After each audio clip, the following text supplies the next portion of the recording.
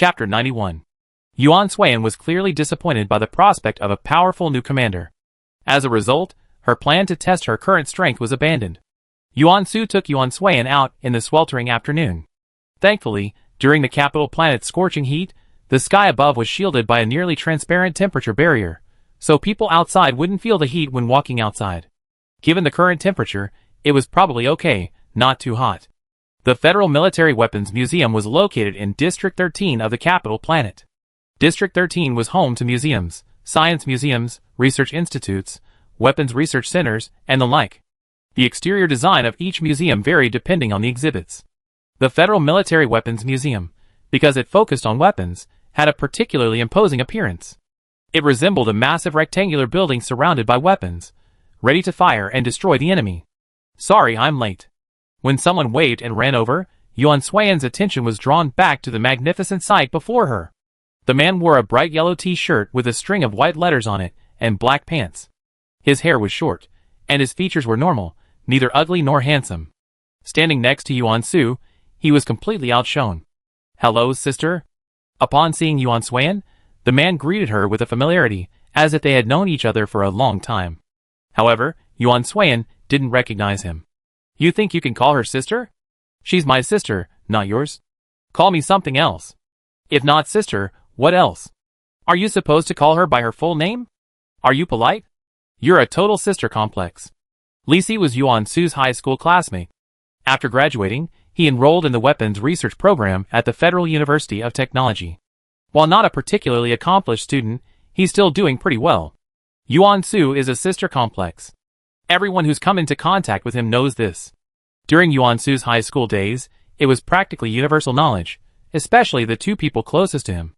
They'd seen Yuan Suan long before, as Yuan Su used her photo as his screensaver. I remember one time, curious about Yuan Suan's personality, Li Si and another person secretly approached her. When they saw her, they realized she was completely different from everyone else. She sat alone on a park bench, enjoying the breeze, her long hair twirling gently against her face. Her pale, thin frame looked delicate, yet blended seamlessly with the surrounding scenery. From a distance, it was as beautiful as a painting. Those outside couldn't bear to interrupt the scene, so after another person took a photo, they left. He had been dragged here today by Yuan Su, saying he wanted his sister to learn more about anti-drone weapons to facilitate her future command. If possible, Yuan Su also wanted to teach Yuan Suan the benefits of weapons research and development, allowing her to shift her focus from commanding. Li Si hadn't expected Yuan Su's sister to choose to be a commander, but despite wanting to refuse, he agreed for the sake of 100,000 star coins. The worst aspect of their weapons development was star coins, especially since the other party had already offered 100,000 right off the bat. That was practically killing him. Yuan Suan raised her usual harmless and polite smile. Hello. Yuan Su immediately retorted to Li Si, Listen. This is the proper way to greet someone. Hello, sister? You say right off the bat. What are you trying to do with my sister? Seeing they were about to go on and on, Yuan Suan immediately said, arguing is the most useless way to solve problems. She was lecturing Yuan Su. The museum was much larger than it appeared from the outside. The people passing by were almost entirely captivated by the exhibits. There were also cylindrical robots moving around, cleaning or explaining things. The person who knew this place best was Li Si. After all, he came here frequently to research weapons, and it had practically become his second home. This place is quite large. If you want to see the development of drone countermeasures, you better come with me to the 4th floor. That's where the most formal and comprehensive demonstration of drone countermeasures is. Yuan Su and Yuan Suan followed Li Si up the revolving staircase. Yuan Su kept urging Yuan Suan, Listen carefully. Listen carefully. It's best to memorize everything and review it again when you get back. This repetition, like his previous attempts to persuade Yuan Suan to give up command, was giving Yuan Suan a headache. Li Si couldn't stand it any longer. Hey, after all, remembering everything after just one listen is too much. Yuan Su didn't want to waste time on him, and withdrew 10,000 star coins. Li Si, whose lifeblood was being manipulated, said, To avoid losing star coins, he had no choice but to keep quiet. Money is so hard to come by. So, Li Si refused to waste time and, upon entering the 4th floor, took the initiative to explain. We all know that drone warfare requires FWAR capabilities, but the precise use of FWAR capabilities requires the use of weapons, such as mimic rings, pistols, sharp swifts, and long blades. These are our most commonly used weapons today, but they also evolved through generations of upgrades. For example, the sharp swift's original form looked like this. Yuan Su and Yuan Suan, led by Li Si, walked and listened. The fourth floor was large, and Li Si's explanation of one type led to another, his speech eloquent. People would pass by from time to time, listening to what he had to say and asking questions. Li Si felt a sense of accomplishment. However, Yuan Suan's attention was soon drawn to a large, black, triangular weapon, and he lost interest in listening to Li Si's further explanation. This weapon is called the black fish. It certainly looks like the fish that kindergarten teachers draw when teaching their students. A large triangle in front and a smaller triangle in the back. The name, black fish, is truly fitting. Are you interested in this? Yuan Su followed Yuan Suan to the black fish. He too found it peculiar. The main difference was that even when it appeared pitch black, it seemed to shimmer with light. Yuan Suan, yeah. It wasn't exactly interesting, but familiar, though Yuan Suan didn't think he'd seen it before. Yuan Suan nodded, and Yuan Su immediately pulled Li Si, who had just finished explaining something, over to him and asked him to explain the weapon called the black fish. Who would have thought that Li Si, who was about to explain it, would be so surprised when he saw it that his eyes widened. Black fish. This is a black fish. Oh my god! The people at the Weapons Research Institute are actually willing to donate it to a museum. I'm not seeing things. Chapter 92. Blackfish. This is a blackfish. Oh my god! The people at the Weapons Research Institute are actually willing to donate it to a museum. Am I seeing things? Li Si's voice was so loud that everyone walking around the tunnel turned their gazes towards him. Yuan Su and Yuan Suan even covered their ears to avoid being accidentally injured. When Li Si stopped screaming and began to examine the blackfish carefully, Yuan Su lowered his hand and asked, "Is this thing rare?" Li Si's eyes gleamed. Not only rare. It's a top-notch item. You all know the Western Kingdom, right? Yuan Su, yes. The Western Kingdom consisted of 3 planets, 3 times smaller than their former federation. Despite this, the Western Kingdom was a formidable military force on the entire Chintang star system. Neither the Federation, the Alliance, nor even the Empire could surpass it in military might. However, during the last large-scale drone invasion, Weston was inexplicably plunged into civil unrest. Combined with internal and external troubles, and the fierce competition during that war, Weston was ultimately destroyed. To prevent Weston's remaining people from being displaced and plunged into internal strife after the war, the kingdom at the time appealed to the Federation for assistance. The Federation, on the condition that Weston would become its own after the war, would rush to Weston's aid after repelling the drones. Since then, there has been no Weston on Chintang Xingqi. Today, Weston is on the path to decentralized governance. While some are dissatisfied with the king's final decision, they are ultimately helpless. But what is the connection between Blackfish and Weston? Li Si said, that's a huge deal. After all, this thing is a command aircraft invented by the Kingdom of Weston.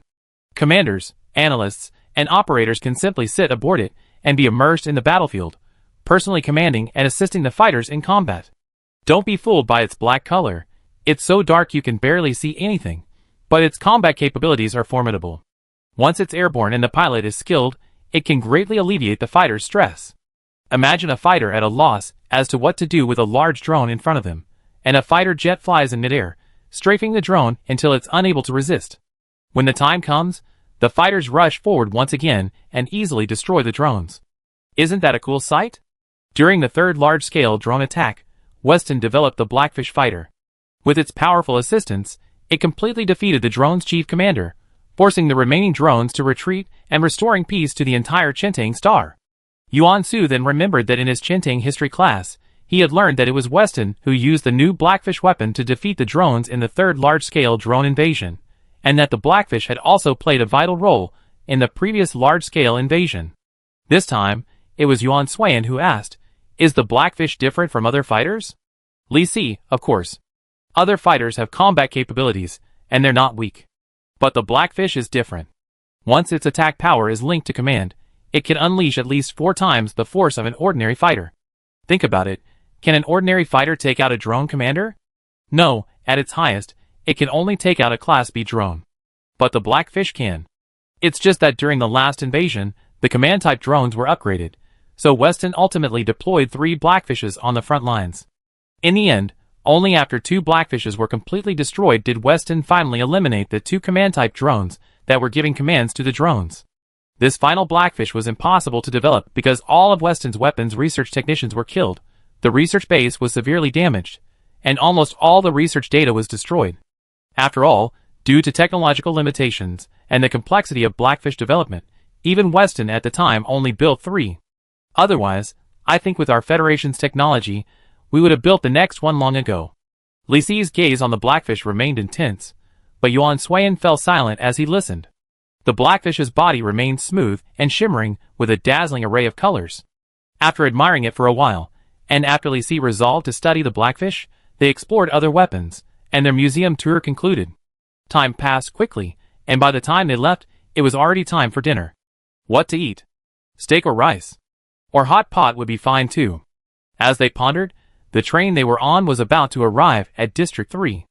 District 3 was an upper-class residential area, primarily home to high-ranking military and political figures and their families.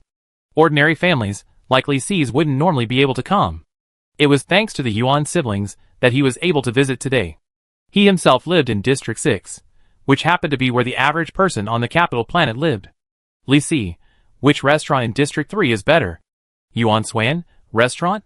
Yuan Su, it's a restaurant. Everywhere else, restaurants are called restaurants. It's more casual. Common sense, something Yuan Suiyan, who rarely goes out, doesn't quite grasp. Alarm, alarm. Drone attack. Drone attack.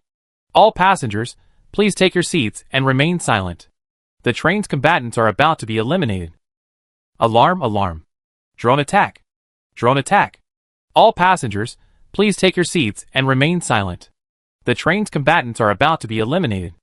Alarm, alarm. Drone attack. Drone attack. All passengers, please take your seats and remain silent. The train's combatants are about to be eliminated.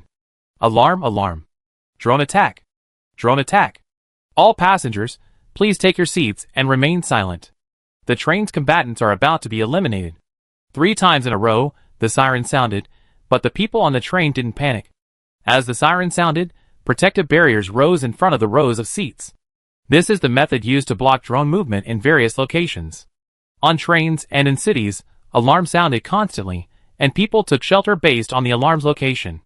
Ultimately, the fighters stationed at each location eliminated the drones. The protective barrier was resolute, and those without shelter on either side quickly ran to other seats. Yuan Suiyan and the other 2 remained stationed until the crowd around them grew tighter, and Yuan Suiyan's attention was quickly drawn to the people around him. Her features were unremarkable, with freckles on her face, but her figure was impeccable, with curves that couldn't be concealed even with her heavily clothed attire. As the people around her pressed closer and closer, she seemed to be feeling even more uncomfortable, her face flushing. Chapter 93. The girl seemed particularly restrained, avoiding those around her, and making no physical contact. When she accidentally bumped into Yuan Suiyan, she seemed startled and turned around to apologize repeatedly. I'm sorry, I didn't mean to, I'm sorry. This attitude, this look, made Yuan Suiyan's lowered fingers curl slightly. He looked familiar. Shanfeng? For some reason, Yuan Suiyan asked just like that. The girl immediately looked up at the tall yet frail figure before her, with a sweet face and deep eyes. A flash of inquiry passed through the girl's eyes, unnoticed. Still, her doubt and fear lingered. Ultimately, the girl didn't ask anything, but lowered her head again and uttered one last I'm sorry. There weren't many drones on the train, just 3 detection-type drones, with little offensive power. The train's combatants quickly arrived, destroyed them, and returned to their original location. When the protective barrier vanished and the people around began to disperse, the girl next to her breathed a sigh of relief, as if she had been granted amnesty, the blush slowly fading. Emolan, are you okay? Sorry, we accidentally got separated. At this moment, 2 more people quickly came to the girl's side. They seemed concerned, but their words trembled slightly. For some reason, they were probably just too worried. Ding! We arrived at the 3rd zone. Passengers who need to get off, please do so immediately. A female electronic voice rang out, and Yuan Su grabbed Yuan Suiyan's arm and began to leave. At that moment, the girl named Emolan suddenly lost her balance and fell. Before anyone could help her, she bumped into Yuan Suiyan. Yuan Suiyan was knocked back 2 steps, and it was Yuan Su who caught her and helped her steady herself. However, before anyone else knew, Yuan Suiyan clearly heard a voice from behind. See you at the league. The voice was so soft, almost inaudible, but Yuan Suiyan heard it all. Hardening Yuan Suiyan, Yuan Su was about to rebuke the person before him, but Imolan apologized profusely after being steadied. With a hint of disapproval, Yuan Su then pulled Yuan Suiyan off the train. As the door was about to close, Yuan Suiyan turned back to see the timid-looking person inside talking to someone, his eyes darkening. Hey Yuan Mei, what are you looking at? Let's go! Li Si's voice was urging her from the front. Yuan Suiyan turned around, smiling sweetly, but her eyes were devoid of any hint of laughter. Let's go! 3 days passed quickly, and the start of school was quickly approaching. Perhaps because they didn't want to see the students rest too happily, they immediately entered into brutal training, ostensibly to restore their physical fitness. Yuan Suiyan's command was as good as ever. Her command style showed significant improvement. Even without being frantic, she could still lead everyone to victory with powerful tactics. That evening, a dozen or so people gathered for dinner. Irong was the first to lead a fierce rant. His contention was that his life was too difficult, that he was miserable, that the on-campus training had become even more rigorous than the training camp, and that he could barely bear it. In the midst of this complaint, Titia suddenly changed the subject. And Lin, did you know that one of your articles has gone viral on the campus forum? If anyone among them were to be the most fond of visiting military academy forums, it would undoubtedly be Titia. Having frequented various military academy forums for years, Titia knew exactly what interesting happenings and major events were happening at each academy. This incident was the latest major event on the Federal Military University's campus forum. And Lin asked, what article? Not only Lin was confused, but everyone else was too. Only Noel suddenly chimed in, you're talking about the article called The Reproduction and Survival of Human Society, right? Titia nodded repeatedly, eyes gleaming, as if she had found a kindred spirit. Yes, that's it. What was it about? Let me think. Noel, humanity is a tiny group, one among billions of species in a galaxy. To reproduce, we gave rise to more humans, and to survive, we have undergone reform and innovation time and again. Titia, yes, and more. We were born from the last humans of the old galaxy, and we are also the ones who continued and developed the civilization brought by the old galaxy. We should not forget everything in the old galaxy, but rather, we should bear the responsibility of the old galaxy and move towards a better world, bringing a brighter future to our Chintang galaxy. The two of them sang in unison, reciting a small portion of the article. And Lin's ears slowly turned red. Stop reading it now. And Lin remembered that this was a thought he had expressed after his mind trip during training. He had simply posted it online, hoping someone would see it, understand the dark times humanity had endured and how it had been reborn. He also hoped that more people would realize how precious peace was. But he had never expected to be read out loud in this way. Your article is so popular, hasn't anyone asked you to buy the copyright and publish it? And Lin didn't know how popular it was, but he did know someone had approached him about publishing it. Not only did he know, he agreed, even during his 3-day holiday. It seems both New Youth Literary Magazine and Current Affairs News have asked me to buy the copyright, but I don't know if they published it yet. When these words came out, almost everyone except Yuan Suiyan was shocked, even Shermo's eyes widened. How authoritative were New Youth Literary Magazine and Current Affairs News? It can only be said that as long as these two were around, no other media outlet or magazine could hold a candle to them. Of course, military publications didn't count. They were notoriously strict in their review process. Any submission had to be genuine and thorough, with no room for error or omission. How could you be chosen by both? And Lin, you have something. Seeing the astonishment of the people around her, Yuan Suiyan suddenly felt it would be inappropriate not to express her feelings. So, she suddenly sat up straight, looked Lin in the eye, and gave him a thumbs up, expressing her admiration. Because of the popularity of his article, and Lin was suddenly assigned 2 tasks within the school. The first was to write an article for the Federal Military University, covering its history, achievements, and honors. The requirement was to be understated yet public. The second was to write an article about the participating teams for the upcoming tournament. The requirement was to maintain secrecy, while also making it known to everyone. The second was to write a speech after winning the tournament.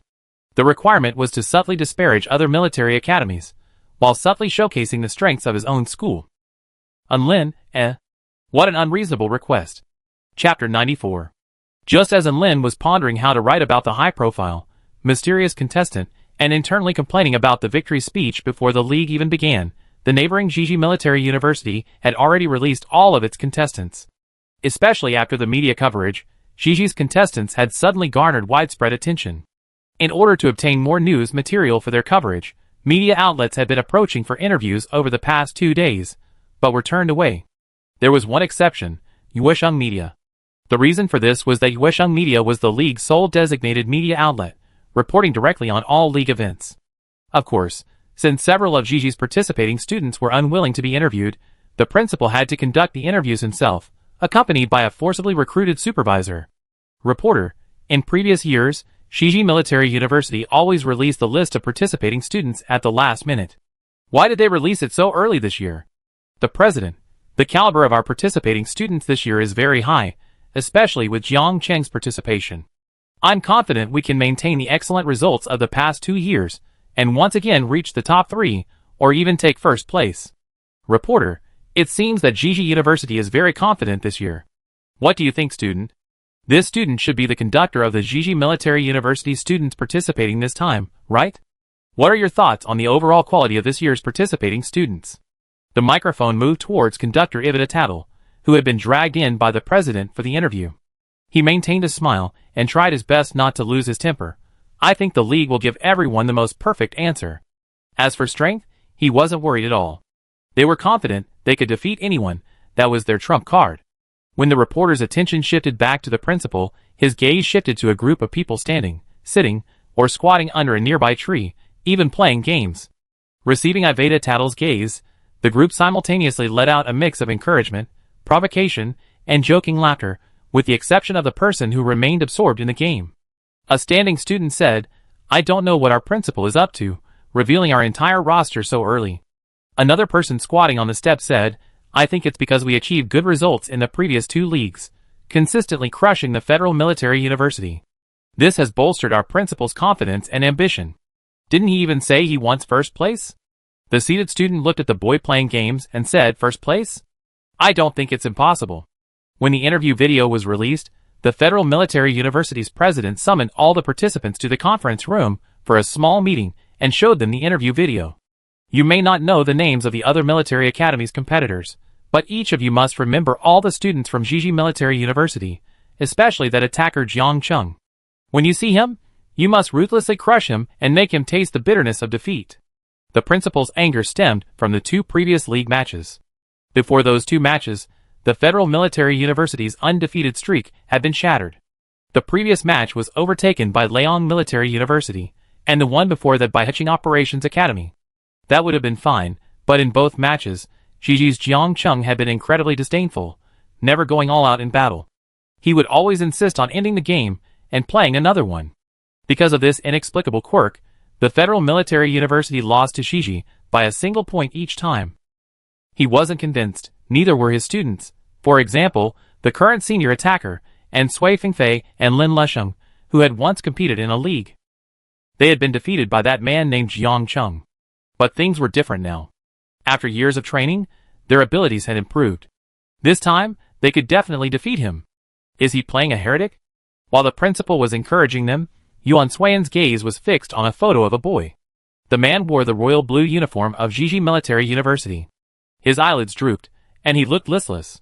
He had a square face, a hooked nose, slightly dark skin, and red lips that seemed at odds with his overall demeanor.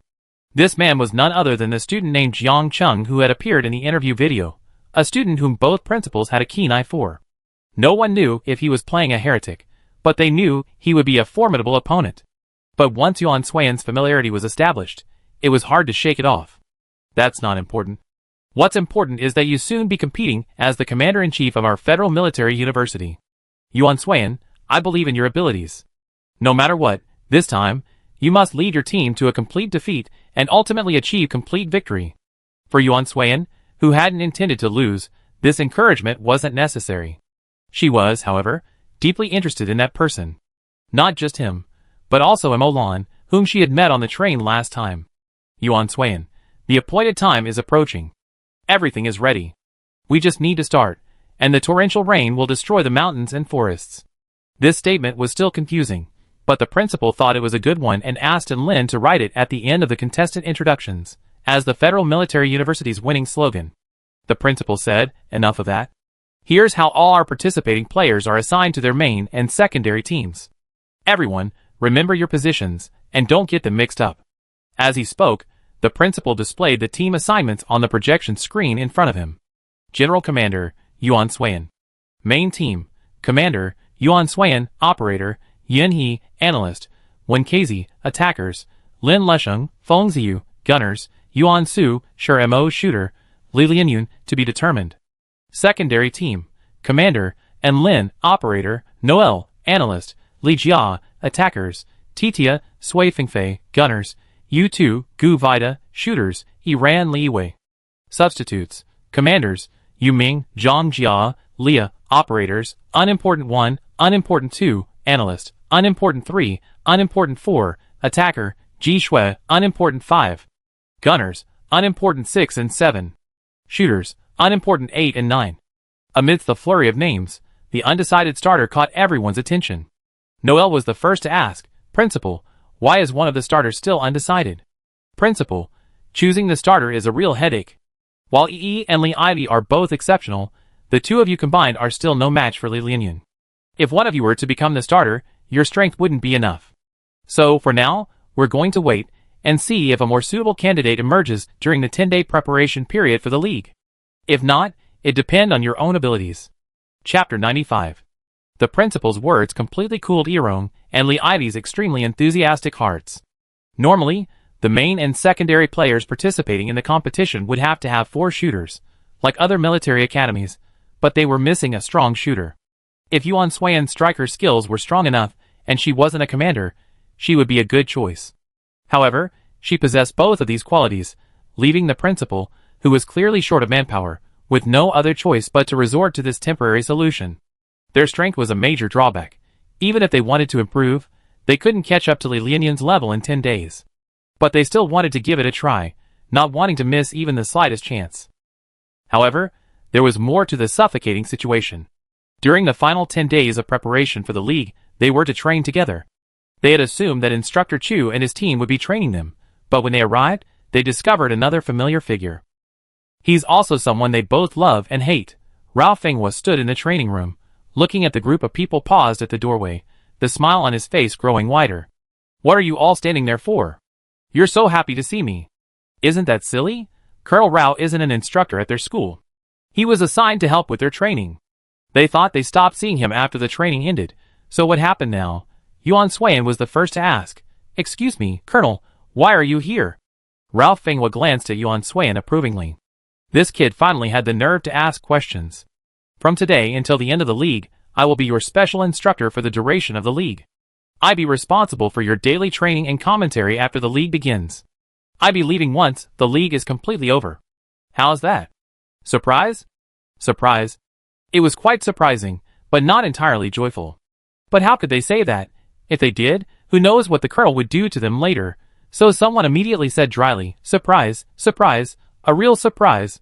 Whether it was a genuine surprise or not, Rao Fenghua didn't care. After getting the answer, she let everyone into the training room. Of course, there were some who were genuinely happy, like Noel, Titia, Li Lianyun, and the like. When Noel confirmed it was Colonel Rao, she was the first to rush over, appearing incredibly excited. Colonel, long time no see. I thought I'd never see you again. To Rao Fenghua, he looked like a hopping bunny, so adorable that she couldn't help but reach out and touch Noel's head. Not really. Even if I don't come now, maybe I see you later when you officially join the military. Noel's eyes suddenly lit up. Really? Rao Fenghua withdrew her hand, her expression softening. Indeed? That's wonderful. Suddenly Noel turned and ran to grab Yuan Suiyan. Then Enan and I can both see you. Right, Enan? Noel truly wanted to see her. Rao Fenghua saw that, but Yuan Suiyan. Rao Fenghua's eyes fixed on Yuan Suiyan. You want to see me too? After a moment's silence, Yuan Suiyan offered a polite smile, which deepened as she spoke. The colonel possesses unparalleled beauty, decisiveness, and meticulousness. He remains calm in every situation, mastering every situation. He is valiant and formidable. In close combat, he rivals no one. He is our role model, and the direction we should strive for. As Yuan Suiyan finished speaking, everyone's gaze turned to her, all expression, without exception, astonishment. She hadn't mentioned whether she wanted to meet Colonel Rao, but instead flattered him again. This flattery was incredibly serious, the truth intact. It was, well, amazing. Now, even if Rao Fenghua had wanted to ask more questions, she couldn't after being so flattered. Yuan Su was actually ready to explode.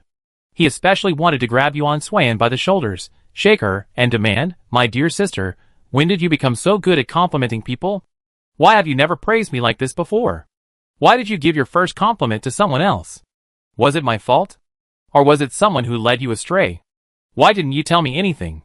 Rao Fenghua quickly recovered. She didn't feel unworthy of the compliment, but felt that Yuan Suan had suddenly changed after only a month apart. Ha ha ha. Rao Fenghua threw her head back and burst into laughter, and the others followed suit. Suddenly, the entire training room was filled with laughter. Rao Fenghua only stopped laughing when her stomach nearly hurt. Seeing this, the others also stopped. What a joke. They still have some good sense.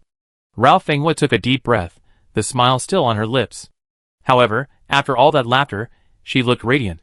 Her already beautiful face was even more radiant and flamboyant, looking incredibly beautiful. Yuan Suan watched, suddenly mesmerized.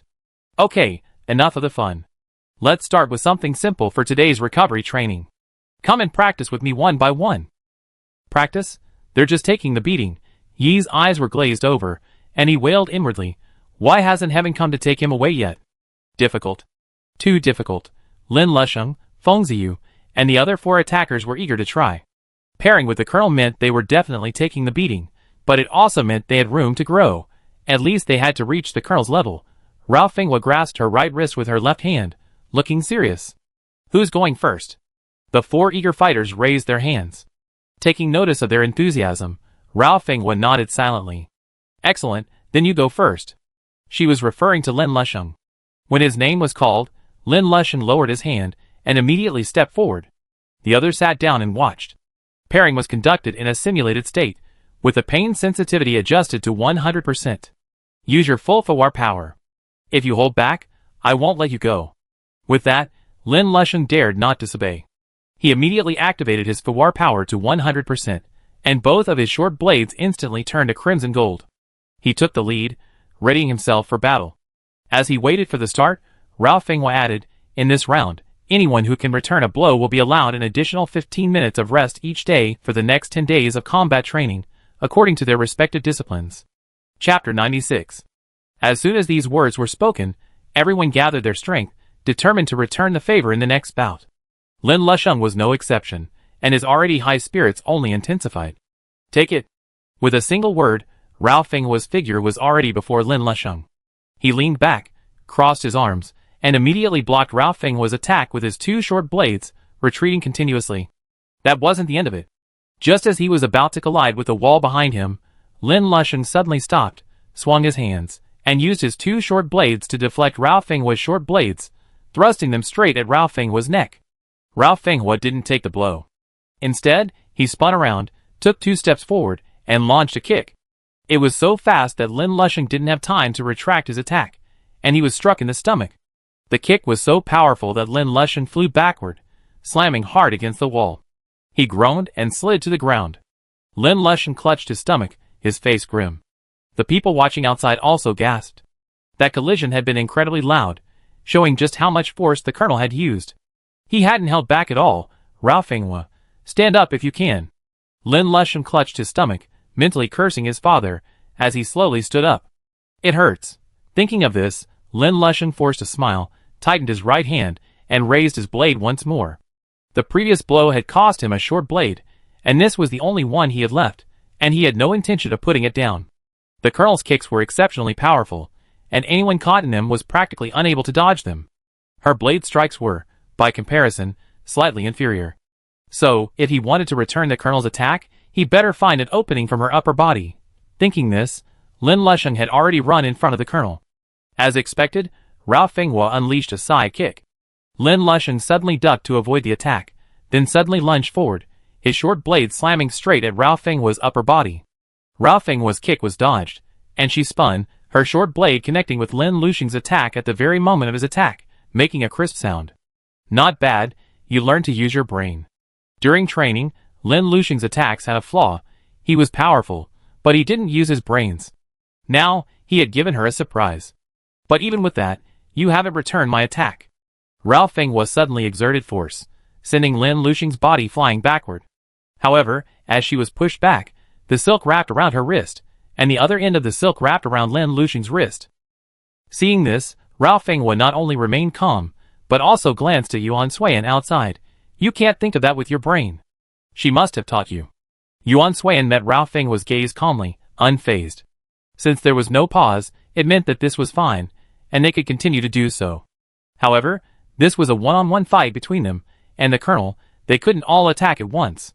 Since they were now a group, she, as the commander, couldn't just sit back and watch all her men die. Seeing through, Lin Lusheng dropped the pretense and said honestly yes. Ralph Fenghua's gaze returned to Lin Lusheng. This silk thread was well used. She couldn't kick Lin Lusheng again, or she would be sent flying with him. The length of the silk thread was very short, so only one person could stand in the middle, not even enough to surround them. So the next battle was to see who had the stronger hand skills and quicker reflexes. For the rest of the fight, the two men remained almost inseparable, each using only one hand. The barrage of attacks dazzled the onlookers. To be honest, Ralph Fenghua was already quite satisfied with Lin Luxing's ability to achieve this. It showed that he hadn't neglected his training for nearly a month. However, he still had to lose. And so, after one blow after another, Ralph Fenghua's right hand, wrapped in silk, pulled Lin Lusheng along. Lin Lusheng was instantly in front of Ralph Fenghua, and Ralph Fenghua's short blade slashed through his throat. In the final moments before his death, Lin Luxing's lowered hand returned the blow, leaving a scar on Ralph Fenghua's waist. The suddenness of the end left the onlookers trembling with fear. Lin Lusheng mimicked death, his body restored. All the scars were gone, but the pain he just felt lingered. It hurt so much. Lin Lusheng returned to the ground outside and sat down, clutching his neck tightly with both hands, remaining silent for a long time. Old Lin. Well done. When Sui Fengfei's voice reached his ears, and he received a slap on the shoulder, Lin Lusheng slowly looked up. Only then did he feel the true feeling of being alive again. Just now, he truly thought he was dead, a wandering spirit. Sui Fengfei was next to confront Ralph Fenghua, followed by Titia.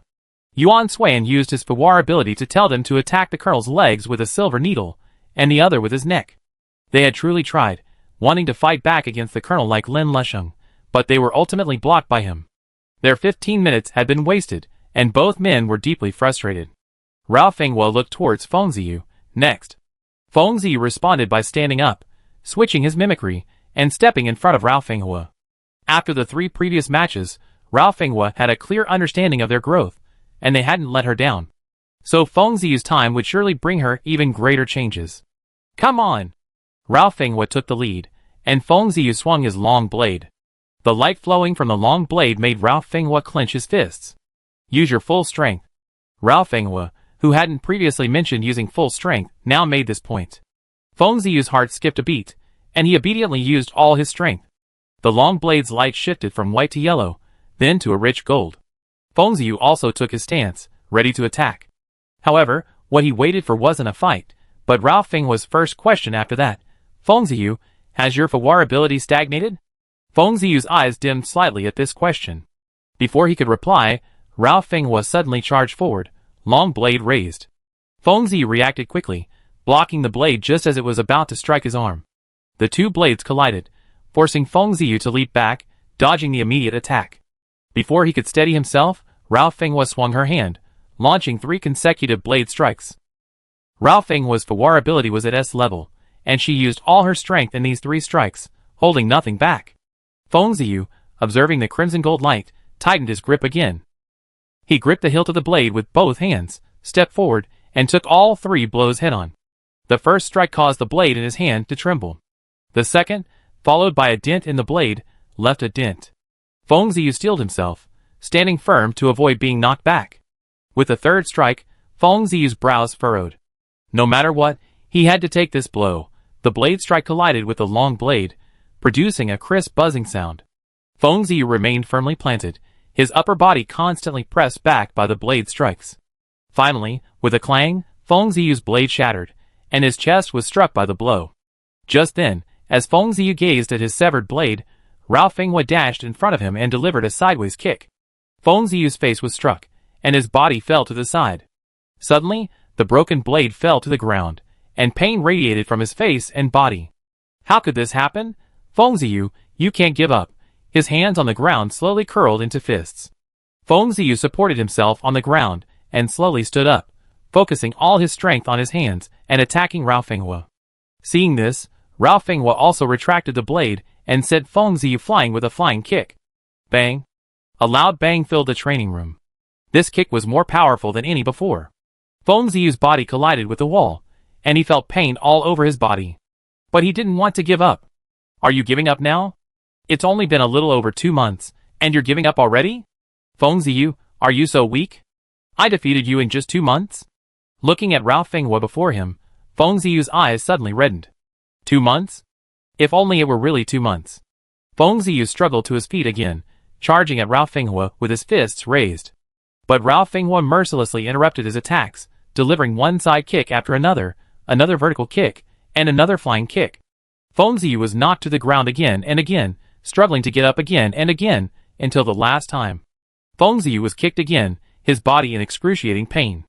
He tried to stand up, but it was impossible. His hands, supporting himself on the ground, were repeatedly bent by his body, and his trembling legs slipped down again and again. The people watching outside were also worried for him. Just now, the colonel had used all her strength against him, holding back nothing. He was now completely exhausted. No matter how hard he tried, it was useless. He just couldn't stand up. Feng Ziyu's blurry eyes shifted to the people outside. Their faces were filled with worry for him, but he tried his best. Chapter 97. Feng Ziyu, how long has it been since your FIW abilities improved? How long had it been since your FIW abilities improved? In fact, Feng Ziyu himself couldn't quite remember. He and Lin Lusheng had agreed to take the entrance exam to the Federal Military University together, and eventually join the military headquarters together, ideally, to enter the battlefield together. Later, their first wish came true. They both entered the Federal Military University, the university they had always envisioned as the best in the Federation. They trained together, sparring daily. He witnessed and felt firsthand Lin Lusheng's ever-increasing FIW abilities. He envied him, but he couldn't surpass him. He was forced to accept his current situation. He had thought that as long as he continued to work hard, without overly pursuing speed, his FIW abilities would eventually improve. In the end, he couldn't even stand up. Rao Fenghua squatted beside Feng Ziyu. Judging from your current situation, your FIW abilities have remained stagnant for at least 3 years. Do you understand what this means? Of course he did. How could he not know? Perhaps he already knew, when he hit a bottleneck, while trying to advance from B to A. At that time, Feng Ziyu's abilities had been stagnant at B level for 6 months. After nearly endless training, his abilities finally broke through to a level, and showed signs of continuing to rise. Only then did he feel relieved. At least, he wouldn't be left behind by Lin Lusheng. But just when he felt relieved, his abilities stagnated again, reaching a bottleneck. This time, no matter how hard he tried, his abilities showed no sign of rising again. Everyone around him was improving their abilities through regular training, even if the progress was extremely slow, but he wasn't. A 3-year stagnation meant there was a high probability that his FIW abilities would never improve, and would remain so. The military was not without A-level abilities, and there were many, but none of the soldiers in the first battlefield were below S level. He could still join the military in the future, but at best, like most soldiers, he would be stationed behind the 2nd and 3rd battle zones, or at the front of the remaining 5. He definitely wouldn't be able to fulfill the last promise. If your abilities don't show signs of improvement in the last few days, I will swap your positions with Swifengfei. In the previous one-on-one battle, Rao Fenghua had already thoroughly understood the strengths of the 4 attackers. The others had all improved, but Feng Ziyu, despite his own strength increasing, hadn't seen any change in his FIW abilities. Now, Swifengfei's FIW abilities were almost approaching Feng Ziyu's. Barring any unexpected events, Swifengfei would surpass Feng Ziyu. With these words, Feng Ziyu's mimicry was lifted, and his body felt remarkably relaxed, yet his heart felt incredibly heavy. So now he couldn't even fight alongside them? The subsequent one-on-ones continued with some successes and some failures, but Feng Ziyu no longer had the heart to watch. He'd just been beaten so badly, and had embarrassed himself terribly in front of this crowd. If only the colonel had held back a bit. At noon, everyone saw that Feng Ziyu was in a bad mood. When Lin Lusheng tried to go and offer some encouragement, he was stopped. They felt it was inappropriate for him to go, as he would surely start an argument with Feng Ziyu, which would only worsen Feng Ziyu's mood. Later, they asked Lin or Li Lianyun to go, as they were the most persuasive among them, but Li Lianyan felt it was inappropriate. Li Lianyan said, "He's depressed right now because of his Fuwar abilities. If we try to comfort him, he just feel like we're pitying him. He has his own dignity, and he can't stand that." Lin Lushing raged, "This won't work, that won't work. What should we do? I think it'd be best to just punch him and let him come to his senses." Yan He pressed Lin Lushing's shoulder.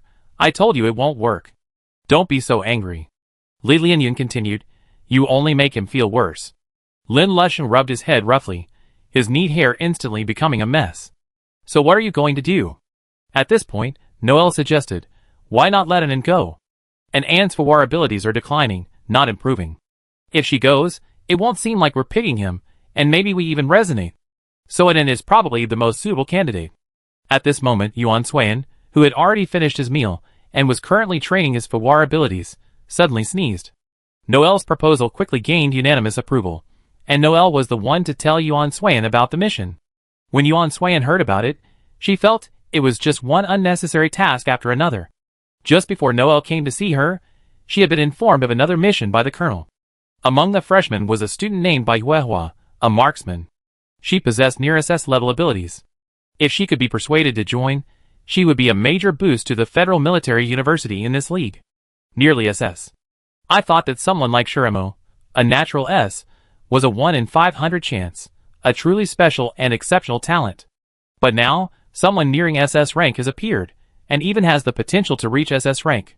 This situation is truly like a pie in the sky, a 1 in 1,000 chance that leaves you stunned. Even within the entire military today, SS rank is only held by marshals, and a few generals in major battlefields. There are a few more near SS rank, but not many, and those few are now in the first war zone, holding the rank of Major General or Lieutenant General. With Shiramo and Bai Huehua, their league is secure.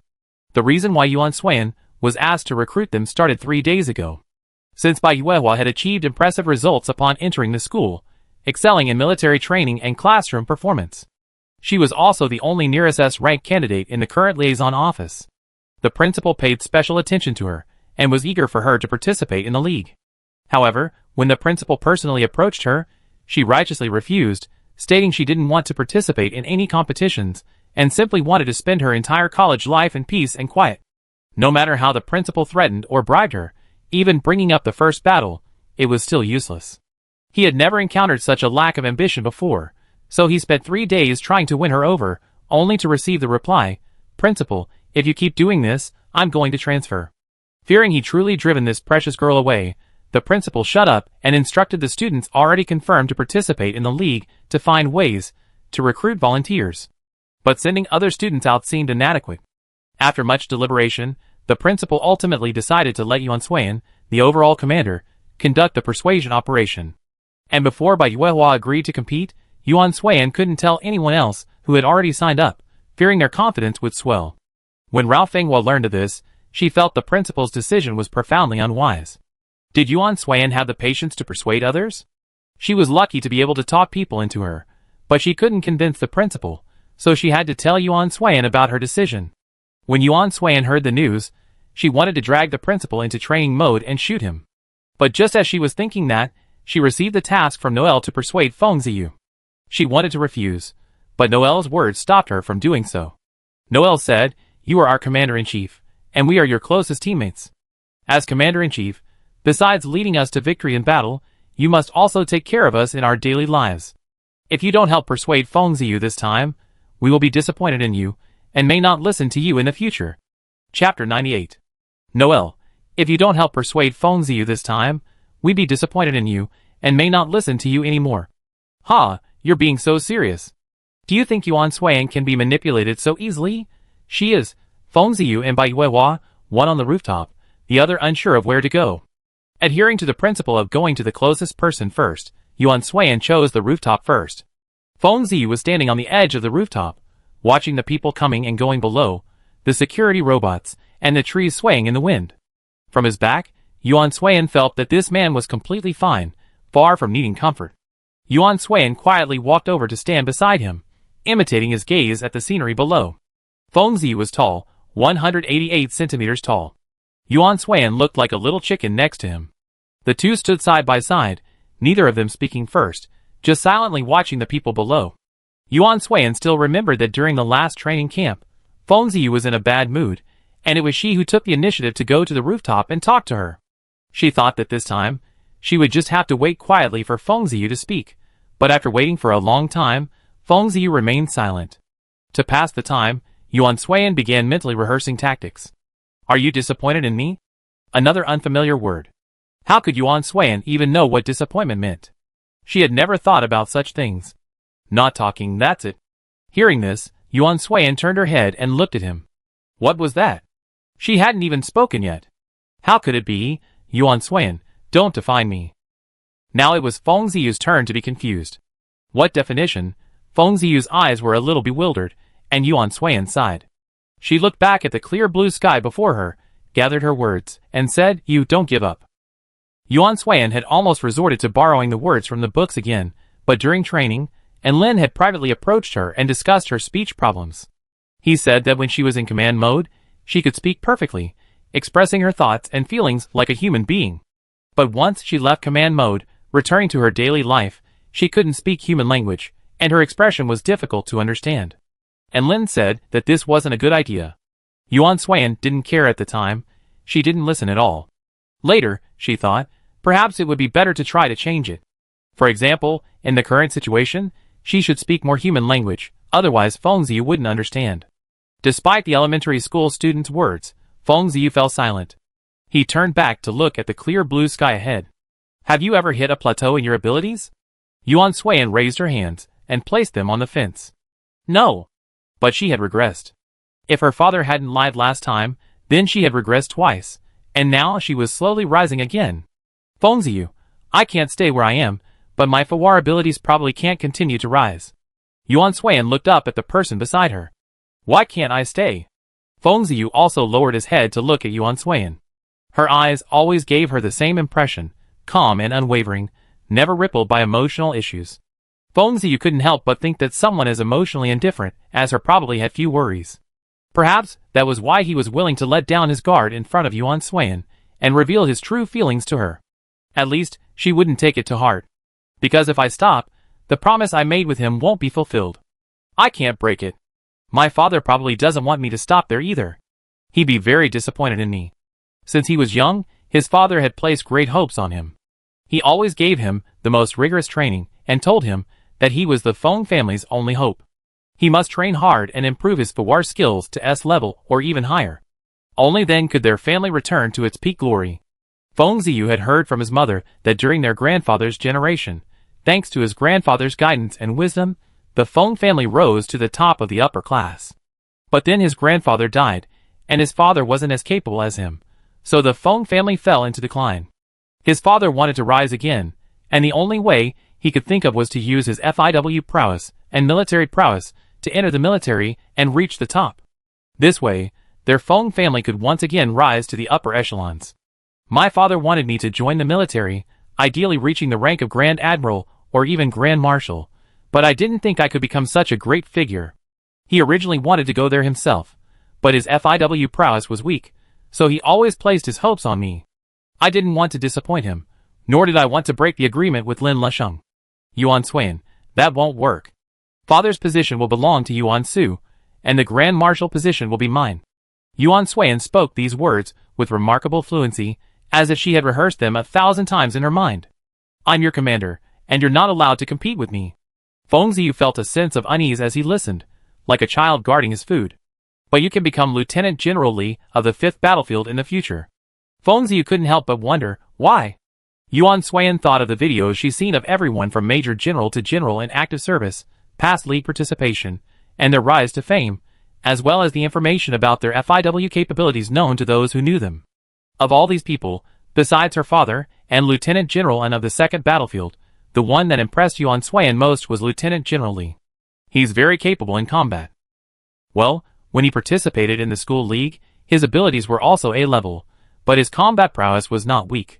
With A-level abilities combined with his own combat prowess, he could defeat an S-level fighter. Later, after joining the military and undergoing training, his combat prowess increased again. With near S-level power, he dealt a heavy blow to a C-level attack drone.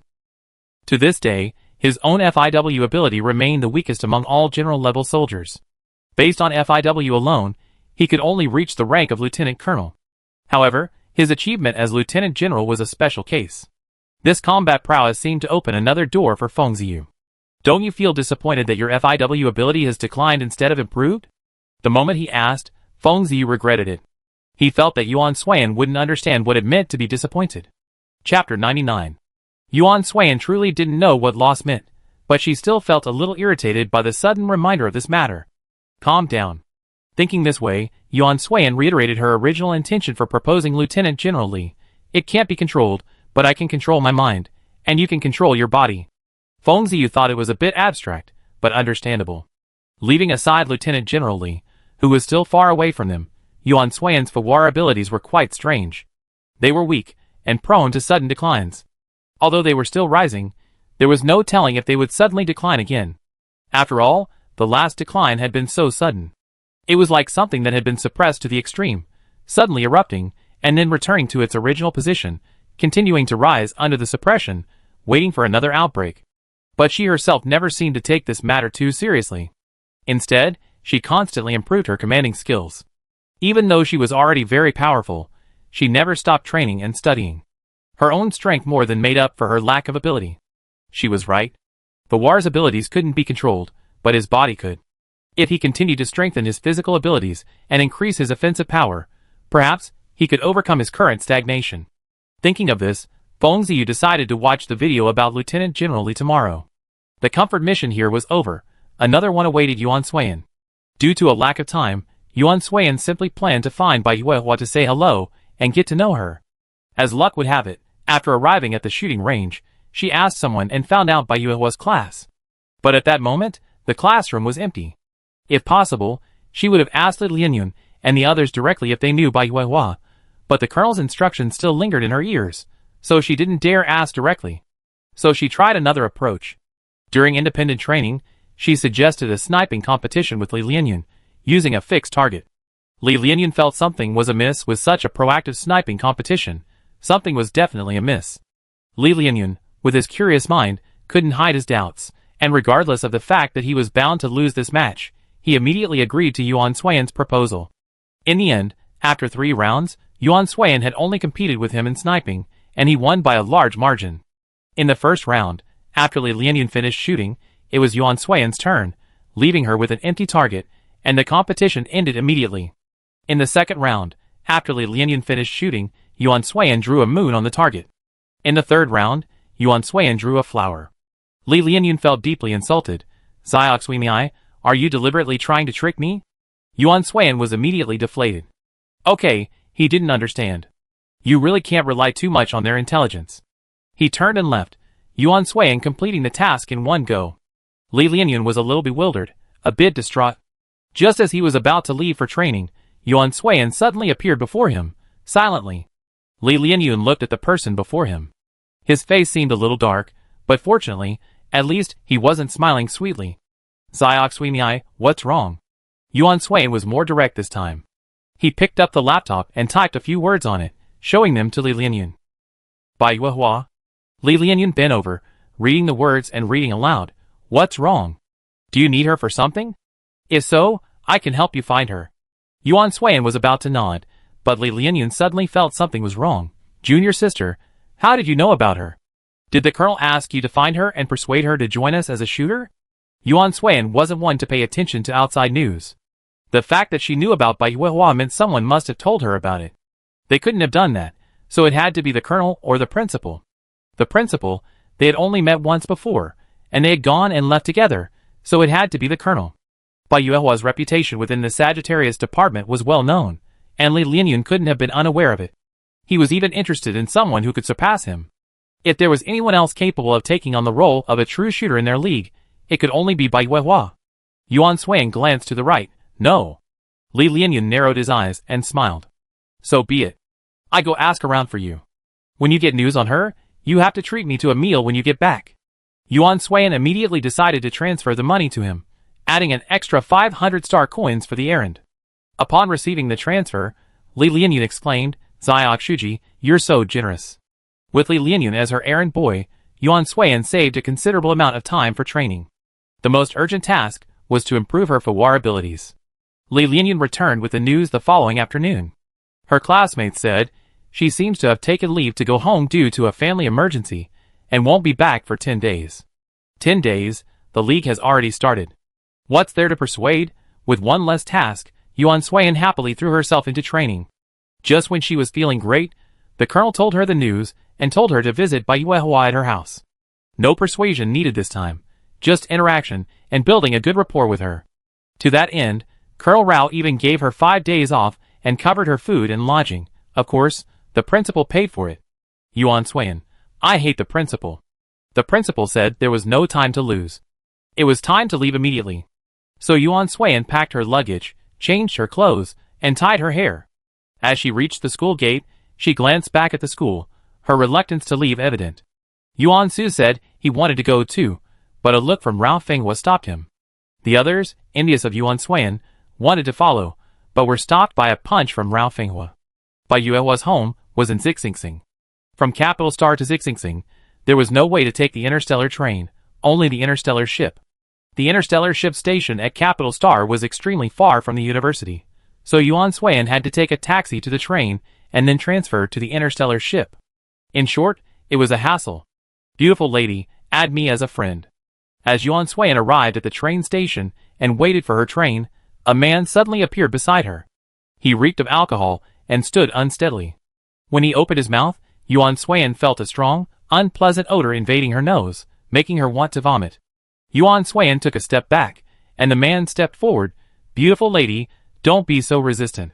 Yuan Suiyan took another step back, unable to hold back any longer, and said, stay away from me. It wasn't the first time she'd been out alone, but it was the first time she encountered such a situation. She took another step back, intending to move to another location, when the man suddenly stepped forward, blocking her path. What are you trying to do to my girlfriend? Chapter 100. Yuan Su had once taught Yuan Suiyan 3 things.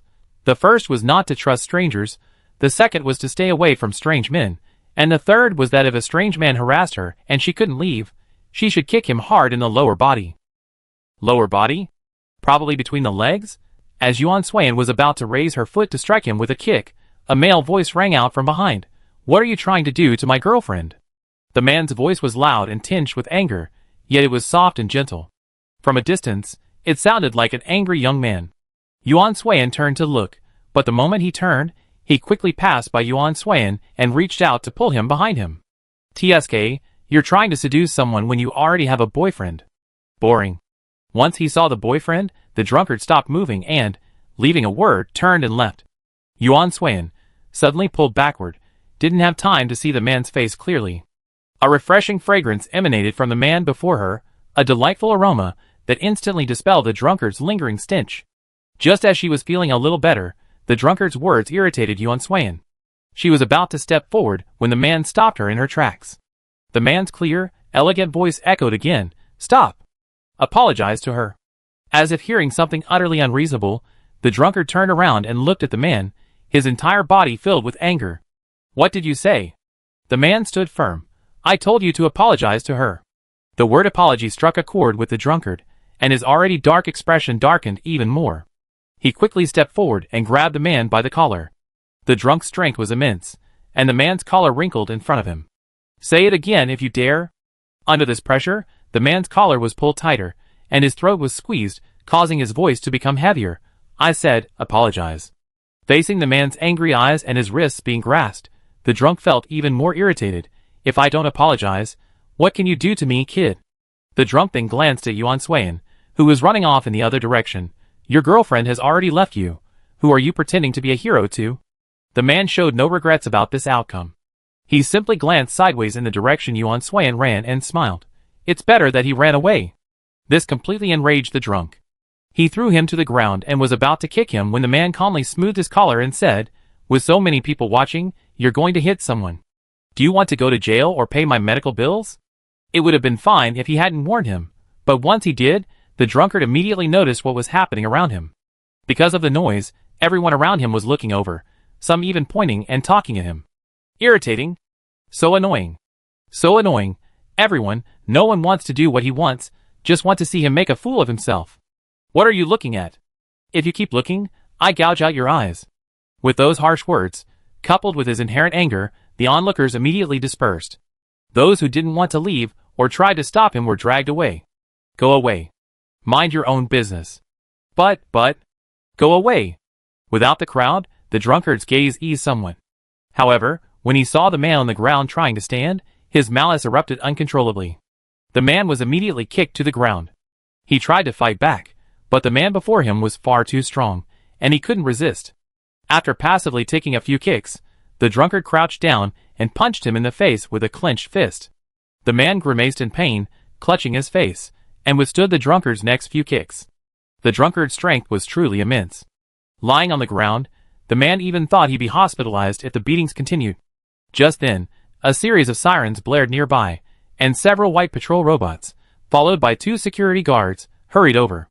The drunkard, seeing this, immediately tried to run, but the patrol robots sped up, finally catching up and surrounding him. The security guards crouched beside Yushi. Hey, are you okay? Are you conscious? Do you want us to call an ambulance? Yushi felt perfectly alert, though a little sore and perhaps even hallucinating. The girl who had just abandoned him and fled was now standing behind 2 security guards, staring at him with no expression. Yushi forced himself to sit up, swallowing the pain, and opened his mouth to speak, but the pain in his face was unbearable. He had no choice but to give up. He took out his laptop, typed a few words into it, and passed it to Yuan Suiyan through the 2 security guards. Take me to the hospital. When these words appeared before Yuan Suiyan, she was still wondering what to do next. The man on the ground had been beaten for helping her, so it was only right to send him to the hospital. However, this would delay her trip to Xixing. She had already called the security and patrol robots, and the police should be arriving soon. If the drunkard was taken away after the testimony, the matter would be over. If she continued to accompany him to the hospital now, there wouldn't be enough time. Yuan Suiyan bypassed the 2 security guards and came to the other side of the man. I compensate you with star coins. Yuan Suiyan spoke with utmost sincerity, believing herself to be completely sincere, but others, especially the 2 security guards, didn't see it that way. Girl, isn't this a bad thing? The guy got beaten up just to help you. You should at least get him to the hospital first, right? Yes, girl, look at how swollen his face is after being beaten. He was trying to help you, right? Yushi touched her aching right cheek. It was soft and round. Yuan Suiyan's gaze shifted to the swollen area, examining it intently. Her slender fingers completely covered the swollen face, making it invisible. The uncovered area was incredibly well proportioned. A pair of rosy eyes shone, his nose was straight, his brows were gentle, and the half of his face that was revealed had soft contours. The white t-shirt and black trousers he wore made his lean, yet not frail, figure appear slender and straight. If you ignore the footprints on his body, he's still quite good-looking. Comparable to Yuan Su. What are you looking at? Yuan Suiyan couldn't stop staring, and only when the man in front of her spoke did she regain her composure. She felt she had to explain now, or else she wouldn't be able to leave, but it was a bit difficult. I need to find someone, and I'm in a hurry. So I give you the medical expenses first. Or, let's add a contact. You go to the hospital first, then tell me how many star coins you need, and I transfer the money. Chapter 101. Yuan Suiyan stuttered a bit as she spoke a long string of words, but she still managed to convey her meaning completely. Okay. Yushi answered without hesitation, though her face still hurt as she opened her mouth. Without the anger and the pinch, Yushi's voice sounded normal and much gentler. To describe it, it could be described as pure, elegant, and very pleasant. After the communication was connected, Yuan Suiyan stopped worrying about anything else. Thinking about what was next, she turned and set off for Xixing Star. They arrived at Xixing Star the next morning. Bai Yuehua's home was in District 13 of Xixing Star. District 13, according to the Federation's classification of planetary regions, is considered a poverty zone. Poverty zones are inhabited by the poor, those who can only barely make ends meet. If there's one advantage to District 13, it's that it has experimental fields, where those at the Agricultural Research Institute cultivate various plants. Perhaps for this reason, much of District 13 is lush and green.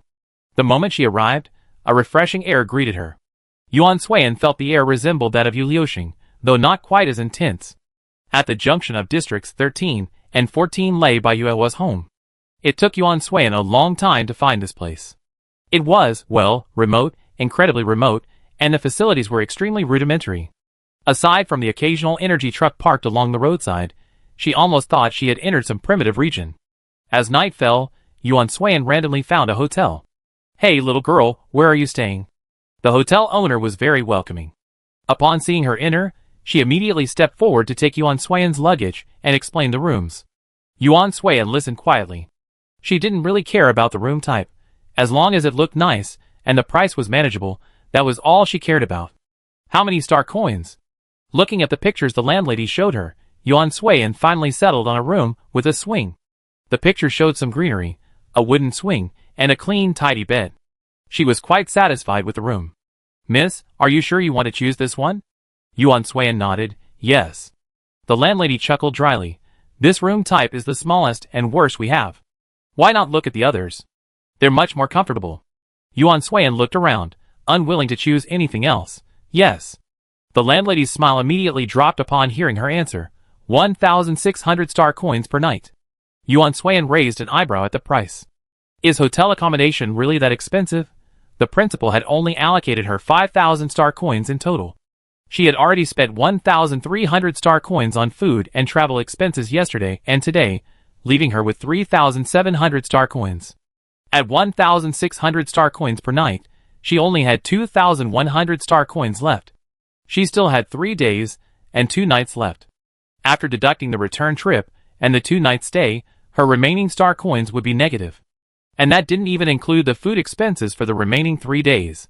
Yuan Swan, short of star coins, turned and was about to leave, planning to change hotels. Wait, little girl, the price is negotiable, don't leave." Yuan Swan was stopped by the word affordable. She turned to the landlady and said a number, 600. Before leaving school, Li Lianyun gave her a life tip, haggle in half, otherwise you'd be taken advantage of by the bosses outside. Yuan Swan didn't know if she was taking advantage right now, but she knew her budget was tight, and if the nightly accommodation cost 600, she could afford to tighten her belt for the next few days. So, after slashing the price in half, Yuan Swan reduced the price by another 200. "Little girl, you don't bargain like that. If that's the case, I advise you to find somewhere else. Don't blame me for not telling you before you leave. This is the cheapest place here." "I understand. Thank you, boss." Yuan Swan gave her polite smile and turned away again. After leaving this one, Yuan Swan went to several more, all with similar prices. Every time she offered 600, she was always turned away. As the night grew darker and she couldn't afford to stay anywhere else, Yuan Swan had no choice but to return to her first hotel. After all, the accommodations there were quite good for the price. After a painful moment, Yuan Swan finally went to her room. Looking at Yuan Swan's back, the landlady laughed silently, muttering under her breath, "Girls are so gullible." The room was exactly as in the photo, though it looked a little smaller. That didn't matter, as she had to spend her own money. A bit annoyed. Just as she was packing up and planning to rest, her laptop beeped, and Yuan Swan received 2 messages. Last, "Hello, I'm the one who saved you yesterday. Do you remember? Last, my name is Yushi, the breath of everlasting life." Last, "What about you?" The moment Yuan Swan read the message, she knew it was time to transfer the money. "White Dove, how much is the medical bill?"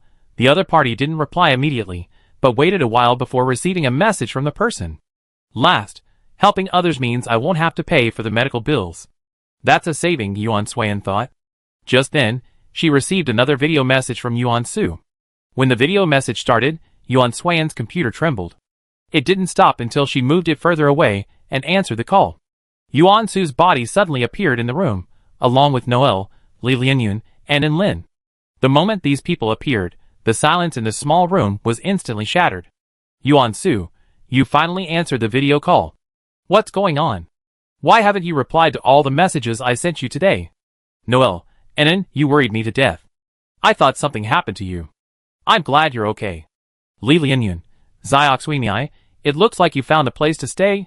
Did you get scammed? And Lin, how's it going? Did you find someone?" Yuan Swan's reason for coming out this time couldn't be hidden any longer. They learned his purpose after repeatedly questioning Colonel Rao. The questions came so suddenly, and so many that Yuan Swan didn't know which one to answer first. In the end, she decided to answer them one by one. "I was busy, so I didn't look. I'm fine. Found it. I don't know, but it should be. I didn't find it. Li Lianyun was the first to answer. What do you mean by I don't know, but it should be? Junior high school girl, how much is your room per night? Yuan Suiyan's eyelids drooped. 1,600. Li Lianyun was shocked. How much? 1,600 per night? How big is your room? Noelle couldn't help but whisper, and then, you weren't scammed, were you? Scammed? Yuan Suiyan thought about it, but she didn't think so. She told them what had happened. Chapter 102. After hearing Yuan Suiyan's stuttering description, Li Lianyun covered his forehead and sighed. Xiaoxuimiai, you've definitely been ripped off. Yuan Suiyan didn't believe it. Li Lianyun said, typically, the market price of a hotel like the one you're staying in is between 100 and 200 star coins. Even if the price fluctuates occasionally, it won't exceed 200 star coins per night. A hotel that costs 1,600 star coins a night can't be called a hotel. It should be called a hostel or a certain branded hotel. Furthermore, those that cost 3,000 star coins a night or more are generally called certain high-end hostels. In those cases, regardless of the brand or high-end, the rooms are definitely much more luxurious than the one you're staying in, and the rooms and environment are also much better than what you're currently staying in. If he were given this money, he could find many more suitable hotels. Noelle knew the differences between hotels, inns, and hostels, basically low-end, mid-range, and high-end. With the higher the price, the better the accommodations. But she didn't understand them as thoroughly as Li Lianyun did. Have you stayed in all of them? Li Lianyun said, I know. He wanted to stay, but he was broke. Li Lianyun suddenly pressed Yuan Su's shoulder. Her brother, give the child a little extra money. Otherwise, if we run out of money and can't come back, our league will be over. And Lin, standing by, thought about it, and decided that this wasn't enough. So, he instructed with extra earnestness, to prevent any accidents, I think it would be best if you send a message to one of us every 30 minutes. If something happens during your trip, don't send it more than an hour at the latest. Let us know at all times. I asked my senior to fill in the gaps in your common sense lately. You must remember this, okay? After finishing their conversation, Yuan Suiyan pulled out his laptop to check what Li Lianyun had just said about hotels, inns, and hostels. As Li Lianyun had said, the prices here were ridiculously high. This area, at the junction of districts 13 and 14, was especially overpriced. He was so focused on finding someone that he didn't pay much attention to anything else. I guess I have to be more careful next time. Tonight's room fee is gone, so I just have to rest here for one night. Checkout is tomorrow at noon. I figure out what to do next morning when I find someone. Thinking this way, Yuan Suiyan yawned, and a feeling of sleepiness quickly overwhelmed him. He fell asleep so quickly today, and the fragrance in the room was quite pleasant. The sky outside was dark, with no stars or moon visible. A cold wind blew, and the windows and doors made a whimpering sound that, in the dead of night, sounded like the wailing of evil spirits. The sound was so loud that Yuan Suiyan felt a little uneasy in his bed. Her brows furrowed, her eyes closed, her hands clutching the blanket tightly. Her mouth moved, but no sound came out. As daylight gradually brightened, Yuan Suiyan suddenly opened her eyes and gazed at the white ceiling. The fear in her eyes gradually faded, and she sat up in bed, momentarily dazed. After a moment, she realized she was in a hotel room. Perhaps because she had just gotten out of bed, Yuan Suiyan felt a little dizzy. She pressed her temples, and when the feeling had almost subsided, she prepared to get up and wash. Just as she got down to change, she suddenly realized that the place where she had kept her suitcases was empty. The laptop she had left beside the bed was gone. All that remained in the room was a change of clothes. In the entire room, except for Yuan Suiyan and a set of clothes, all her belongings were gone. So she had been robbed. Someone had used something in her room while she slept, causing her to fall into a deep sleep, and then stole her belongings. Yuan Suiyan quickly concluded this. At first, she thought she should ask the landlady for the things she had lost. But if she had cheated her once, she would definitely cheat her again. And the person who had done that was most likely someone from the Dunlin Hotel. She had suddenly felt so sleepy and slept so soundly last night, and that must have been the fragrance. There's a kind of incense called deep sleep, designed for insomniacs. It's placed in a device with a set timer, and when the timer arrives, it automatically begins to release, allowing insomniacs to fall into a deep sleep surrounded by a pleasant aroma. She had never smelled that kind of incense before, but she knew she had to be vigilant while sleeping. It was impossible for someone to break in and steal her things in the middle of the night without her noticing. Thinking carefully, the scent of the incense didn't seem right, so this was the only possibility. After a night, the thief could easily take the device away. Even if she tried to find evidence now, she wouldn't be able to find it. So, she had to go directly to the police. Thinking of this, Yuan Suan quickly washed up, dressed, and headed out. She knew the location of the police station in District 13. She had passed by it yesterday while looking for Bai Yuehua. It was on her way to the police station that Yuan Suan suddenly saw Bai Yuehua. She was wearing a black shirt and trousers, her long black hair undone, untouched, and without any accessories. She had fair skin, delicate features, small lips, and an oval face. While not a stunning beauty, she was still quite pretty. Yuan Suan had seen her photo countless times over the past few days. It was impossible not to recognize her. Bai Yuehua was buying breakfast, carrying a box of medicine. As she finished her shopping and was about to leave, a man behind her carelessly put his arm around the shoulder of another girl beside her and said, "Little sister, where are you going? Go have some fun with your brother." Before the girl could even say anything to refuse, Bai Yuehua suddenly reached up and grabbed the man's hand. Then, abruptly, she spun around, twisting his wrist with force and putting his hand behind his back, forcing his body to bend. She used considerable force, and the pain was so intense that the man grimaced and apologized profusely. "Oh, Sister Bai, I was wrong, I was wrong, I was really wrong. I won't do it again. Please let me go, it hurts." Bai Yuehua didn't hesitate and immediately kicked the man again, sending him lurching forward a few steps before he could even regain his balance. "Get lost." As soon as the words fell, the man immediately offered her an apologetic smile. Get lost, I'm getting lost right now." The rescue girl breathed a sigh of relief and thanked Bai Yuehua. However, Bai Yuehua seemed not to hear, turning and walking towards the nearby hospital. The girl, far from feeling lost by her departure, instead shouted one last thank you to Bai Yuehua's back. Yuan Suan watched, and it reminded him of yesterday's visit to Bai Yuehua. Yesterday, when Yuan Suan had gone to inquire about Bai Yuehua, everyone's first reaction was alarm, asking what she wanted. It was as if they were afraid she would harm them. It wasn't until Yuan Suan revealed that she was a classmate that their reactions relaxed somewhat, but they still didn't tell her where Bai Yuehua lived. To be honest, Yuan Suan had been prepared for a wasted trip, but unexpectedly, she run into him today by sheer coincidence. If anyone's mouth is easily pried open, it's probably children. Yuan Suan wanted to buy some candy to tempt the child, but then she suddenly remembered she'd lost her luggage and her laptop, and couldn't pay the bill. She had to go to the police station first. After a long journey, she finally arrived, but the scene she saw was completely different from the one at the Capital Star police station. The police station ahead was empty. She looked around, thinking they were probably out on patrol, when a voice called out from behind. "Ha ha! I won! Give me the money! Don't cheat!" Yuan Suan followed the voice to its source, and saw 4 people gambling around a table.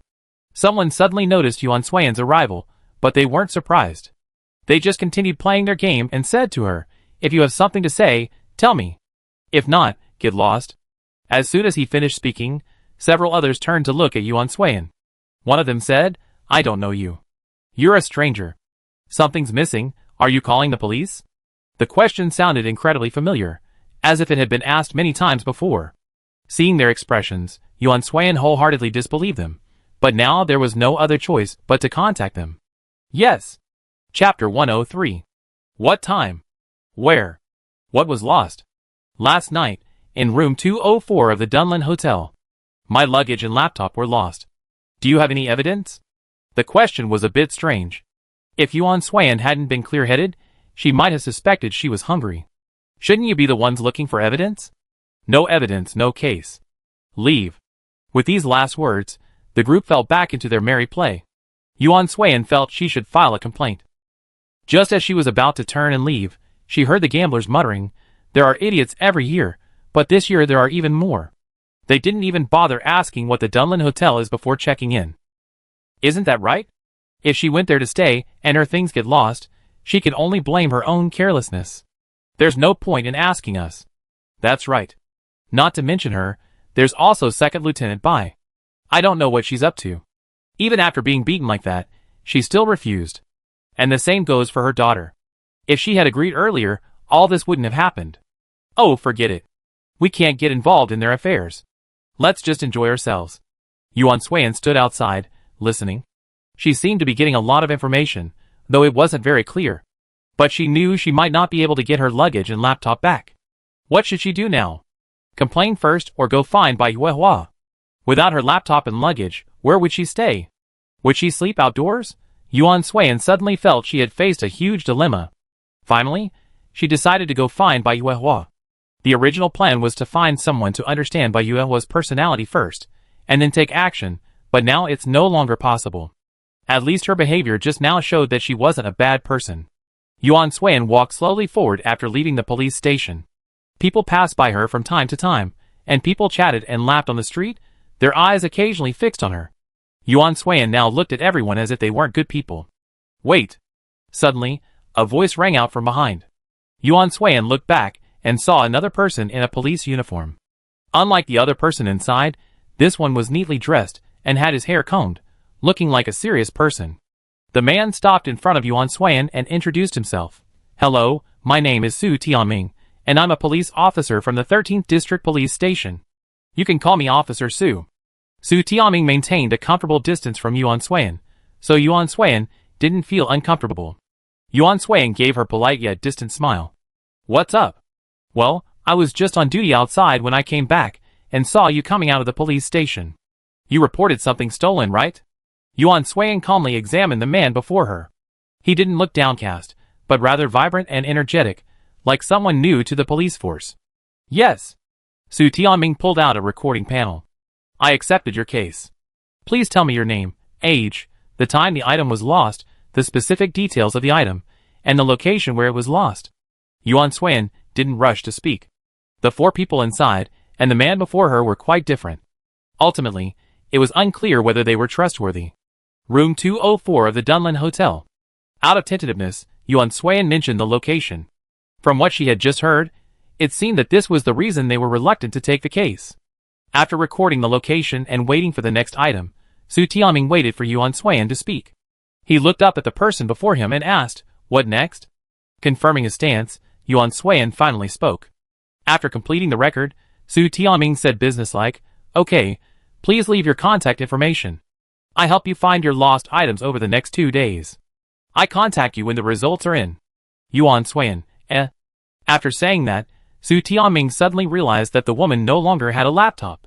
If she left, there would be no way to contact her, and she currently had nowhere to stay. After some thought, he finally made a decision. How about this? I introduce you to a friend.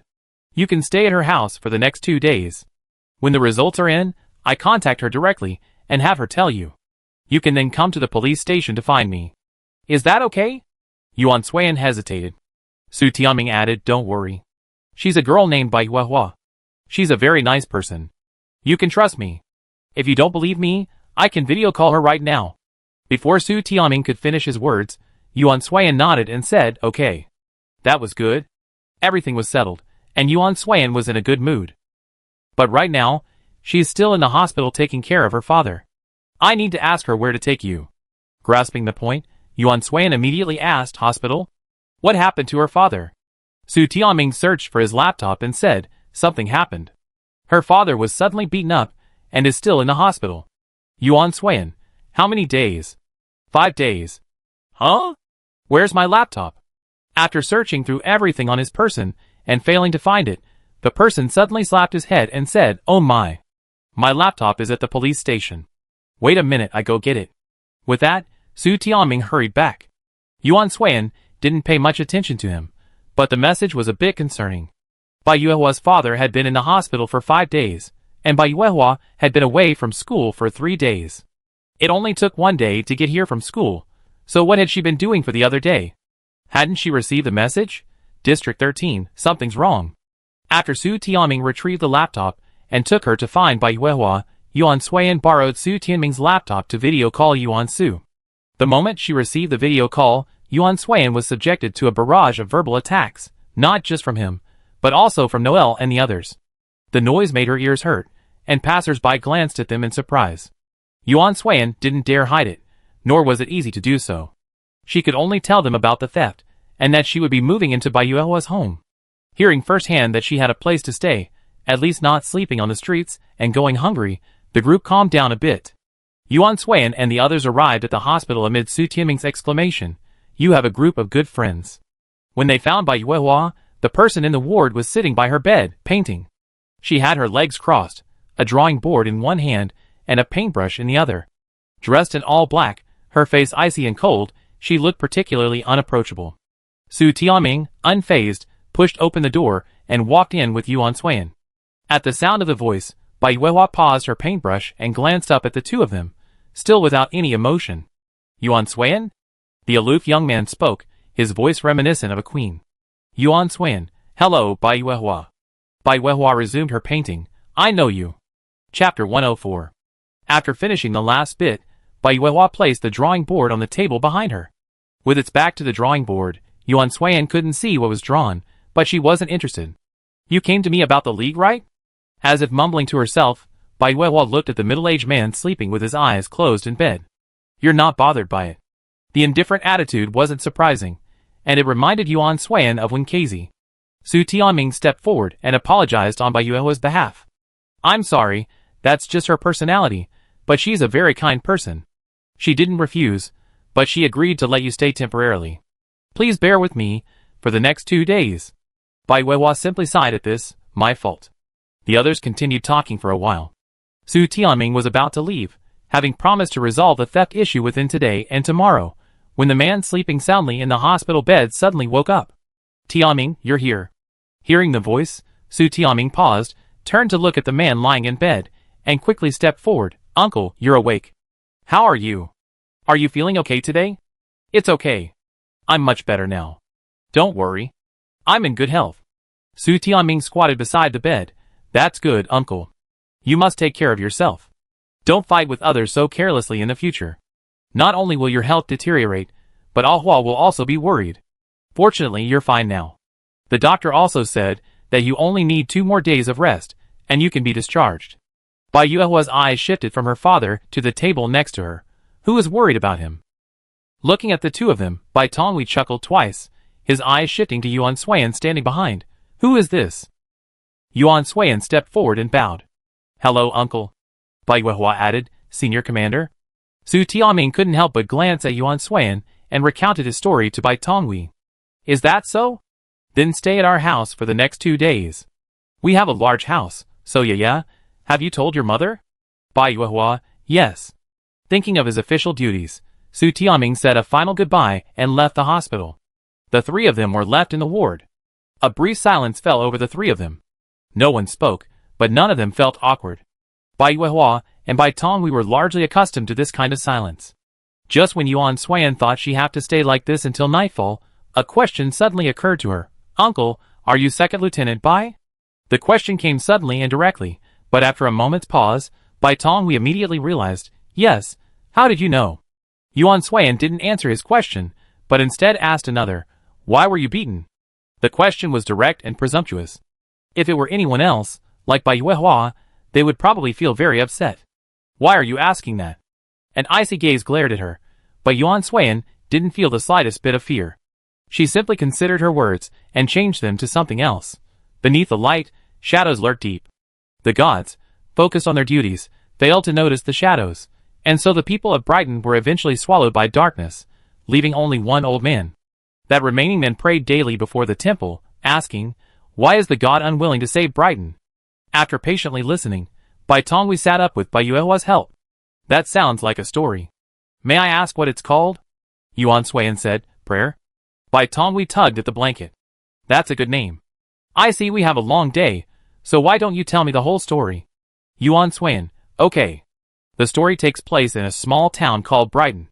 Brighton was a peaceful and tranquil town. Under the leadership of the mayor, the people lived a happy and stable life. Until one day, a young man arrived and completely shattered the peace. When the young man first arrived, the people warmly welcomed him, and he happily played with them every day. This went on for a month. One day, 2 families in the town, who had always been on good terms, suddenly started a quarrel. Due to their. After the demonstration, people began to quarrel one after another. Later, many people in the town lost their former peace. Some began raising the prices of their goods, some began to molest passing girls, and some began to collect protection money. Brighton was never the same again. The town's guardian, who had been away, returned home, deeply saddened by the drastic changes in the town. After investigation, he discovered that the changes were all due to that young man. That young man was actually a demon. The demon disliked peace and joy, so he came here and inspired evil and lust in people, ultimately transforming the town into what it was. The demon, realizing the guardian's extraordinary power, tried to lure him into joining it and becoming another demon. The guardian refused and fought the demon. He tried to kill the demon, but was beaten and collapsed on his bed. The demon said he wanted to see what he would look like if he could not save the fallen town. The grandmother, who had come to deliver food to the young man, witnessed the scene through the window, but dared not say a word, continuing to deliver food to the demon as if nothing had happened. Hoping the demon would vanish and the town would return to its former state, she began to pray to the temple, hoping the gods would descend to save Brighton and her family. But she prayed day after day, but the gods never appeared. Unconvinced that the gods would abandon their people, the grandmother questioned them, asking, "Why won't you save Brighton?" At this point, the door to the ward opened again, revealing a woman in a low ponytail and blue clothes. "Tongwei Yuehua, I'm here. Are you hungry?" The door opened, accompanied by a voice. Seeing a strange woman in the ward, the woman glanced and immediately spoke, "Oh, you're our little Yaya's senior.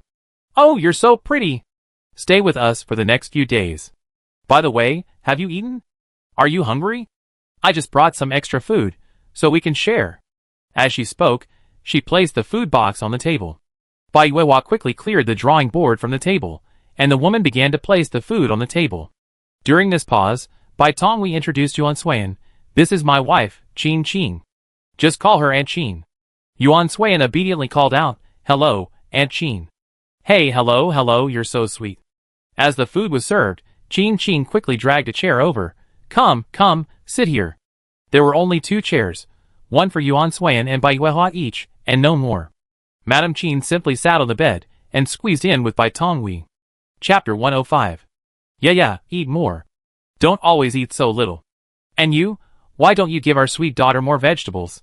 While eating, Madame Qin scolded Bai Xianghui. Bai Xianghui said gently, Yes, I was wrong. I give our daughter more meat right away." As he spoke, Bai Xianghui reached for the meat bowl, but before he could even pick it up, Bai Yuehua pushed it down with her chopsticks. "I don't eat meat." Madame Qin removed Bai Yuehua's hand and served her some herself. He took a piece of meat and said, "How can you not eat meat? Look how thin you become." Bai Yuehua looked at the meat in the bowl, frowning slightly. "But it tastes terrible." "Who said that?" Bai Tongwei picked up a piece of meat and put it in his mouth. "This is your mother's cooking. How can it not be delicious? Your mother's cooking is absolutely the best in the world." Mrs. Qin poked Bai Tonghui's forehead with her chopsticks. "You're the only one who can talk." Bai Yuehua watched the 2 of them so affectionate, chewing the unpalatable meat, feeling a sense of despair. The laughter of the family of 3 was right before her eyes. Yuan Suiyan chewed his food, but it seemed bland and even a little bitter upon closer inspection. Yuan Suiyan was brought back to the Bai family by Mrs. Qin. Unlike the Yuan family, the Bai family didn't seem very large or particularly clean.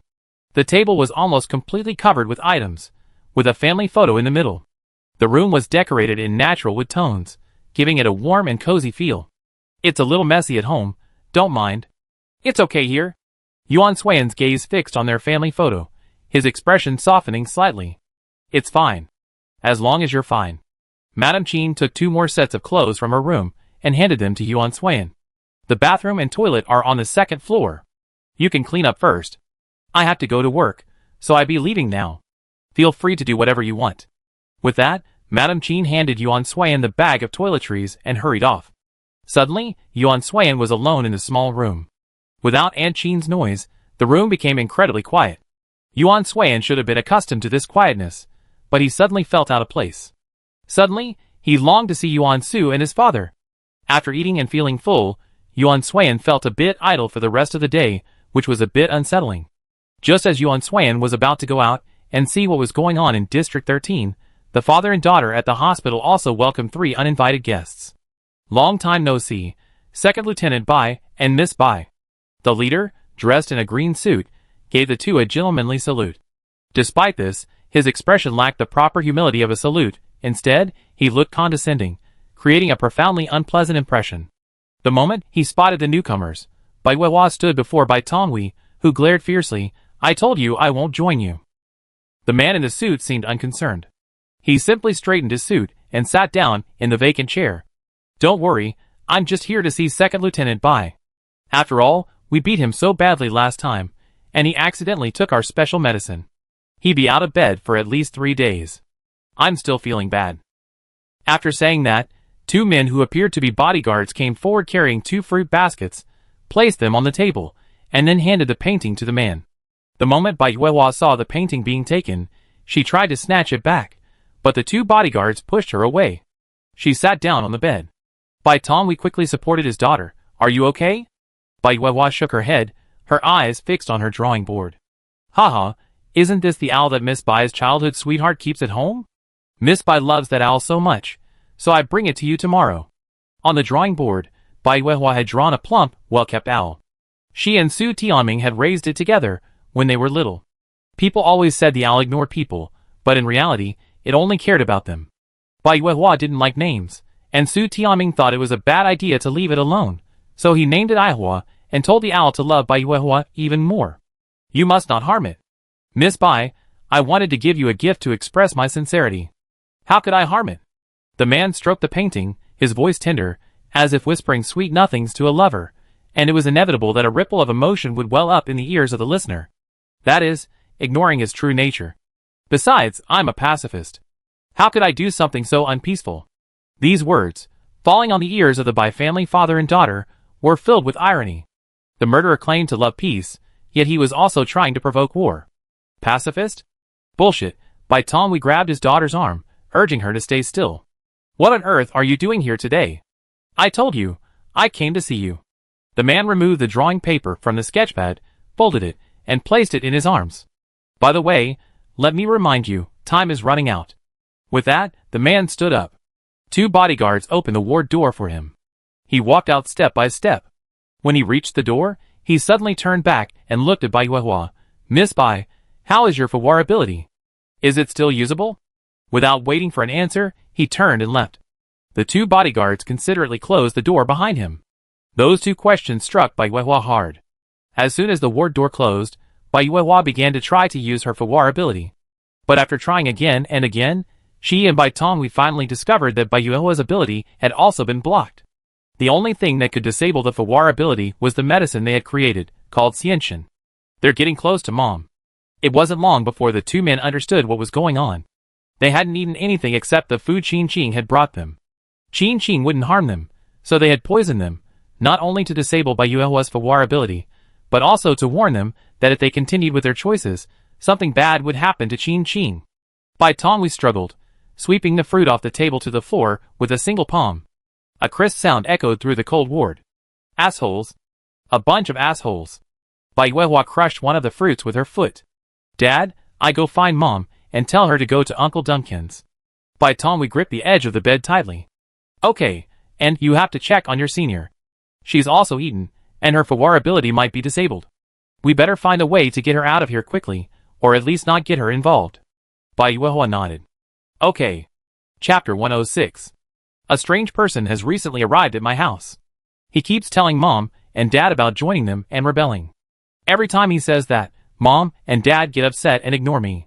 Yuan Suiyan, who was walking outside, looking for information, stopped when he passed a group of children. 3 children were squatting in a circle. The one who was talking was drawing a circle on the ground with a stick. Another child, face in his hands, pouted and said, "It's the same at my house. Lately, there's always this strange person coming over. Every time he leaves, my parents start arguing. They just had one, and I ran out because I was annoyed." Another child sat carelessly on the ground, legs crossed, and said, "You all have strange people at home, so why doesn't mine?" As the 3 children were talking, 2 women passed by. "Oh, the food prices have gone up again.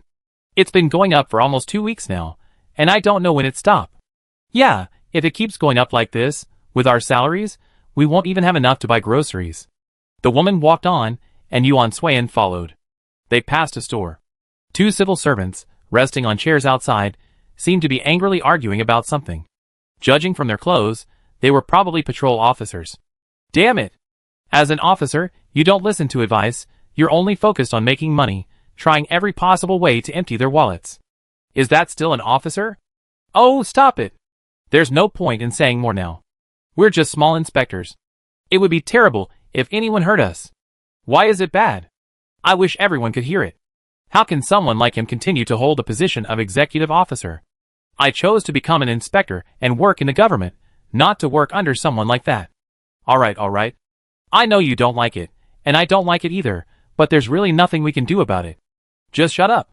Wait until someone comes down from above, and everything will be fine. Wait. Wait until when? When the people here are suffocated, or until we're fired? I'm going to report it. Are you coming? If so, we go together. Oh, shut up. If we get caught, we'd be in trouble. You saw what happened to you, Feng. Damn it. The conversation ended with the sound of pounding on the table. Yuan Suiyan hid behind the wall of the store. Their voices were quiet, but they reached her ears. The conversation stopped, and Yuan Suiyan crossed the alley and entered another street. As luck would have it, she saw a familiar figure walking towards her with droopy eyes, accompanied by another familiar figure. With just one glance, Yuan Suiyan knew what was happening. Su Tianming had been beaten. His clothes were tattered, his hair was a mess, and dirt was practically everywhere on his body. You knew no one on that street was to be trifled with, yet you still went out and provoked them. You deserve this. I thought they wouldn't be so bold as to assault a police officer, even if they were so bold. Brother Yu, why? Why would they dare to do this? The man Su Tianming called Brother Yu took a drag on his cigarette and said, District 13 isn't what it used to be. As he spoke, smoke swirled around Brother Yu's square face, obscuring his expression. His voice, however, was distinctly etched with age. But it shouldn't be like this, Brother Yu. Are we just going to watch and do nothing? Forget it. Give up. No, Brother Yu, I don't want to give up. At least this time, we have to get her luggage back. They were talking until they saw Yuan Suiyan. Brother Yu stopped and greeted her, who nodded in response. Brother Yu was the one who had asked her if she had any evidence at the police station last time. Your things can't be recovered. You better go home. This isn't the place for you. Before Su Tianming could say anything, Brother Yu spoke first, pulling Su Tianming away. Wait. The news she heard along the way might have given Yuan Suiyan a clue as to what was happening here, but she couldn't solve it alone, nor could anyone here. She might have to find her father.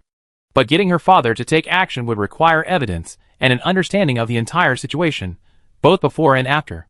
What for? When Brother Yu turned around, a thick smell of cigarette smoke wafted into Yuan Suiyan's nose, and she winced. I go with you. Brother Yu had just been so assertive, leaving immediately after his words. Yuan Suiyan felt she should do the same. Without waiting for the two men to reply, she walked straight ahead. The two men behind her asked her what she was doing as they walked, and eventually they returned to the police station. Although Su Tianming had been beaten, he fortunately had no injuries, and simply needed to rest. Upon returning to the police station, he felt like he'd just come home, collapsing into a chair. The others were out on patrol, and not at the station, so there were only the three of them. Brother Yu stood before Yuan Suiyan, his cigarette long gone. His face was stern, his aura like a wolf's. We're here. Tell me, what are you going to do? Seeing this, Su Tianming, who had already collapsed, suddenly shuddered and immediately stood up, admonishing, Brother Yu, don't be so scary. You're scaring people. Yuan Suiyan simply stood there, expressionless, looking at the man before him, and unhurriedly spoke the words he had already prepared in his mind. I think there's going to be unrest here. This unrest is coming from the government in the area bordering districts 13 and 14. Local officials are exploiting merchants to make money, and local merchants are unable to bear the heavy burden. They could only gradually raise prices and, when appropriate, taxes. Some, overwhelmed by the burden, felt that the government's oppression would eventually lead to their demise. So, some secretly formed a reactionary organization and began to persuade those being oppressed to join. And this was just one part of the story. The other hotels in the area surrounding the Dunlin Hotel must have colluded long ago, specifically defrauding outsiders and stealing their property. As for who ultimately received the stolen property, no one knew. Yuan Suiyan spoke slowly, but every word resonated deeply with both men. Brother Yu, looking at the man before him, felt a ripple in his heart. I suspect this is just one part of the story. There's more to the story than just this. Otherwise, there's no reason Second Lieutenant Bai would have been beaten like that. So what is the truth? Chapter 107. Yuan Suiyan paused briefly as he spoke. The person before him remained silent, waiting for Yuan Suiyan's next words. I suspect someone is hatching a plan. If successful, it will completely overthrow District 13, making it a victim. Who is that person? I don't know. What is the plan? I don't know. But I suspect that plan includes controlling the entire District 13. The situation your police department is in is also due to that person's handiwork. Yuan Suiyan finished speaking, and Su Tianming, who was standing beside him, immediately said, "Why are you?" But before he could finish, Brother Yu interrupted him, his eyes sharp as he looked at Yuan Suiyan. "Little girl, stop talking nonsense." Yuan Suiyan felt that her guess was correct. "Whether I'm talking nonsense or not, you know it. I know because I heard that many people here are dissatisfied. Is that what you want to see?" "Of course not." Su Tianming answered her. He had always been disgusted with these things, and had always wanted to change them. Those who broke the law should be arrested, and they, the police, should maintain social stability.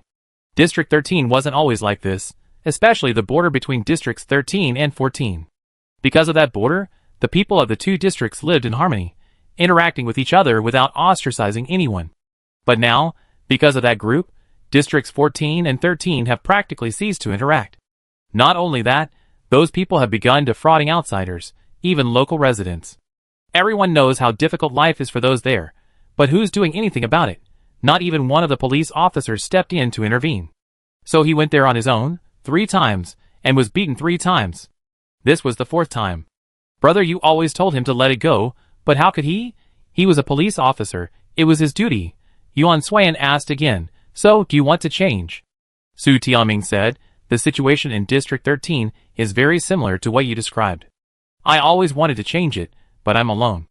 I can't beat them, I can't talk them out. I want to change, but I'm powerless." Honestly, I was surprised to hear a girl I just met bring up the current situation in District 13. But at the same time, I was wondering, when did even an outsider see the situation so clearly in District 13? Ultimately, it's because I wasn't doing enough. Brother Yu, watching him ramble on, interrupted him. "Tianming, shut up. Stop talking. Being beaten like that."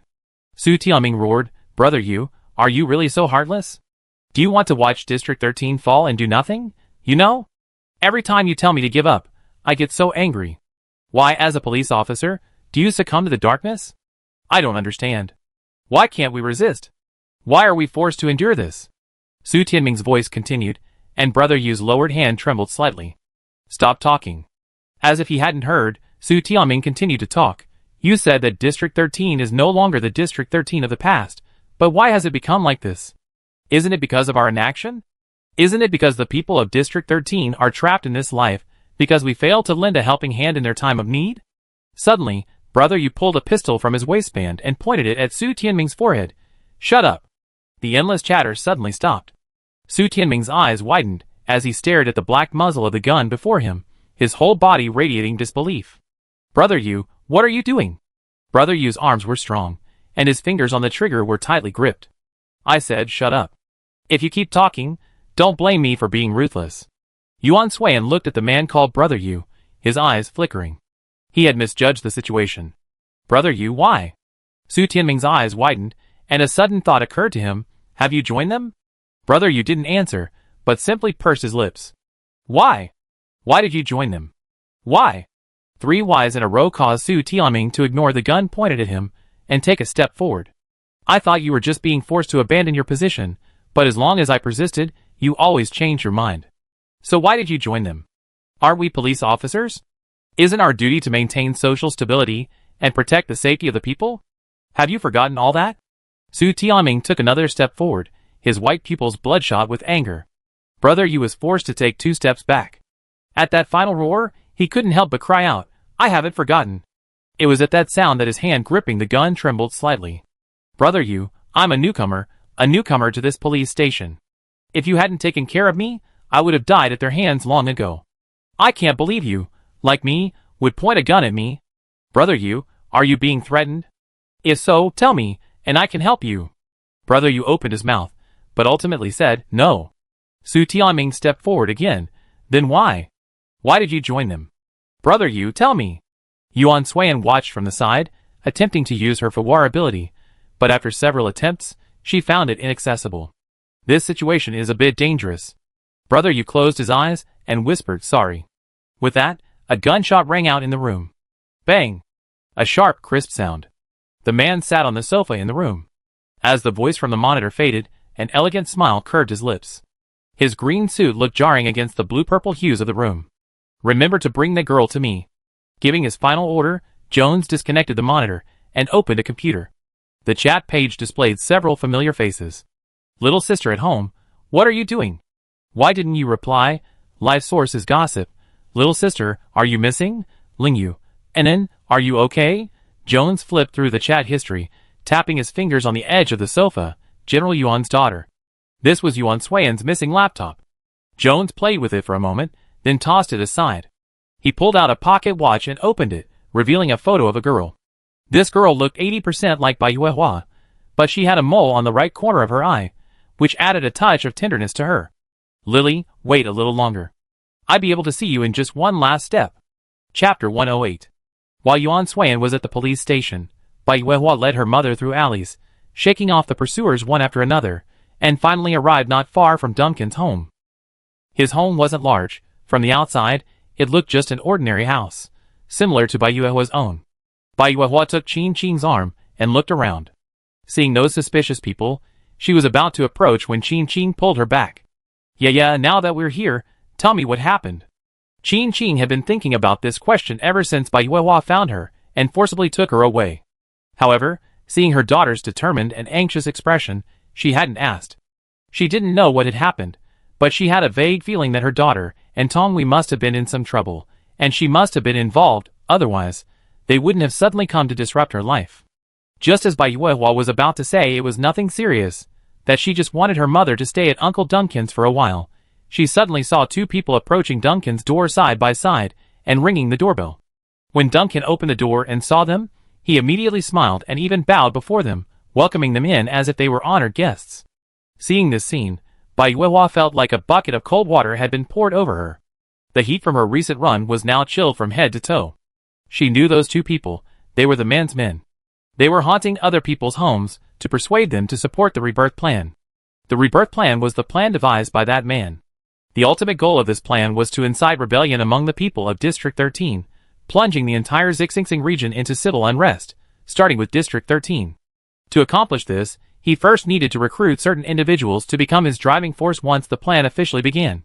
He would have local officials inflate local market prices for profit, causing residents of District 13 to become dissatisfied with the local government. He also used his own men to firmly control the area at the border of Districts 13 and 14. However, this wasn't enough. He also needed to control the military.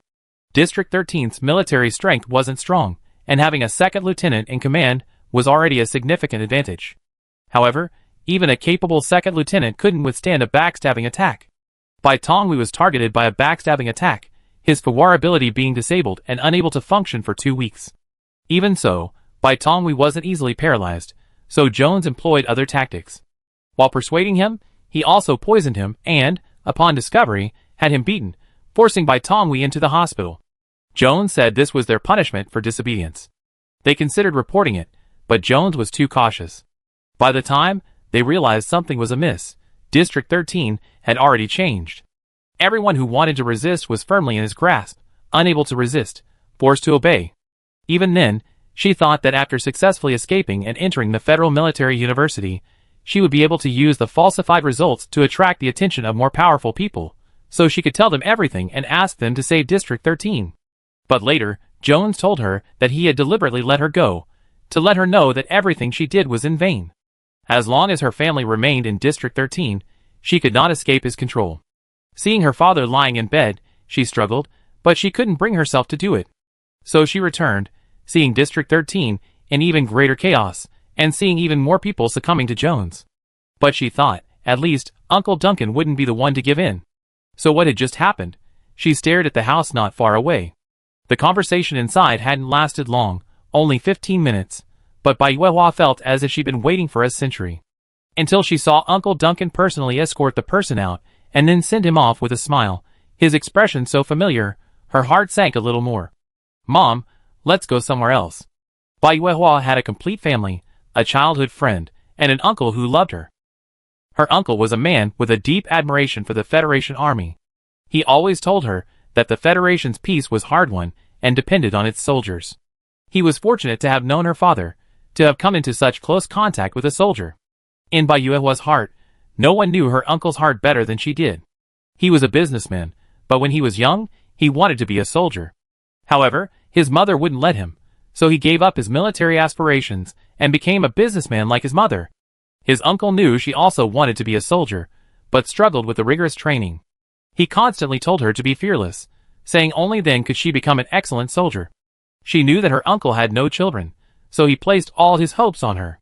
Her Uncle Duncan, always upright, warm and kind, why would he now associate with them? On the way home, Baiyuehua walked hand in hand with her mother, never once glancing back. The road ahead was smooth and unobstructed, and the journey was smooth, yet Baiyuehua felt a pang of bitterness in her throat.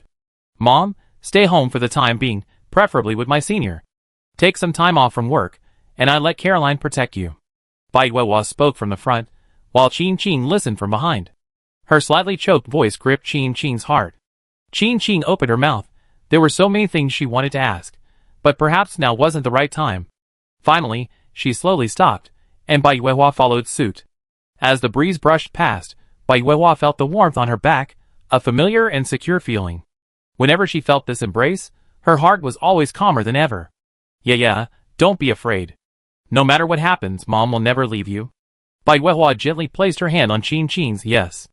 The words were quiet, but in that moment, they completely calmed Baiyuehua's inner restlessness.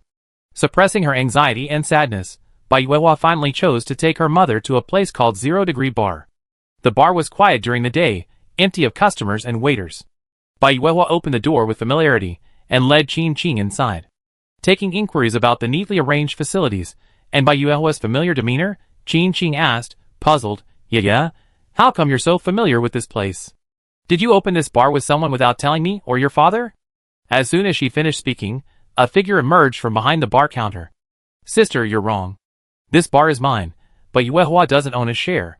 Even if you're her mother, you can't just give her a share for nothing and make me lose money in vain. Chapter 109. The woman's red hair was bold and vibrant, and her makeup was thick but not messy, instead exuding an exquisitely gorgeous beauty. Her red lips, in particular, accentuated this beauty to the extreme. A black bodysuit with red trim perfectly displayed her curves. With every movement, her figure swayed, revealing only one word, alluring. Let me introduce myself. I'm Caroline Zoe Lane, the owner of this bar. Oh, what's your relationship? Qin Qing's concern lay elsewhere. Yeah, why do you know her? Do you have any special connection? Qin Qing's gossipy tone, and the glances she exchanged between the two of them fully revealed her thoughts. Baiyuehua said firmly, No. Caroline laughed heartily and said, My beautiful sister, your daughter is indeed very beautiful. Every time I see her, I feel a stirring of passion. I'm tempted, but it's clear your daughter already has a lover. Of course, if she'd like to change her lover to me, I wouldn't mind, and I'd be honored. This only intensified Qin Qing's curiosity. Yeah, you have a lover? Who? Could it be Tianming? Suddenly, her thoughts exposed, Baiyuehua raised her voice, interrupting their banter. Mom, Caroline, stop it. Ha, our little Yaya is angry. Caroline said, then turned, opened the door behind the bar, and walked in first. Baiyuehua followed, along with Miss Qin Qing. Behind the bar, through the door, was a spiral staircase. As one ascended, the wall beside it lit up with a blue light as people passed. After they passed, the light faded, and the staircase behind it fell into darkness again. Until they reached the end of the staircase. It was a large room. Opposite was a lounge area, flanked by various game consoles. Further in, there was a small room filled with terminals. It was in this room that Baiyuehua and Qin Qing saw two familiar figures. They were soundly asleep, showing no signs of waking. Tianming? Yaya Senior? Why are they sleeping here? This was the question Baiyuehua wanted to ask. They suddenly appeared outside our bar today. Higgins saw them and brought them in. I really like to know why they were sleeping outside our bar, but they haven't woken up. Baiyuehua approached the two, half-knelt, and examined them. They seemed genuinely asleep. She turned to look at Qin Qing beside her. Mom, are you tired? The sudden surge of concern made Qin Qing happy. Tired, of course I am. Baiyuehua pointed to the lounge in front. If you're tired, go and rest for a while. What else could Qin Qing not understand? Her daughter was trying to kick her out because she wanted to have a private conversation with the boss. Ah, you're old. Your daughter won't tell you anything. There must be a gap between us. Qin Qing sighed as she walked out, and she even closed the door for them with extra care. Looking at this playful mother, Baiyuehua's eyes softened a little. Caroline noticed the change in Bai Yuehua, but she didn't care. After Qin Qing left, she seemed to have transformed herself, suddenly sitting on the swivel chair behind her, her long legs casually draped over the table. She remained stunningly beautiful, but now exuded a certain nonchalance. "Tell me, what do you want from me?" Bai Yuehua didn't mince words. "I hope you can keep my mother safe during this time." He's targeting her? Bai Yuehua knew who he was referring to. Yes, he's using my mother to threaten my father and me. Caroline looked back at the terminal in front of her. He's truly a sinister fellow. What I hate most in my life is the rats in the gutter. Using so-called tactics, they manipulate the situation in the shadows, causing everything to change unnoticed. By the time they discover it, everything is no longer what it once was, ultimately doomed to destruction. I can help you, but what can you give me? Caroline operates with integrity and values fairness. Everything must be handled with equal treatment. She never does anything shady, nor does she accept any orders fraught with conspiracy. All her requests are based on a single principle: a good planner is not a scheming one. Thus, in District 13, she was able to take on many orders and meet many people. She knew a great deal, and had experienced many arenas of power, yet she never became entangled in them. She was a righteous messenger who walked in the shadows, bringing greater stability to District 13. This was Bai Tonghui's assessment of her. Bai Yuehua knew that this was also because of her father. If she trusted her father, he would trust her too. "What do you want?" "I can't think of that right now. Why don't you write me an IOU? I come back to collect the money when everything is over." Okay. The purpose had been achieved, and the conversation should have ended. But when she saw the sleeping faces of Su Tianming and Yuan Suiyan, she thought of her father, Uncle Duncan, and the countless people outside. Suddenly, she didn't want to end it. "One more thing. I want to ask you to save District 13. Caroline put down her legs, stood up, walked over to Bai Yuehua, raised her chin, and exhaled softly. "In all this time, you're the fourth person to come to me to save District 13. Do you know who the first three were?" At such a close distance, with such a beautiful face, if it were a man in front of her right now, his heart would probably have been racing. Bai Yuehua said, "I don't know." Caroline's hand slid across Bai Yuehua's chin and gently rested on it. "One of them is the prior's grandmother, one is the new inspector, and the last one is your father. Do you know why I didn't agree to their terms?" This time, without waiting for Bai Yuehua to speak, Caroline continued, "Because they couldn't afford the corresponding price. Prior's grandmother offered to give me money, but I didn't want it. The inspector had no money, and seeing that I was single, he wanted to introduce me to a boyfriend, but I told him to get lost. Your father offered to give me his life, but what good would a life do to me? So I didn't agree either. I think your terms should be the same as your father's, right, Yuehua?" Bai Yuehua lowered her head. Indeed, the terms she envisioned were the same as her father's: life. Since she had nothing, and didn't know what Caroline wanted, the only thing she could gamble on was her own life. If District 13 could return to its former state, if Uncle Duncan stopped associating with them, and if Dad, Mom, and Tianming were safe, what would her life mean? But Caroline's words were probably a rejection of her. District 13 is also where you lived for so long. Don't you have any feelings for it? Chapter 110. District 13 is where you lived for so long. Don't you have any feelings for it? Faced with Bai Yuehua's question, Caroline simply returned to her swivel chair. Second Lieutenant Bai asked me the same question when I rejected him. Do you know what I said? This time, Bai Yuehua didn't react at all, simply staring at her. I told him that one person's life isn't worth comparing to the lives of an entire district. This deal isn't fair. I told him to go back and think it over and come back to me when he's done. But unfortunately, it seems not only he hasn't thought it through, but you haven't either. Impulsiveness shouldn't be a condition. In fact, if you think about this carefully, it means she has feelings, because she didn't deny them and asked them to go back and think it over. However, her feelings aren't strong enough to make her risk everything to save District 13, because that would be more trouble than good. Bai Yuehua couldn't imagine this, and neither could Second Lieutenant Bai. Otherwise, he wouldn't have remained a second lieutenant for so many years. But she couldn't understand how the desire to save District 13 could be so impulsive. Who in District 13 is more suitable to take over? Seeing Caroline's persuasion was failing, Bai Yuehua was about to give up when Yuan Suiyan, who was supposed to be asleep, suddenly spoke. Yuan Suiyan had already woken up before Bai Yuehua and Ms. Qin Qing went upstairs, but she didn't know where she was at the time. So when she heard footsteps, she returned to her original spot and pretended to sleep. Yuan Suiyan and Su Tianming were knocked unconscious by Brother Yu. At that time, Brother Yu did have murderous intentions, but for some reason, he didn't actually kill them, instead knocking them unconscious. She felt that Su Tianming's words during their battle with Yu Ge must have had an effect, because when Yu Ge heard those words, his attacks paused slightly. Su Tianming asked him, "Can you really kill someone?" Later, whether intentionally or otherwise, Yu Ge's attacks deviated several times and became much slower than before. Finally, they were knocked unconscious one after another. As for why they had come to this unfamiliar room, she had no idea. Seeing the man sitting up, Caroline raised an eyebrow. "Are you pretending to sleep?" "Yes," Yuan Suiyan said. "When we encounter difficulties, we should find a way to resolve them. As for the future, it should be defined by the future." After listening for so long, she understood Caroline's desire, which was why she was willing to wake up. Caroline's desire was the future of District 13. She could help resolve the current situation in District 13, but once that was resolved, who would be more suitable to take over and ensure a stable life for the district? At least in her opinion, Second Lieutenant Bai and Bai Yuehua were unsuitable. This father and daughter pair were too upright, only capable of imposing harsh policies, and lacking the ability to adapt.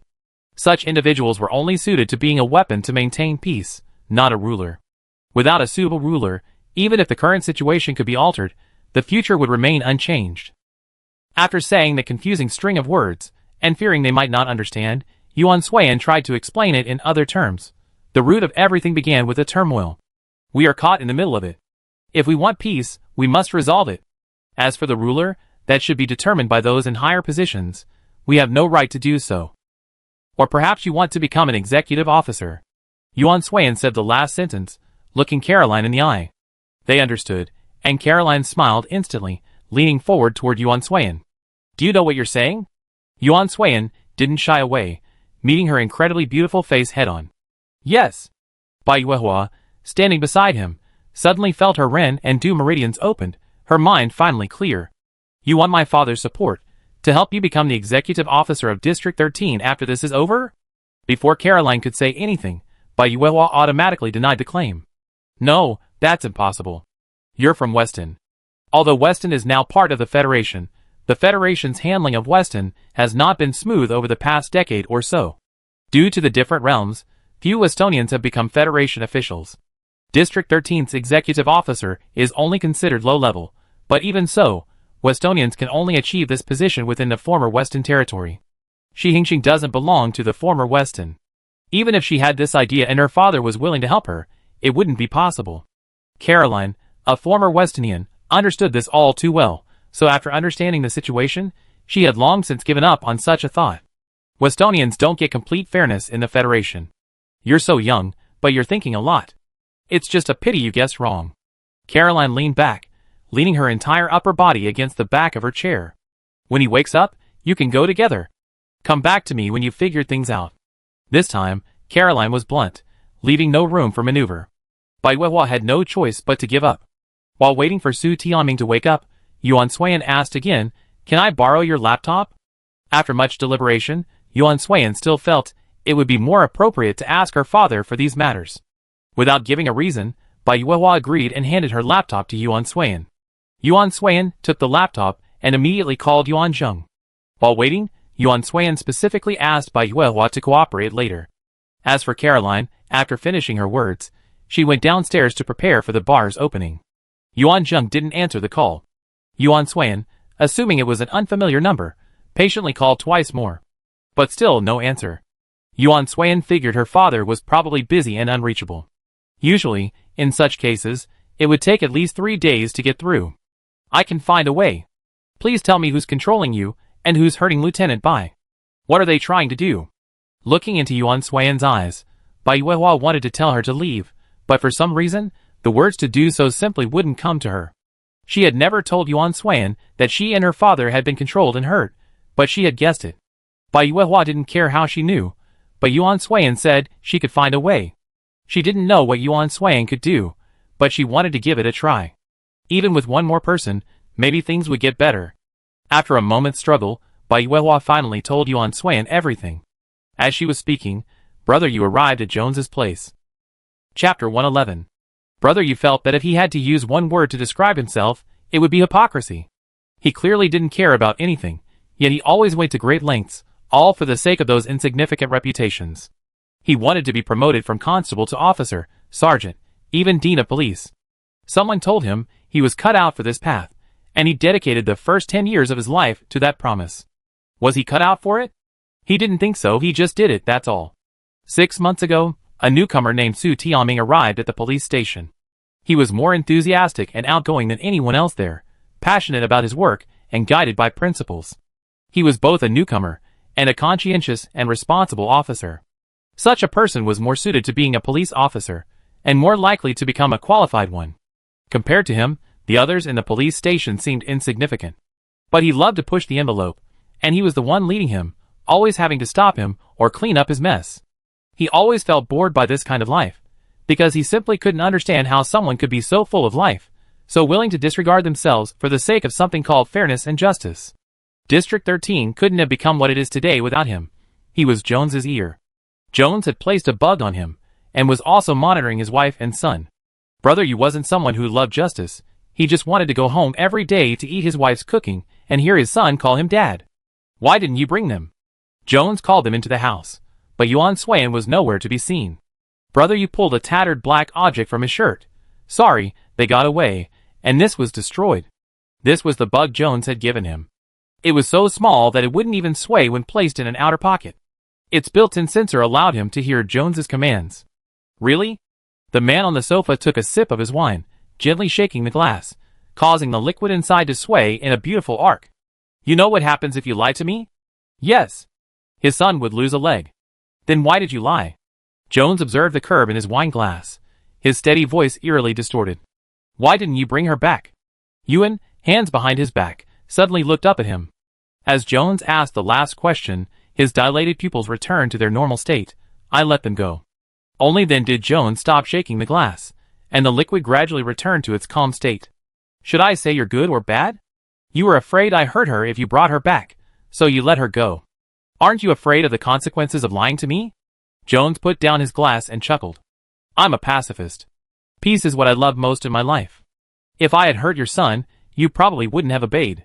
So, I give you one last chance. Bring her back. I let her hear all this, not to let her go. If you can't do it, you know the consequences. Yuan nodded, but didn't rush out. Instead, he took 2 bold steps forward and stood about half an arm's length away from Jones. Anything else? I want to ask you a question. Jones looked up at him and said with interest, You usually don't talk much or ask many questions, but today you seem interested. The 2 men exchanged glances. The atmosphere inside was chilly, yet the heater enveloped the entire room, making the temperature even warmer despite the mild weather. Asked, Why are you doing this? Why? Jones's eyes flickered, as if he were recalling something truly amusing. He seemed enveloped in an overwhelming sense of happiness, so much so that he folded his arms, his narrowed eyes gradually widening, his lips curling into a wide curve. Because soon, I'd be able to find her. Yuan had no idea who this she was. He simply extended his hands, which had been folded behind his back, at that moment. Bang! The sound of gunfire echoed through the somewhat empty room. The gun in Yuan's hand emitted a puff of white smoke from the blow. He had aimed for his head, but missed. Jones had dodged just in time, or perhaps he had deliberately given him the opportunity to kill him. I'm a pacifist, so I never kill easily, unless someone actively tries to kill me. You're lucky to be my first. As soon as he finished speaking, 5 men suddenly rushed out of the room, all wearing tight-fitting combat suits. Just as they were about to reach him, Yuan fired several more shots at Jones and took 2 steps forward, attempting to capture him. With just 1 step away, he was shot again when his knee was struck. Several men in black rushed forward, engaging Yuan in a struggle. The last shot had wounded Jones in the shoulder, and now, a bright red liquid was oozing from the wound. Jones clutched his shoulder, watching Yuan, surrounded by 5 men and slowly being slashed by daggers on his shoulder, leg, body, and face. He's holding on, he said. The men in black weren't particularly skilled, but they were more than enough to deal with Yuan. It wasn't long before they pinned him to the ground, preventing him from struggling. It hurt all over. His knee, where the dagger had been lodged, ached. His arm, where it had been slashed, ached. His waist, where it had been struck, ached. His face, stomach, shoulders. The pair of black leather shoes moved beneath his eyes. He watched them kneel on one knee, and heard him say, Let your blood pave the way for my plan. A sudden pain shot through the back of his head, as if liquid were running down his head, but he couldn't quite feel it. He just felt, well, pain. Is a police officer's duty to maintain social stability and protect the safety of the people? Tianming was right. He really couldn't kill anyone. Someone had lied to him. He wasn't cut out to be a police officer. But this way, his wife and son would be fine, I guess. Yao's meal should be ready by now. I'm dying to go home for dinner. Chapters 112 and 113. Is your SS level vulnerability real? After listening to Bai Yuehua's account, Yuan Suiyan also learned why she couldn't use it. This was her only question now. Bai Yuehua, it's fake. My ability is only A level. I had Ryan Wikin forge my ability information for me. He's a highly skilled hacker, and one of Caroline's subordinates. Breaking through the Federation's information network and modifying someone's vulnerability information is practically impossible. The Federation currently prioritizes the vulnerabilities of everyone in the Federation, so they put a lot of effort into preventing falsification. But he did it, demonstrating the man's exceptional skill beyond simple description. Yuan Suiyan didn't care about this, but she knew the principal would be upset when they got back. She felt a bit bad. She had followed Shuang S here, only to discover that Shuang S was an A, her luggage had been stolen, and District 13 was in trouble. However, there was one thing Yuan Suiyan was very concerned about. Why was it called the Rebirth Plan? It was known that Jones had made preliminary preparations, including winning over certain factions, exploiting the greed of the executive officers, undermining the police's commitment to justice, and gaining control of the border area and the military. He should have completed the overall layout of District 13. The next step was to formally launch his plan. Bai Yuehua looked at Yuan Suiyan. Do you have a plan? The best solution would be to tell his father and let him handle it, but Yuan Suiyan couldn't contact his father right now. There was another solution, to directly deal with a person who was trying to cause unrest. However, it was clear that this person couldn't be easily moved now. He held too much information. If they acted rashly, they would likely be captured, or worse, killed. They were few in number. From what Yuan Suiyan knew, only 3 people harbored resistance: Bai Yuehua, Su Tianming, and Second Lieutenant Bai. Second Lieutenant Bai was now bedridden, unable to get out of bed, practically useless. They didn't have enough people. They didn't have anyone powerful enough to truly resolve the problem. At this moment, Yuan Suiyan felt only 2 words: difficult. Besides Miss Caroline, are there anyone else we could unite with? Bai Yuehua couldn't think of an answer to this question. Yeah, come and see. Officer Yu is in trouble. Suddenly, Ms. Qing approached Bai Yuehua with a laptop and shared the news she had just learned. Yuan's death occurred in a secluded alley. The filming location appears to have been behind a crowd, as the footage isn't very clear. As news spread, local reporters quickly learned of the incident and flocked to the scene, eager to obtain first-hand information for their reports. Investigating police officers cordoned off the scene to prevent any disruption that might affect their investigation. A shaky video feed was released, allowing those not present to see the scene. The crowd was massive, and the surrounding noise dominated half of the audio. Reporters, microphones in hand, stood outside the crowd. Patrol robots surrounded the crime scene, while officers inside were investigating leads. As the 3 of them watched, Su Tianming suddenly woke up in the back. He rubbed the back of his aching neck and looked around the room blankly. Where is this? Where's Brother Yu? I'm not dead? At his voice, Bai Yuehua froze, her hand holding the laptop trembling slightly.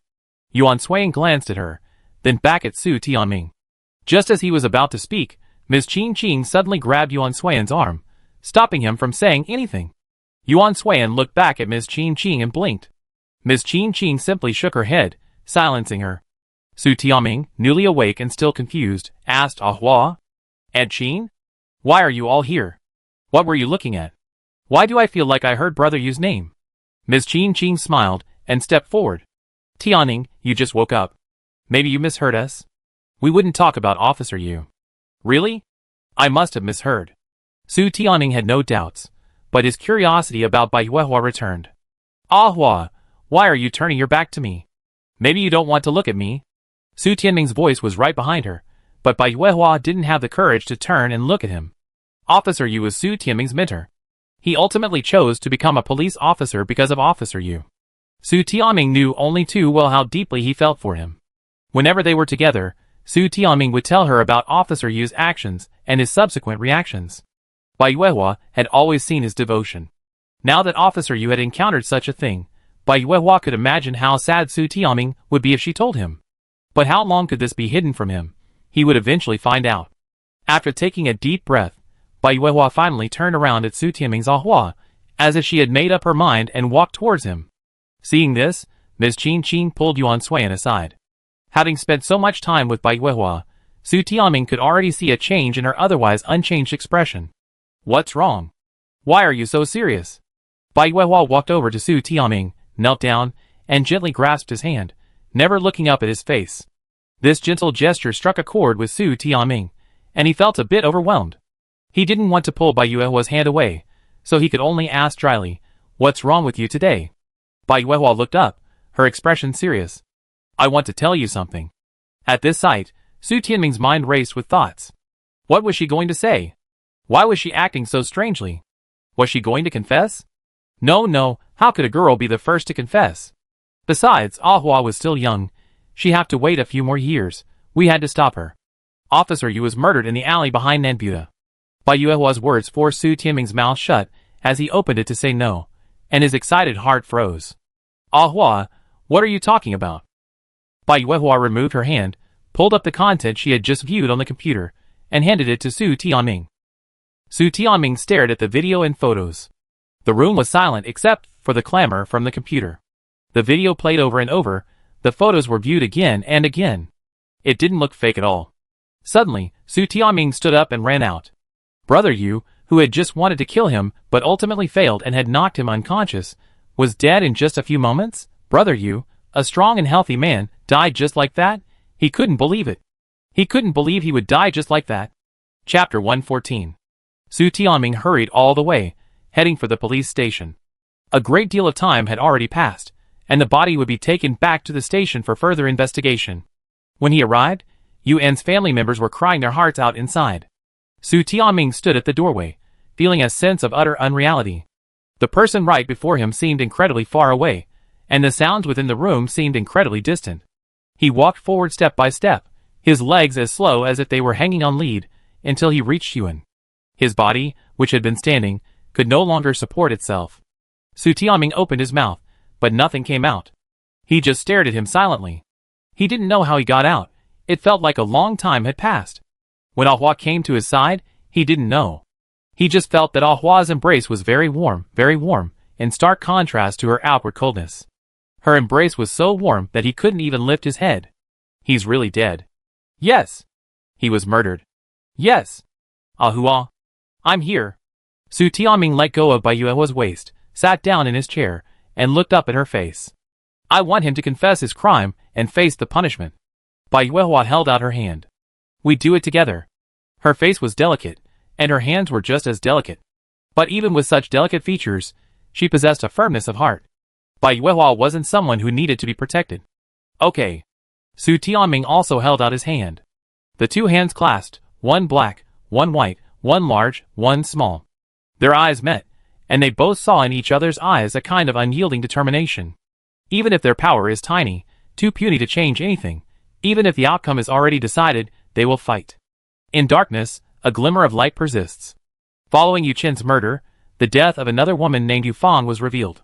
It was reported that their deaths were all part of an attempt to gather evidence of the executive's collusion with a businessman, disregarding the livelihoods of the people for personal gain. They were discovered and ultimately murdered while trying to report the case. It is said that the executive and the businessman have embezzled billions of star coins. For a time, public opinion fermented, and the local executive remained shut away, offering no response. However, within just 3 days, the unwavering public opinion fueled strong dissatisfaction among the people of District 13. Some began giving speeches in various locations, criticizing the injustices of the current government system. In such a dire situation, higher-ups failed to act, leaving District 13 to fend for itself. Under the backlash of public opinion, a superior finally took notice of the situation. They video-called Li Tianzhao, who had been assigned to secretly investigate and resolve the matter. They explained the current situation's disadvantages for the government, harshly reprimanded him, and urged him to resolve the matter as soon as possible. Li Zhaoqian himself wasn't anxious about this. He had been in District 13 for over 10 days, and had observed the situation closely. He had been gathering evidence and searching for someone suitable to serve as the new executive officer once this matter was resolved. However, He had a feeling that the person behind this was not truly motivated by this, but he had yet to uncover their true purpose. Officer Lee, you're too overbearing. 2 nights ago, while the bar was open, an unexpected guest arrived. He wanted a favor, so she took him to a room upstairs. As soon as he arrived, he revealed his identity, Li Zhaotian, the current Supreme Governor of Lani Star. Excluding the 3 destroyed stars, and adding Weston's 3, there are currently 12 stars in the Federation. These 12 stars are divided into 3 levels based on their development, high, medium, and low. Lani Star is a medium-level star, and its governor is also a medium-level governor. Given his current status, he holds greater power than the governor of Xixing Star, home to District 13. He said he came here to resolve a problem, and to make Caroline his assistant. An assistant is an adjutant to the governor. Their rank is low, but their power is immense. They obey the orders of their respective governors and serve them, effectively acting as their superiors. This was likely the relationship between Rao Fenghua and the marshal within the military. Feeling he might be a nuisance, Caroline dismissed him without a word after he revealed his purpose that day. Instead of leaving, this man shamelessly clung to her, insisting she listen carefully to his words and become his. Caroline had originally wanted to kick him out today, but he had said something that persuaded her to keep him. Li Zhaotian said, I can ensure the fairness the people of Weston receive in the Federation. Since Weston's destruction, Caroline had walked alone for so long, and later consolidated her own power, precisely for this purpose. She hoped that, at least within her power, Westonians and those of the Federation would receive equal treatment, without anyone ostracizing the other. But more than that, she couldn't do it, and she didn't think anyone else could. And then this man said he could. A moment of hesitation forced Caroline to listen to the video call. She understood his purpose, and what he wanted her to do. Then will you agree? Although it was a question, his tone brooked no refusal. Li Zhaotian wanted her to come out in public, save District 13, and become a major contributor to District 13, so that he could recruit her as his assistant. Caroline could choose not to agree, but the consequence would be that her mercenary group and Rhine-Winken would be punished for endangering interstellar security. They hadn't killed anyone or done anything nefarious. If they were imprisoned, they would only be incarcerated for a few years. Of course, the same would apply to her. Caroline was tempted. If she agreed, her mercenaries and Rhine-Winken would have a clear path forward, becoming official soldiers and high-level hackers under the government, and they wouldn't have to worry about being caught. Caroline, I only have 3 questions for you. Li Zhaotian, ask ahead. Caroline, do you have a candidate for the future executive officer of District 13? Why did you choose me as your assistant officer? What is your ultimate goal? Each of these 3 questions hit the nail on the head. Li Zhaotian didn't answer them directly, only asking her to agree to become his assistant officer before he would tell Caroline. Ever since Weston joined the Federation, the people of Weston have not been afforded the fair treatment they deserve. To this day, there are still people from the Federation and Weston who dislike each other.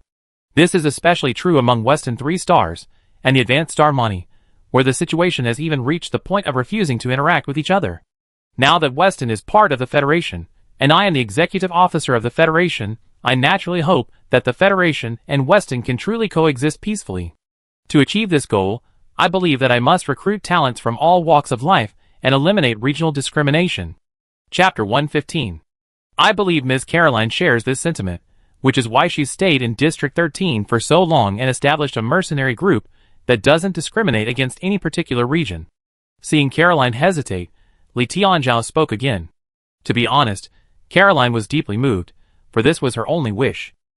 She had thought this wish would never come true, but then someone suddenly appeared and told her they could. But the implications of this wish's fulfillment were self-evident. This person's ambitions were far more than simply resting on their laurels. I heard a while ago that the Archon of Lan Yixing had been replaced, and Li Zhaotian was probably the new Archon. He was very young, only about 30 years old, yet he had unexpectedly ascended to the position of Archon of Lan Yixing. This showed that he was no ordinary person. From what he had just said, it was clear that he wanted more than just an Archon position. He probably wanted the highest position in the Federation, that of Governor General. Changing the current situation in the Federation and Weston wouldn't be possible without a higher position. But does he really have the courage? Caroline was skeptical for the time being. You want the position of governor? This question was a test. Caroline wanted to see if he had the courage to admit it. If he didn't even dare to admit it, then Li Zhaotian's words would fall on deaf ears. Of course. Li Zhaotian smiled, his eyes suddenly gleaming with ambition. If I can't achieve that position, everything I want to achieve will be impossible. Caroline had only once seen this glimmer of ambition in one person's eyes. Back then, before Weston was destroyed, she was still a military intern serving as a political affairs officer. She was delivering documents to her superior, and that's when she met her, the kingdom's highest military commander and their queen. Now, are you willing to be my assistant? If you have the ability to quell the unrest in District 13. This meant that the decision depended on his ability. If Li Zhaotian handled the situation well, and could leverage the District 13 incident to make a name for himself, Caroline would assist him. If not, Caroline would pretend this conversation never happened and accept the punishment afterwards. Okay. As the conversation drew to a close, a few irregular knocks echoed from the closed door. These were the knocks Caroline's subordinates had specially set. Only with the correct sound would the room security system be deactivated upon entry. After the knock stopped, the door slid open automatically, revealing a man in gray clothes. He was the bartender, and a member of the mercenary group. Caroline looked at him. What's up? Yuan Suiyan wants to see you. This time, it was Li Zhaotian who spoke. Yuan Suiyan? His voice, full of thought, made Caroline curious. What's up? Nothing, just a familiar feeling. When Yuan Suiyan entered, she saw the unfamiliar man and offered a polite smile. Hello. Li Zhaotian deliberately stood behind Caroline and gave her a slight bow. Hello, I'm the executive secretary of the Caroline mercenary group. Caroline had heard Bai Yuehua mention her mercenary group before arriving, so she wasn't surprised. She had come here to ask Caroline to help resolve a problem at the border. For the past 3 days, Yuan Suiyan, Bai Yuehua, and Su Tianming hadn't stopped their efforts. Instead, they were trying to gather evidence of Jones's crimes. However, the more they collected, the more they realized that Jones's actions left too few traces, and they couldn't gather much. It was around this time that District 13 erupted in criticism of the current government system as unfair. Such rhetoric was commonplace in many parts of District 13, and it was subtly developing into claims that the zoning was unfair, and that their impoverished districts didn't receive the same resources as other areas. If allowed to flourish, the consequences would be disastrous. Ms. Qing was a teacher, and Yuan Suiyan decided to mobilize the power of today's youth. She would teach them a lesson and give a public speech, leading the students to clear the ears of the deceived people. However, the speech had to be powerful enough to shake people's hearts, otherwise, it would not be enough to stop the continued ferment of public opinion. Yuan Suiyan thought of Lin, but she couldn't contact him. Bai Yuehua and Su Tianming didn't know anyone who could write. Just as she was worried, Yuan Suiyan met a few acquaintances. The appearance of these acquaintances gave Yuan Suiyan hope. She could finally contact her father and have her own article. Since Yuan Suiyan's belongings were lost, they had only contacted each other once. Yuan Su was worried and decided to look for Yuan Suiyan. Rao Fenghua also felt it was not good to leave Yuan Suiyan alone outside, so she sent Yuan Su, Li Lianyun, and Lin Lesheng to look for Yuan Suiyan. Noel also clamored to come, saying she was worried, but was ultimately rejected by Rao Fenghua. Rao Fenghua explained that with the league approaching, everyone couldn't fall behind in training. The few people sent out were considered temporarily qualified, and if they also passed, they could go. Noel had no choice but to stay, determined to improve and perfect her skills. Shortly after Yuan Su and his companions arrived, they encountered the scene of a police officer's death. Li Lianyun said it was a bad omen, and Yuan Su told him not to be so pessimistic. Strangely, in this situation, the most reliable person would be Lin Lesheng. One of them was overly worried about Yuan Suiyan, constantly nagging about her, while the other was gossiping everywhere. Only Lin Lesheng was searching for their next accommodation and looking for Yuan Suiyan. They met Yuan Suiyan at the entrance of the 0 Degree Bar. At that moment, Yuan Sui and Bai Yuehua were walking out together, and they met them face to face upon exiting. A moment of silence fell on both sides. Yuan Su took the lead, grabbed Yuan Suiyan, and shook her left and right. He examined her, sniffed her, and confirmed she was unharmed, not missing any limbs, and hadn't drunk any alcohol. Only then did he feel relieved. What's wrong with you? Why haven't you borrowed a laptop to let me know you're safe these past few days? You know, I've been worried sick. Also, why are you hanging out in a bar? Don't you know how chaotic the crowd is here? What if something happens? As he spoke, Yuan Su turned his attention to Bai Yuehua, who was standing beside him. Who are you? Why did you bring my sister into this bar? What's your motive? If you want money, I can give it to you, but if it's something else, then I tell you, it's impossible. Don't you dare touch a hair on my sister? Yuan Su's behavior truly surprised Bai Yuehua. She hadn't expected Yuan Suan to have such a brother. His level of protection for his sister was truly outrageous. Are you junior sister Hua? Chapter 116. Are you Hua Xueme? Li Lianyun asked just as Bai Hua was beginning to feel annoyed by Yuan Su. Mainly, he felt that Yuan Suan was only here to find Bai Hua, and he found it unlikely that she would be in and out of the bar with someone else. Just as Li Lianyun was about to answer, Su Tianming emerged from the bar and stood beside Bai Hua. Who are you? He hadn't fully digested Yu Ji's death. The three of them had just borrowed Caroline's place, and he was thinking about what to do next. He was only slightly calmer now than he had been during the day. But when he saw the strangers approaching Bai Hua, he instinctively assumed they were Jones's men and subconsciously became wary. They are my seniors, Li Lianyun, Yuan Su, and Lin Lesheng, participants in the league. When the principal persuaded Bai Hua to join the league, he introduced everyone to her, but he didn't mention their true identities. Therefore, Bai Hua knew what they looked like. She had also just learned that Yuan Suan was General Yuan's daughter, and that Yuan Su was General Yuan's son. Afterward, the group briefly introduced themselves. Yuan Suan thought their arrival was timely, so they returned to Caroline's place and told them all about their recent events. I was wondering why something felt strange here. So that's what's going on. After hearing this, Li Lianyun felt relieved.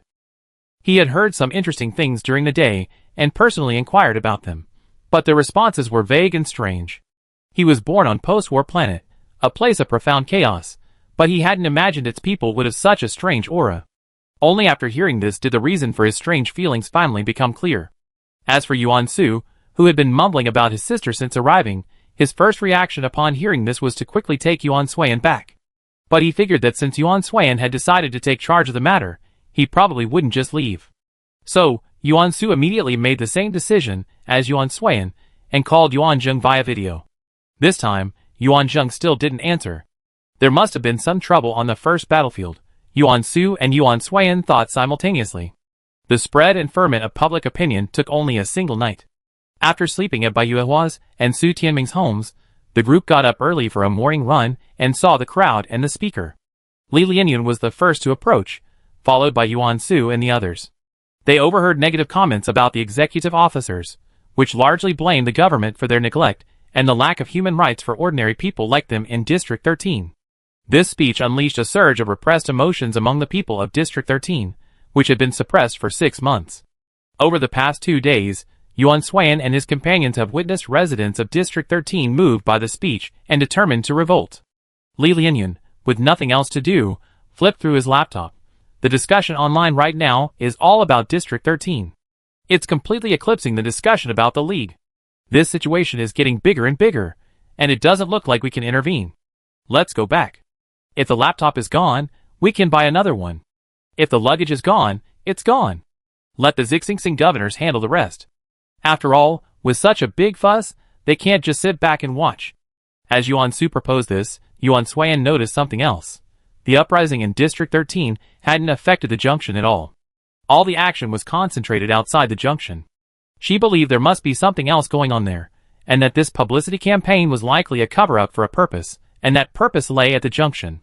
She didn't know what that purpose was, but she felt it was imperative to investigate.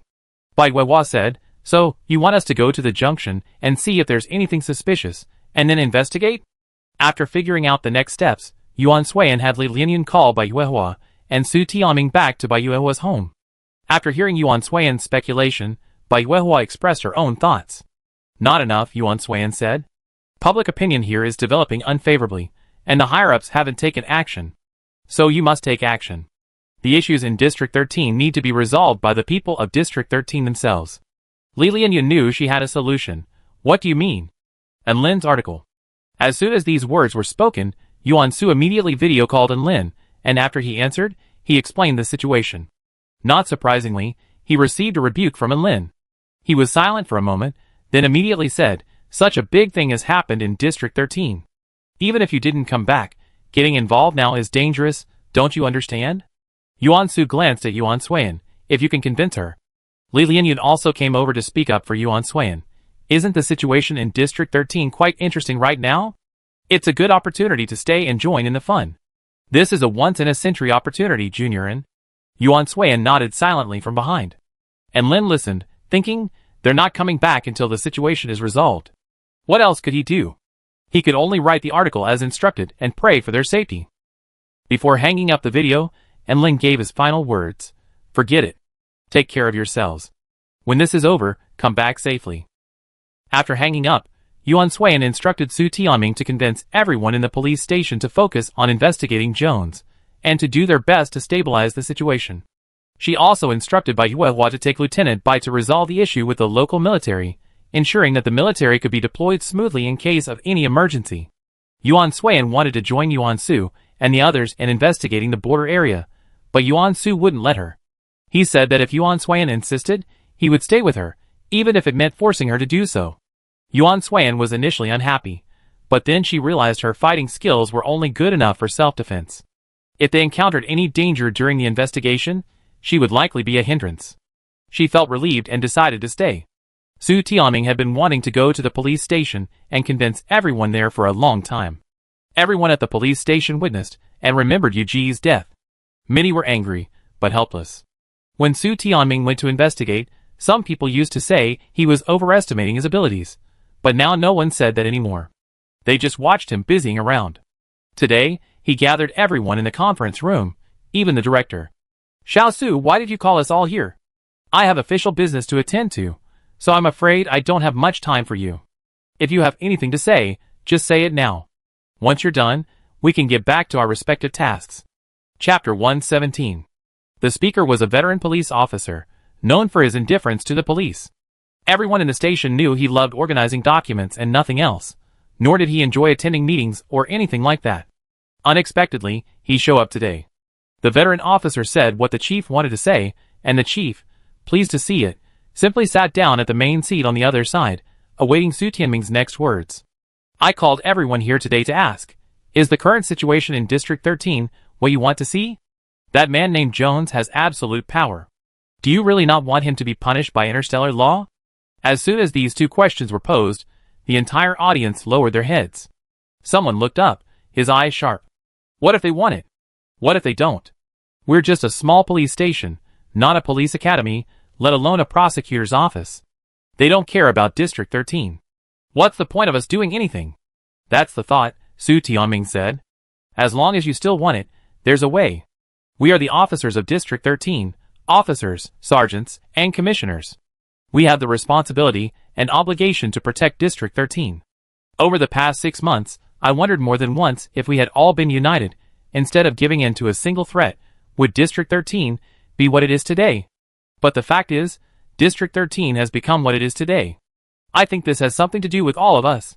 We lived in peace for too long, and we've forgotten our innate responsibilities. We all witnessed Brother Yu's death. I believe you all know who caused his death, and you feel it was unjust. But do you want that unjustification to end? Don't you want the true murderer to receive the punishment he deserves? Brother Yu is gone, but his death is still being exploited. They used it to incite unrest in District 13. Are we just going to stand by and do nothing? Su Tianming's voice grew increasingly agitated, as if venting his lingering resentment and anger. For a moment, no one in the small meeting room chose to contradict him, nor did anyone raise a voice to offer any opinion. Everyone simply listened in silence. Some lowered their heads, some clenched their fists, and some remained calm. For so long, all of you, including Brother Yu, have tried to persuade me to give up. Even worse, you mock me for overestimating my abilities and taking advantage of me. But do you know why I always refuse to give up? Because I refuse to give up? I'm a police officer. Maintaining social stability and protecting the safety of citizens is my duty. It's a message etched in my life, and I refuse to give up. When Su Tianming paused, the chief beside him asked, after all this talk, you still haven't told us what you're trying to do. I hope all of you will take action to restore the peace of District 13, bring the perpetrators of this disturbance to justice, restore the truth to everyone, and let Brother Yu rest in peace. Perhaps his determination touched them, for suddenly a man with a ferocious look slammed the table and said, damn it. I can't stand this any longer. Su Tianming, don't think you're a hero. You're just being out in the open. I've been collecting evidence all this time. You're a newcomer. Don't think you can get ahead of me so soon. A female police officer suddenly spoke up. I thought they called us here to talk about something, but all this time you're just venting your anger. It's boring. I could have spent that time giving a statement. The person in the middle on the right immediately said, no way, You all like to act in secret. I thought I was the only one who liked to do that. Oh, I've been somewhat influenced by Xiao Su. We have to investigate. The future of District 13 can't be ruined by evil forces. Otherwise, wouldn't our work as police officers be in vain? The small conference room suddenly erupted in an uproar. Su Tianming observed and heard everyone's reactions and voices, but he didn't feel tricked at all. Suddenly, his heart relaxed. It turned out that they, too, were struggling and unwilling to give up, but they didn't want to implicate others, so no one had spoken out. The final decision was made by the chief. All right, since everything's decided, then follow my instructions and proceed. Yes. Arrangements began here, and Bai Yuehua had already explained everything to Ms. Qin Qing. Ms. Qin Qing felt no fear at all about convincing the teachers and leading the students in the speech activity. Instead, she felt very relieved. She was relieved to finally have a chance to showcase her talents. Back then, whenever she participated in a public speaking event, she never fell behind.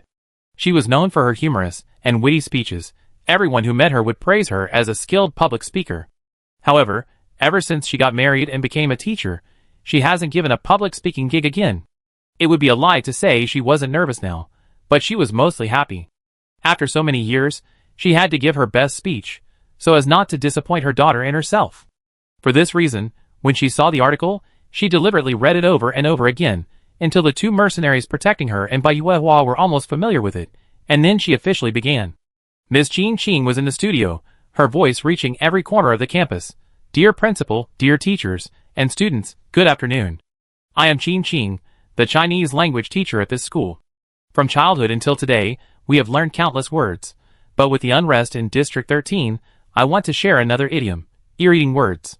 This idiom, from ancient Chinese, refers to rumors without solid evidence or analysis. Currently, rumors are circulating. Some people are constantly fabricating rumors about the death of a police officer, spreading statements that are detrimental to social and political stability. This has caused a stir in District 13. Some even believe the rumors and cause significant damage to the District 13 government. In this regard, I simply want to say that persuasive statements do not represent definitive facts. Nothing has yet been definitively established by evidence. None of us should allow rumors to continue to spread. In ancient, there's an idiom called tell tales out of school, which refers to spreading rumors and slandering others. This idiom perfectly describes the current situation in District 13. The rumormongers have exploited these rumors to stir up unrest in District 13, defaming it and depriving it of peace. Now that the incident has escalated to such a crescendo, will higher-ups truly ignore it? I don't think so. The lack of a turning point is simply because the person behind the scenes is too powerful and difficult to deal with. Precisely because of this, all of us should raise our hands and use our strength to restore stability to District 13. We should use our words and language to awaken those who have been deceived and prevent the rumors from exerting their power. District 13 is our home. In these difficult times for our homeland, we must unite to resist the rumors and move towards a brighter future. Chapter 118. Compared to Su Tianming's smooth sailing, Ms. Qin Qing received a reprimand from the principal. Are you planning a rebellion so suddenly? You should have told me about this ahead of time, instead of suddenly taking such a drastic action and catching us off guard. Qin Qing said, you might disagree if I told you in advance, but the current situation in District 13 doesn't allow for waiting, so we chosen this course of action. Principal, are you going to stop us now? The principal held his forehead and sighed, how can we stop it now? Recently, some students and teachers had already sensed something was amiss, and were reporting it to others. Qin Qing's words today completely pierced the veil. Rather than trying to stop it, it's better to let it run its course and allow more people to join in. After all, the rest of his life will be spent here. The situation here has been finalized, and the border crossing has also begun their actions. Before setting off, Yuan Suiyan specifically instructed them to observe their surroundings, especially in crowded and heavily guarded areas. If they found anything suspicious, they should record a video for her, not missing a single detail. Li Lianyun was very familiar with this treasure hunting experience. As a child, he loved venturing into dangerous places, weaving through crowds, searching for items that others might consider worthless. His brother had told him countless times about this. They found their destination under Li Lianyun's guidance. All the way, Li Lianyun kept looking around, his eyes darting almost non-stop. Finally, he noticed something was amiss with the hotel. It would be fine if the hotel and the road didn't accept guests at all, but it also frequently kicked people out. And considering the incident with his junior sister's luggage stolen 2 days ago, this hotel was the real problem. Zioxwemi's brother, you have to pay a few star coins. We're going to explore the hotels at night. Although they said they pay a few star coins, Li Lianyun actually led them back to the hotels at night, especially late at night. They pretended to be late-night guests and visited each one, only to find that everyone was locked. Not a single one was open. Other hotels were open 24 hours a day, but none of them were like this. Lin Lusheng, who was walking forward, suddenly pulled the 2 men aside and whispered, "Someone's coming." Soon after he finished speaking, the sound of 2 men whispering could be heard. "When do you think that thing will be ready?" "Who knows?" "Well, let's go back quickly, or we get scolded again." The 2 men continued walking forward, talking. The 3 of them exchanged glances, and Li Lianyun gestured, and they followed. They finally stopped when they reached a wall. The wall was solid, and there didn't seem to be a room behind it. That was until one of them placed their palm on the wall. A string of numbers flashed across the surface, and an iris recognition system appeared. Just as they were about to enter after successful recognition, Yuan Su and Lin Lusheng charged forward, striking them from the back of the neck and knocking them unconscious. Then, taking advantage of the door being open, they hurried in. The interior was nothing like they had imagined. Behind the wall lay a laboratory-like space, dotted with various instruments, each still working its own way. What really caught their attention were several people in loose clothing standing in a row among the instruments, and several others in white coats, holding notebooks, standing amidst the pile of instruments. "Have you confirmed all the data?" "Yes, I confirmed there are no errors." "Very good. Has the equipment been activated? Is there anything missing or not fully installed?" "I checked, and nothing is missing." "Okay." The man standing in the middle said, "Space Shuttle Experiment, 37th launch, commence." As soon as the man finished speaking, the 3 people who had been hiding and listening were startled. Space Shuttle. This technology has long been prohibited from being used privately, and private research and development is prohibited. The consequences would be unimaginable. Space Shuttle has a major flaw. It attracts drones. If Space Shuttle is activated without the support of Fawar abilities, and without someone possessing Fawar abilities, there's a high probability that drones will enter the Federation through the Space Shuttle. This is why Space Shuttle is so strictly controlled. It's said that someone once conducted private research and development, which later attracted drones. Fortunately, the drones were few in number and relatively weak, so no significant damage was caused. Lin Lusheng moved his mouth, about to speak, but Li Lianyun stopped him. He gestured twice, indicating they should leave. Yuan Su looked at the experiments inside, but had no intention of leaving. If they left now, if their experiment succeeded and attracted the drones, everyone here would probably die. They had violated interstellar law and deserved punishment, but they couldn't die at the hands of a drone. From what they had just said, all the equipment here was for space travel, so at least one of them had to be inoperable. With this thought, Yuan Su's eyes fixed on a small electrical appliance nearby. He reached out, about to unplug a wire, when he heard a mechanical sound, a harsh, cold voice, like that of an incomplete robot. The 37th Space Shuttle experiment has failed to initiate. Data input error. Yuan Su's hand paused. Sensing Yuan Su's intention, Lin Lianyun felt the urge to unplug the wire, but experience taught him that any hasty action would be noticed.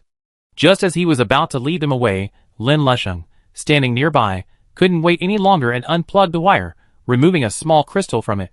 The crystal was so small that even when the power went out, it remained unaffected, still emitting a faint glow.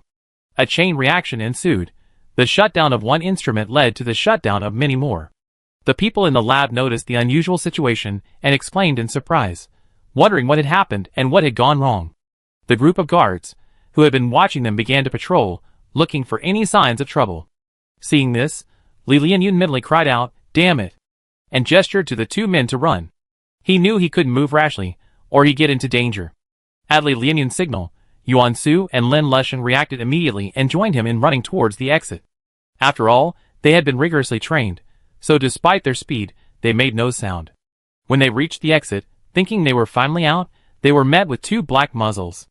The man they had just knocked unconscious was now standing at the doorway, guns pointed at them. Li Lianyun rubbed the back of his neck. This is really dangerous. Lin Lusheng's brow darkened, and he rubbed his itchy hands. I go beat them up. Hearing Lin Lusheng's words, Li Lianyun didn't hesitate. Then you have to work hard to get us all out. As he spoke, the bodyguards, who had been in the lab, ran up. Hey, time's running out. Let's go together. I have to get back to see my sister. Chapter 119. Bang! Gunshots rang out, and the three men dodged to the side. The bullet grazed Li Lianyun's face and flew backward, landing on the ground with a crisp thud. The men behind him heard the sound and rushed forward, being pelted with bullets. Several of them instinctively tried to use their Fawar abilities, but just as they were about to deploy their defenses, they suddenly remembered that Fawar only worked on drones and couldn't harm real people. It could only damage non-humans or block any attacks from non-humans. Without using mimicry, while Fawar couldn't switch shield states at will, it could still be used as a floating shield to block ordinary bullets. The three of them agreed immediately, without any verbal exchange. Li Lianyun stayed behind, creating a simple floating shield to block the incoming bullets. Yuan Su and Lin Lusheng rushed forward, dispatching the two men at the door. However, they hadn't anticipated that the man they'd just been easily knocked unconscious would be no easier to defeat this time. It felt as if, outwardly, they were still the same people, their inner cores replaced. The four of them locked in a fierce battle. Yuan Su wasn't a striker, his offensive power inferior to Lin Lusheng's. However, when Lin Lusheng removed the opponent's pistol and handed it to Yuan Su's offensive power naturally increased. It wasn't long before the opponent was defeated again, thanks to the combined efforts of Yuan Su and Lin Lusheng. As the three of them were about to leave, the others behind them swarmed over them in an instant. They quickly used floating shields to deflect the bullets and ran away at the fastest speed they could. They didn't run back the way they came. Instead, led by Li Lianyun, they crossed street after street, finally taking refuge in a small, seemingly secluded room, where they found some peace and quiet. The people outside followed them here, but suddenly disappeared. After searching for them, and then opening the door to search again, the three of them hid in the roof's vents, ultimately avoiding detection. After they left, Lin Lusheng, who was squeezed the hardest, finally couldn't help but cry out, "Get out! It's so tight! I'm almost getting crushed!" Yuan Su moved his legs. "Wait a minute, my legs are a little numb." Li Lianyun leaned sideways, like a caterpillar, trying to wriggle outward while trying not to touch the two of them. He was weak, but it didn't matter. Do you remember the way back? Had been so focused on running that he hadn't paid any attention to the route. He had simply followed Li Lianyun through twists and turns to finally get here. Lin Lusheng's mental map was still a mess. Li Lianyun smiled and said, "Don't worry, Xiao Linzi. I remember the directions I lead." He kept his word and eventually returned to Bai Yuehua's home with the two of them. He found Yuan Suan and told her the situation, handing her the small crystal they had retrieved. After learning this, combined with the current situation in District 13, she was now even more certain that the unrest outside was a cover-up for this very purpose. Whatever the individual's motive for teleporting, it was certain that they would attract drones. They had to take care of this matter. There were many people there, and they couldn't fight them alone. They had to find someone with power. The only options left now, aside from the police, were the military and Caroline's mercenary group. The police were currently busy with various matters in District 13, and couldn't spare any time. The military was still undergoing internal restructuring, and wasn't suitable for a move. So, the only option left was Caroline's mercenary group. Yuan Suan decided to go find Caroline. "Hello, I'm the executive secretary of the Caroline mercenary group." It was a perfectly normal greeting, and Yuan Suan didn't think much of it. She simply nodded and offered a polite smile. "Hello." Caroline sat on the sofa, her hands casually resting on the backrest. "What's up?" Since time was running out, Yuan Suan didn't waste time and told Caroline what had happened. Caroline's pretty brows furrowed slightly, and her voice became a little more serious. "Do you have any evidence for what you're saying?" Yuan Suan took out the crystal Lin Lusheng had given her. "Here, that's the evidence. The Federation has many crystals, but their use isn't particularly valuable. They're usually placed in homes as night lights. However, crystals are very useful to researchers. They consider these things, which ordinary people disdain, to be extremely valuable. It's fair to say that many technologies rely on these crystals. This only proves that someone is conducting scientific experiments, not that they're actually experimenting with space travel. Do you have any more direct and compelling evidence?" Li Zhaotian asked. The moment Yuan Suan told him about the space travel incident, he finally understood the other party's true purpose, which made his trip to see Caroline worthwhile. If Yuan Suan had direct evidence, he could have saved himself some trouble and been more direct, sending someone to arrest him. The interrogator's reaction was a bit too aggressive, and Yuan Suan's hand, which was about to pull out the recording, suddenly stopped, and Caroline made no move to stop him. This made Yuan Suan doubt whether they were truly reliable. No, Yuan Suiyan said. Really? That's a pity. It looks like it takes some effort. Li Zhaotian rubbed his chin, then turned away from Caroline and walked over to Yuan Suiyan, taking the crystal from her hand. Here, let me borrow it. He was about to leave when Yuan Suiyan grabbed his arm. The man stopped in his tracks, looked at the hand on his arm, then at Yuan Suiyan himself. This meant he wasn't going to let him go. You want me to return this to you? Yes. Yuan Suiyan nodded and reached out to snatch the crystal, but was stopped by the man's question. You're not from District 13, so why are you staying to help District 13? I don't know. Yuan Suiyan blinked. She truly didn't know. I did what I wanted to do. Give it back to me. The man before him looked frail, but the force on his arm was undeniable. Honestly, it hurt, but he was forcing himself to endure it. Li Zhaotian said, You're quite good. The unexpected compliment made Yuan Suiyan's eyes, which had been fixed on the crystal, instantly turned to him. Looking at her calm yet wide-open eyes, Li Zhaotian couldn't help but chuckle. What's that look in your eyes? Yuan Suiyan remained silent. Li Zhaotian didn't wait for further words, but said, Forget it. Now's not the time to dwell on this. I'm taking this to handle matters at the border. To mobilize resources, I need some evidence. Yuan Suiyan hesitated, but she saw it as an excuse and refused to let go. I handle matters at the border. Chapter 120. When Caroline's voice rang out, two pairs of eyes simultaneously turned to her. Before coming here, Yuan Suiyan had prepared herself with numerous words to persuade her, but she hadn't expected him to take the initiative now. Li Zhaotian hadn't expected her to take the initiative, either, but he could probably guess why. The Westonians he met hated drones to the core, and Caroline, a Westonian herself, probably felt the same way. If the space shuttle experiment succeeded, drones would follow, and Caroline probably wouldn't allow such a situation to occur. Li Zhaotian returned the crystal to Yuan Suiyan's hands. Then I leave it to you. You must organize their actions perfectly and precisely. Caroline stood up and pressed a button on the left side of the sofa, which instantly transformed. The sofa now looked more like a weapon storage case than a sofa, filled with all sorts of weapons and equipment. Caroline took some and put them on her person, retorting to Li Zhaotian, I'm not your subordinate yet. Li Zhaotian simply shrugged, dismissing the question. After putting on her equipment, she activated her comms and shouted to everyone on the line, Everyone, grab your gear and assemble at the bar entrance. Target, the hotel at the junction of Districts 13 and 14. After giving the order, regardless of the excited responses from the people on the line, she disconnected the call and headed to the bar. Boss, what's this operation? You want all of us? Who cares? I haven't done anything in 2 years, and I'm itching to get started. Boss, we're ready. When do we leave? They weren't regular soldiers, after all. Standing sparsely in front of the bar, they were fully equipped. Some of their faces and exposed arms were covered in scars, giving them a particularly menacing look. Let's go now. For the upcoming battle, don't blame me for not warning you. If anyone dares to lag behind or act insincerely, they won't be able to stay in my mercenary group when they return. With these words, the noisy mercenary group instantly quieted down. The mercenary group was their lifeblood. Without it, they couldn't survive. Let's go! With the final words, Caroline walked ahead, followed by a group of mercenaries, a mighty and menacing procession. After Caroline left, Yuan Suiyan let go of Li Zhaotian's arm and turned to leave, but Li Zhaotian stopped him. If it's convenient, can we chat? Yuan Suiyan looked at him, silent. She had just realized that this person wasn't a mercenary secretary at all, but someone who was trying to win over Caroline. Besides the border zone, you probably know something else. Yuan Suiyan remained silent. She had no idea what he was planning.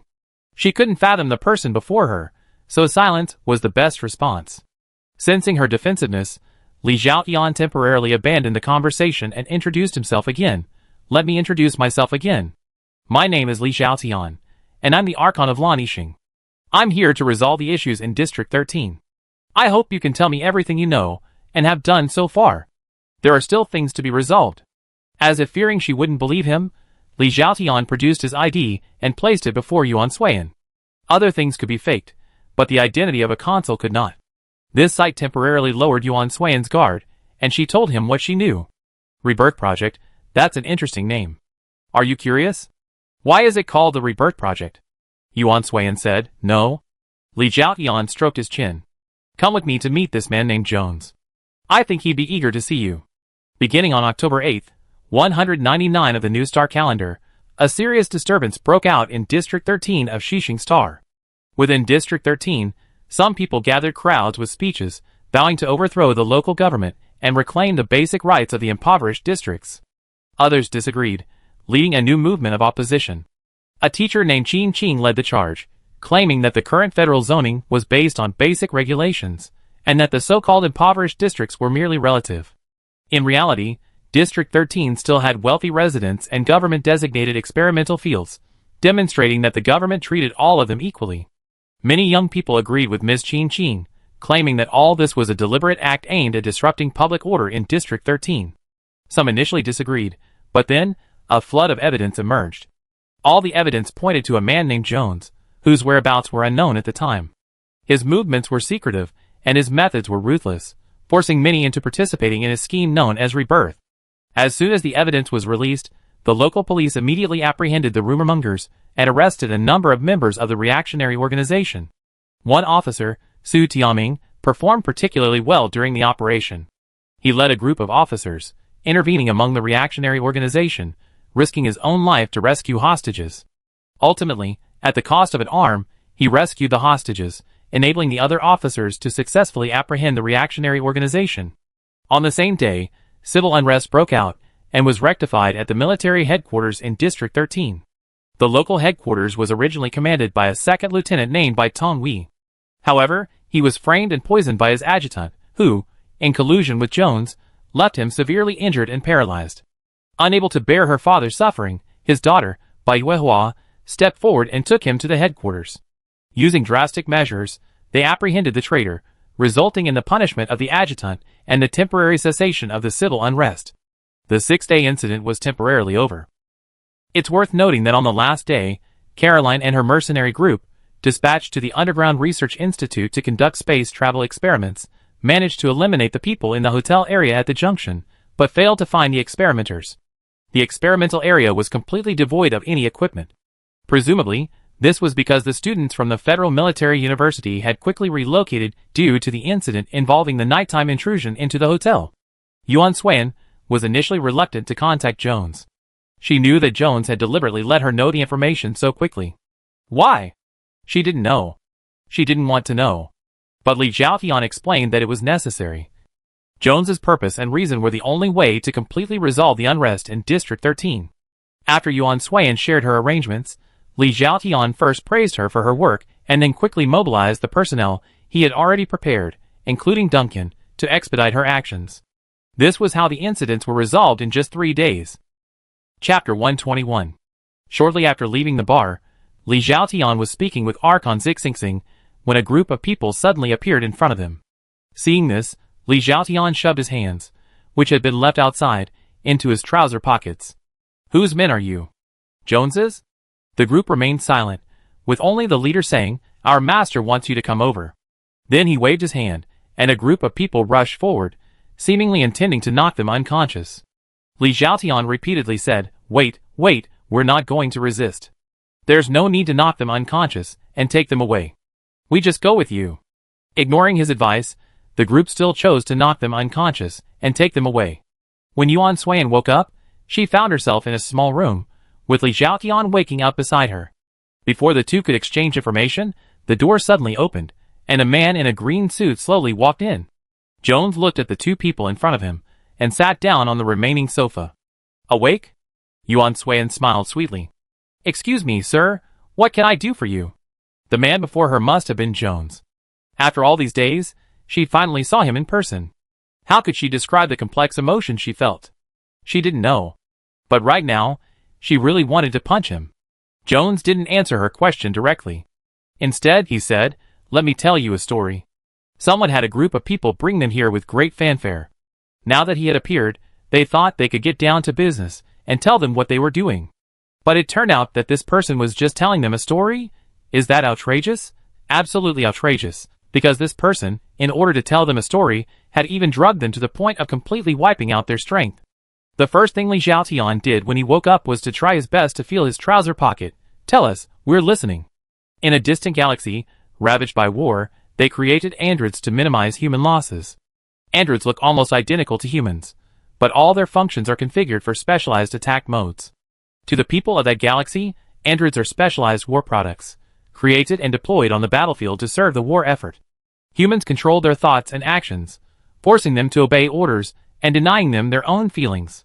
Until one day, one of the androids suddenly developed a mind of its own. He decided this was wrong. He wanted to escape, he wanted to live. He didn't want to continue being a victim of war. So he took one of them with him. The human who created the android threatened her with her life, demanding she take him away. The human didn't resist, and she obediently chose to take him away. The two of them took a shuttle at night to a planet without war. They lived there for a year, plenty of time for the human to leave, but he didn't. The android asked her why, and she said she was happy he had emotions. For years, she had wondered if constantly creating androids and sending them into war was the right thing to do. Now it seemed she was wrong. Although the androids were created by them, from the moment they were born, they were independent individuals. They should teach them love, teach them knowledge, and enable them to walk independently in this galaxy, not be used for war. She said she was grateful he had brought her out, saying that without the year, she might never have figured things out. The human asked him again, "Do you want to rescue more androids?" The android was moved by her words, and he said he did. The two hit it off and decided to end the war, stop creating more androids, and give the existing androids a chance to survive. In their imaginations, everything was beautiful. They imagined what it would be like after the war was over, imagined androids and humans coexisting peacefully, imagined what peace would look like. But a year was enough time to change so much. When they returned to that starry sky, they discovered that more and more androids had developed their own emotions. Unwilling to be created and then destroyed, unwilling to let humans control their lives and deaths, they united and regarded humans as their opponents. Due to the androids' counterattack, the humans in that galaxy finally united to fight the androids. The war spiraled out of control, and more humans and androids perished. Their hopes of ending the war ultimately became a pipe dream. Because that human was drawn to the android, her fellow humans decided to capture her and the android and execute them. Not wanting the android to suffer any harm, the humans used a temporal portal to transport him to another galaxy. There, the android witnessed peace and their ideal world. Countless times, the android thought, how wonderful it would be if they could live in this galaxy. If she knew he had arrived, she would surely be happy for him. But this wasn't his galaxy after all. He wanted to go back. He wanted to find her. Even if their ideals couldn't be realized, at least he wanted to die with her. The android searched for a long time, but could not find a way back. It wasn't until a large-scale drone attack occurred that he discovered space travel. He figured he could use this technology to return to his own galaxy. At this point, Li Zhaotian and Yuan Suiyan understood this was probably his story. While the man paused, something in Li Zhaotian's pocket warmed slightly. "And so you kept searching for a way to travel through space, and eventually located your laboratory at the border of District 13, right?" In his pocket was his emergency signal device. If he were alone and in danger, he could use it to signal his location to his subordinates, who would then immediately bring forces to locate him and rescue him based on the location information he had sent. Now this thing was slightly. A fever meant they were probably not far from him. "Why tell us all this? Why let me know?" This was Yuan Suiyan's question. Even though she knew the man's story, she couldn't explain why he deliberately let her know. The unrest in District 13 was almost certainly a deliberate attempt by him to divert their attention, but this chaos was truly too overwhelming. And he could have simply left after the experiment was complete. Why had he brought her and Officer Li here to reveal his story? "My story isn't over yet." Chapter 122. Li Zhaotian said, "Go on." "This technology is difficult to produce in this galaxy." He repeatedly experimented with it, searching for materials. One day, he met a partner who said he hated life here and wanted to visit his galaxy. So together, they researched space travel. He learned from his partner that space travel was a prohibited experiment here, but he didn't care. He just wanted to go home and find Liliana, the human. Later, his partner's research succeeded, but it also attracted drones and soldiers, and his partner was captured. He escaped, and he also learned what space travel required: crystals, which humans in this galaxy didn't care about. With the crystals, his experiments progressed further, and data modeling was possible. He always made mistakes. He tried countless times alone, but could never find a solution. Later, someone approached him and said they could work together. He would help him conduct space travel experiments, and he would help him cause unrest in District 13. The android didn't want to cause chaos in a peaceful area just because he wanted to return home. He wanted to refuse, but the android said that if he didn't agree, he would tell the military about her space travel experiments, and then he would no longer be able to conduct space travel experiments. The android didn't want to do that, because that would mean he couldn't return to his galaxy and find Liliana, so he agreed. Every day that District 13 was in chaos, he blamed himself. He loved peace, he wanted only peace, but in order to find Liliana, he had to give it up and do things that violated it.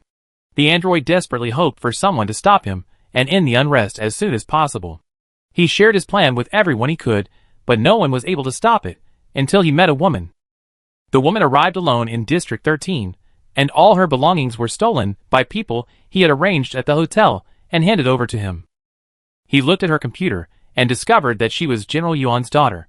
Could she possibly quell the unrest? The android wanted to meet her and tell her all about his plan, but the police officer let her go. When the officer returned, he wanted to kill him. He loved peace and didn't want to kill, but he couldn't die, so he killed the officer. Thankfully, the unrest was eventually quelled, and he could now search for his Liliana in peace. The story concluded with this. Jones sat in his chair and looked at the two men. Is there anything else you don't understand? The story was actually very clear, but they still didn't understand why they had been captured and told everything. Li Xiaotian only asked one question: who is the person threatening you? If what he said was true, it meant that there was a serious problem within their federation. It meant that someone wanted to provoke civil unrest within the federation, and this civil unrest would soon lead to a large-scale drone attack. No matter how he thought about it, it didn't seem like an ordinary civil unrest. His intuition told him that this civil unrest was related to the survival of the entire federation. The reason why Weston was destroyed was because Weston was caught in civil unrest before the large-scale drone attack. Jones said, I don't know. We had a middleman, but she's dead. I killed her. His only question was answered. Li Xiaotian's men hadn't arrived yet, so he could only stall for time. Where are all her things? This her was Yuan Suiyan. Jones pointed to a small cabinet nearby.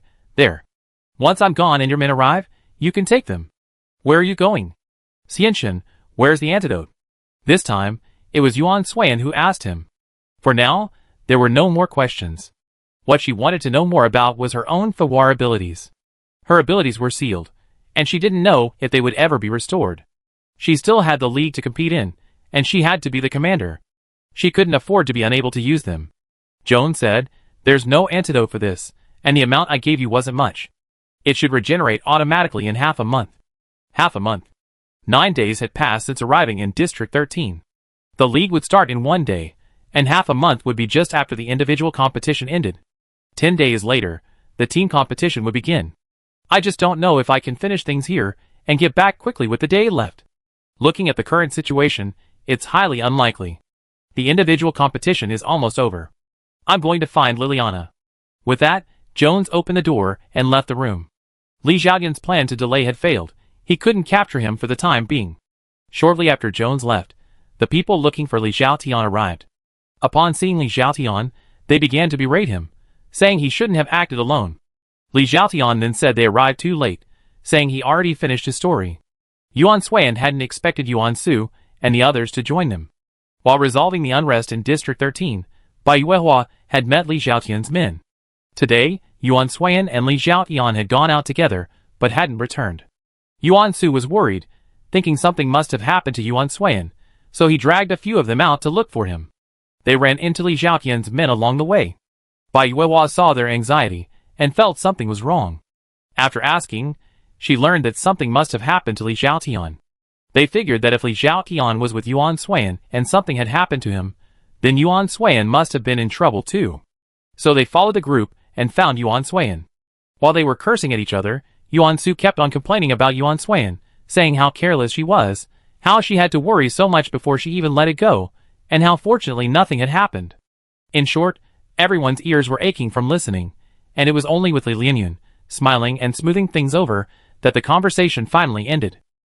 Over there, someone was carrying Li Xiaotian on their backs, while here, Yuan Su also carried Yuan Suiyan, and Lin Lesheng took Yuan Suiyan's belongings. The incident in District 13 isn't over yet. We can't let him activate the space shuttle. We must find him and stop him as soon as possible.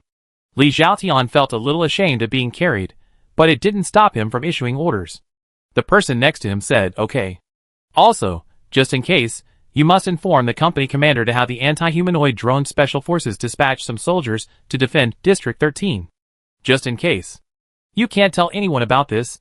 I have to come in person. Connect the video link now. We have to do it as soon as possible. There's no time to waste. The person next to him added, already connected. Li Xiaoyan looked at him. You're worthy of me. Chapter 123. How long will it take us to get there? At this moment, a private spaceship held several students from the Federal Military University. They were heading for Xixing District 13, a gathering of a few people. The spaceship's owner was a boy named Shirimo. No one had expected this usually low-key and lazy man to be so capable of owning a private spaceship at a crucial moment that he would personally pilot it to Xixing District 13. At that moment, those who witnessed him piloting the spaceship to pick up the people were deeply surprised. The incident in District 13 had become a major incident, and they were worried. So they decided that some would go find Yuan Suan and his men, while others would stay behind to deal with Colonel Rao. After they had finalized their plan, and Lin and his men were about to sneak out of the school, when they saw a spaceship approaching them at the school gate. Just as they were wondering who was so wealthy, Shirimo disembarked. It was then that everyone realized that he was the richest man among them. Shirimo, a man of exceptional FIW capabilities, was also the son of a wealthy family. How could they possibly feel? Since their goal was to pick up Yuan Suan and the others, they didn't hesitate and boarded Shirimo's spaceship. They were deeply impressed by the simple yet luxurious interior. After watching the spaceship sail for a day and a night, Li Jia, Noel, Titia, and you two woke up, but they still hadn't arrived. So Noel asked this question. Shirimo looked at the trajectory in front of him and said, about half a day.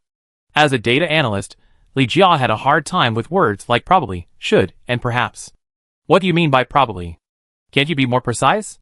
Shirimo couldn't be accurate because he dozed off last night, and his planned course had deviated. When he woke up, he had no idea where he'd been. Luckily, the basic course could be revised, otherwise, they'd probably be on the federal missing persons list. About half a day was the best he could give. No! Li Jia. His fists were a little stiff. I wonder how Anan is doing now. I miss her so much. Noelle finished breakfast and uttered her first sigh of the day. Seeing this, Titia couldn't help but comfort her. Don't worry, little Noelle. Our commander is so smart. Nothing serious will happen. Then there will be something minor. Noelle immediately imagined countless scenes of Yuan Suan being injured, captured, and imprisoned. The more she thought about it, the more anxious she became, and the more anxious she became, the more she felt she had to speed up. So she began to urge Shirimo, constantly asking him to drive faster. Perhaps it was Noelle's urging, or perhaps Shirimo himself didn't want to dawdle any longer, so he immediately sped up. Thanks to the ship's stability, the passengers didn't seem to notice how fast they were going. The sudden increase in speed cut the originally 7-hour journey by more than half, and they reached District 13 in just 3 hours. When the descent paused, the immense impact and the sudden drop made the passengers feel as if they were flying. They soared without a trace, and then fell without a trace, landing flat on their butt simultaneously. Ouch! Oh! Ah! It hurts!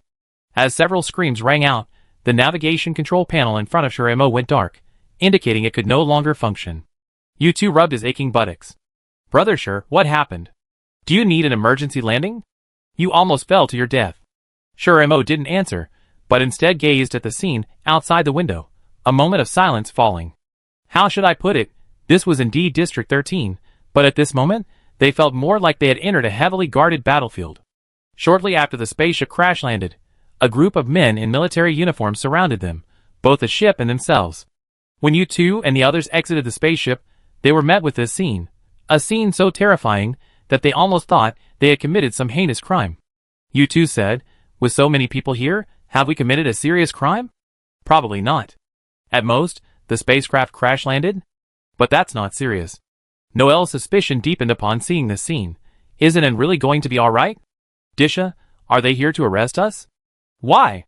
As several people were puzzled, a man in a neat military uniform emerged from the group. Taking one look at the clothes worn by Shirimo, the last to emerge, he immediately waved his hand for the remaining men to sheath their weapons. Are you from the Federal Military University? Without the black muzzles of guns pointed at them, they breathed a sigh of relief. Li Jia stepped forward and said, yes, we are juniors and seniors from the Federal Military University. We're here to look for our classmates. Your classmates, it should be school time now. Why are you and your classmates here? The men exchanged glances. Since things had come to this, they probably had no choice but to tell the truth. So, after exchanging glances, Li Jia recounted the entire story to the sergeant major. Upon hearing Bai Yuehua's name, the sergeant major didn't let them off easily. Instead, he reported to his superiors to verify their story. As they waited, a swarm of drones suddenly appeared from nowhere, and alarms blared throughout Area 13. Alert, alert. Drones are coming in large numbers. Drones are coming in large numbers. All residents, please move to the protected area immediately. All residents, please move to the protected area immediately. Anti-drone special forces are about to be dispatched. Alert, alert. Drones are coming in large numbers. Drones are coming in large numbers. All residents, please move to the protected area immediately. All residents, please move to the protected area immediately. Anti-drone special forces are about to be dispatched. Alert, alert. Drones are coming in large numbers. Drones are coming in large numbers. All residents, please move to the protected area immediately. All residents, please move to the protected area immediately. Anti-drone special forces are about to be dispatched. At the sound of the voice, the person asking the question stopped asking and immediately turned to the surrounding soldiers, saying, "Everyone, evacuate the people immediately and protect them to the protected area." Yes. At these words, the entire army stood at attention and saluted. Without waiting for further instructions, their respective captains led their teams to the residence and led them to the protected area. Soon, only a few students and the second sergeant remained in the area. Their training taught them that when drones approach, they should lead by example and fight them. Just as they were about to use their temporary mimicry to combat the drone, the master sergeant spoke up. "Do you have your temporary mimicry with you?" Titia said, "Yes." "Excellent," the master sergeant said. "Since you are students of the Federal Military University, you should know what you should do at this moment." Several people answered simultaneously, "Yes." As soon as he finished speaking, they simultaneously switched to their temporary mimicry. The master sergeant observed their high morale and smiled with satisfaction. "Excellent, get ready to go." Several people raised their hands and saluted, "Yes." Chapter 124. The drones arrived suddenly and swiftly. This time, unlike any previous one, if they died, they would truly die, and if they were injured, they would truly be injured. There would be no chance for a comeback. But they would not retreat, for they were students of the Federal Military University and future federal soldiers. After switching to mimicry, the second sergeant major immediately led them to the drones to engage them. For the time being, without command, Noel did his best to assist the combatants in the battle, while Li Jia quickly created virtual images, using his data analysis skills to best serve as a commander. He was not a commander, and did not have many tactical applications, nor could he be as observant and attentive as Yuan Suiyan. All he could do was select a suitable route for them based on his data analysis. As for the fighting method, Titia and you two would decide for themselves. Their only advantage was that the second sergeant major was also a special forces soldier, with familiar combat experience. Often, when they were simply rushing forward, he would offer them more appropriate options. There weren't many of them this time, but each one was an F to H class attack and gunnery drone. Noel and the others were stationed in the area behind District 13, near the border. According to Li Jia's virtual imagery, there weren't many drones there. And with the presence of District 13's fighters deployed throughout the area, their battle was going relatively smoothly. Dixia wielded her most familiar spinning blade, combining it with her recently developed fighting style, which leveraged the strength of silk. As the spinning blade flew out, the silk would simultaneously anchor itself to the desired location, acting as a foothold. Colonel Rao said her offensive advantage lies in her agility, so her attack should prioritize her flexibility. Maximizing this flexibility would elevate her offensive capabilities to new heights. After repeated attempts, she ultimately chose silk. Silk increases her flexibility, and with its support, she can navigate the drones even faster and more nimbly. She had experienced this during training, and now, after actually battling them, she understood her strengths even more fully. At this moment, she darted freely among the drones, her arcing blades flung out, knocking down one drone after another before returning to her hand. Titia darted nimbly among the drones, her movements effortlessly like a fluttering butterfly, free to come and go, unrestricted. Shirimo and U2, with Noel's assistance, remained in top form. U2 ran ahead, Noel assisting by switching between Duozi and Xiling depending on the drone's distance. Shirimo, behind U2, used Meteor Shower to launch a wide-area attack. The second sergeant, leading the remaining troops in battle, observed the situation here, occasionally providing guidance on locations and directions while secretly admiring the students' impressive abilities. As the battle raged, determined to destroy the drones in front of him, Yuan Swayan also began his operations. The sudden drone attack was undoubtedly Jones's work. His space shuttle experiment had succeeded, but they hadn't yet found the location for the shuttle. At Li Zhaotian's insistence, the Zixing Archon finally dispatched a special forces team for reinforcement, but they were still en route and couldn't arrive. Under the current circumstances, Bai Tongwei, as a second lieutenant in the special forces stationed in District 13, must lead his troops to combat the drones. However, he cannot yet land on the ground.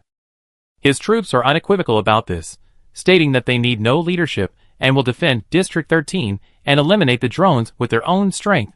The police lack the ability to conduct a war. While they would like to join the fight, they are powerless. All they can do is protect the people of District 13 from the outside. If a drone suddenly attacks, they will risk their lives to fend it off and ensure the safety of the people of District 13. In addition to them, all combatants stationed at various defense points will attack as soon as the drone appears, vowing to eliminate it. As a commander, Yuan Swayan believes she must shoulder the responsibility of command and lead everyone in the fight against the drones.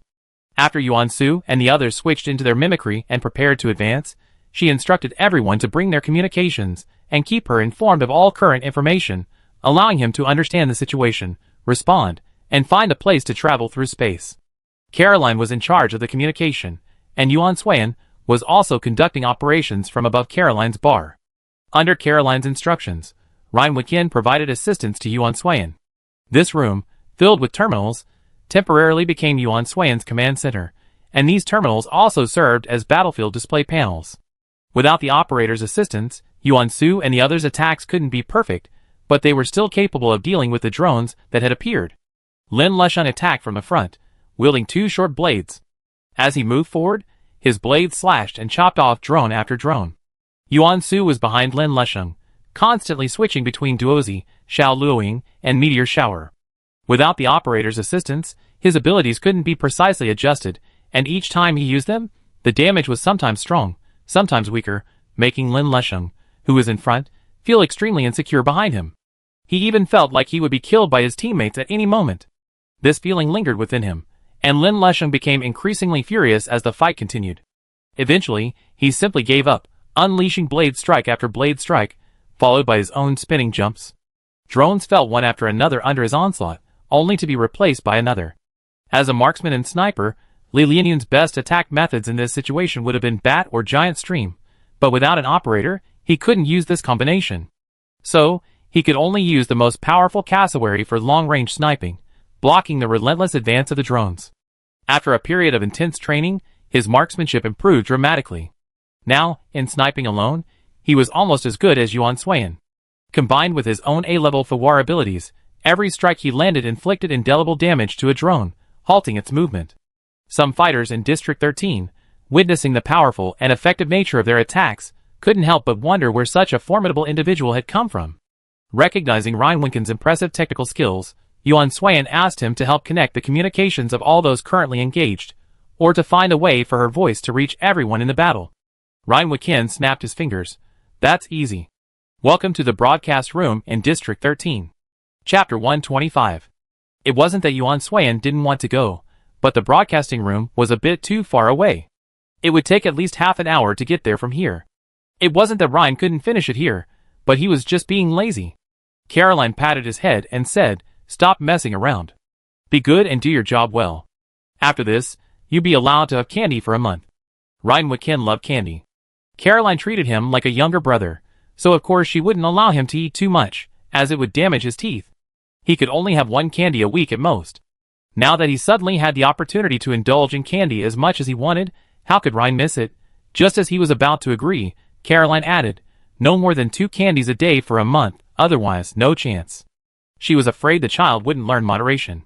Ryan curled his lips, somewhat displeased with the sudden offer, but he still agreed, otherwise he wouldn't get a single candy. 2 is 2, Caroline, you can't go back on your word. Caroline said, of course. Having agreed on the terms, Ryan moved his hands and soon hacked into the radio station, connecting its broadcast channel to the last empty terminal in the room. Ryan pointed to a small button on the terminal. "Okay, Press it when you speak. Yuan Suiyan said, thank you. Outside, the combatants were engaged in a fierce battle, with drones being defeated one after another, and then appearing one after another. A reporter's drone recorded the unclear battle footage from a distance. When the live broadcast reached Starnet, it was flooded with comments and messages, almost all wishing for peace in District 13. Some still wondered why there were so many drones in District 13, but amidst the outpouring of wishes for peace, their presence seemed insignificant. Due to the recent frequent incidents in District 13, this sudden drone attack quickly became a hot topic, with nearly the entire Federation, including the Federal Military University, witnessing the drone attack. The principal immediately contacted Rao Fenghua and asked her to take a few people to bring their students from District 13 back safely. The students of the Federation are the hope of the future, and now is not the time to let them be harmed. Rao Fenghua said, there are fewer of them, and not all of them are the League star players, but their strength is unquestionable. I watched each of them train, and while they're not yet up to par with regular troops on the battlefield, their capabilities are more than sufficient to withstand the drones that appeared in District 13. They are indeed the hope of the future, but we shouldn't confine them. It's good for them to have this opportunity to train outside. I think what we should do now is to prepare medical supplies for them. If these children are injured, we can provide them with the most comprehensive medical care in a timely manner. I will personally lead these medical supplies. If they truly face an insurmountable danger, I will personally intervene. After Rao Fenghua finished speaking, she immediately took advantage of her position and asked the marshal for permission to open a small back door for her, allowing her to use space travel to rush over with the remaining League participants. Let them also experience what real war is like. During the space shuttle preparations, Rao Fenghua had everyone use their Fawar abilities. Before officially setting off, he told them, today is a real battle. You must bring all of your teammates' equipment. Once you hand them over and enter the battle together, you must know that if you fail, you may die. This isn't a training exercise. Are you all prepared to attack with all your might, and not retreat until victory is achieved? And Lin and the others said in unison, yes. Very good, let's go. Rao Fenghua was very pleased with their attitude. This was the attitude that students from the Federation should have.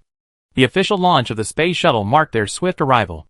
When Rao Fenghua, along with simple logistics and medical supplies, and Lin, and the remaining main and secondary team members, arrived at District 13, they heard a familiar voice over the radio. All troops, listen, the drones are currently concentrated in the center of District 13. Everyone, while fighting from your current positions, form a circular formation, encircling the drones in the center. Delay the attack as much as possible.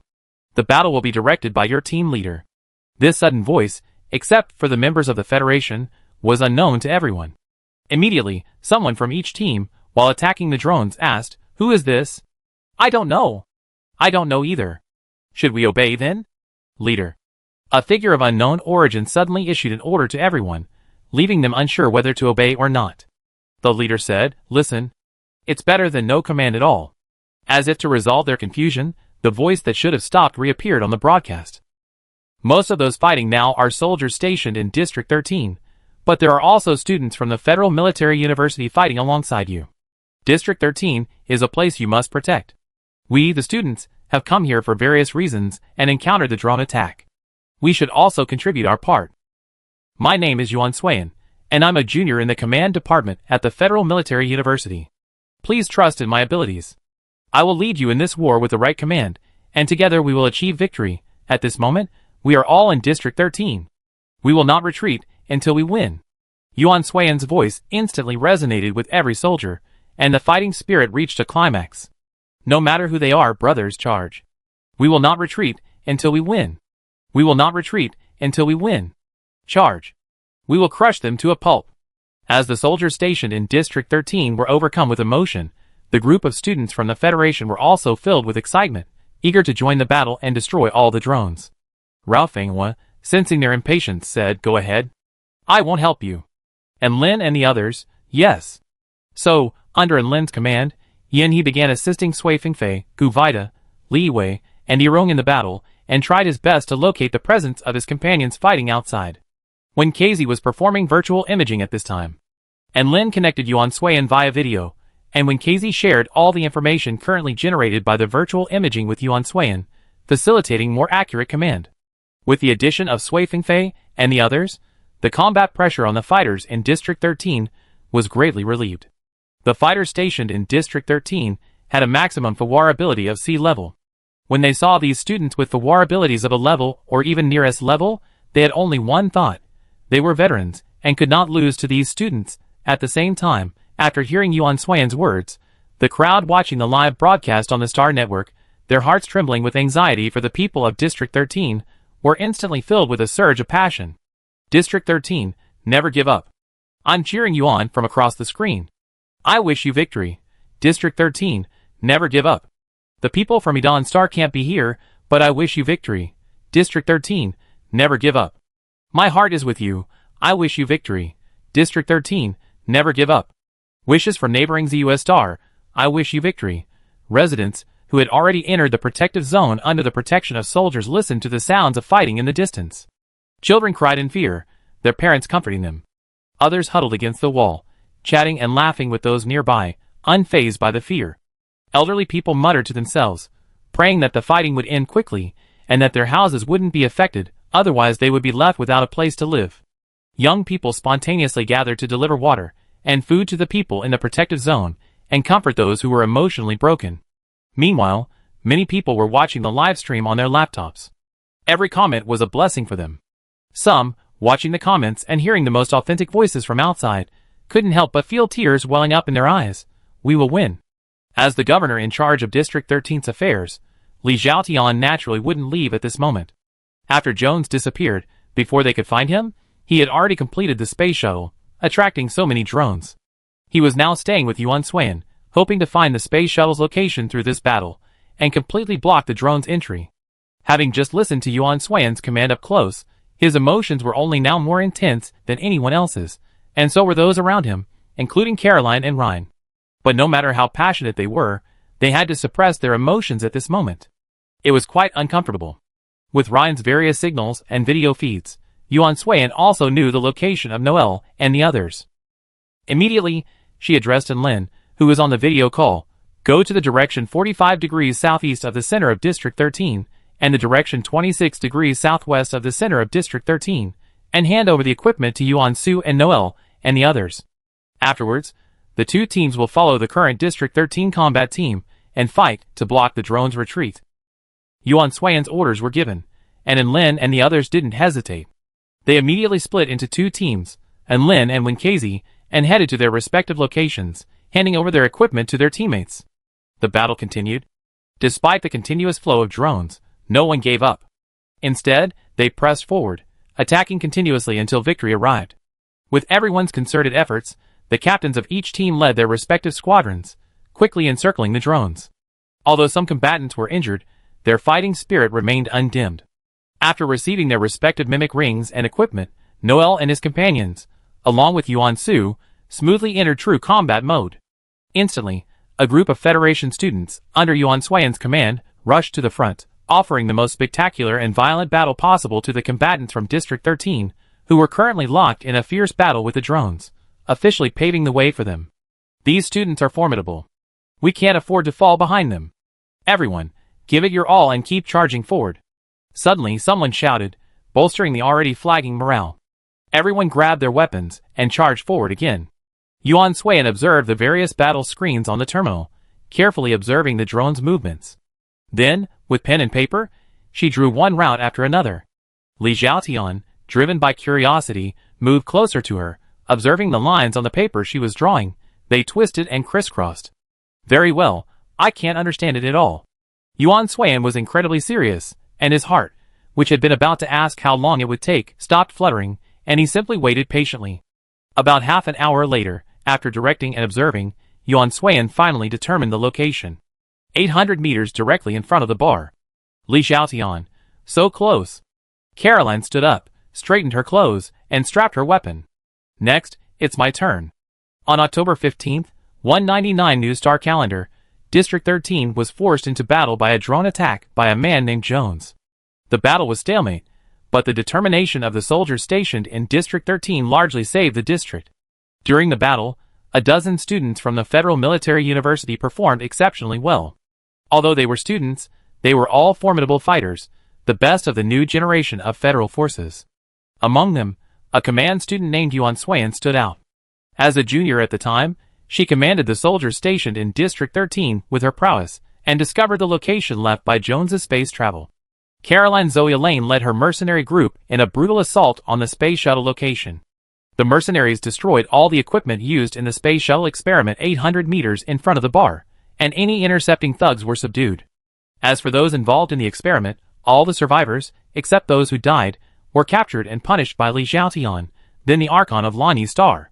With the space shuttle experiment destroyed, all subsequent drone support from District 13 disappeared, and the remaining drones were eliminated by the entire combat team in a final battle. After this battle, District 13 was severely damaged. As the head of District 13, Li Xiaotian used his own methods to restore it to its original state in just 3 months, restoring the peace and stability it had longed for. The trip to District 13 became a moment of fame for many. After Caroline resolved the space shuttle experiment 800 meters in front of the bar, the space shuttle was completely shut down. Yuan Suiyan informed everyone currently fighting of the situation via the radio. At this moment, space shuttles have been shut down. Our battle is about to reach victory. In this final battle, warriors, please give it your all and fight with all your might to bring a final chance for peace to District 13. Chapter 126. As the final command was given and Yuan Suiyan's voice echoed throughout District 13, the fighting spirit reached its final peak. After receiving their equipment and aided by their operators, the students of the United University gave their all, charging to the front lines, employing their most skilled attacks and techniques to combat the drones before them. For a moment, the central area of District 13 was filled with the sounds of gunfire and slashing. The live broadcast continued, and voices of prayer and blessing echoed continuously. Everyone in the battle was giving their all, using their strength to ensure the complete destruction of the drones. The people in the defensive zone heard the broadcast, and for a moment, no one spoke again, only silently awaiting victory. In this makeshift command room, Yuan Suiyan watched the red dots representing the drones disappear one by one on the control panel, feeling a strange mixture of emotions. Lin Lusheng chopped the last drone in front of him in half. If there were more of these useless drones, I could fight them all day. Yuan Su sheathed the fire lotus he had prepared. Don't even think about it. You can't defeat them yet. The red dot completely vanished, and the images displayed on the other panel showed that all the drones had been defeated. Yuan Suiyan pressed the button again, connecting to the broadcast for the last time. All the drones have been destroyed. We have won. Unlike the inexplicably passionate outburst from before, this voice expressing victory was solemn yet tinged with a subtle joy and relief. Victory. Those 3 words struck everyone's heart. The fighters in District 13 raised their hands and cheered. Victory, ha ha, victory. Great. We won. Well done. It's been ages since we encountered so many drones at once. We need to get together when we get back and celebrate this victory. Cheers continued from here. The people in the protected area, hearing the word victory, and all the soldiers and police officers protecting them, were also overjoyed at their victory. The crowd watching the live stream also erupted in comments after hearing the word victory. District 13 is safe. District 13 is safe. District 13 is safe. I hope District 13 will fully recover soon. District 13 is safe. I hope District 13 will fully recover soon. District 13 is safe. I hope District 13 will fully recover soon. District 13 is safe. I hope District 13 will fully recover soon. The rest of the finishing work was Li Xiaotian's responsibility. After helping her father with some matters, Bai Yuehua went to the hospital to visit Su Tianming. Ever since his right arm was broken the day before yesterday, he'd been hospitalized, unable to leave the house or do anything. He simply watched the news and live broadcasts of the unrest and the battles, regretting his inability to fight and participate. Ahua, you're here. Facing Bai Yuehua, Su Tianming remained the same, seemingly unchanged. Bai Yuehua looked at him, her words already brewing, but her throat felt like it was filled with glue, unable to utter them. Ultimately, she could only ask, in the simplest terms, "Are you all right?" Su Tianming smiled brightly. "I'm fine. It's just an arm, isn't it? It's gone, it's gone." His smile was always bright and radiant. Bai Yuehua loved it, and loved seeing it, but his current smile was somewhat bravado-filled. "You are an excellent police officer." Becoming an excellent police officer was Su Tianming's dream, but now that he had lost an arm, his family couldn't afford to use the medical system to install a prosthetic limb that would allow him to move freely. This meant that Su Tianming could no longer be a police officer. If he wanted to continue working at the police station, he would have to move to a less dangerous logistics position. Bai Yuehua didn't know how to comfort him. At this moment, it seemed futile to say more. After some thought, she could only say this. Of course. Su Tianming chuckled. By the way, Ah Hua, what about your fake war abilities? Can you still join the Allied forces? Although Bai Yuehua's ability information was falsified, her own strength was genuine, which is why she was able to join the Allied forces without arousing suspicion. Her admission scores weren't faked at all. If possible, Su Tianming still hoped she would have a smooth journey and achieve her dreams. Bai Yuehua said, Commander Li said it was a special case and he would handle it. The events in District 13 have concluded. Li Xiaotian compiled the truth into an article and gave it to his reporters, who published it. The article explained that the District 13 executive was an impersonator, the real executive long dead, and that everything was a conspiracy by a man named Jones, who had come from another galaxy and, in order to return, had used space travel to conceal his purpose and conduct experiments, thus provoking the unrest in District 13. The publication of this article caused a significant public outcry. Immediately, the message of not believing or spreading rumors spread. Some people on the Star Network urged the people of the Federation to remain rational and report any misconduct promptly to prevent a recurrence of the incident in District 13. The article focused heavily on Li Xiaotian and the Federation students, especially Yuan Suiyan, who received the most attention and became known to many. After achieving his goal, Li Tianming sought out Yuan Suiyan and Bai Yuehua. He asked Bai Yuehua, "Are you interested in joining the League?" Although Bai Yuehua had initially joined the coalition for District 13 matters, and because she had fabricated her abilities, she feared exposure if she agreed to participate, which led to her repeated refusals. She did indeed want to participate.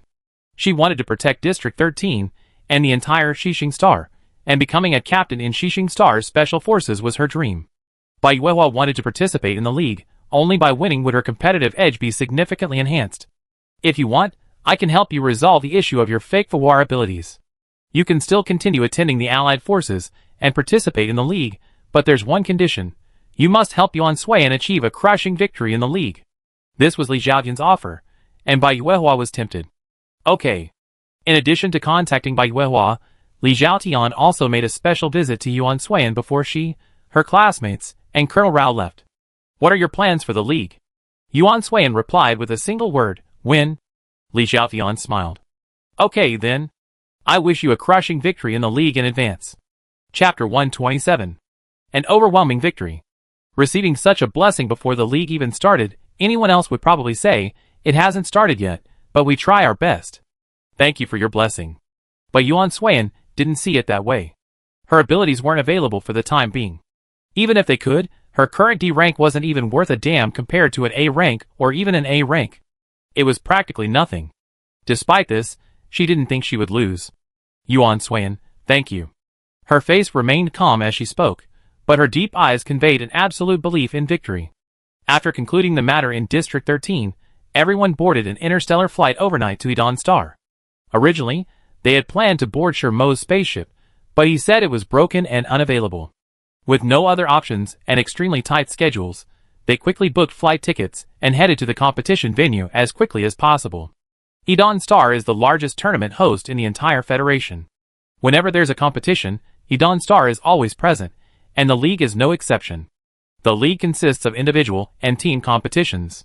The venues are all managed by the Game Heretics and the Military Academy's dedicated holographic battlefield system. To ensure technical perfection, and as a precautionary measure, each League tournament organizer also invites students from the Federal Military University of Science and Technology to provide backup support. Backup support means assisting with battlefield construction and observing closely, allowing for timely resolution of any issues. This position requires a certain level of technical skill, and not everyone can fulfill this role. Therefore, during each League period, the Federal Military University of Science and Technology holds a selection process within its campus, with the final winner selected as the candidate. This was also an opportunity for the students of the Federal Military University of Science and Technology. Due to this rule, the number of participants sent by the Military University of Science and Technology varied from year to year. However, since Alvin's appearance, Alvin was the only student sent by the Military University of Science and Technology, and this year was no exception. After he and his technical staff were ready, the participating students from the various military academies and their accompanying instructors were ready, and the spectators were also ready. It was time for the League's opening ceremony and the introduction of the players. While the members of the various military academies waited outside, reporters gathered around them, taking photos and interviewing them for coverage. The person being interviewed was Jiang Chung, the junior marksman from Jiji Military University. Reporter: Mr. Jiang Chung, your popularity in the league is growing. Many people believe you continue your past style, and use your superb marksmanship to once again lead Jiji Military University to the championship. Do you have anything to say about this? Right now, he'd rather play games than be interviewed, but his game console had been temporarily confiscated by their instructor, leaving him unable to play. He could only answer, no. Very good, simple, leaving no room for conversation. The reporter's smile froze. To ease the awkwardness, she held the microphone and continued, Mr. Jiang Chung, are you confident you can continue to win this league? It's hard to say. Jiang Chung suddenly shook his head. This time, they're all here. The reporter suddenly seemed to have discovered something big. Who are they? Are they a problem? Jiang Chung was about to explain when the person standing next to him suddenly interrupted him. What? Jiang Chung, don't let others' ambitions erode your own. With you here, we definitely win. Jiang Chung thought for a moment, instantly forgetting his previous explanation. Indeed, I won't lose. The reporter's words, like a declaration of victory, were broadcast live through the camera, and the audience watching on StarNet erupted in excitement. Ah, baby Jiang Chung is still so innocent. Chung Chung, mommy loves you. Ride the wind, who can compete? Jiang Chung is the best. Ride the wind, who can compete? Always first, go Jiang Chung. Always, unable to see the audience's reaction, the reporter added, it seems Jiang Chung is very confident. Next, let's take a look at the other military academies. As he spoke, the camera panned, flicking to Leong Military University in the background. The camera slowly panned over each person, giving them ample opportunity to show their faces. Finally, the camera and microphone landed on a boy, fully dressed in his school uniform, and with a stern expression. Student Shin Chong Kong, as a student in the conducting department, you led your teammates to second place in last year's league. Do you have the confidence to surpass Jiji and take first place this year? Shin Chong Kong's stern expression suddenly shone with pride. Of course, I'd be even stronger this year than last. Under my command, no one can surpass me. As he spoke, his gaze was fixed on Jiji, and within that pride, there was a hint of defiance and contempt for Jiji. The reporter keenly captured this glance and immediately moved the camera closer to Shin Chong Kong. At the same time, a student from Jiji turned around and met his gaze. Sparks flew, and the student from Jiji also turned back, looking in Lu Yang's direction. Not to be outdone, Lu Yang's students, not to be outdone, glanced at their soon-to-be opponents. The camera also zoomed out at that moment, capturing the entire exchange of glances on the live broadcast. Although without the accompaniment of music, the tense moment was deeply moving. As the two exchanged glances, fans from various schools and individual fans began to cheer on their favorites. Reporter: wow, they're military academy students indeed. Just one glance and sparks fly. It looks like this year's league will be quite something to watch. Next, let's move on to the other military academies and see their competitors. The camera then panned back again. Compared to Shiji and Lu Yang's enthusiastic performance in the previous league, which attracted more attention, the other military academies seemed less lively. The camera panned over Zhongji Military University, Mosin Analysis Institute, Huqing Operations Institute, and Weixing Military University, a new entrant to the league this year. After a brief interview with each, the reporter finally focused on Weixing Military University. With this pause, the comments, which had been cheering on the various schools, suddenly changed their tone. Weixing Military University? Why haven't I heard of it? Is it some newly established military academy? I don't know, but I see a lot of Weston people among them. I'm guessing it's from the former Weston Military Academy. Huh? No way. Why would students from the former Weston Military Academy participate in our league? The person above. What do you mean by participating in our league? Now that the Federation and Weston are one, there's nothing wrong with them participating in the league. It's just a competition, and more people make it more lively. Agreed. +1. +1. Arrived a little late. I don't know what happened, but +1, just to join in the fun. Reporter: why did Weixing Military University participate in this year's league? Chapter 128. I like it, I'm happy, I'm fighting for Weixing. Unlike the individual responses from other military academies, each member of Weixing gathered their energy at this moment, unanimously delivering their pre-prepared lines. Some viewers, overwhelmed by the unified momentum immediately launched a barrage of comments. Me. This momentum. So unified, I love it, love it, love it, I'm supporting Weisheng this time. Forget the above comments, I never heard of Weisheng. It's more reliable to support another military academy.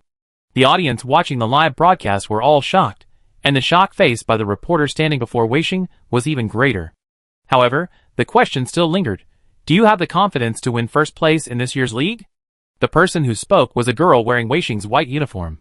At first glance, it looked very much like a formal military uniform, except without the insignia or other features that would be found on a formal uniform.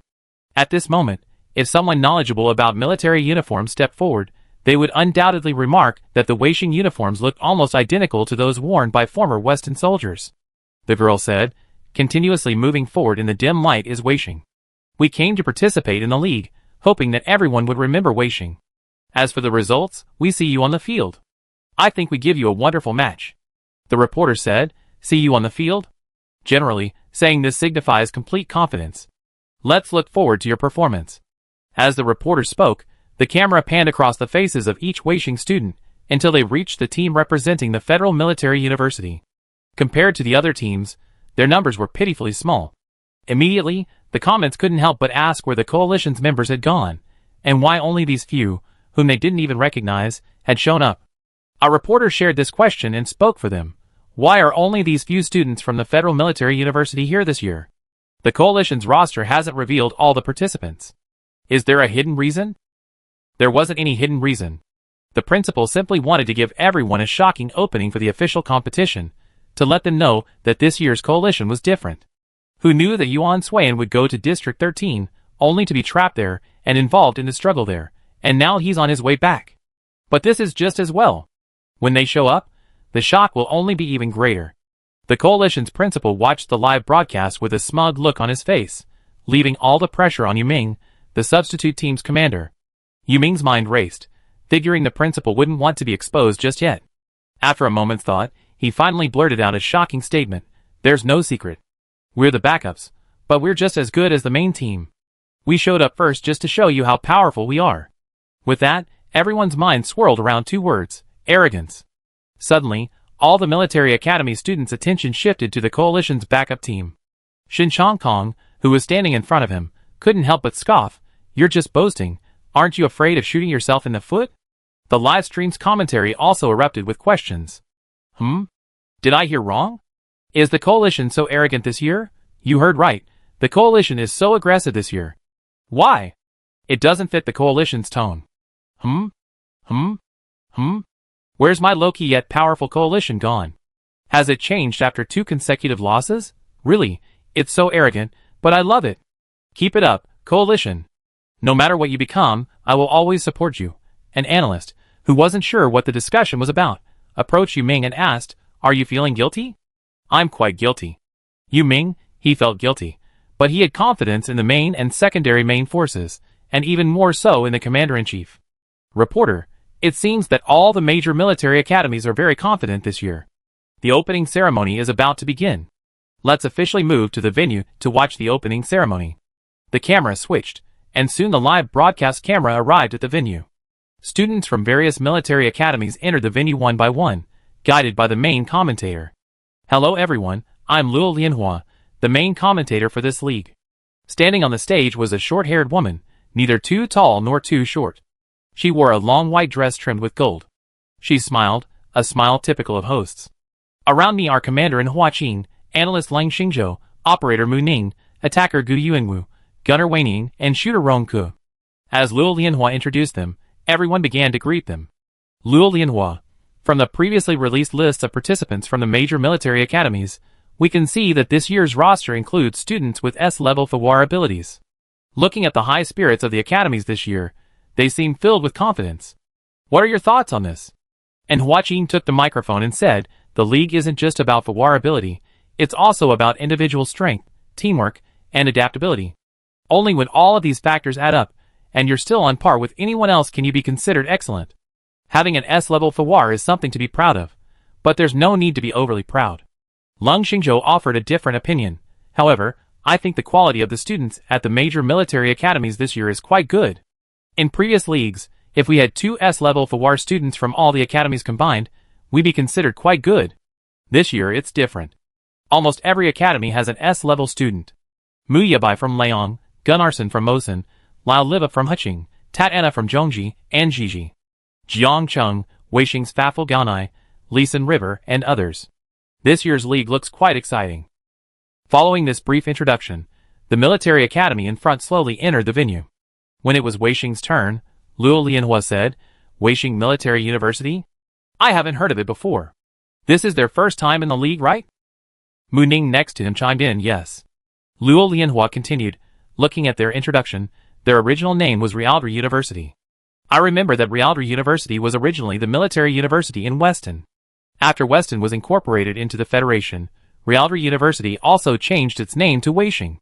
This seems to be the first time Weston has participated in the league since its incorporation. What are your thoughts on this?" Suddenly, someone in the live stream chattered. "The truth is out. Who just said Weishing was a university from the former Weston? Come out. Damn. It's from the former Weston. I actually got it right. I'm so damn smart. Why is the original Weston participating in the league? Stop making our league a mess. What are you talking about, the person above? What did Weston do to you? That's right. Westonians are now Federation citizens. So why are you discriminating? The comments aren't the commentators' opinions after all." Mu Ning looked at the Weishing students marching down the stage. "Since you're participating in the league, then give it your all. And Huaqing, as a military academy within the Federation, Weishing should naturally participate in the league. I don't have much of an opinion." Lung Xingzhou continued, "I just wonder if Weishing can stand out compared to other military academies." After introducing Weishing, Luo Lianhua and the others finally turned their attention to the coalition forces. Chapter 129. A group of substitutes from the coalition marched under the watchful eyes of the crowd. Compared to other military academies, their pitiful numbers seemed particularly cramped and nervous. As the team's current pillars, Yu Ming and Ji Shui walked side by side at the front, feigning composure and silently anticipating the arrival of their main and secondary players. Observing this, Luo Lianhua was filled with countless questions. Why were there only so few members from the coalition this year? They seemed to be substitutes. Where were their main and secondary players? The coalition's previously released list of participants didn't detail all the participants. Besides the full introduction of the substitutes, only some of the main and secondary players were revealed, leaving the rest unmentioned. In addition to Yuan Suiyan and Shermo's names, they also released a single player's ability value. After the coalition released their extremely concise list, discussion within the coalition about Yuan Suiyan immediately escalated. Most of the discussion centered on the question of how a person with a D-level FAWAR could participate in the league and become the Alliance's chief commander. Was the Alliance corrupt, or did she possess some extraordinary qualities? The Alliance members, seeing all these positive and negative comments, wanted to speak up for Yuan Suiyan, saying she was a formidable commander. However, the principal ordered them to keep their silence, so the Alliance students were forced to keep their mouths shut. Now, their only hope was to see Yuan Suiyan begin commanding. That would be a series of massive slaps in the face. Just thinking about it was exciting. Because of their curiosity about the Alliance, many were eagerly anticipating today's opening ceremony, eager to see what this legendary chief commander looked like, and how he had become the Alliance's chief commander. Luo Lianhua, having witnessed countless grand occasions, was filled with questions, yet she maintained a basic composure. Only the backup showed up at the opening ceremony. It seems this year's coalition is intent on keeping the mystery alive. I'm truly curious about their main and secondary teams.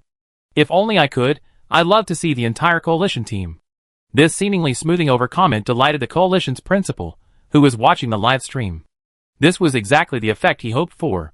If he had to worry about anything right now, it would be whether their main and secondary teams would make it to the individual competitions. The opening ceremony featured cheerleading performances and pre-prepared performances from each military academy. Each academy showcased its unique talents, showcasing their unique charm to the fullest, drawing roars of approval from the audience and those watching the live stream. It was the coalition's turn. The backups were stunned. They hadn't prepared anything for a performance at all. It wasn't until Ji Shui suggested they sing the school song, as they had last year, that they felt the urge to perform. As for the school song, the Allied forces knew it like a champagne. Yu Ming led the way, singing the first verse. Snowflakes fly across the vast sky, their long cries signal battle, and within the azure sky lies our path. Ji Shui followed with the second verse. Coming in, We greet the rising sun, departing, we embrace the warm breeze, marching forward courageously. With these two leading the way, the rest of the group followed suit, starting with the third verse. At first, they were nervous, perhaps because they were so familiar with the school song. The louder they sang, the more powerful their voices grew. The confidence of the group was palpable. Glory will also crown me. As soon as these words were uttered, a bright red silk thread suddenly appeared in the otherwise dull school song performance. The red silk thread flew swiftly from one end of the air to the other, while countless thin threads slid down from it. Surprised by this sudden appearance, everyone looked up, and the students from the coalition were no exception. It would have been better if they hadn't looked. The sight left many stunned. A long-haired girl in the coalition uniform was dancing on the bright red silk thread. Her movements were graceful and agile. With every word of the song, her dance was imbued with a vibrant emotion that made it impossible to look away. At the sight of Noelle, the backup singers' hearts, which had been rising in their chests, finally settled down. With this fall, their voices instantly grew louder, their momentum reaching a climax. As their voices intensified, Noelle's dancing body shifted accordingly. Noelle's skirt drew graceful curves as she moved, and the bells on her ankles and wrists jingled crisply. Colorful threads continued to appear and fall from all directions. From time to time, a thread would fall in front of Luo Lianhua and the other commentators. Luo Lianhua caught one and examined it carefully. This thread is made of silk, right? Rongke twisted the thread between his fingers. Yes, it's silk. Other military academy students also caught the thread and examined it carefully, recognizing it as silk. Shin Changkong looked at the thin thread shooting out from all around him, and snorted softly. There aren't many people, but there are so many tricks. Next to him, the commander, Ivita Tattle, also held up a strand of silk. Much better than someone as rule-abiding as you. Just as a verbal exchange was about to begin, spheres of various sizes suddenly rolled over from the red silk. Noelle danced with his bare feet, kicking the sphere in front of him down. Then, using both hands and his other foot, he flung several more spheres of varying sizes into the air. At the same time, Irong and Li Ivy, hidden behind pillars above the venue, emerged and each fired a strand of silk at the other's longest distance. The silk followed their trajectory, clinging tightly to the opposite wall.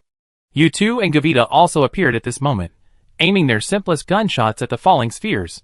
The moment the sphere opened, countless silver-white points of light burst forth, charging towards everyone nearby. These points of light were all created by Fawar power. While they wouldn't pose any threat to a real human body, that didn't mean those about to be attacked wouldn't be afraid. Instantly, someone in the audience shouted, "Damn! What's going on? Isn't this the opening ceremony? Isn't this the league? Why are there bullets? I'm here for the opening ceremony, not to get killed." As the audience shouted, the commentators grew restless and were about to ask them to stop, when a circular shield suddenly rose within the venue, isolating everyone except the coalition students. This action temporarily reassured many, who kept asking what they were up to. At this moment, the school song and music paused at the penultimate verse. The azure mist that cleanses the crimson earth will begin from this moment on. Without the music and singing, everything in the venue seemed particularly solemn and dreary. Chapter 130. The dancers continued to dance, using their most graceful and agile moves to pick up and toss the spheres one by one from the red silk into the air. U2 and Gu Vida then opened them, and more silver-white dots of light appeared. At this moment, not only the audience, but also those watching the live broadcast, began to move their hands, questioning each other. Oh my god! What are they doing? Are they trying to commit suicide? I've been watching the league for years, and this kind of performance is the first time I've seen it. I have to say it's amazing. What are they doing? What on earth are they trying to do? It's terrifying. With so many bullets, aren't they afraid of getting hurt? Didn't you see the dancers still dancing? This must be part of their plan. The barrage of bullets moved at a rapid pace, and Noelle's throwing speed only increased. U2 and Gu Vida also diligently carried out their duties. Just when everyone thought they were committing suicide, Noelle finished throwing all the balls and stopped dancing. He picked up the control panel he had been leaving at the edge of the red silk. At this moment, U2, Gu Vida, Irong, and Li Ivy all unleashed their own attacks. U2 and Gu Vida used multi-seed, while Irong and Li Ivy used Spike Swift. Just as the silver-white light dots were about to fill the entire shield, they attacked in unison, knocking them down one after another. Though there were occasional misses, considering the sheer volume of attacks, these were insignificant. Suddenly, the gunner and the archer retracted their current attacks, and Li Jia appeared at the same time, standing at the other end of the red silk, staring at Noelle from afar. "Let's get started." And Lin's voice appeared in their minds. They responded to the call, U2 and Gu Vida using Bumblebee, 1, and E and Li Wei using Bat, 2, attacking the direction and range they were responsible for. For a moment, the roar of the attack echoed in the venue again and again. The audience was overwhelmed and speechless. Even the barrage of comments was filled with exclamations and desperate voices. Jiang Chung sat in his team, looking at the scene in front of him, and uttered the first question of the day. "It's just an opening ceremony. Is it that serious?" Although he was questioning, he couldn't move his eyes away. Like him, Yu Kongming couldn't take his eyes off the scene. "This pattern looks incredibly familiar." Haching's Lao Livup clutched his neck and muttered, "Do you think she recognized us on the field?" Yen Buyu leaned forward. "Yes." Lao Livup tilted his head. "That would be fantastic."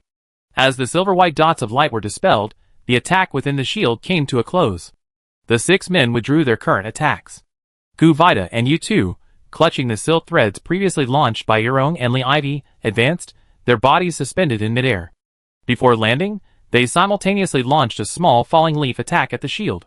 As the small falling leaf ascended, it collided with the shield, landing with a loud bang. At this moment, Noelle and Li Jia, at either end of the red silk, also ran forward, clutching a large sphere, and threw it into the air with all their might. A sound rang out, and the giant sphere ascended into the air. Titia and Swifengfei, who had been waiting in the background, finally appeared.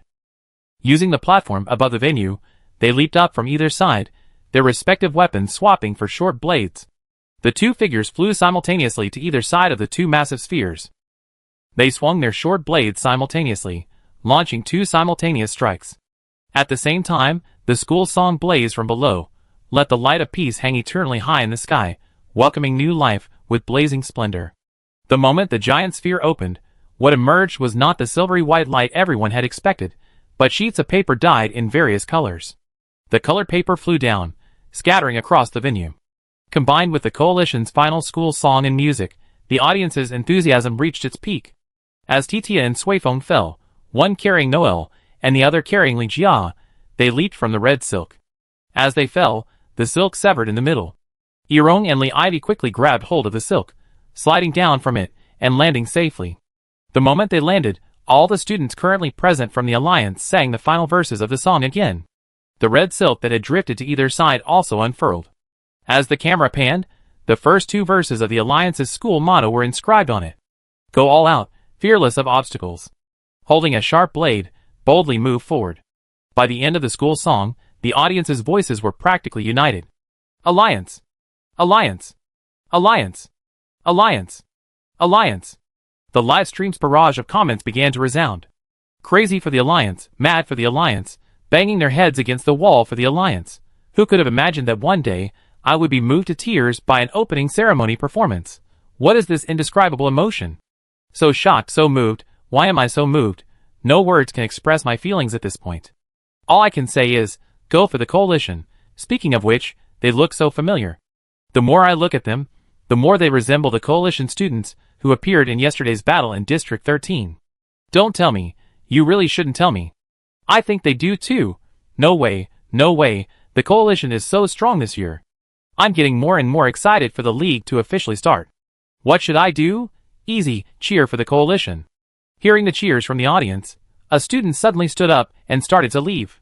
Jiang Chung quickly grabbed him. "Hey Ming, where are you going?" Yu Kongming blinked. "Practice, of course." With that, Yu Kongming walked out without looking back. Jiang Chung didn't follow, but simply looked at the coalition forces that had just appeared, muttering to himself, "Strange. Why isn't she coming out?" The students who had been sitting nearby, almost motionless, suddenly burst into pleasant laughter. "Ha ha ha, that's a loud declaration of war, ha ha." Thaffer Cohen-Leeson River paused, wiped the tears from his eyes, and looked towards the coalition forces with a sharp gleam in his eyes. "I'm looking forward to our meeting again."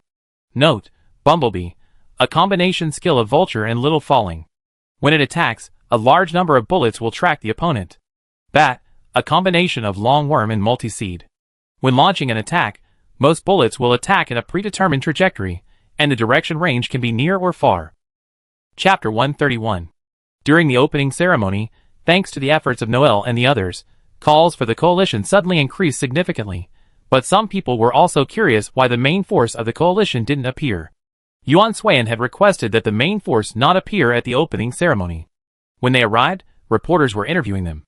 Their original opening ceremony performance was to be a combined performance by the main and secondary teams, and the props had been prepared during Yuan Swayan's time in District 13. But after watching the interviews with each military academy, Yuan Swayan suddenly lost interest in following such rules. The Silver Leaf Squad in Heretics had once been her team, and all the S-level students now scattered across the various military academies had also been her teammates. She had originally planned for them to continue in Heretics, but they had disbanded, claiming they viewed each other as rivals. Since then, the Silver Leaf Squad has vanished from Heretics, and aside from her occasional online visits, there has been no further news of the others. Now that everyone had appeared at the League, she had to make her stance clear and show them she wasn't going to let them off. Yuan Swayan's current teammates were unaware of his declaration of war. They simply felt that this new take on the performance would be incredibly shocking, so they carried out the performance without complaint. When the performance concluded, the coalition's current group of students returned to their assigned positions, waiting for the commentator to finish explaining the rules before the individual competition began. This year's league rules remain the same as previous years, with the addition of a mixed format. The league uses a point system, with individual and team points calculated separately. In the individual competition, each victory earns 1 point, which counts as individual points. Obedience to command, resource acquisition, and overall performance in the individual competition count as team points. The military academy that places first in the cumulative total of individual and team points will receive 3 additional points. The second place military academy will receive 2 additional points. The third place military academy will receive 1 additional point. No additional points are awarded to the remaining academies. In addition, only 1 team can be fielded in the individual competition, and each academy can decide whether to field a primary or secondary team. After a brief introduction to the rules and the opening ceremony, the actual competition begins the next day. During this time, the military academies rested and prepared in the league's dedicated preparation rooms and dormitories. Tomorrow's competition starts. I'm so nervous. Noel smiled, clutching his control panel, his hands shaking uncontrollably. What if I don't deliver? Yuan Swayan had decided to field a secondary team in the individual competition. She wanted total victory, so the outcome of the individual competitions was crucial. If they won all the individual competitions, the other military academies would then turn their attention to them. If they lost all the competitions, they would likely be looked down upon. They had already publicly stated their determination to win at the opening ceremony, so losing all the individual competitions might be a good option, as it would create a greater impact later on. But she wanted more than that. She also wanted them to feel certain they could win. This feeling required her main or secondary players to demonstrate their strength, while also losing spectacularly. Therefore, she chose to have her secondary players play, and create a situation where they would lose 6 and win 4. Winning and losing are both easy, losing without leaving a trace, and winning with a sure win are difficult. Noel, the one who needed to lose without leaving a trace, was already extremely nervous before the competition even started. The individual operator competition was a test of the speed and accuracy of various operations, including but not limited to weapon switching, attack combination, and signal creation and production. The intensity of the operations was no less than any previous training session, especially the recent training. Since returning to school from the training camp, the training difficulty had been directly adjusted to the extremely difficult A level. At this level of difficulty, they realized that their previous training had been completely inadequate. It was also at this level of difficulty that Noel's error rate reached a terrifying level. She couldn't match Yan's hand speed, so while he had a 40% error rate, she had to have a 60% error rate. Now, when Noel was asked to compete in the individual competition, especially one that was no less challenging than this one, and still insisted on losing without leaving a trace, she thought that was easy, because she didn't think she could win anyway. But if she were asked to lose by just barely missing the opponent's scoreline, she wasn't yet strong enough to control the score. In response to Noel's nervousness, Yuan Swayan simply said, "Keep it up." Her 4 words didn't ease Noel's nerves. Instead, they made her feel even more uncomfortable. And Lin, who was standing beside her, thought for a moment, then unpacked Yuan Swayan's words and told Noel, she said, "Don't worry, the individual competition isn't difficult. As long as you maintain the same form as in training, you meet her expectations." Noel turned and grabbed Yuan Swayan's hand, asking seriously, "And then really? Can I really do this?" Yuan Swayan thought for a moment. Tomorrow's teams have already confirmed their secondary main forces. The Alliance, Li Yang, He Qing, and Mo's Senator Ji Ji, Zhong Ji, and Wei Xing are the direct main forces. Jiang Cheng and Yin Buyu, who are in Ji Ji, are attackers and gunners respectively. Tatana, who is in Zhong Ji, is the attacker. Thafar Ganai Lai Senlefu, who is in Wei Xing, is the gunner. And Mu Yabai, who is in Li Yang, is the commander. This means that Enlin Titia, Sui Fengfei Yu2, and Gu Vida will be under pressure, but it won't fall on Noel. Yuan Suiyan nodded, yes. Noel was still a little nervous after receiving Yuan Suiyan's affirmation, but he felt much better than before. She took a deep breath, temporarily suppressing her nervousness. She looked up at Yuan Suiyan, her grip tightening slightly as she grasped his hands. I do my best. With that, Noel walked to the operator's practice room with a stern expression and set the training mode to the highest difficulty level. It wasn't just her. Everyone in their own training room had already begun training at the highest difficulty level before the competition officially began. In an instant, the group engaged in a series of elaborate death displays, entering and exiting, their bodies covered in wounds of every kind, yet their relentless drive to train remained undimmed. Only Yuan Suiyan, unable to enter that training mode due to his Fawar ability being temporarily disabled, was envied, but could only watch from the outside. Yuan Suiyan, you made it. Chapter 132.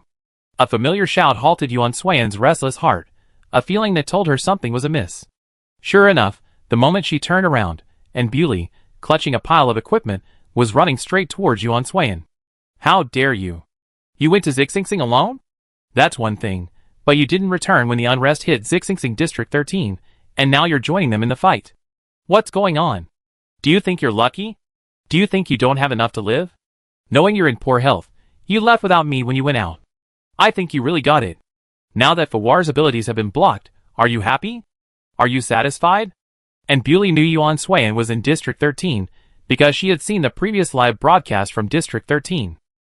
Suddenly, she heard Yuan Suiyan's commanding voice. At first, she thought she had misheard, until he announced her name. At that moment, her vision went dark, and she nearly fainted. She anxiously watched the live stream from beginning to end. After confirming that everything was fine, she hurriedly called Yuan Suiyan's computer, but it was in dormant mode, out of power, as the saying goes, and she couldn't get through. It wasn't until they returned that Yuan Su, worried about any after effects, finally found the time to tell her everything. Upon hearing the news, and Bewley scolded Yuan Su before rushing over. She hadn't been able to find them during the opening ceremony, which was why it had been delayed until now. So, as soon as she found a free moment, she hurried over with her equipment. Yuan Suiyan had never seen Aunt Bewley so furious. She didn't know how to respond, so she simply apologized. Auntie, I'm sorry. Apologize? What's the point of an apology? I'd be thankful when you start taking your own health seriously. And Bewley said, setting up the equipment as quickly as she could. Come here, let me take a look. Yuan Suiyan didn't feel much for Aunt Bewley's anger. She simply wanted to know how she was feeling, so she obediently went to Aunt Bewley's side and allowed her to perform a simple examination. And Bewley placed a small detector on Yuan Suiyan's wrist and shoulder, watching the numbers flickering on the panel. His mouth was still moving. You didn't even bother to send me a message when you got back. I wonder what you were thinking. What else is going on in your head besides giving orders? Can you give me something else? I really owe you. The test was completed amidst Aunt Bewley's constant chatter. He looked at the results and finally murmured, Did you really take a drug that can disable your Fawar abilities? And Bewley paused for a moment before saying the word drug. This drug wasn't so much a drug as it was some unidentified substance. Let's put it this way, Yuan Suiyan's current body is disrupted by an unidentified substance. If she didn't have her Fawar abilities, her body would collapse, plunging into a prolonged state of dementia, indiscriminately attacking everything. However, she possessed Fawar power, and her original Fawar power was already very strong. This Fawar power was suppressing it, while the uncertain substance was also using its own strength to maintain and attempt to control Yuan Suiyan's entire body. Due to the strength of both sides, the interaction forced Yuan Suiyan's Fawar power to decline, reaching a critical point where it would then slowly release. Because the control and opposition of one power over another cannot be sustained for long, during this slow release, as the uncertain substance awakened, Yuan Suiyan's body would reach its critical point. Once this critical point was exceeded, Yuan Suiyan's body would be completely controlled by the uncertain substance, entering indiscriminate attack mode, effectively becoming a humanoid weapon. At that point, it was obvious what would happen. In the best case, Yuan Suiyan would be imprisoned in an interstellar prison dedicated to extremely dangerous individuals. In the worst case, she would be executed. To prevent this from happening, Enbuli manipulated Yuan Suiyan's body, installing a microscopic detector within her. Whenever the two powers within her reached critical mass, and her emotions peaked, she would trigger an outburst, allowing her to release the excess power. Then, she would paralyze her with the microscopic detector, causing her to fall into a coma. Finally, she would perform a final examination and treatment. This way, the Fawar abilities and the uncertain substance would return to their original calm, allowing a new round of confrontation to begin. During Yuan Suiyan's last training camp, it was Yuan Suiyan's childhood outburst that had caused Enbuli to feel threatened, leading to the guided outburst during the training camp. Enbuli was well aware of Yuan Suiyan's inner state, so she never dared to leave her body without permission, fearing she would be in danger if she left. However, Yuan Suiyan now had an unidentified substance within her body. This substance would indeed temporarily disable her Fawar abilities, but this was good news for her now. This unidentified substance acted as a neutralizer within this impaired body, neutralizing the two previously conflicting forces. Under this neutralization, the two forces temporarily ceased fighting, shaking hands and making peace. There was even a faint tendency for them to merge with the unidentified substance, temporarily preventing Yuan Suiyan from using her abilities. Once the temporary fusion was complete, her current Fawar abilities should be alleviated. Enbuli didn't know if the fusion would be beneficial or detrimental, or whether Yuan Suiyan's abilities would be enhanced, but she was certain that, once fused, many of the dangers would likely be alleviated. Yuan Suiyan nodded. She was convinced she'd taken a banned drug, otherwise, how could her abilities be unusable? She had thought Yuan Suiyan's condition was incurable, but now there seemed to be a glimmer of hope. With this hope, she wanted to tell Yuan Suiyan that she needed her cooperation for this experiment to be successful. Enbuli could now clearly feel her rapidly beating heart, the urge to act, and the reluctance to act. For over a decade, she had treated her like her own child. She wanted her to be safe, yet feared she might fall into greater danger. But was it really right to blindly keep the child by her side, shielding her from the dangers of life, just as she wished? Enbuli lowered her head, struggling with the dilemma. Seeing Enbuli fall silent, Yuan Suiyan whispered, "Antian?" Chapter 133. Hearing the voice, Enbuli looked up at Yuan Suiyan's face. Having lost her parents at such a young age, and with a body unlike any other, it was a miracle that she had managed to hold on until now. She had said she wanted to be a commander, so despite all odds, she rejected the requests of her adoptive father and brother to enroll in the military academy. She had earned the recognition of the cadets with her own strength, now holding the position of chief commander in the league. She had also demonstrated her prowess, leading District 13 to victory in that sudden war. Honestly, this wasn't something any ordinary person could achieve. Her perseverance was stronger than anyone else's, and her convictions were stronger than anyone else's. Enbuli felt that perhaps she shouldn't have acted on her own. Yuan Suiyan was a young eagle, and one day she would fully soar into the sky. So, what she needed was the freedom to make her own decisions. Enbuli thought for a moment, and ultimately decided to have all the Xiantian medicine tested. If there were no side effects, she would share Yuan Suiyan's condition with her, and convince Yuan Zheng to let go. Enbuli asked, "Do you have any more of the medicine you're taking?" Yuan Suiyan shook her head, "I don't know. The illegal drugs were probably confiscated. That drug might be illegal for others, but not for you. If possible, try to get some for me to study. If it's proven harmless, your condition might be salvageable." You've been in poor health since childhood, and her father's previous excuse had made Yuan Suiyan feel like a lie. Now, hearing Enbuli's words, Yuan Suiyan suddenly felt certain that her father's explanation had been a lie. The cause of her strange health couldn't be that. Yuan Suiyan had no idea what was wrong with her body, or how it could be saved, but she was certain that if there was a way, she had to try. Yuan Suiyan had asked Bai Yuehua to help her find a solution for the medication, but it was already a banned substance, and Bai Yuehua wasn't sure if she could even get some, so she could only try her best. The individual competition officially began, with the matches proceeding in the order of attacker, shooter, and then operator, and analyst, and commander. Noel's match was on the third day of the individual competition. The results of the attacker, shooter, and shooter matches over the previous 2 days had been somewhat different from what Yuan Suiyan had expected, as well as what Titia and the others had expected. Against other opponents, they could win or lose consistently, but once they faced the individuals Yuan Suiyan had specifically mentioned, they were completely helpless and ultimately defeated. Originally, Yuan Swayan had hoped they could lose less to them, so that the small increase in points wouldn't be too depressing. But that was no longer the case. Thus, the original conditions for Noel's loss were changed to a win, a chance to win by a narrow margin. Now Noel, already nervous, was even more nervous. As the contestants were about to enter, Noel suddenly hugged Yuan Swayan and said, "Give me some strength." Yuan Swayan looked ahead, her hand unconsciously patting her back. She said nothing, and her hand wasn't warm like an ordinary person's, but rather had a hint of coolness. Yet, Noel felt a familiar sense of peace from it. Titia stood behind Yuan Swayan's right. "Little Noel, believe in yourself. You can do it." After Disha finished speaking, the other voices began to fill the air, all cheering her on and offering encouragement. The operator competition is about to begin. Participants, please enter. After drawing strength from Yuan Swayan, Noel took a deep breath, released Yuan Swayan, and before turning to leave, she glanced at the crowd cheering behind Yuan Swayan. She raised her right arm and gestured, "Go." Noel turned, switched her mimicry, and entered the operator's competition room. The slight comfort Yuan Swayan had given her had eased her nerves considerably, but she was still nervous. As she entered the competition room, she accidentally bumped into a student walking in front of her. "Aw, I'm sorry. I didn't mean to. Are you okay?" Noel came to her senses and apologized immediately, but received no response. So she looked up and met the other person's searching eyes.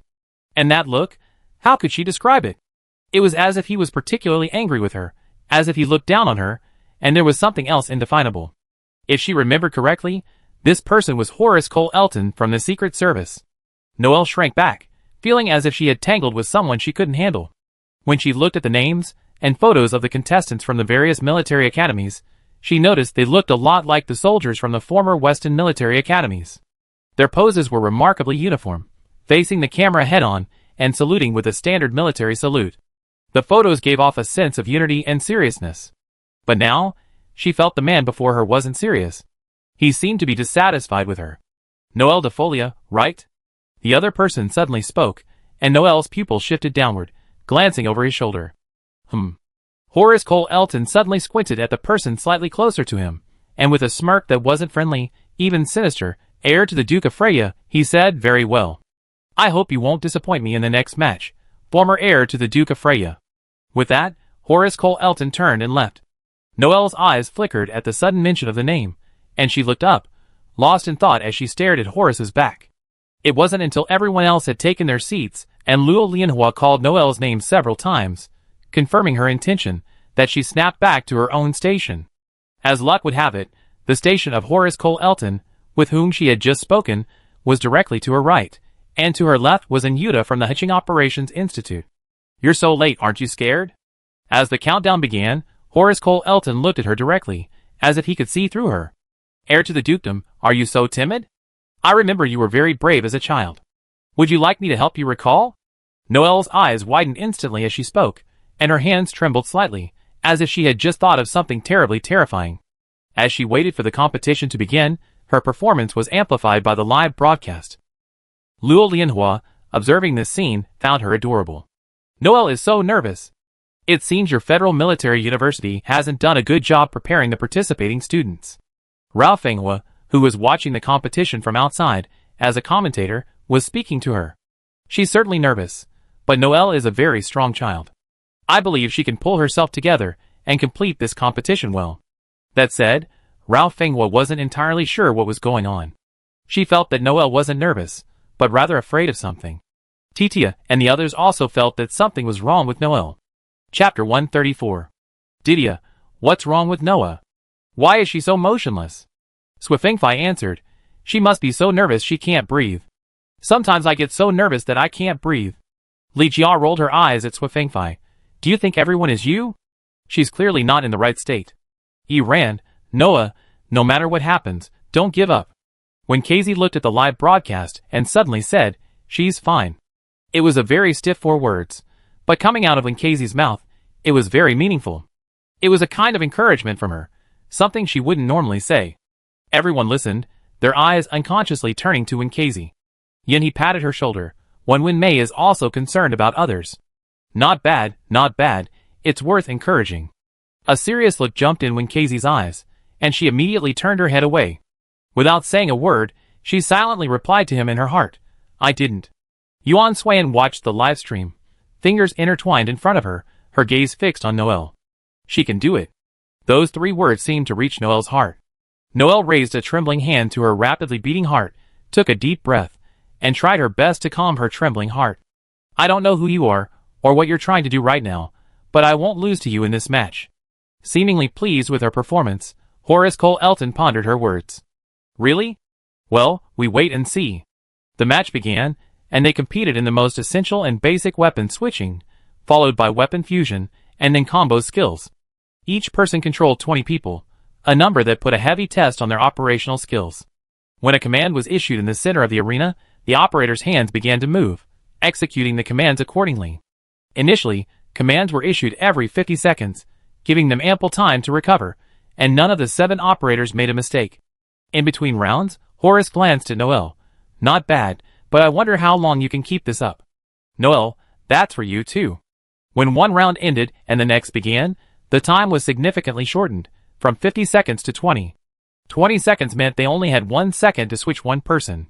The time was tight, and everyone in the competition was completely focused.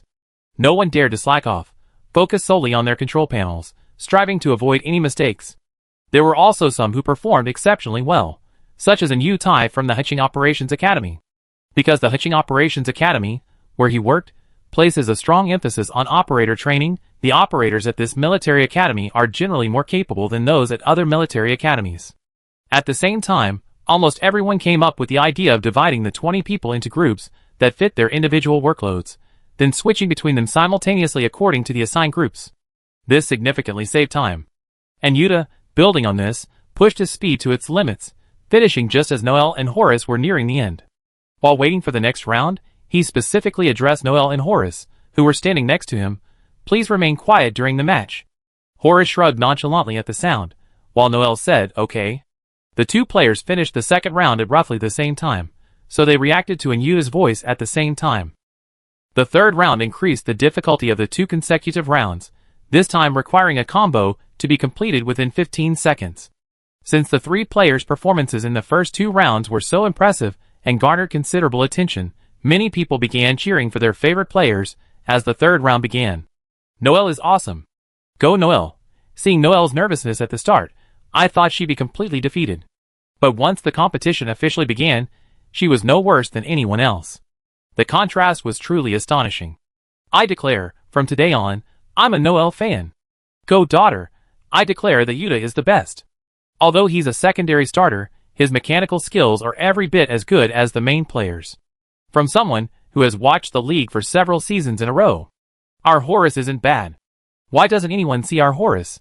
I haven't watched the league, but I know about the operator position. I used to think it was simple, just switching weapons and equipment, anyone could do it. I was confused as to why military academies screen their operators. Today, I see, it turns out, it's not easy." "Really? But it seems simple to me. Just need to have good hand speed, right? With more practice, I can do it." +1, I think so too. +1, I even think the operator matches are uninteresting. They're not as exciting as the combatants, each one of them is so thrilling to watch. The operator matches are too dull. I feel like the analysis and commanding afterward are the same, I don't really want to watch them. As this statement was uttered, some continued to cheer for the contestants, while others began to agree with it. Some felt it was wrong and wanted to refute it, but they couldn't find any strong points.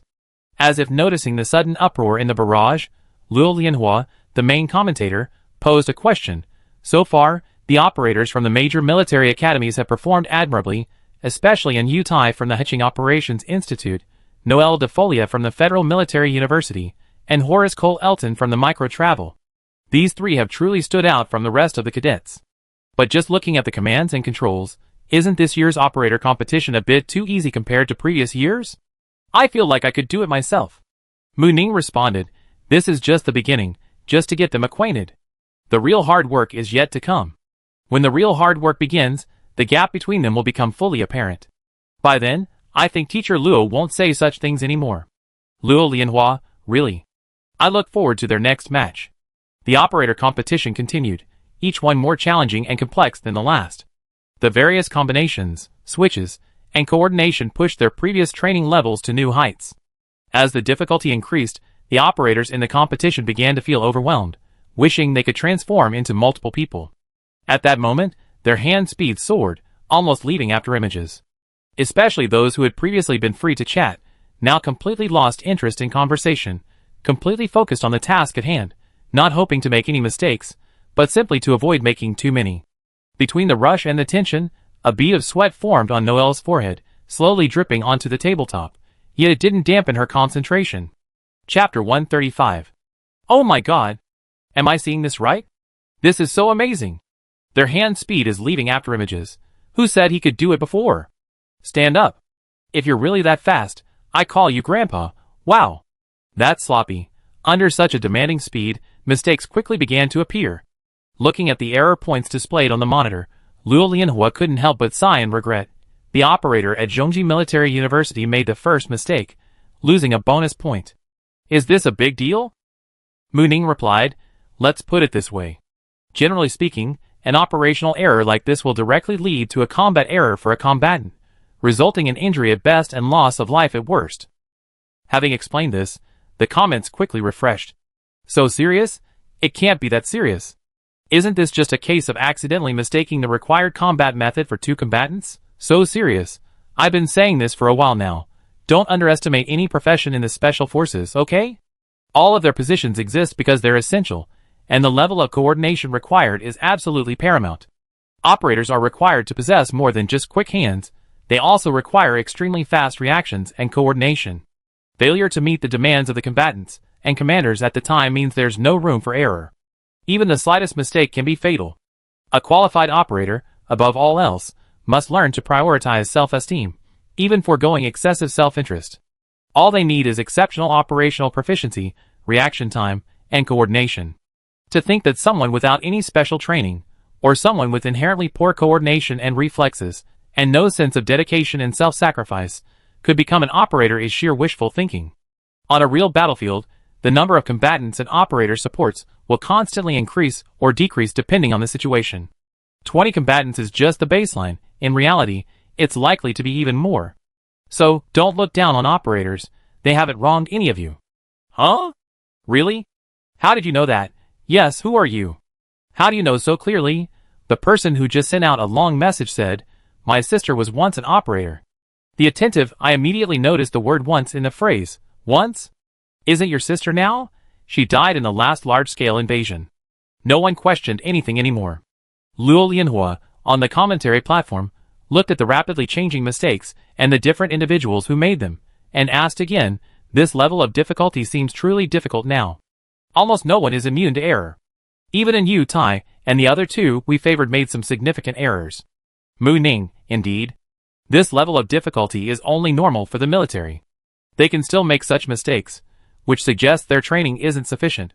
I hope all major military academies will learn from this and increase the intensity of training for all students, so they can quickly become independent. To those unfamiliar with the situation, this might sound like they're genuinely undertrained and their performance isn't good enough. But Rao Fenghua knew that wasn't the case at all. His unique approach was to compare these cadets with the vanguard troops of the Second Front. Mu Ning was the operations officer for the Second Front's vanguard, so these things were normal for him.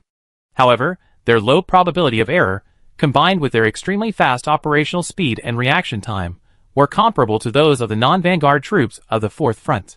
In fact, in her opinion, for them to achieve this level of skill, considering they were still students, was actually quite impressive.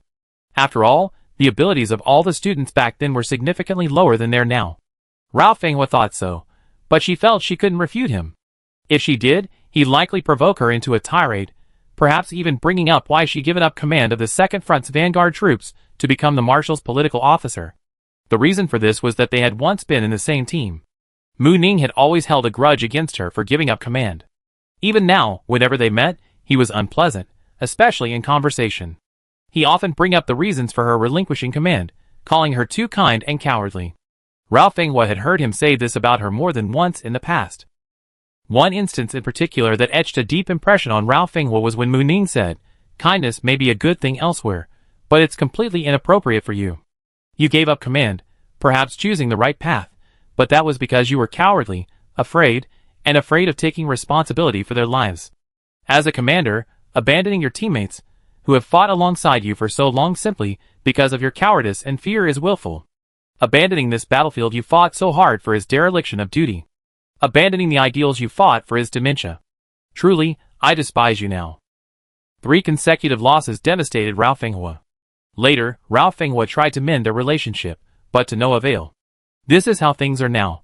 The two of them meet as if they never met, not even exchanging the simplest greeting. And Hua Qing shared Rao Fenghua's opinion. He spoke directly, even as Rao Fenghua dared not. I think these students have worked incredibly hard. Judging by their speed and reflexes, their level is comparable to the non-vanguard troops of the 4th battlefield. In previous leagues, these students couldn't achieve such a level. Major General Mu, having participated in the league before, should be well aware of this. Mu Ning, after all, times have changed. While it's understandable that today's military academy students are growing in strength, they still need more rigorous training. Their current level is truly unsatisfactory. The clashing of the two sides was heard loud and clear by the audience, and the competition on the field reached a fever pitch. In the 8th round, their time was shortened again, now to just 10 seconds. 6 different combinations of combat modes were required. Switching from non-combo techniques to combo techniques, while simultaneously equipping auxiliary tools, was incredibly complex, and 20 people had to do so simultaneously. And Yuta, who had initially appeared relaxed, and Horace, determined to win, now seemed less relaxed. Horace, in particular, was muttering to himself as he performed his moves. I thought it would be difficult, but I didn't expect it to be this difficult. Their Federation League is a life-threatening battle.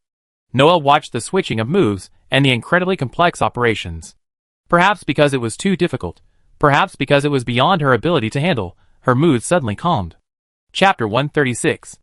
As her heart calmed, everything before her seemed to become increasingly clear. Soon, the panic of fear of making a mistake gradually transformed into a countermeasure to the current situation, and the once extremely complex matter became exceptionally clear to her. She began to move her fingers, and the commands on the control panel were completed instantly as her fingers moved.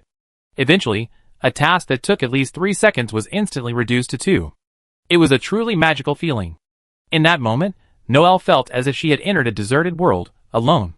The corresponding commands and operations were right in front of her, and with just a flick of her finger, she could easily achieve her desired goal.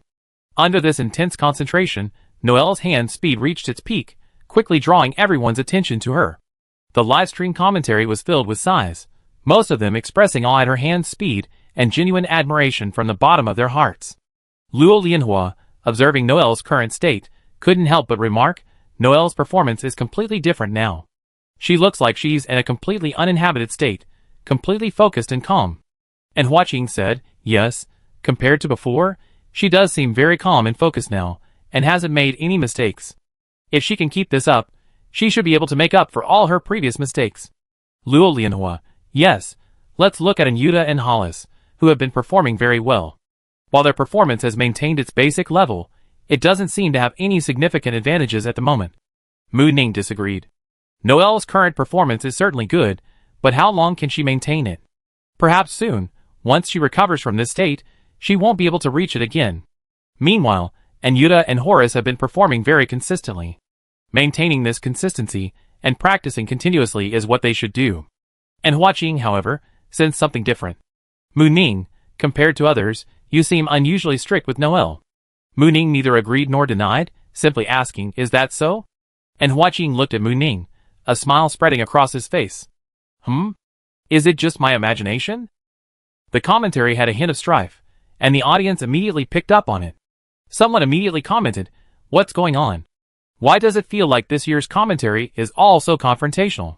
So I'm not the only one who feels that way. That's a relief. It's over, it's over. It's both beautiful and entertaining. I can't live without this year's league.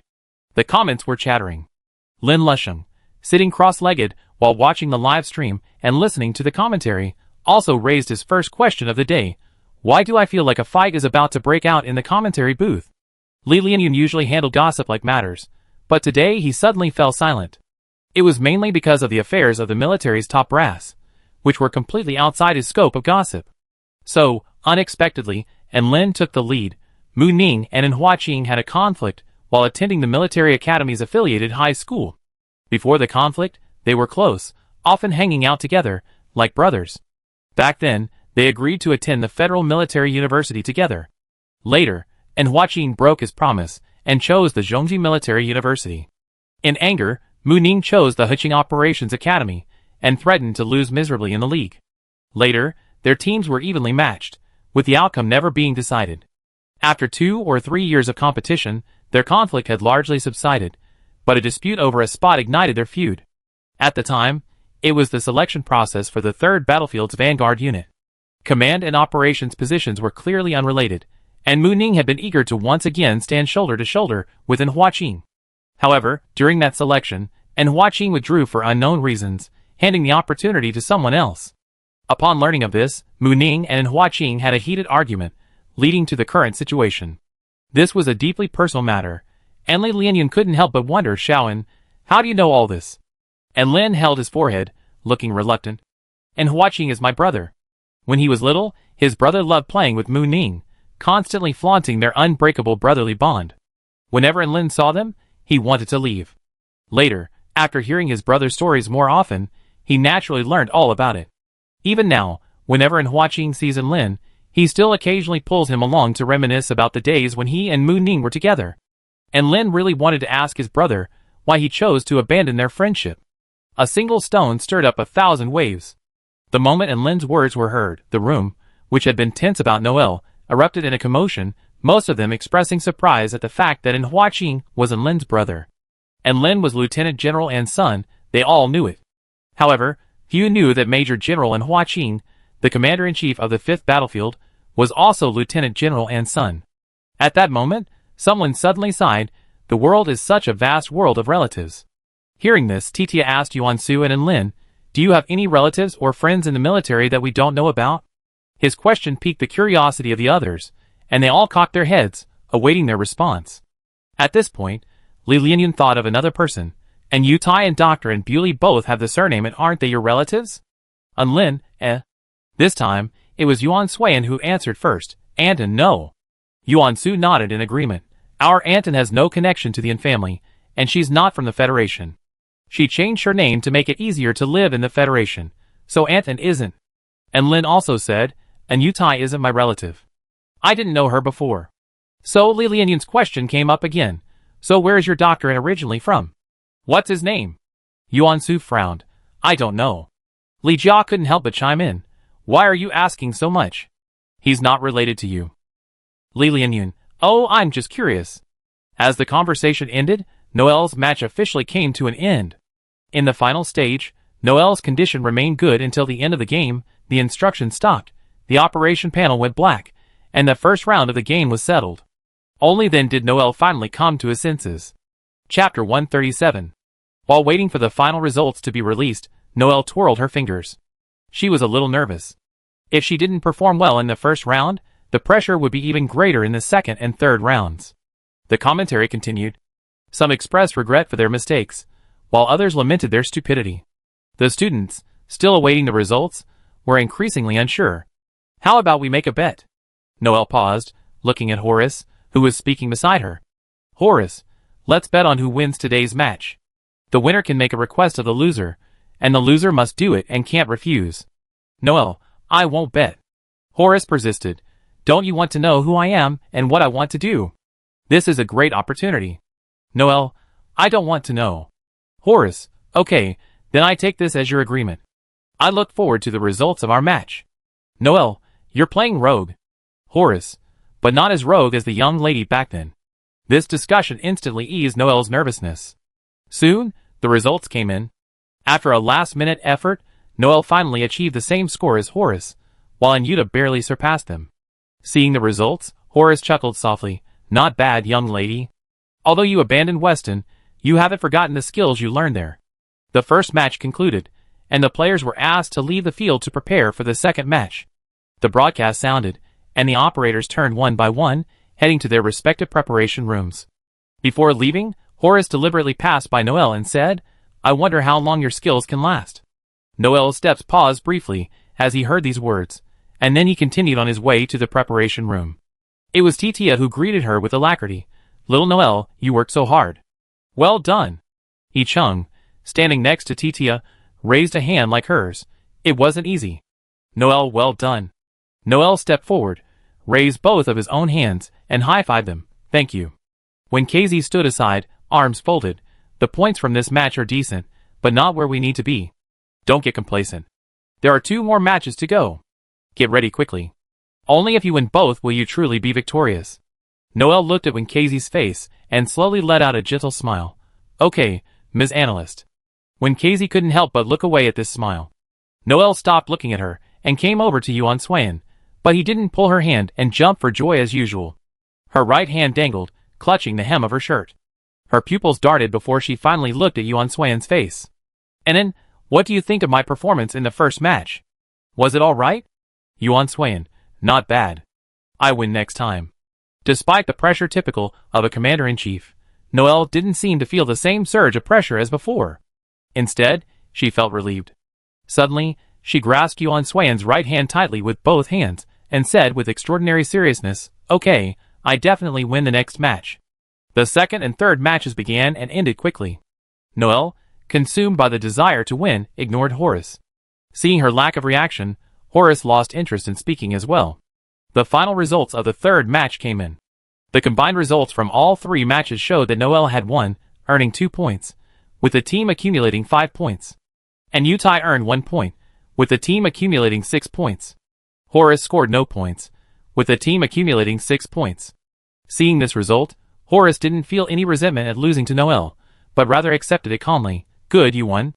What do you want me to do? Noel finally said only 4 words. Don't bother me. Horace happily agreed. Noel's victory was a good start. The next day, in the analyst competition, Li Jia also achieved a good result against analysts from other military academies. It was just that for Li Jia, the process was a bit arduous. His 3 competitions were prediction, calculation, and virtual imaging. Each match involved being transported to a different venue, where he would perform predictions, calculations, and virtual imaging in various scenarios. Each scenario had different timelines and requirements. He had to meet Yuan Swain's demanding victory requirement within the allotted time frame, which meant no mistakes. This was truly difficult, and he would often encounter attacks from ferocious beasts, scaring him greatly and resulting in more than one physical injury. This was particularly true in a large forest, deep within the forest, where he encountered an extremely large, fiercely colored lion while performing his calculations.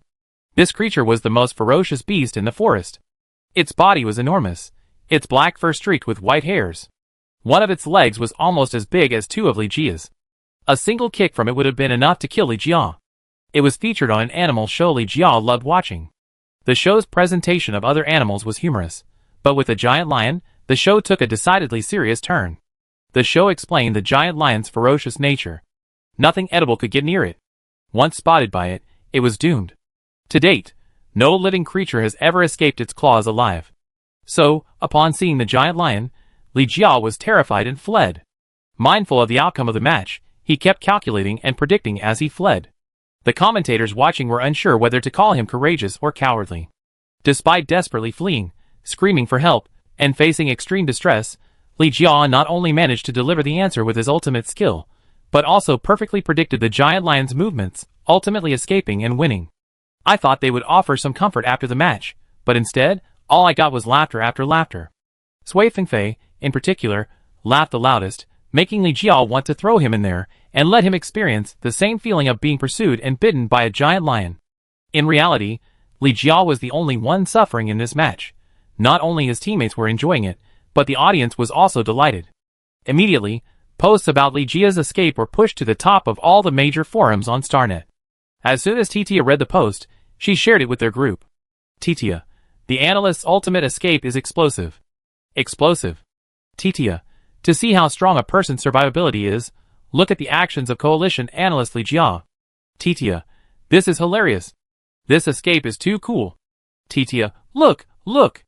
Li Jia, you're famous. Chapter 138. Several messages flashed by, and the group, thinking something big had happened, picked up their phones and looked. Suddenly silence fell. Someone curious opened the post, and saw the discussion about Li Jia, bursting into laughter. Li Jia himself clicked on the post, and read the numerous discussions about him. He felt deeply embarrassed. He even felt that if he didn't cover his face in the future, he would be ridiculed. He had to wait, and see the occasional highlight. This thought hadn't lasted long. On the night after the match, while he was calming down, an uninvited guest arrived at their training room. As luck would have it, the first person the uninvited guest encountered was him. The first thing they asked him was, "How was it? Did you enjoy your daytime escape today?" S+. That's right. Ever since that daytime post went viral, Li Jia has acquired a nickname, S+. The S is the S in SOS, and the plus is the change in Jia. Li Jia, happy damn it. Li Jia, if you have something to say it. If not, go ahead. Just as he finished speaking, Nian Ziyu, the chief commander from the Mosan Analytical Institute, glanced behind him and saw Yuan Suiyan passing by. Instantly, he waved his hand, smiled, and ran towards Yuan Suiyan. "Hey! Commander Yuan." The smile and wave caught Li Jia's eye. Without thinking twice, Li Jia stepped back and stood in front of Yuan Suiyan, pointing a finger at the man before him, who was smiling brightly but with obvious ill intentions. "Just say hello, don't smile so maliciously." However, Yuan Suiyan was concerned about something else. In the days since the league began, members of their main team had occasionally appeared at other military academies, and anyone with a bit of savvy could have guessed their identities. But Yuan Suiyan himself hadn't been seen, and no one knew what the coalition's commander-in-chief looked like. She was curious about how Nian Ziyu knew. Thinking, she pointed her index finger at herself and blinked. "Me?" Nian Ziyu's smile didn't fade at all, still revealing his brilliant white teeth. "Yes." Yuan Suiyan lowered his hand and blinked at her innocently. You made a mistake." With that, Yuan Suiyan was about to turn and leave.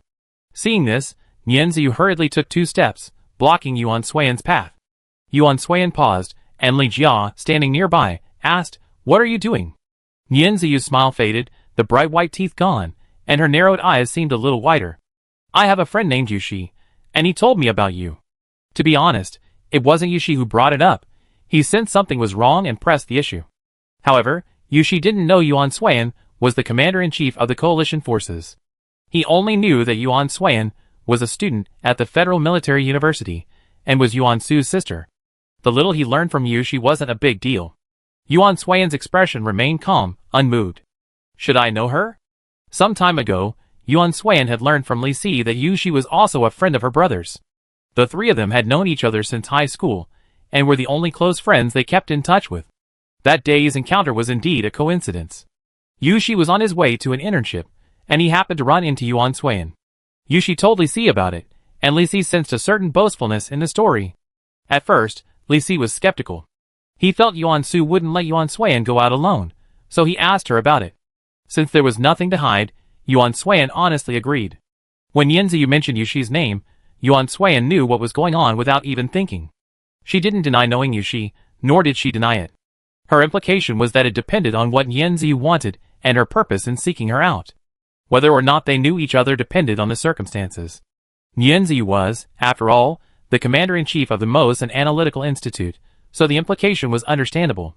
There's an old saying, more friends, more paths. So I wanted to make friends and face our common enemy together. Common enemy? Yuan Suiyan repeated Nian Ziyu's last few words. Li Jia listened, then, realizing that what happened next was beyond his control, left the scene. Seeing him leave, Nian Ziyu stopped pretending.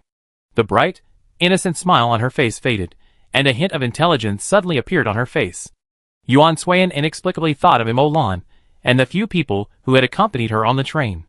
Thinking of this, a faint smile crossed his face. Nian Ziyu noticed the slight change in Yuan Suiyan's expression, but he couldn't guess the reason for the smile. But his desire to collaborate had been conveyed to her, otherwise Yuan Suiyan would have said she didn't know him. While this didn't mean much more, he was at least certain that she, too, was interested in collaborating, but she simply didn't have a suitable option at the moment. However, a willingness to cooperate means this can be accomplished. Since the last league, your coalition has lost first place twice in a row and hasn't finished in the top 3. The last time was Liyang Military University. The time before that was Yiqing Operations Academy. Third place was taken by Ji, and second place rotated between Liyang and Yiqing. Your coalition's undefeated streak has been shattered, and they can't even finish second or third. In particular, your attackers are effortlessly defeated by Ji's Jiangcheng every time, using methods that are deeply insulting. You must be disgusted by them, yet you still want to regain first place. We at Mosan also have opponents we want to defeat, and we just happen to run into you, Ji, Yiqing, and Lu Yang.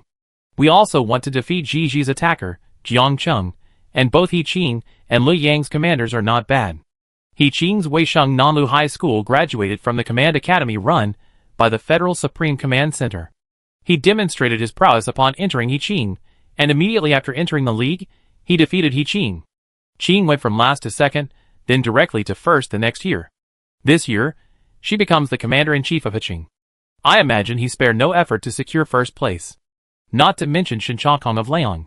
Leong specializes in command. It's a command academy run by the Federation Supreme Command Center, dedicated to training command talent. All the commanders who graduate from there are excellent. I watched the Alliance's previous competitions. They were able to win because their overall quality was superior to that of other military academies.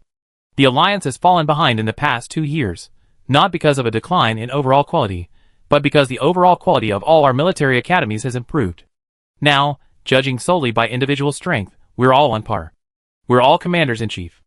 Although we attend military academies not run by the Supreme Command Center, I believe we should share a common goal, not to lose to commanders with better educational resources. Chapter 139.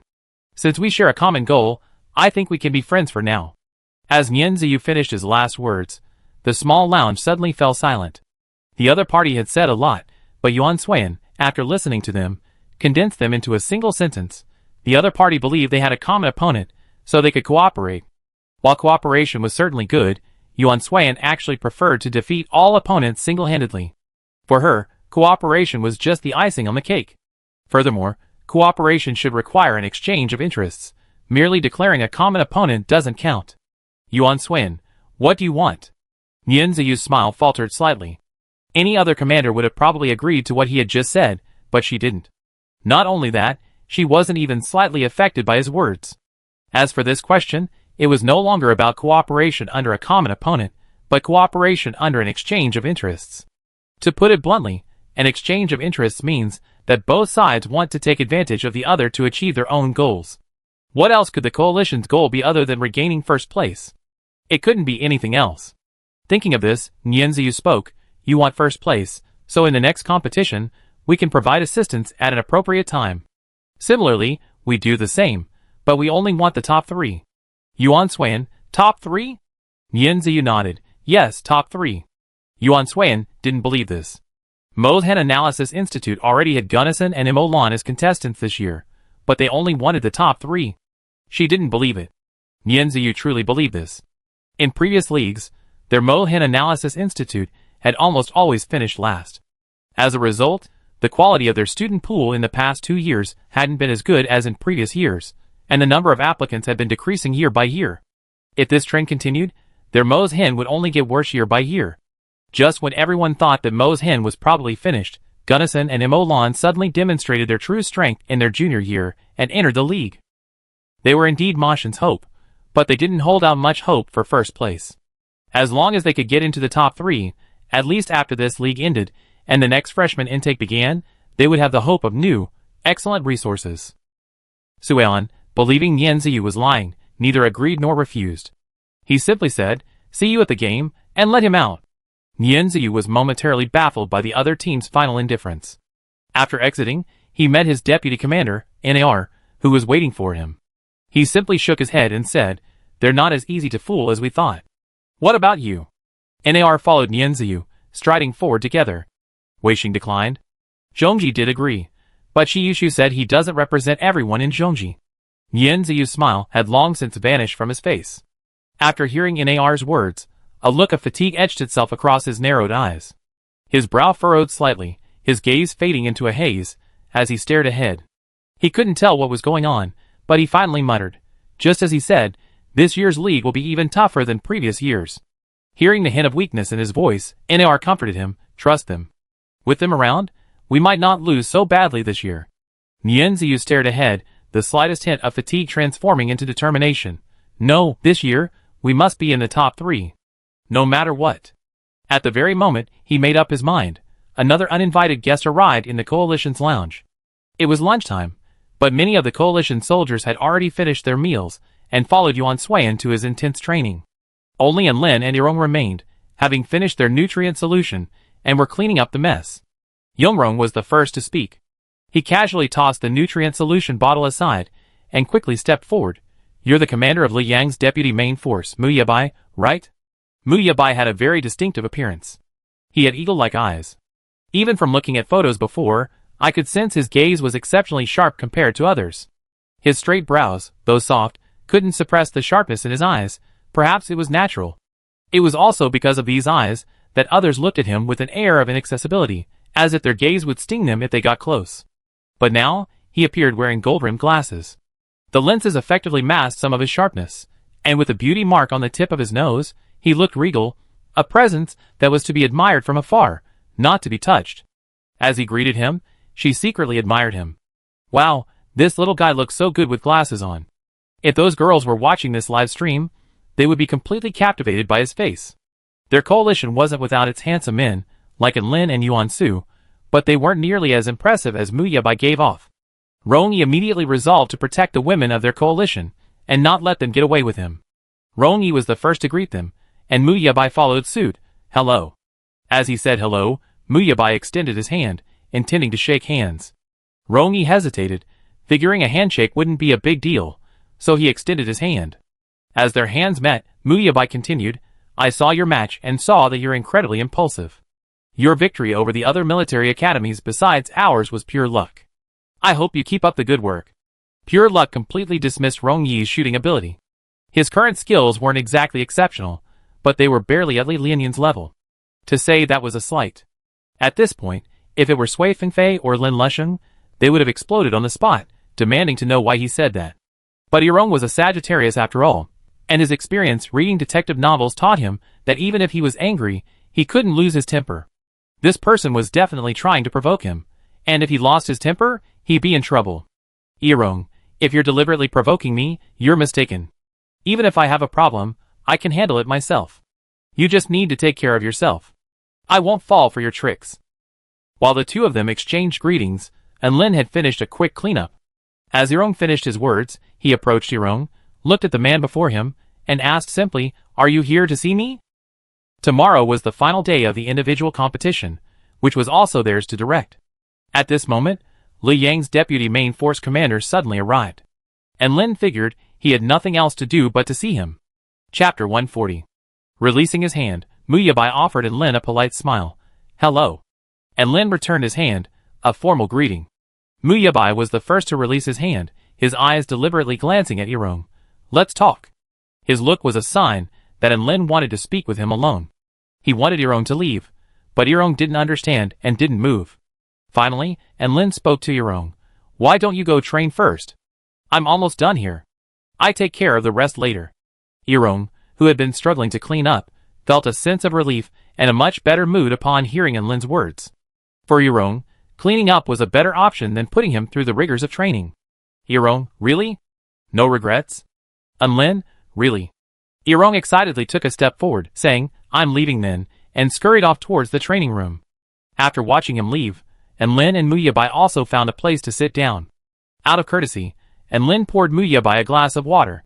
The two of them didn't rush to speak, and the lounge fell into an eerie silence. After Mu Yabai took 2 sips of water, he finally asked, Is she okay? Pretty good.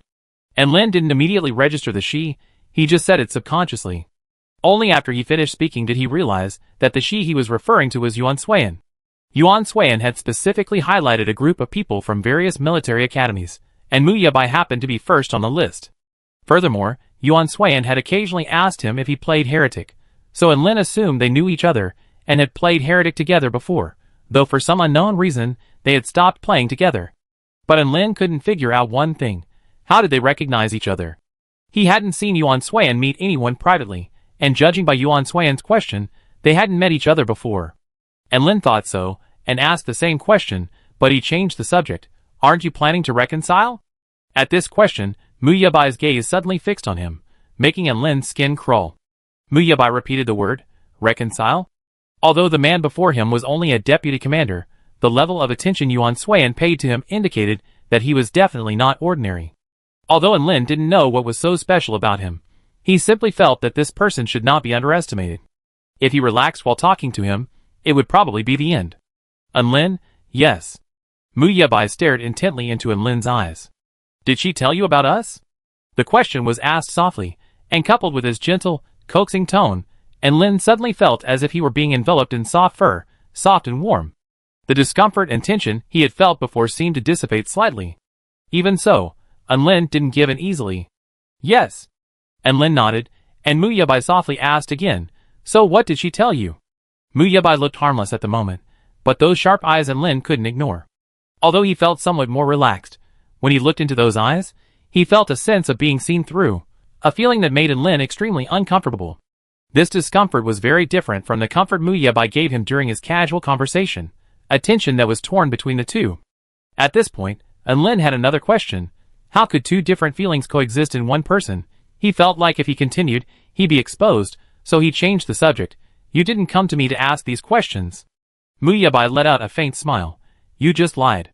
He spoke with such certainty that Lin felt like he misheard. He shouldn't have let on that just now, so how did he guess that? As if reading his mind, Mu Yabai kindly explained, from what I know about her, she won't tell anyone about any of the hurt she's endured. She believes we hurt her, so she won't say anything. Of course, the rest of us won't say anything either, because we agreed to keep everything from the past secret until the junior league team competition begins. The other person stopped pretending, and neither did Lin. Then why are you asking me this now? And why are you bringing it up yourself? Mu Yabai, I just want to know how she's doing now. But if she could even make you guess there's some connection between us, that proves she trusts you to some extent, and that puts my mind at ease. In the upcoming matches, he wouldn't have to hold back.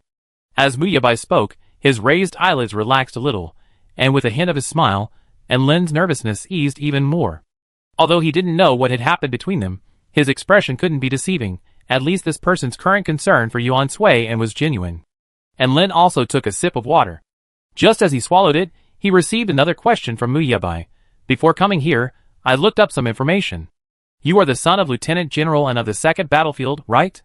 At the mention of his father, Lin's eyes flickered. Yes, but what does that have to do with you coming to see me? Mu Yabai, it's just a chat. Don't be nervous. We're competing tomorrow. Wouldn't it be better to get to know each other?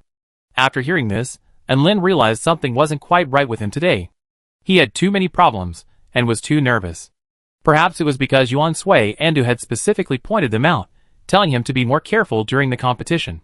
So, when he saw Mu Yabai, he subconsciously labeled him a very difficult person. This can't go on. And Lin calmly took a deep breath, calming himself. Calm down. Don't let the other party lead him, otherwise he'd be more likely to make a mistake. At least, not now. Since he's here and suggested getting to know each other, then he should get to know each other. At least it won't hurt for the upcoming competition. The opponent you're looking forward to is our Commander-in-Chief, right? Of course. Only the Commander-in-Chief is more suited to fighting against him. And Lin's question was blunt, almost like he was slamming the phrase "you're just a deputy commander" in Mu Yabai's face. I will be the Commander-in-Chief. Mu Yabai's answer was equally blunt, his voice still soft and indifferent, as if the Commander-in-Chief position was already his. Even if he was only a deputy commander now, it would be his if he chose. And Lin, you're very confident. Mu Yabai raised his eyes again and stared into Lin's. Are you not confident? And Lin's lips parted slightly, but he didn't rush to answer. It wasn't that he didn't want to, but that he didn't know how to say it. Mu Yabai, watching from the opposite side, suddenly asked another question. Can I ask you a very personal question? And Lin, you already said it's a very personal question. The obvious refusal, however, was ignored by Mu Yabai. What do you want to be a commander for? Chapter 141.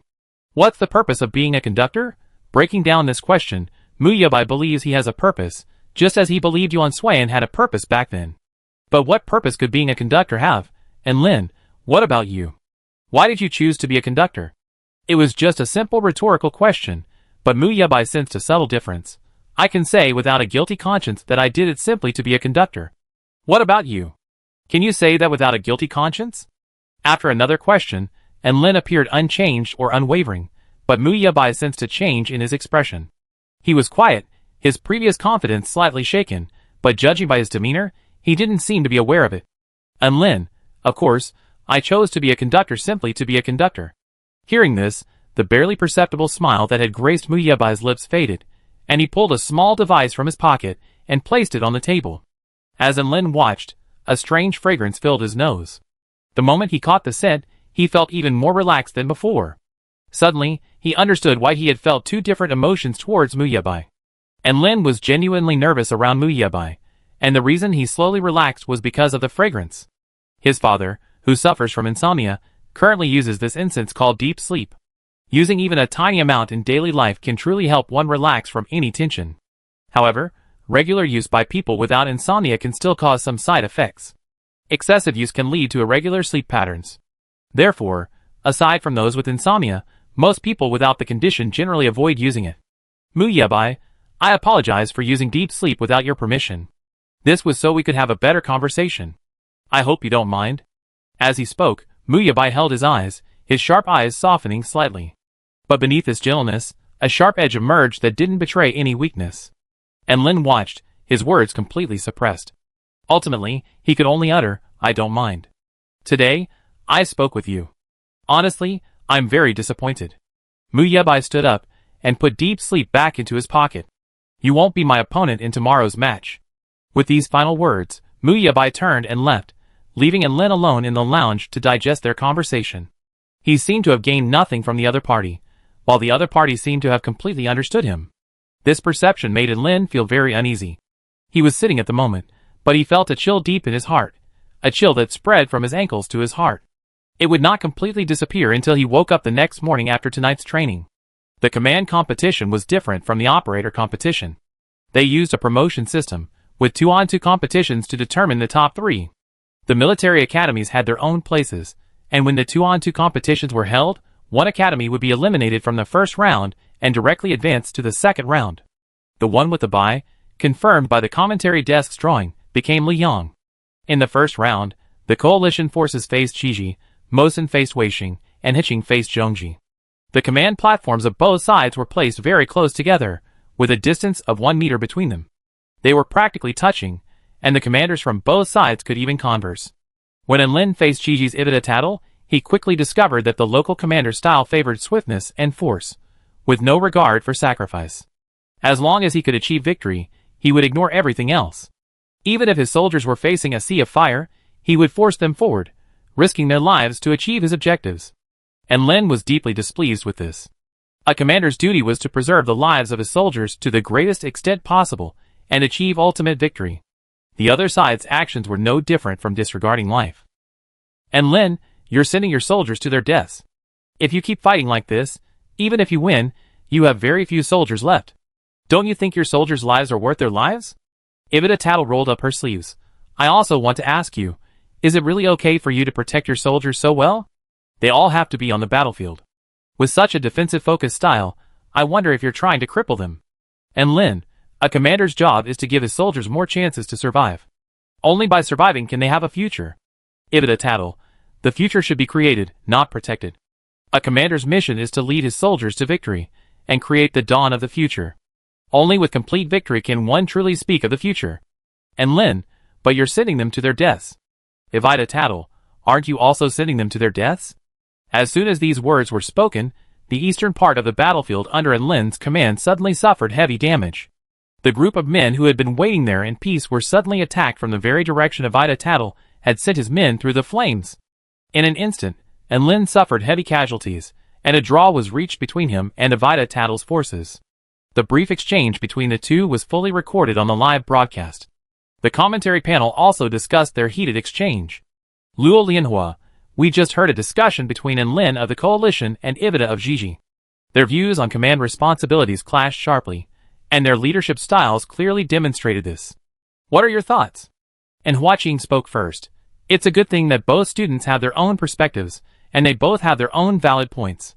However, judging by their approaches, each has its own flaws. And Lin is too defensive, preferring to remain defensive rather than proactive. While this approach effectively ensures the survival rate of his soldiers, it also significantly reduces their risk-taking capacity, making it a poor choice for them. Ibida Tattle, on the other hand, is too aggressive, not maintaining any defensive posture, almost constantly putting his soldiers in danger. He seems to be showing a disregard for the lives of his men. If this continues, he'd be unfit to command the average soldier. And Hua Qing's words significantly intensified the discussion on the bullet screen, even sparking a heated argument. Some supported Lin, others supported Ibida, and the two sides argued relentlessly, their conflicting opinions non-stop. This time, it was Gu Yuanwu who spoke. I'm an attacker, kind of on the front lines of the battlefield. Let me explain this from my perspective. Chapter 142. Soldiers are human too. They too have a desire to live. It's just that duty tells us that the Federation is more important than our lives. We can sacrifice everything for the Federation. However, this doesn't mean we won't feel resentful or discouraged when abandoned on the battlefield by our own people, or when faced with a commander who doesn't value our lives. It's simply that our duty as a soldier tells us to follow orders and bring victory to the Federation. That's all. Similarly, we don't wish to remain in a safe place forever, avoiding risk. That way, we won't grow. Without growth, we won't be able to face more powerful drones, survive on the battlefield, and continue to defend the Federation. They are still students, but they should continue to grow until they can stand on their own. This criticism of both men, delivered with great sincerity, gradually diminished the verbal battles in the comments, replaced by more personal discussions. Major General Gu was right. A soldier's life is life, and no one should take anyone else's life lightly. But Lin shouldn't have used a protector's perspective to discourage soldiers from taking risks. While the discussion continued, and Huaqing added, I still really like what Ivita said, the future should be created, not protected. It would be great if their approaches could be balanced. With that, the match between Hiqing and Zhongji officially concluded. Hiqing completely crushed Zhongji, and they were decisively defeated. Next came the result of Lin versus Ivita. Lin's defensive tactics were extremely skillful, and the battle with Ivita reached a fever pitch. In the end, Lin narrowly defeated Ivita by a single point. Shortly after the two battles concluded, Weisheng emerged victorious in the match between Mosen and Weisheng. After a fierce competition, the victors advancing to the next round were the allied forces, Weisheng and Hiqing. The second round was split between Weisheng and Hiqing, and the allied forces and Leong. The two military academies that won this round would immediately take the top two spots, with first and second place determined in the third round, and the two losers competing for third place. This match was incredibly important, and almost everyone was putting their all into it. Lin and Mu Yabai, who had met last night, didn't engage in any conversation today, simply waiting for the match to begin. Their competition venue was located in a district that, in terms of terrain, resembled District 13, which Lin and his team had previously visited.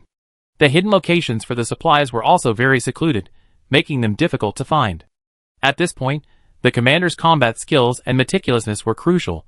Any carelessness could lead to overlooking something right in front of him. After confirming and submitting all the current information, the battlefield simulation officially began. Lin initially chose to deploy his defensive formation, and then deploy his Fawar abilities to forage for supplies. However, Mu Yabai chose the opposite approach and simply engaged in battle.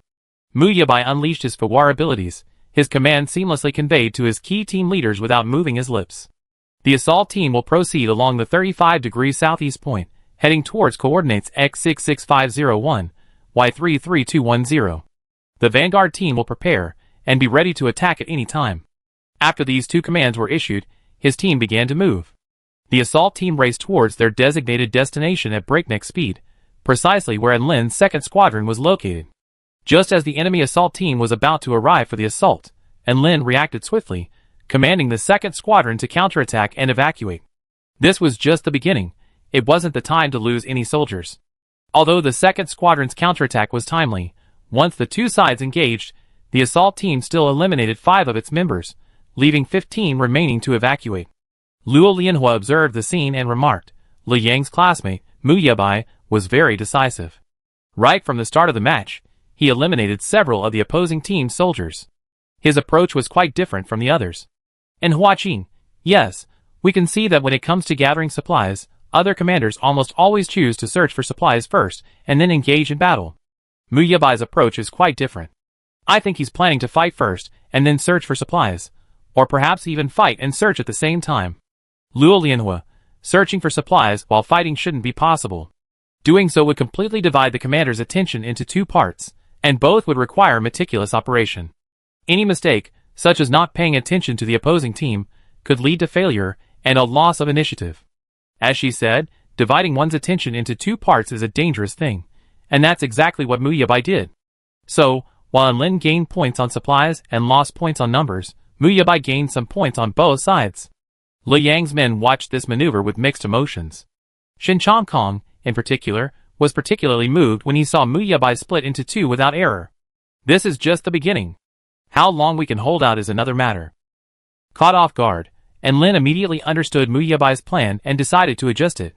He assigned a few men to search for supplies, while the rest of the team engaged in combat. The fighting style differed slightly from the previous one. From start to finish, and Lin had employed a defensive strategy. Now, and Lin employed a different approach, luring the enemy deeper. This was a tactic he had learned from Yuan Suiyan during training. Since the enemy had already deployed their assault team, he would use his second-tier gunners as bait, luring them into the encirclement formed by the first-tier gunners and the first-tier attack team. A small number of his vanguard troops would then eliminate them. Mu Yebai's assault team had indeed entered his encirclement point, just as he predicted. But that wasn't the end of it. Within a few minutes, Mu Yebai's own attacking team had shed their invisibility cloaks and officially reappeared before them, immediately engulfing the battlefield. While the melee was raging, Mu Yebai dispatched his vanguard, divided into 3 teams, to the 3 camps designated by Lin. He then dispatched his gunners and marksmen in batches to provide support and rear defense. As orders were issued, Mu Yebai's team rapidly gathered supplies. The flurry of activity was dizzying. Comments: "Oh my god! These orders come one after another. I barely have time to react to one before the next one arrives. What's he trying to do?" Not only were the orders issued quickly, but the entire deployment was also incredibly well organized. The movements of his soldiers showed that, despite his rapid dispatch, he perfectly covered the entire field. Even more terrifyingly, he also rapidly gathered supplies. Oh my god! What kind of divine brain is this? I want it so much. Chapter 143. Forget it, you won't get it.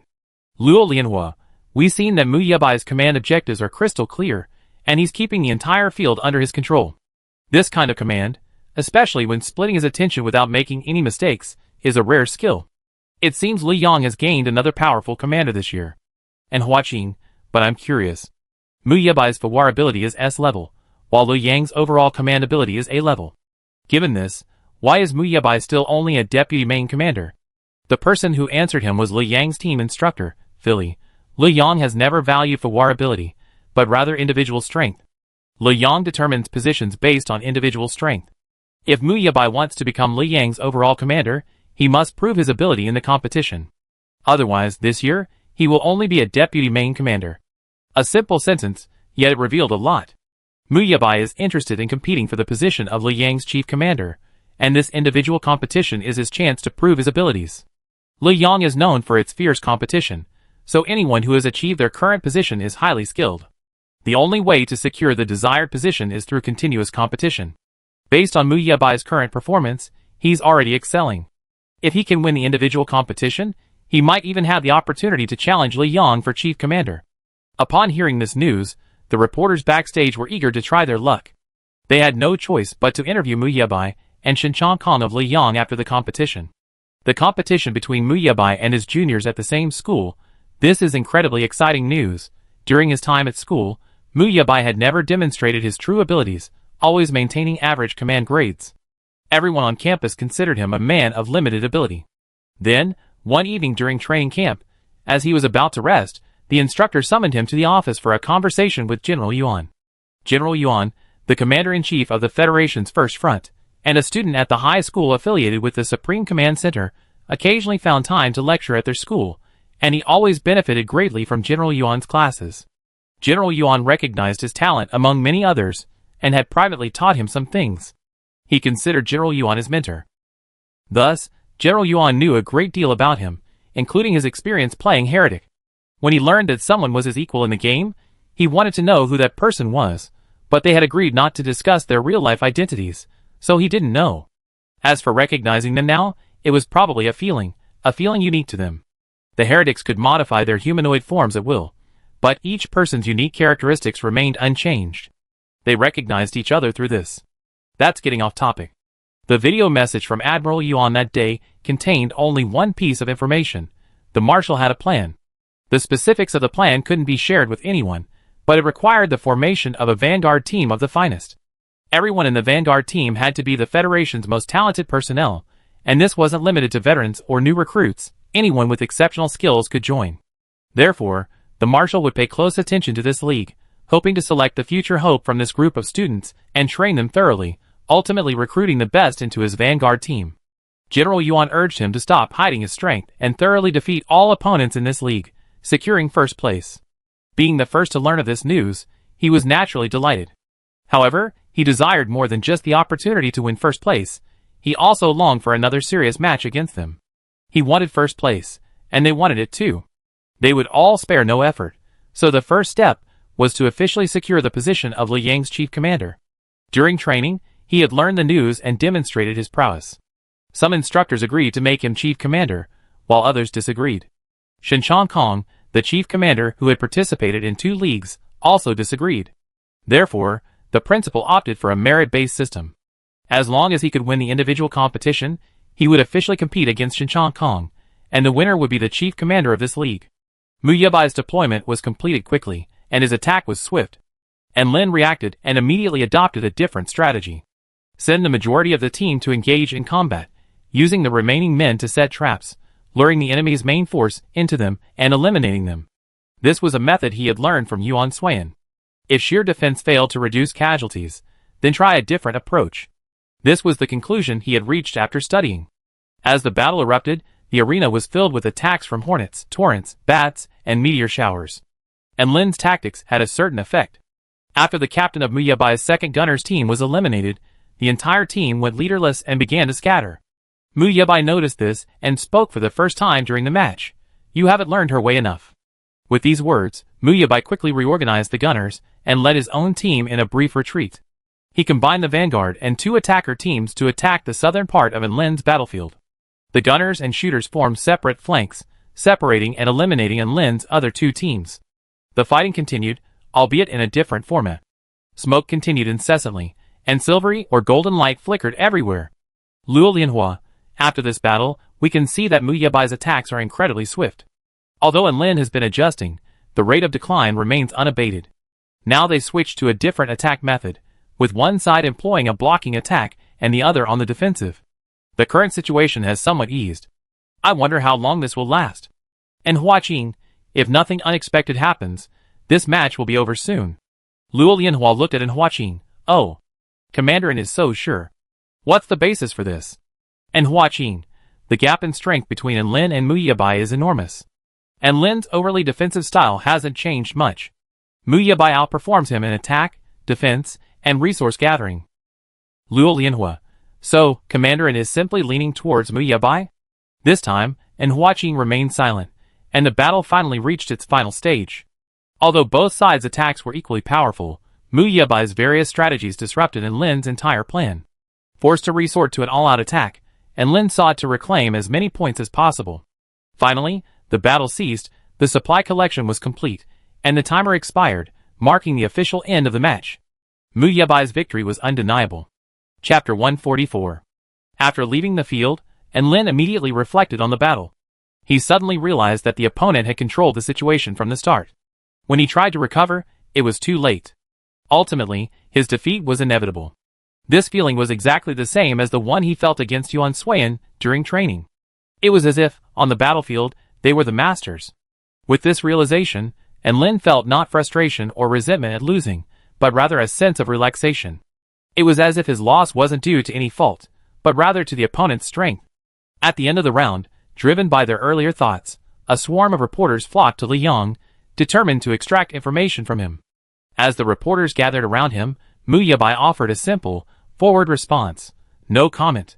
With this answer, Mu Yebai returned to his lounge and rewatched Enlin's 2 matches, as well as the matches he participated in during the previous league. After reading it, a vague concept gradually became clear in his mind, but as it became clear, a question arose in his mind: "Where does your pressure come from?" He murmured softly, unheard by anyone but Shen Kong as he passed by him: "Don't think that winning the individual competition will guarantee you the championship.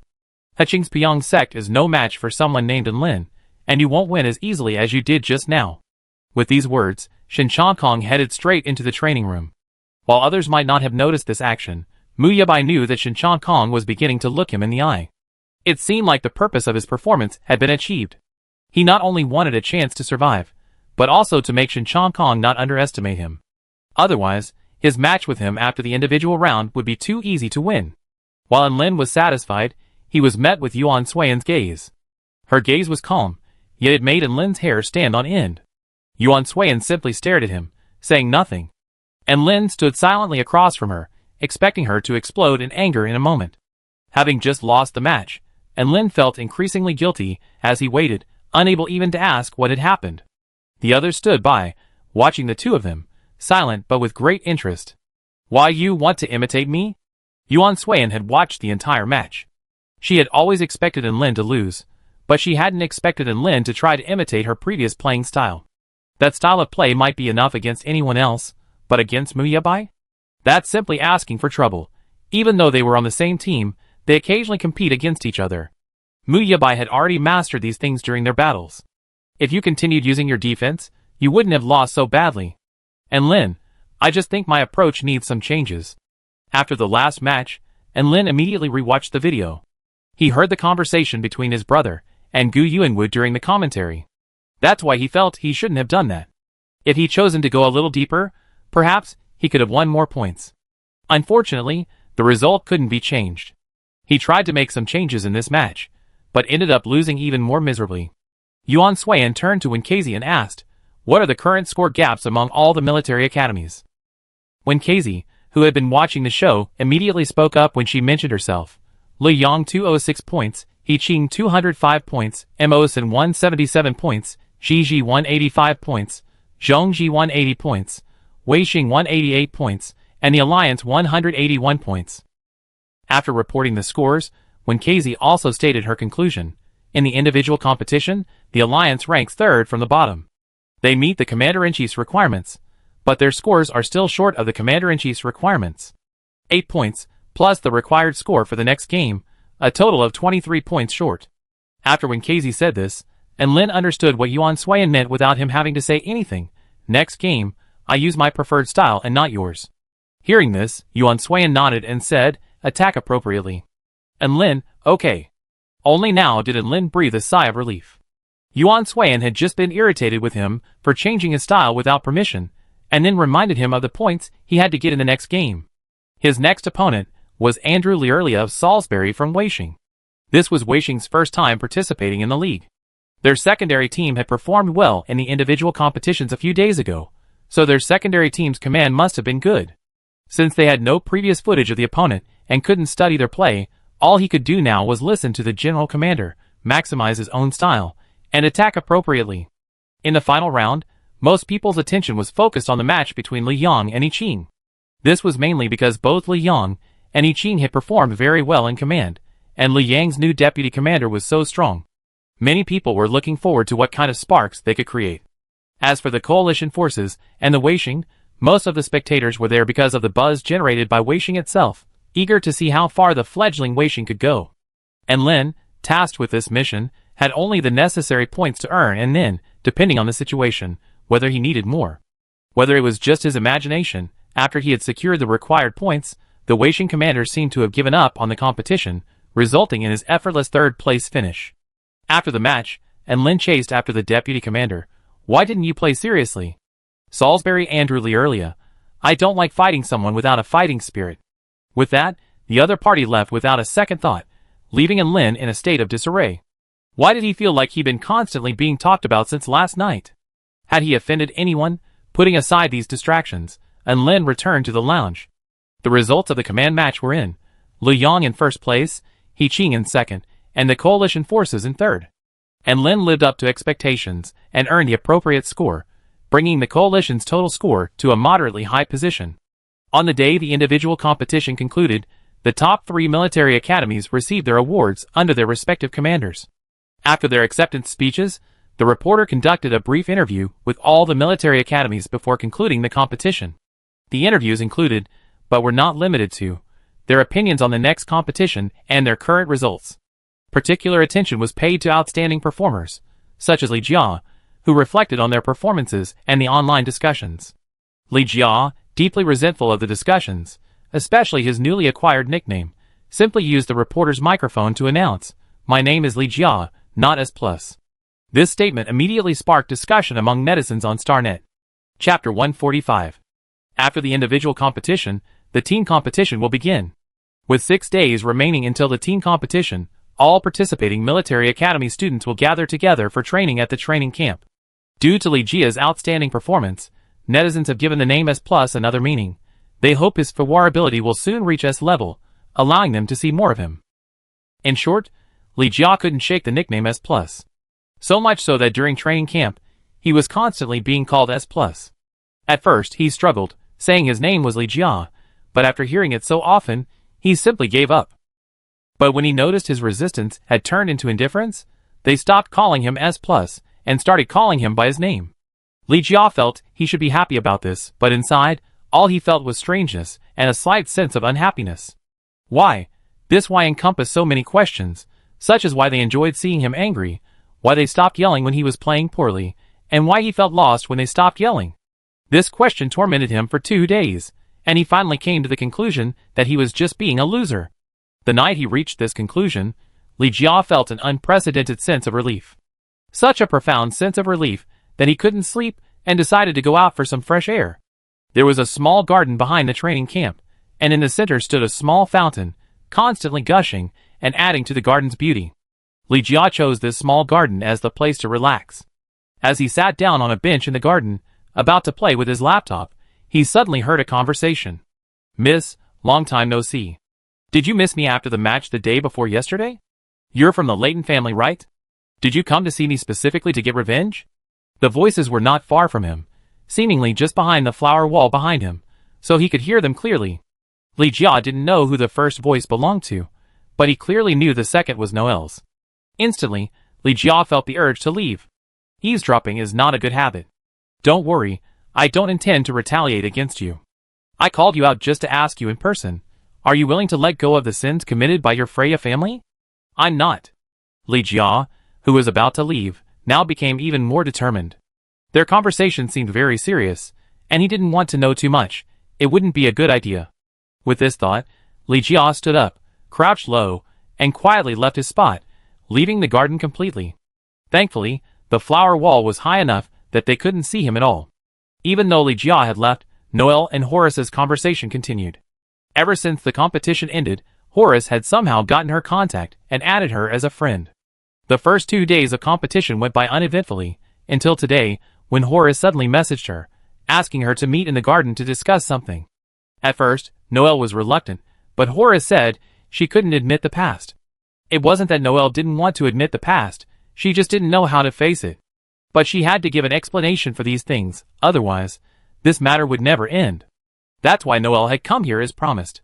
"No." Horace looked at her and sneered. "But you left Weston, choosing to escape from that guilt. Isn't that a choice to not bear the guilt?" Horace paused.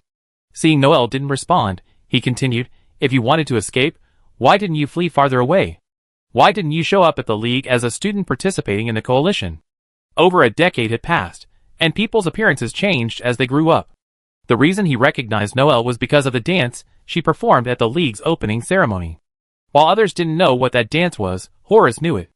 As a child, Noel loved dancing, but her family didn't allow her to dance. Instead, they forced her to learn to operate the machine, wanting her to fully inherit the Flya family's operating techniques and continue to maintain her position in Weston. But Noel only loved dancing. She didn't like operating the machine at all. Later, she heard that the wife of the Layton family was a skilled dancer, so she secretly went to ask her for instruction, and she happily agreed. Noel's dancing skills were hers, and the days spent dancing at the Layton household were their happiest times. The dance Noel performed at the League's opening ceremony was a creation of Mrs. Layton's own. She had never performed it publicly, and she had given it to Noel alone. With the downfall of the Layton family and the demise of Weston, the dance never saw the light of day again. Horace had always thought he'd never see this dance again, but then Noel appeared. His original name was Eunice Long Layton, but since his family's demise and Weston's disappearance, he had abandoned it. He swore that unless Weston reappeared in the Chintang system under his original name, he would never return to it. This was his punishment for misjudging someone and causing his family's destruction. Noel didn't directly answer Horace's question. "I have my reasons. I will definitely avenge the sins of the Freya family, but now is not the time." These words sounded particularly ironic to Horace. How can a verbal promise count? "Have you forgotten? You promised me the same thing before, but what happened? The Layton family was used as your scapegoat. The Layton family controlled the development and production of Weston's rare energy, which they used to enhance Weston's weaponry and improve the people's war capabilities. to combat more and more powerful drones. Ever since meeting Noel, the Layton and Freya families began interacting. He was the youngest son of the Layton family, and the future heir. Coupled with his close relationship with Noel, everyone believed they were destined for each other. The two families even arranged an engagement, waiting for them to marry when they grew up. Horace himself believed so at the time. But no one in the Layton family had anticipated that, when civil unrest broke out, the energy they had developed and created would be laced with drone energy. Although the drone energy was balanced with the G65 energy they had developed, once ingested, it would counteract the body's FWAR capabilities, causing an imbalance. While the G65 energy they had developed could only provide a balancing effect, it couldn't prevent the periodic weakening of FWAR capabilities. Some of Weston's warriors had consumed this substance laced with drone energy, and their FWAR capabilities had declined. The Freya family was the first to point this out. Chapter 146. Not only that, the instigators of the popular uprising were also pinned on the Layton family, with all the evidence suddenly discovered. On the day the Layton family was punished, a massive drone strike occurred, and the Laytons were sent to the front lines of the battlefield in a supposed atonement. From then on, there was no Layton family.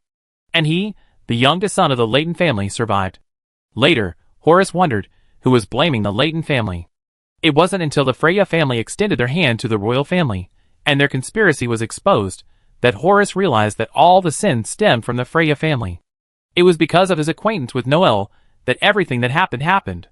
When they were children, Noel had promised him that no matter what, she would never betray him. But what happened? His trust in her led to the destruction of his family.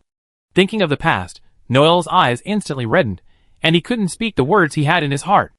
As a child, she truly considered Eunice a good friend, and she also loved Mrs. Layton very much. But at that time, she knew nothing about her family's affairs. She only knew how to dance and play with Uni and the little princess. It wasn't until the Freya family's conspiracy was exposed that she realized her parents had always wanted to take the throne, willing to sacrifice anyone who stood in their way, using everyone as a stepping stone, even her. It was only later that she learned that her parents had eliminated the Layton family because a member of the family had learned of their conspiracy. They killed him, but still felt uneasy, so they decided to eliminate the Layton family. The conspiracy was exposed, and everyone in the Freya family, except her, perished in the Battle of Teresa, near the end of the massive drone invasion. After a moment's silence, Noel could only utter 3 words: "I'm sorry." "Horace, I'm sorry, haha, will saying sorry even work? Will saying sorry bring them all back?" Noel was speechless after this question, and simply lowered her head, bearing Horace's wrath. "If you truly wish to atone for your sins, now is your chance." Noel, as if she saw hope, suddenly looked up. "What chance?" "Horace, bring back our prince. He is Weston's last hope." Noel began, stunned. The prince? As far as anyone could remember, the Battle of Weston had seen the death of all members of the royal family. The prince, in particular, was the first member of the royal family to die in that battle, and his death was also the handiwork of the Freya family. How could Noel not be surprised to hear the news that the prince was still alive? "He's alive." "Surprised? Are you happy to hear he's alive? Where is he now?" "It's late, you should go back." With these words, Horace turned and left, texting the location and name to Noel. Noel stared at the message on her laptop in silence for a long time before finally speaking. "So, you've been here all along." Horace's emotions were complicated after the previous conversation. He knew Noel was innocent, that she knew nothing, that she was being used by her family. But after all, Noel was a member of the Freya family. His family had died because of the Freya family's ambitions, and they died innocently. Although the Freya family had deserved it, he still couldn't accept it. The Layton family had done nothing wrong, yet they were accused of this, leaving him alone. Even if the charges had long since been cleared, what good would it do? His family would never return. When Horace saw Noel, the remnant of resentment he had been hiding surfaced, and so he came to find her. But when he faced her, Horace was unable to do anything. He clearly wanted to blame her, to scold her, but in the end, it only became a series of mild probing attempts. "I say, she's a member of the Freya family after all. Will this matter go smoothly if she's entrusted to her?" A student in black appeared before Horace and directly addressed his concerns. When Horace suggested sending Noel to persuade the prince, he had refused. After all, the Freya family wasn't a good bunch, and who knew if Noel would harm the prince? "Horace, this is my last chance. If she dares to hurt the prince, I won't let her off easy." Leeson curled his lips. "Okay, if you can't do it then, I do it myself." Horace, okay. Under the hazy moonlight, everyone spent the night in their dormitories. As dawn broke, the alarm rang, and they rose for morning exercises before disbanding for breakfast. On his way over, Lin encountered Mu Yabai, the uninvited guest from before. Sensing they had something to discuss, Li Lianyun, who was standing nearby, left on his own. Just as Lin was about to ask what he was doing, Mu Yabai spoke without further ado. Do you really want to be a conductor? After the individual competition ended, and he finished his match with Shin Kong, Mu Yabai had carefully studied Lin's match videos. This study revealed a great deal of information, but it also raised more questions about Lin. Lin was the first person to make Mu Yabai feel this way, and these questions also indicated that Lin was an unstable factor. If this unstable factor continued to stay with Yuan Suan, it would not be a good thing for her. Lin, is there anything to question? It was a common question, and Lin didn't take it seriously, thinking it was just another attempt to pressure him. So, he didn't take it seriously until Mu Yabai said the following words. I don't see the ambition and determination a commander should have in you. You lack confidence. Not only do you lack confidence, you also lack basic decisiveness. You're obsessed with protecting everyone, preventing their deaths. That's fine, but in your case, it's not for your soldiers, it's for yourself. You don't want to be the one who causes failure. As he spoke, Mu Yabai continued to ponder the correctness of his words. No, that doesn't quite fit. To be more precise, you don't want to make mistakes, and you don't dare to make them. You want your decisions to always be right. You fear the consequences of your mistakes, which could be very serious for you, but not for the lives of your soldiers. Why? A series of words flowed, and Lin walked and listened. At some point, he stopped. Every word the other person said struck him deeply, causing a sharp pain in his heart. Yet, the other person seemed oblivious, continuing to articulate his conclusion. What are you trying to do? Chapter 147. What for? What could it be? Lin opened his mouth and uttered the answer he had always believed in. I just want to be a qualified commander. I don't know where you came up with these conclusions, but you should know that what I do is my business and has nothing to do with you. That being said, when he met Mu Yabai's eyes again, a trace of guilt involuntarily welled up in his heart. The other person stared at him for a long time without saying anything. Lin, seeing that he had nothing more to say, turned and was about to leave. Just then, Mu Yabai spoke, You're a good liar. The gleam in those eagle-like eyes was extremely sharp. Under their gaze, Lin inexplicably took a step back, putting some distance between them. Indeed, as you said, your situation has nothing to do with me. But there's one thing you must know. Someone who lacks a true will to command can never be a good commander, nor is he worthy of standing by her side. Mu Yabai spoke slowly, his eyes never leaving Lin's. He stared at the seemingly calm figure before him, the sharpness in his eyes only growing. She's not your shield. Finally, he said this, turned around, and left the place. Lin stood there alone, his words lingering in his mind. Lin didn't know how he left the place. He simply followed inertia into the cafeteria, ate breakfast, and then went to training. After the first round of training, he saw his mistakes, and suddenly came to his senses. Don't let others distract you. No mistakes. His decision must be absolutely correct. As Lin thought this, his gaze unconsciously flicked towards Yuan Suan. Her performance was now even more powerful than before, and everyone would have to exert 100% of their current strength to keep up with her. But this strength was also incredibly accurate, leaving no room for error. Therefore, no one complained, but obeyed. With such a powerful person ahead of him, couldn't he relax once in a while? The thought flashed through his mind, but Lin quickly dismissed it.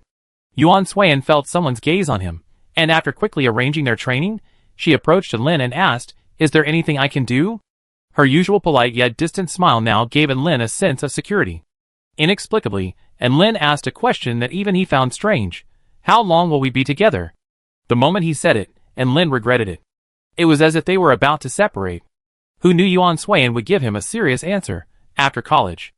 After all, they would be assigned a place after college, and everyone's destination would likely be different. Such a simple thing, didn't he know? Yuan Suan tilted her head, but didn't think much of it. The good news was that Yuan Suan's daily language had improved through constant practice over this period, and it wasn't as halting as before. So, when Bai Weihua came over, she could speak longer sentences. Over the past 10 days, the follow-up arrangements for District 13 have been completed. All that remains is for the assigned personnel to carry out the work step by step. Following the previous incident, Bai Weihua's uncle Duncan, promoted by Li Xiaotian, has become the current deputy to the executive officer of District 13. Qin Qing earned the title of Outstanding Citizen and continued her teaching. The only difference is that her relationship with her students has improved. Whenever she has time, they always gather around to chat. Dedicated to her mission of educating people, Ms. Qin Qing strives to impart sound perspectives to everyone, striving to lead them towards a brighter future. After the incident of traitors within the military, Bai Tongwei felt ashamed to continue serving as a major general in District 13, in charge of its military affairs. He resigned his position, intending to fully support his wife and, in his spare time, to work with Qin Qing on their educational work. The position of Major General in District 13 is currently vacant, temporarily held by a second lieutenant. Li Zhaotian promised that if Bai Yuehua could achieve the rank of major within a year, she would take over the position. As for Su Tianming, due to a broken hand, he could no longer work at the police station. After being awarded an honorary title, Li Zhaotian assigned him to another position. No one knew where he was going except himself and Li Zhaotian. During this period, Su Tianming's attitude toward Bai Yuehua had changed, and he even deliberately distanced himself from her. Bai Yuehua watched and argued with him, but she could do nothing about it. Many people attended Yuan's funeral. Yuan's wife assumed that since he had committed such a serious crime, the attendees would be here to denounce him. However, she didn't expect that they were all there to pay their respects. They said that although Officer Yu had made mistakes, he had indeed helped them, and they could not forget those kindnesses. Now that he was gone, his wrongdoing should be forgiven, and they had to come and see him off one last time. Bai Yuehua handed the small amount of Xianxin's medication she had brought to Yuan Suiyan. Officer Li said that this is an illegal drug after all, and he thought it might help since you told me about your health problems, so he asked me to bring it to you without authorization. But you can't use it recklessly. I will supervise you. If I find you using it recklessly, I will tell him, and he will show no mercy. This was no small matter, and Yuan Suiyan naturally wouldn't take it lightly. Therefore, she handed Xianxin to An Beauty in front of Bai Yuehua. Dr. An had a strong liking for Bai Yuehua the moment he saw her, primarily due to her unyielding attitude and the respect she showed Yuan Suiyan. So that evening, as Yuan Suiyan's elder, An Beauty, out of a desire to improve Yuan Suiyan's favor, invited Bai Yuehua to dinner. Bai Yuehua declined, saying she was on a mission and couldn't come. She asked An Beauty to devote all his energy to researching the drug, verifying its safety and effectiveness in helping Yuan Suiyan recover. Seeing the young woman's intense dedication, An Beauty immediately grew fonder of her. The more he liked her, the more obedient she became. He happily continued his research. As a freshman, Bai Yuehua couldn't just jump into the league starting striker position. After all, Yi and Li Ivy had trained diligently for a long time, and were now quite capable. Therefore, before the squad competition officially began, a starting striker competition would also begin, with Yuan Suiyan as the referee. As the overall commander, she needed someone more suited to the starting lineup. Chapter 148. The team's marksman competition consists of only one round, a field shooting competition. There are 3 participants, Bai Yuehua, Yirong, and Li Ivy. Yuan Suiyan serves as the referee, and Li Lianyun participates as their teammate. Li Lianyun is the primary marksman, that's already been established. However, they are both marksmen, and the other marksman needs to have a certain level of coordination with him. Therefore, he will personally serve as a teammate for each individual and share his insights with Yuan Suiyan. Yuan Suiyan will then combine his insights with her own judgment to select the most suitable candidate. Mobile sniping, it's not just the target that moves, but also the people. Yuan Suiyan, who's going first? None of the 3 took the initiative. Yirong, standing in the middle, looked at the people on either side, and was the first to raise his hand. I go first. With that, Yuan Suiyan nodded, and Li Lianyun and Yirong entered training mode. The 2 were dropped in different locations, and had no communication connection, so they couldn't communicate at all. It all depended on their chemistry. In the first round, the 3 contestants were tasked with using snipers to cover the injured Li Lianyun's escape to a designated location within the allotted time. They could not be hit by drones along the way, otherwise they would be considered defeated. The moment the weapons were dropped, the competition had begun. Li Lianyun, injured in his right leg, could only use his 2 hands to hold the swift, turn to face the drones behind him, and snipe, then hawk towards his target. Rong Yi, high up in the building in front of Li Lianyun, took the Fei Huan and began aiming and firing. The number of drones pursuing them from behind was considerable, but Li Lianyun and Yi Yi's sniping was very regimented, one on the left, the other on the right. The sound of continuous fire was heard, and soon half of the pursuing drones were eliminated. Li Lianyan had made it a quarter of the way there without incident. Ir, who had a fairly good understanding of Yuan Suiyan's character, didn't let his guard down. While the first leg of the sniping was easy, the second leg would prove more challenging. As expected, starting from the second leg, drones began to appear from the gaps on both sides, greatly increasing the difficulty of sniping. They had to concentrate their full attention, or they would miss one if they weren't careful. From this point on, Ir, who was constantly on the lookout for drones, would occasionally collide with the same drone as Li Lianyan. For Yuan Suiyan, this was a penalty. Ir ran and leaped from building to building until the third leg began, when the attacks intensified. Countless drones suddenly swarmed, attacking both Li Lianyan and Ir. Ir, who was on the rooftop, was forced downstairs to avoid being surrounded by drones to allow Li Lianyan to escape. As he did so, he turned and strafed, shooting down all the drones around him. Li Lianyan was right before him. As a marksman, Irong decisively switched modes, switching to assault rifle mode. Countless bullets blazed out as he fired, Irong using all his might to clear a path for Li Lianyan. One in front, one behind, they fought until Li Lianyan had completely broken free from the encirclement and reached him. Irong immediately carried Li Lianyan and dodged into a room inside the building. The attacks inside the room were significantly fewer than outside, but the obstacles ahead were also more numerous. If they wanted to continue through the room, they had to defeat all the drones outside. Irong gestured to him, and Li Lianyan found a place to hide. Irong also moved to another location and began attacking the drones. Instantly, the drones outside became his targets, one by one being eliminated. When all the drones' attention was drawn to Irong, Li Lianyan took the opportunity to escape, bypassing the drones and returning to his escape route. Once he had reached a sufficient distance, Li Lianyan used silk to pull himself to the rooftop, switched from the swift to the cassowary, and fired 5 shots at the drones. The cassowary's power was immense, and with Li Lianyan's current abilities, a single shot could destroy 6 drones. These 5 shots, while attracting the drones' attention to Li Lianyan, also resulted in a significant number of drones being damaged or seriously injured. Seizing the opportunity Li Lianyan had created for him, Irong also used the cassowary. Together with Li Lianyan, they destroyed almost all of the drones in front of them, leaving only a few remaining. The remaining drones' attack power was low, but their speed hadn't decreased. Wanting to reach Li Lianyan as quickly as possible, Irong switched from the cassowary to the flying Huan before running forward. With 10 consecutive sniper shots, he eliminated all 6 remaining drones. Yongrong could have continued using the cassowary to eliminate all the drones, but the cassowary was too powerful. With only 6 remaining, using it would likely injure Li Lianyan, who was waiting ahead. So Irong chose the flying Huan.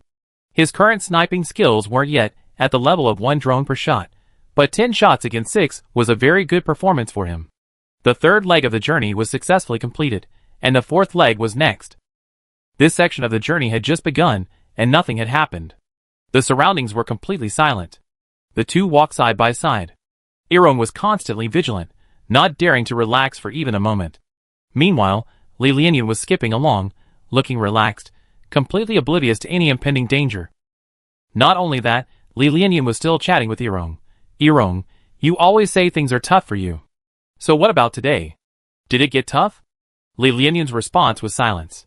Irong remained silent, but Li Lianyan wasn't about to give up. Irong, why aren't you talking? Don't be so nervous. Let's chat. Irong, Li Lianyan, little Irong, being so nervous will drain your energy. Beside him, Li Lianyan's chattering gave Irong a headache. He wished he could gag him with something. Just as he was thinking this, a hole suddenly appeared in the ground in front of Li Lianyan, followed by a barrage of sniper fire. Li Lianyan jumped up and down, nearly falling into the trap. EE reacted quickly pulling Li Lianyan back and personally destroying the trap drone. As the drones in the cave vanished, 1, 2, or 3 drones began to appear around the 2 men. As they appeared and disappeared, the 2 men immediately set up their swift snipers and began sniping at the drones. Shot after shot, drone after drone, seemingly endlessly. Li Lianyan said, "Little EE, you go ahead and shoot." With that, Li Lianyan hopped away, leaving EE alone to continue dealing with the drones that appeared and disappeared. Chapter 149. Where are you going? Come back. Facing all this alone, Irong wasn't afraid. What he feared was that Li Lianyan would be killed if he left on his own. So, to ensure Li Lianyan's safety, Irong decided to go all out, focusing all his energy on dealing with the drones and ensuring Li Lianyan's safety. The surrounding drones appeared and disappeared. After Li Lianyan left, their attacks became more numerous and faster. In an effort to end the situation as quickly as possible, Irong's speed increased significantly, and his sniping accuracy reached a certain level. Time ticked by, and Irong, immersed in his sniping, suddenly realized that the drones that had only appeared and disappeared had now all appeared before him, and Li Lianyan himself had successfully reached the finish line. Now, Irong's only task was to destroy these last swarm of drones and reach the finish line. Without the task of protecting Li Lianyan, Irong felt a sense of relief. In this sense of ease and dedication, his true strength was fully unleashed. Shot after shot, as drone after drone fell to the ground, Irong finally met his end. Over the 4 stages, judging by his responsibility, coordination, number of drone hits, and forward damage, Yi's initial performance was excellent. Next up was Li Ivy. Again, with the same 4 stages and the same number of drones, his mission was to escort Li Lianyan to the finish line. However, the order in which the drones appeared was completely different, and the intensity and duration of the attacks varied between stages. Li Ivy and Yi's abilities were comparable, so after these 4 stages, the answers and results he provided were similar to Yi's, with the exception of Yi's forward damage being 0.001% higher. Next came Bai Yuehua. With 2 people leading the charge, Bai Yuehua watched, her expression impassive, unchanged. As she prepared to begin, Yuan Suiyan took the initiative to ask, "Are you ready?" It was a simple question, but coming from Yuan Suiyan, it felt somewhat special. She wasn't one to proactively show concern for others. It also showed that Yuan Suiyan had high hopes for Bai Yuehua. Suddenly, Irong, who had been waiting by the side after the match, felt a little jealous. He wanted to see just how capable the newcomer was. It was still the same stretch of road, still Li Lianyan with a broken leg, and still the drones now in a different mode. As soon as the match began, Bai Yuehua abandoned sniper mode and went straight to shooting mode, using a torrent of fire, targeting drone after drone.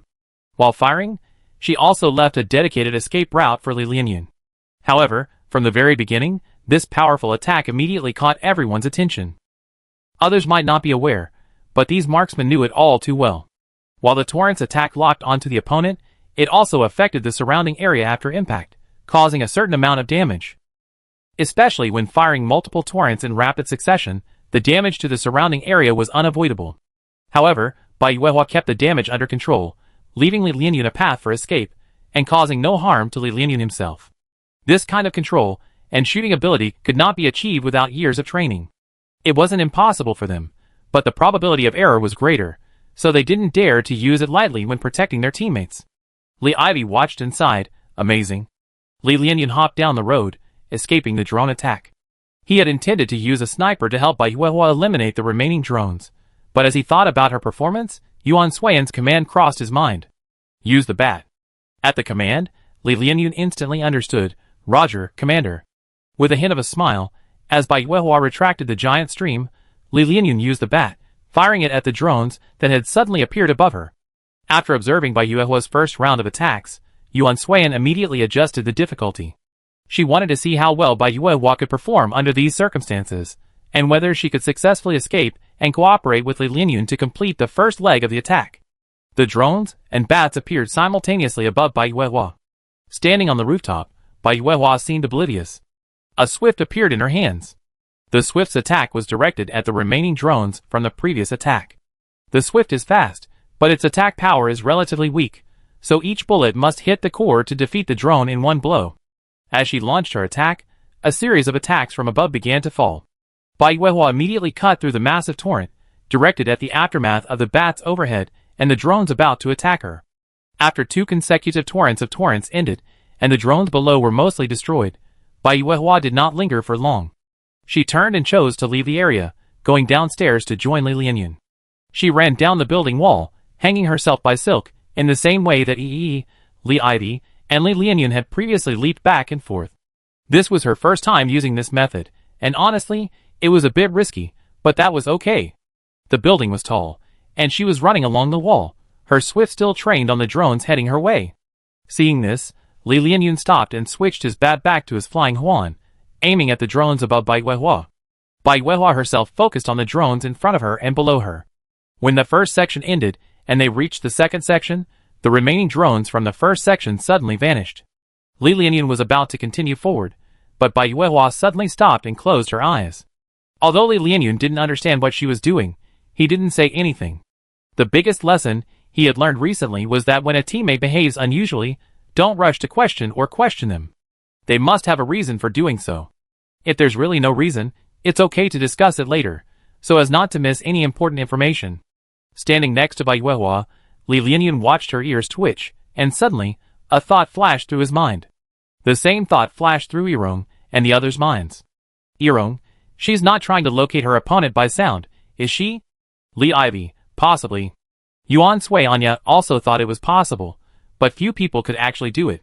When she was learning shooting from her master, he had told her that a truly excellent marksman must not only master accurate shooting, but also be able to locate her opponent by sound. When you can't see your opponent, you can choose to close your eyes and transform your hearing into vision, distinguishing the subtle differences in sounds. The moment your opponent appears, your bullet must accurately strike him. Chapter 150. This wasn't a simple matter. Yuan Sui could only distinguish different sounds at best, but couldn't accurately strike an opponent when multiple subtle noises occurred simultaneously. To address this shortcoming, she shifted her focus from listening to sounds to observing and thinking about people.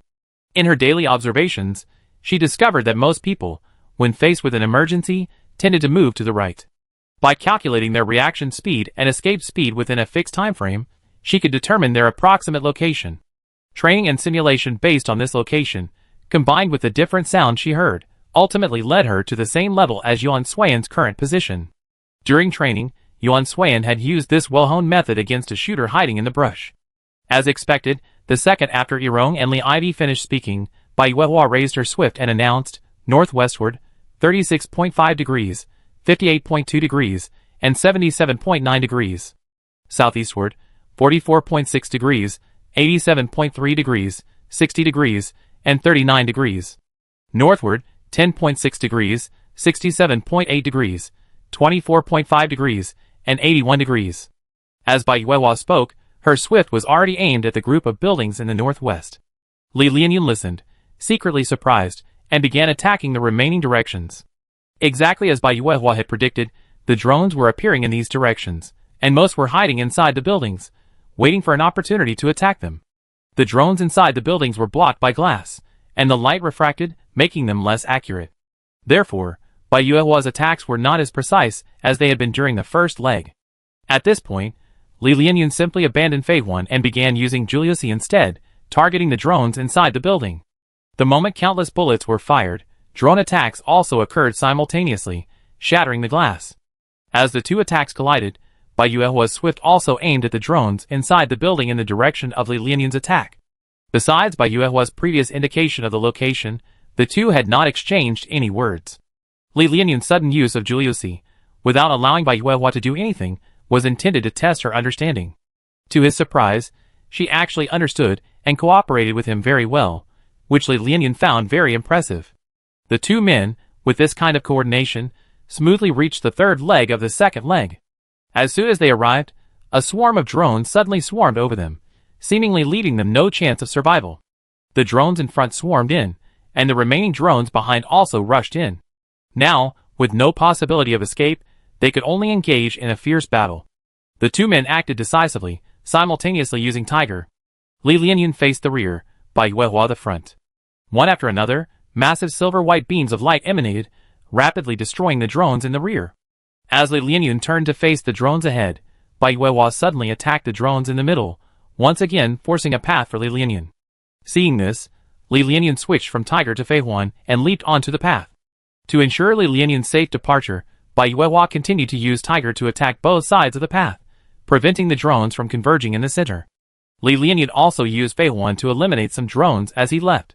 When he reached the rear of the drones, Bai Yuehua sheathed her Tiger, stood up, and gazed at the nearly 50 remaining drones, her eyes piercing. Last time, during the battle in District 13, her powers were sealed, preventing her from participating. This time, she was determined to destroy every drone before her. A massive torrent emerged from behind her, transforming into countless slender silver-white lines, rushing towards the scattered attacking drones. One wielded the massive torrent, while Li Lianyan wielded the bat. The two, one in front and one behind, intersected with countless beams of light. Within the steel-clad skyscraper, the light shone brighter than daylight, filling the eyes of those watching outside with a wave of eagerness. He fixed his gaze on the girl in the pristine white school uniform inside. That cold yet resolute figure was irresistible to him. The newcomer was too powerful. He would never underestimate anyone again. During this third leg of the journey, all the drones were destroyed. The fourth leg of the journey continued with the intermittent appearance of drones. This time, however, Li Lianyan remained motionless, simply following Bai Yuehua's side throughout, advancing as she advanced and stopping as she stopped. This was Yuan Suiyan's order. She wanted to see if Bai Yuehua could find the mechanism that would cause all the drones to appear. Compared to the two matches with Yirong and Li Ivy, Bai Yuehua's traps this time were significantly more numerous. As she advanced, searching for the mechanism, she even pulled Li Lianyan several times. As this became too frequent, distracting her attention, Bai Yuehua grew somewhat impatient. Watch the road. Li Lianyan replied that he didn't want to do it, but it was the commander-in-chief who told him to do it. Bai Yuehua's attention shifted momentarily, allowing her to notice the location of the mechanism. She chose not to approach it directly, but instead stood aside, holding up her Phase 1 gun and destroying the small, glowing red controller. At the same time, all the drones appeared. Thanks to the precise attack, most of the drones were destroyed, and the remaining ones posed no threat. After dispatching the remaining drones, Bai Yuehua successfully led Li Lianyan to the finish line. The three-person competition officially concluded, and Bai Yuehua's strength was undeniable. Yuan Suiyan didn't immediately state his conclusion, but instead looked at Li Lianyan. Who do you think is more suitable? Thinking about the 3 training sessions, Li Lianyan gave his answer. I really like the new junior. Her style of carrying out a strong and decisive action is very similar to yours, the commander-in-chief. This answer clearly stated his preferred candidate. Yuan Suiyan looked at Yirong and Li Ivy again. Who do you think is stronger?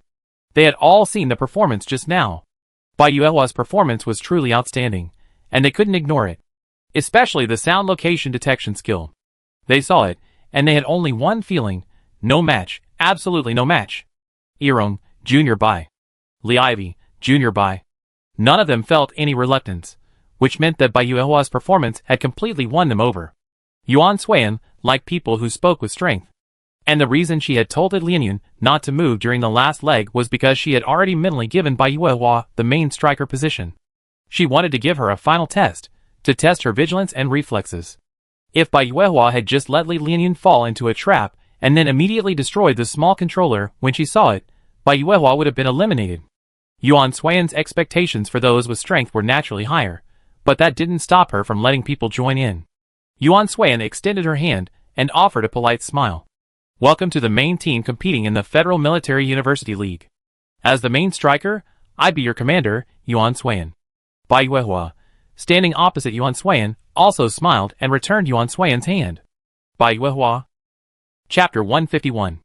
On the day the team competition began, everyone was filled with anticipation, especially the spectators, who had spent the past 2 days discussing their favorite players.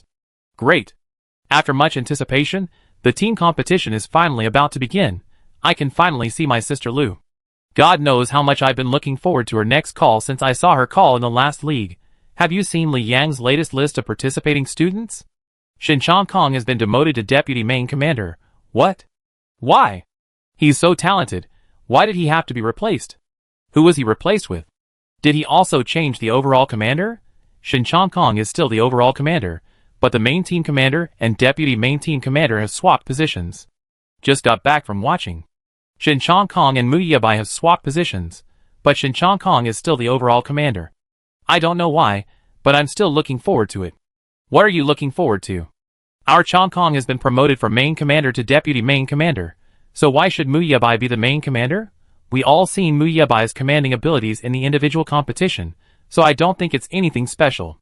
I'm more looking forward to seeing the coalition's commander-in-chief and the main team. +1, I've been looking forward to this for a long time. The coalition is being so secretive this time, and I wonder if they really make a splash later. As a level 10 StarNet surfer, Titia saw these discussions and was delighted by their ignorance. Look, little Noel, they know nothing, ha ha ha. Noel sat next to Titia, sorting through his recent practice data and checking for areas he needed to improve. Titia said, holding her laptop in front of her. Noel, look at them.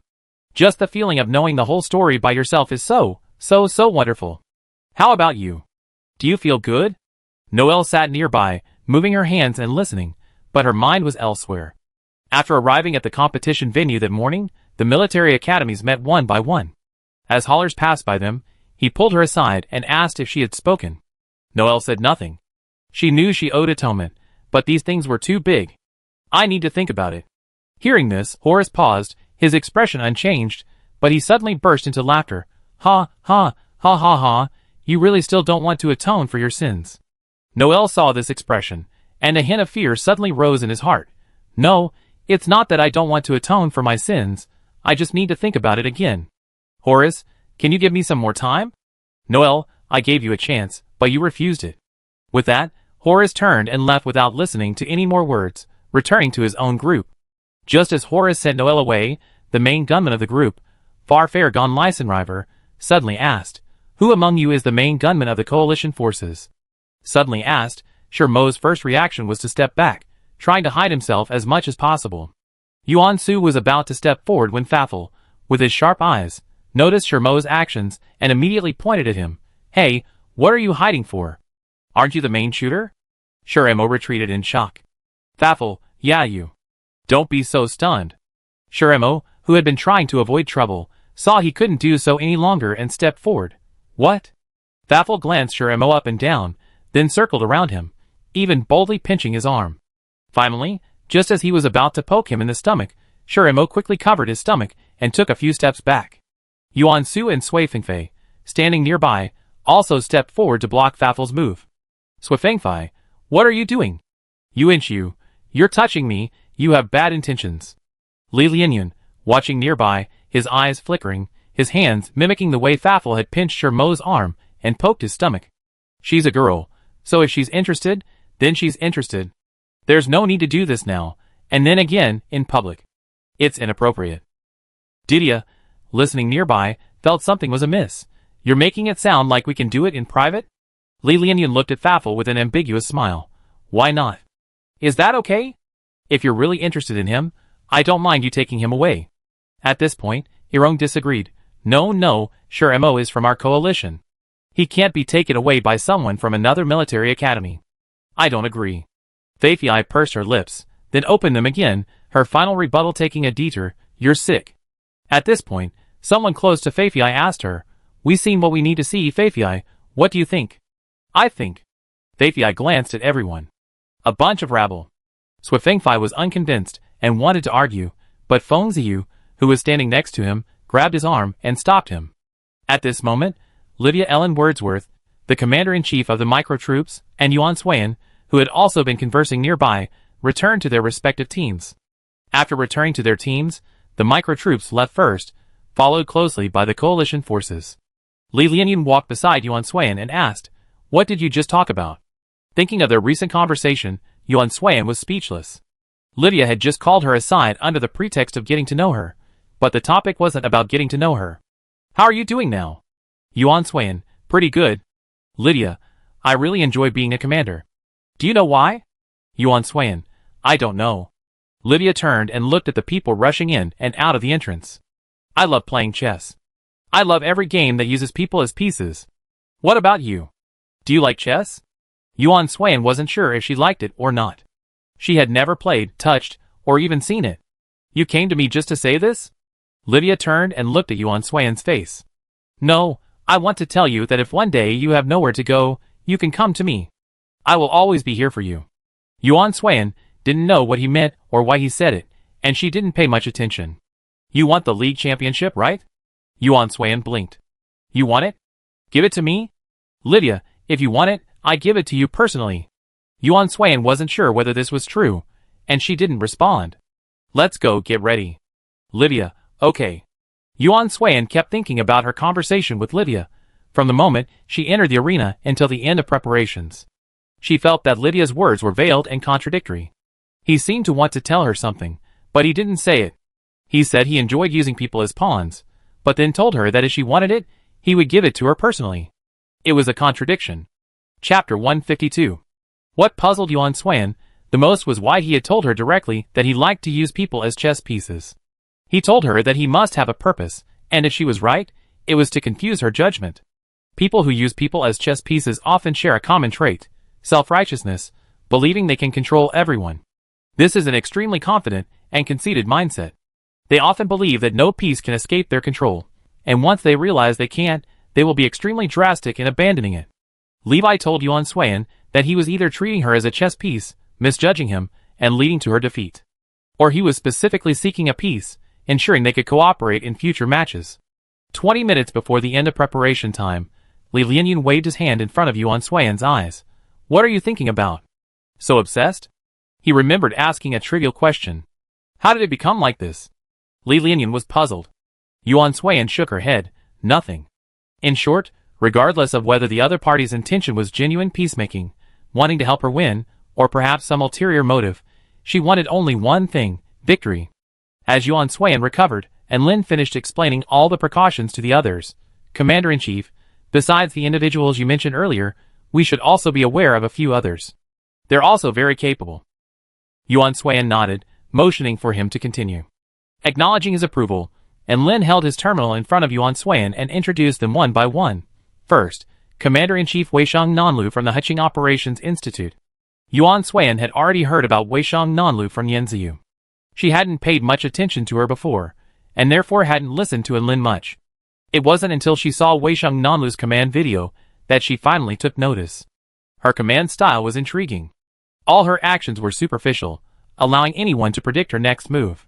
However, just when someone tried to sabotage her plans, they were drawn into her trap and became her prey. She appeared harmless, but in reality, she was riddled with sharp thorns. Guliang Qiuling and Guliang Hengzhe, the siblings in Heching's secondary main force, and Zisong Mingji are respectively the attacker, the gunner, and the marksman.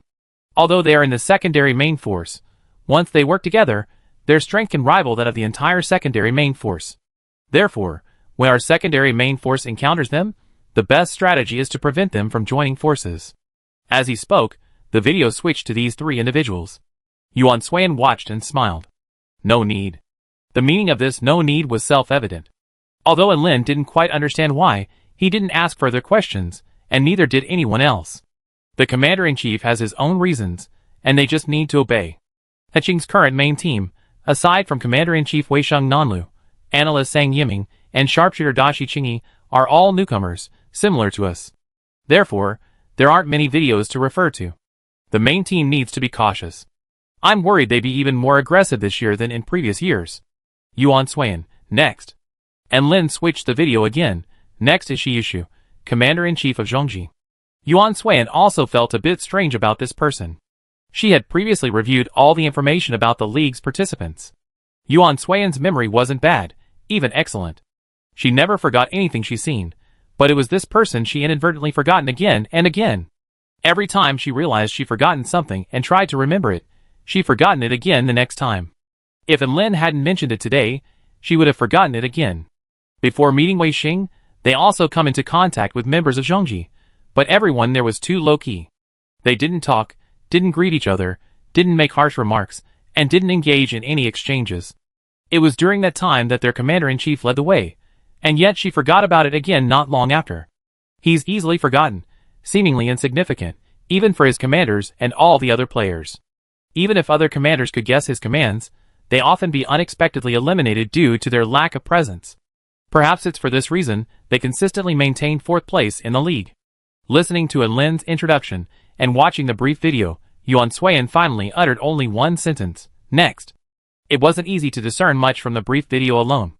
In some places, the other viewers couldn't even understand how those players were eliminated, even though their opponents were clearly nearby. With a little attention, they could have saved their lives. After noticing her own unusual reaction to Shiyushu, Yuan Swayan later watched the video of Shiyushu's command from the previous league. It was then that she realized how adept everyone in Zhongji was at concealing their presence and presence. Regardless of their strength, they shared a common purpose. They didn't seek individual victory, but rather to maintain their current position together. This was Yuan Swayan's initial thought. It wasn't until she watched them a second time that she realized there might be more to Zhongji's Commander-in-Chief than she initially seemed. For 3 consecutive league seasons, he had been Zhongji's Commander-in-Chief, meaning he had been since his freshman year.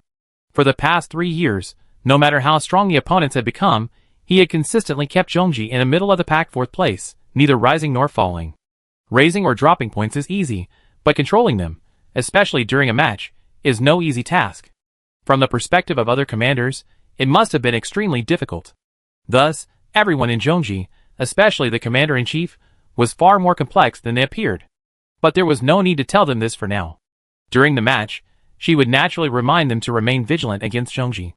Next, Lin recounted Li Yang and some of the people from Weixing, but she made no mention of the Mosen Analysis Institute. He himself didn't really care about the Mosen Analysis Institute. In the past, Mose had always lingered at the bottom, so he wasn't intimidated. He just wasn't aware of it. The team competition is about to begin. All participants, please enter. Shortly after the discussion concluded, the announcement of the start of the competition blared. Yuan Suiyan was the first to stand up. Let's go! Following her, everyone else stood up and walked towards the competition venue, switching to mimic mode and entering competition mode. After everyone else entered, Yuan Su took Yuan Suiyan's arm and said, "Once you're inside, I might not be by your side and won't be able to protect you. You must protect yourself then." Yuan Suiyan nodded, "Okay." Chapter 153. The team competition format is an island battle. The main teams of each military academy are dispersed across the islands, while the secondary teams are deployed farther from the islands. Eliminations begin from afar, gathering supplies, and reaching the main team's location within the allotted time. The task for all participating military academy students is to eliminate students from the opposing academy, fight for each academy's island, and plant their own academy's flag on the opposing island. Once their flag is planted, the island of that academy becomes their own. Of course, students who haven't been completely eliminated within the allotted time can continue to compete and wait for an opportunity to retake their island until the time runs out or all students are eliminated. As their deployment was complete, Luo Lianhua's voice followed, "All students have been deployed." Judging from the current situation, only on the island farthest from the others are the Mosen Analysis Institute's personnel most uniformly present. Meanwhile, the coalition's core members are spread across almost every island, making them the most dispersed of all the military academy teams. I wonder if this is a good or bad thing for the coalition. It's a bit of a bad situation. Upon arriving at the deployment site, Yuan Suiyan immediately contacted everyone in the core team and discovered that on the coalition island, the only members were Wenkezi and Lin Lusheng. Yuan Suiyan and Feng Ziyu were on the island belonging to the Heqing Operations Institute. Li Lianyun was on Jiji Island. Yuan Su was on Zhongji Island. Yin He was on Liang Island. Shi Mo was on Weixing Island. And Bai Yuehua was on Mosen Island. Wenkezi, upon receiving the news, was the first to sigh. Yuan Suiyan didn't think so. With their forces dispersed like this, she even felt they could accomplish more. This team competition was about fighting for islands. Since they were going to fight for them, the current allocation of islands was irrelevant. As long as they captured more islands later, they would win regardless of whether their original islands still existed. Yin He, Yuan Su, returned to the coalition island as quickly as possible and followed Wenkezi's instructions. Wenkezi analyzed the current island data and ensured that no eliminations occur on the current island. Lin Lusheng, guard the coalition flag until the rendezvous team arrives at their destination. Shi Mo, Bai Yuehua, and Li Lianyun, find shelter in your respective locations and remain hidden for the time being. Yuan Suiyan's orders came swiftly, appearing almost simultaneously as she confirmed the team's location and Wenkezi's words. Yin He, Wenkezi, Li Lianyun, Bai Yuehua, Lin Lusheng, Feng Ziyu, Shi Mo, Yuan Su, Roger. They spoke quietly and moved very carefully after receiving the orders, each movement being almost inaudible. And Lin, after the team advances halfway, split them up and head to their respective destinations. The coalition forces, Heqing and Weixing. Heqing needs Disha and Swifengfei, and the rest will be decided by you. After arranging the main force, Yuan Suiyan gave Lin an instruction. And Lin got it. Yuan Suiyan's instructions were relayed to the commentator word for word. Luo Lianhua looked at the person on the screen, who was reuniting with Feng Ziyu. After explaining the current situation, she raised a question. We can see that while other military academies are trying to reunite, the coalition forces are instead dispersing their troops. This dispersal may weaken their combat effectiveness, making them vulnerable to concentrated attacks from other academies. Commander, in your opinion, what is the coalition commander planning to do? And Hua Qing was so engrossed in watching Lin's situation that he hadn't paid much attention to the situation here. Upon hearing Luo Lianhua's mention, he quickly took stock of the situation. Most of Li Yang's team was on their own island, with only 2 outside. Li Yang was currently holding its ground. He Qing was half on his own island, with the other half split between Zhongji and Lu Yang. They had no plans to reunite, but were making moves to provoke a fight. As for Wei Xing, Ji Ji, and Emosen, their plan was to reunite and then proceed to the next step. Only the coalition forces, aside from the two members in Zhongji and Liyang, were scattered and showed no signs of reuniting. And Huaqing, compared to the current actions of other military academies, the coalition's actions are indeed strange, even risky. Most of the opposing team members are scattered, especially by Yuehua, Shiremo, and Li Lianyun. If discovered by their opponents, they will be highly likely to be targeted, effectively killed. Luo Lianhua, listening to Huaqing's words, raised a question. So, this deployment isn't a good choice, and the coalition might even be the first to lose some of its members, right? The moment this was spoken, the spectators watching the match erupted in excitement. Why? Isn't this the coalition's main force? They kept the news so secret. I was looking forward to their performance in the team competition, yet they're being eliminated? Yes. Isn't the coalition keeping this secret to surprise us? Why would the commander-in-chief make such a move? Commanding always requires tactics. We can wait and see. Perhaps things will become clear later. I just don't know how the coalition's commander-in-chief will use his D-level Fawar abilities to outperform the other commanders. Yes, I'm curious about that too. After all, as the commander-in-chief, she must have her own unique qualities, otherwise, how could she have assumed the position of commander-in-chief of the coalition? And Huaqing, not necessarily. After all, this year's coalition team looks different from previous years. As commanders, they must have their own ideas. I can't speculate. I can only say that the coalition's current deployment isn't a dead end. Perhaps she's much bolder than we imagined. The day before the team competition began, the coalition finally released the specific roster of their main players and their performance. Yuan Su, Lin Lusheng, Yin He, and Li Lianyu were all familiar faces, their fighting styles already well established, so the others had little desire to delve into their details. If they had to choose the one that most interested them, it would be Yuan Suiyan. When her photo appeared, everyone's first impression of her was one of innocence, devoid of commanding presence. No one could claim she was a decisive leader based on such a photo. Thus, no one would have expected that, with all her teammates dispersed, she would choose such a course of action. The team competition had just begun, lasting 2 full days, with the weather and temperature fluctuating regularly. If there were good weather, it was probably only now. The sky was clear, the breeze was gentle, and the waves occasionally crashed onto the beach, creating ripples. Near the shore, several members of Huaqing's team were playing on the beach. Chapter 154. Huaqing's current crew on his island are Commander Weisheng Nanlu, Operator Lao Libup, 2 attackers Nanning and Lin Ji, and Gunner De Shiqingyi. It is Nanning, Lin Ji, and De Shiqingyi who are currently enjoying the beach. De Shiqingyi lives up to his name. Although he's on the beach, he's not having as much fun as the other two. While Nanning and Lin Ji were covered in sand from their sand fight, their faces barely visible, he squatted in the shade of a coconut tree, enjoying the cool breeze, his body spotless and spotless. While Nanning and Lin Ji wiped their faces with seawater and began to sing Ocean, Ocean, please take away my sorrow facing the ocean, he stood up and took 2 steps forward, admiring the beautiful view before him, his long hair flowing in the wind, a smile on his face, a look of exceptional contentment. The 3 of them were on the same plane, yet to the naked eye, they seemed to be from 2 different worlds. As for Weisheng Nanlu and Lao Libup, they were in a small cave, chatting about recent interesting events. Even amidst the competition, the people of Huaqing showed no signs of nervousness, which was quite incredible compared to any other military academy. Feng Ziyu, on his way to meet Yuan Suiyan, passed by a small forest when he saw a figure running quickly toward the sea. It stopped midway, then turned around, coming face to face with Feng Ziyu. A moment of silence passed between them. Neither Feng Ziyu nor the person on the other side advanced nor retreated. Instead, they maintained a distance, each standing in tacit understanding, vigilant. This person was Tat Ana, an attacker from Zhongji. Because Yuan Suiyan had highlighted him, Feng Ziyu, who didn't like to remember names, remembered both his face and his name with remarkable clarity. Tat Ana was the first to speak. From the Allied forces? Each team wore uniforms representing their respective military academies, making it easy to tell which academy each team came from at a glance. But Tat Ana, aside from those he cared about, knew nothing about anyone else. Feng Ziyu subconsciously glanced at his own clothes. Well, I'm Feng Ziyu, an attacker from the Allied forces. Oh.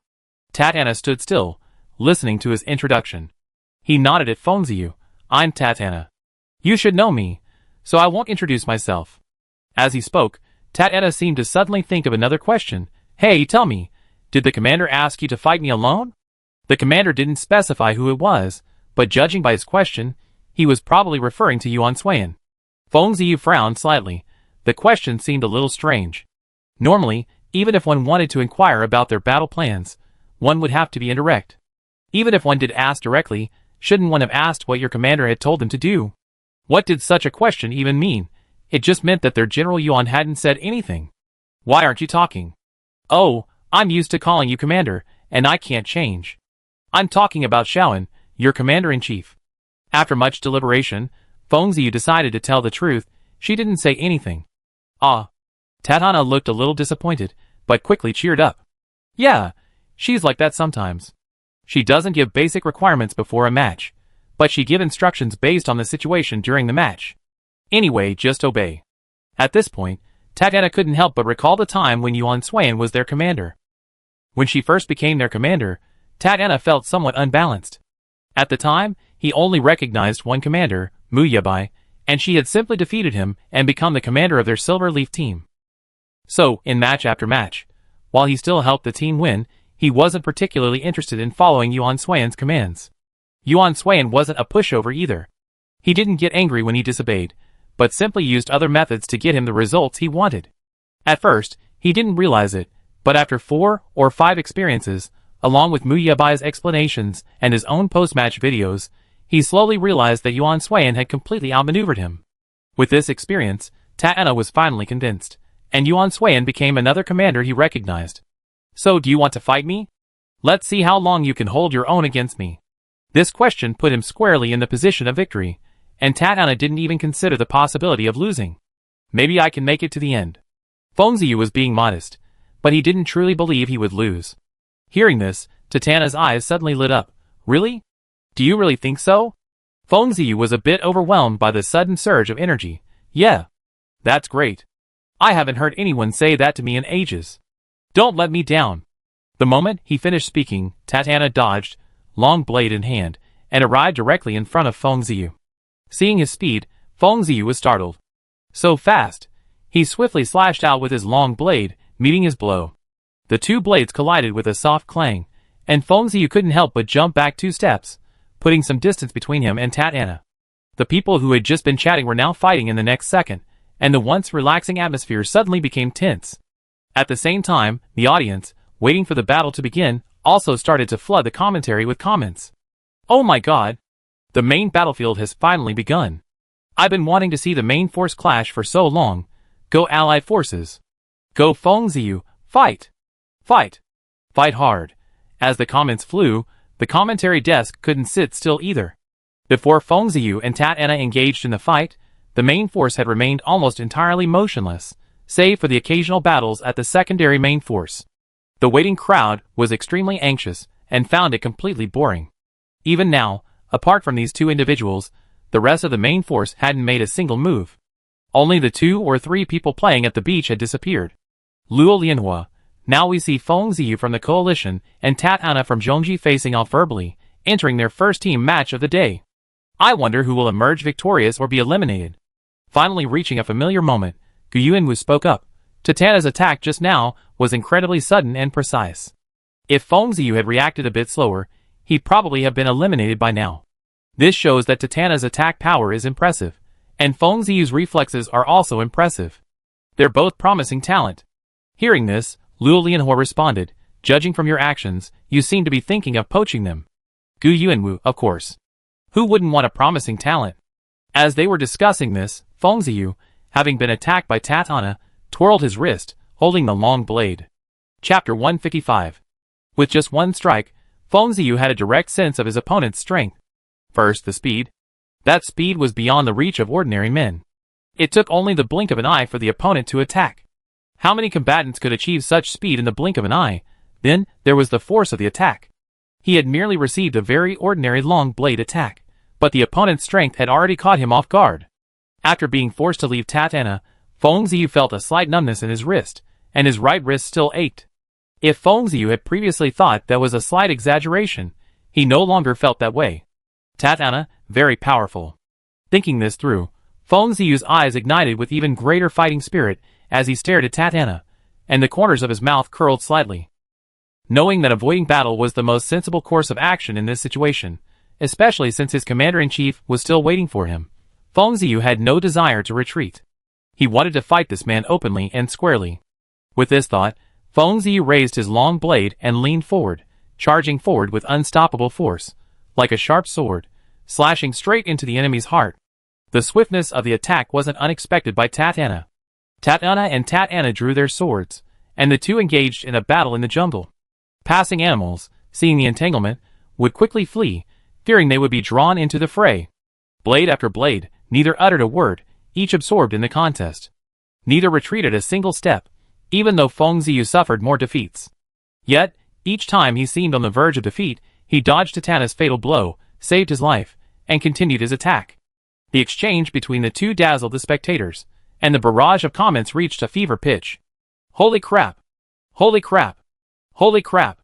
This physique, these moves, this fight scene, exciting, exhilarating, truly exhilarating, attacker versus attacker, this flesh-and-flesh feeling is incredible. Go Feng Ziyu! Don't lose. Feng Ziyu will definitely win. Tatana is awesome. The barrage of comments continued, and as the audience exclaimed how thrilling it was, the commentators also shared their opinions. Gu Yuanwu. Through the match between the two players, we can clearly see the difference between them. It's obvious that Feng Ziyu is no match for Tatana, both in terms of offensive prowess and his fight ability. Tatana is incredibly strong and can be considered a leader in this league. As soon as these words were spoken, the barrage of comments immediately spoke up for Feng Ziyu, saying that he worked so hard and was clearly a capable fighter, so there was no way he could lose. As if hearing the shouts from the commentary, Gu Yuanwu continued, but Feng Ziyu's tenacity and reflexes are also remarkable. He's been on the verge of elimination several times, yet he's always been able to react quickly and adjust his form incredibly quickly, meeting Tatana's attacks with swiftness. It's fair to say Feng Ziyu is quite capable. If he can improve further, his future will be even brighter.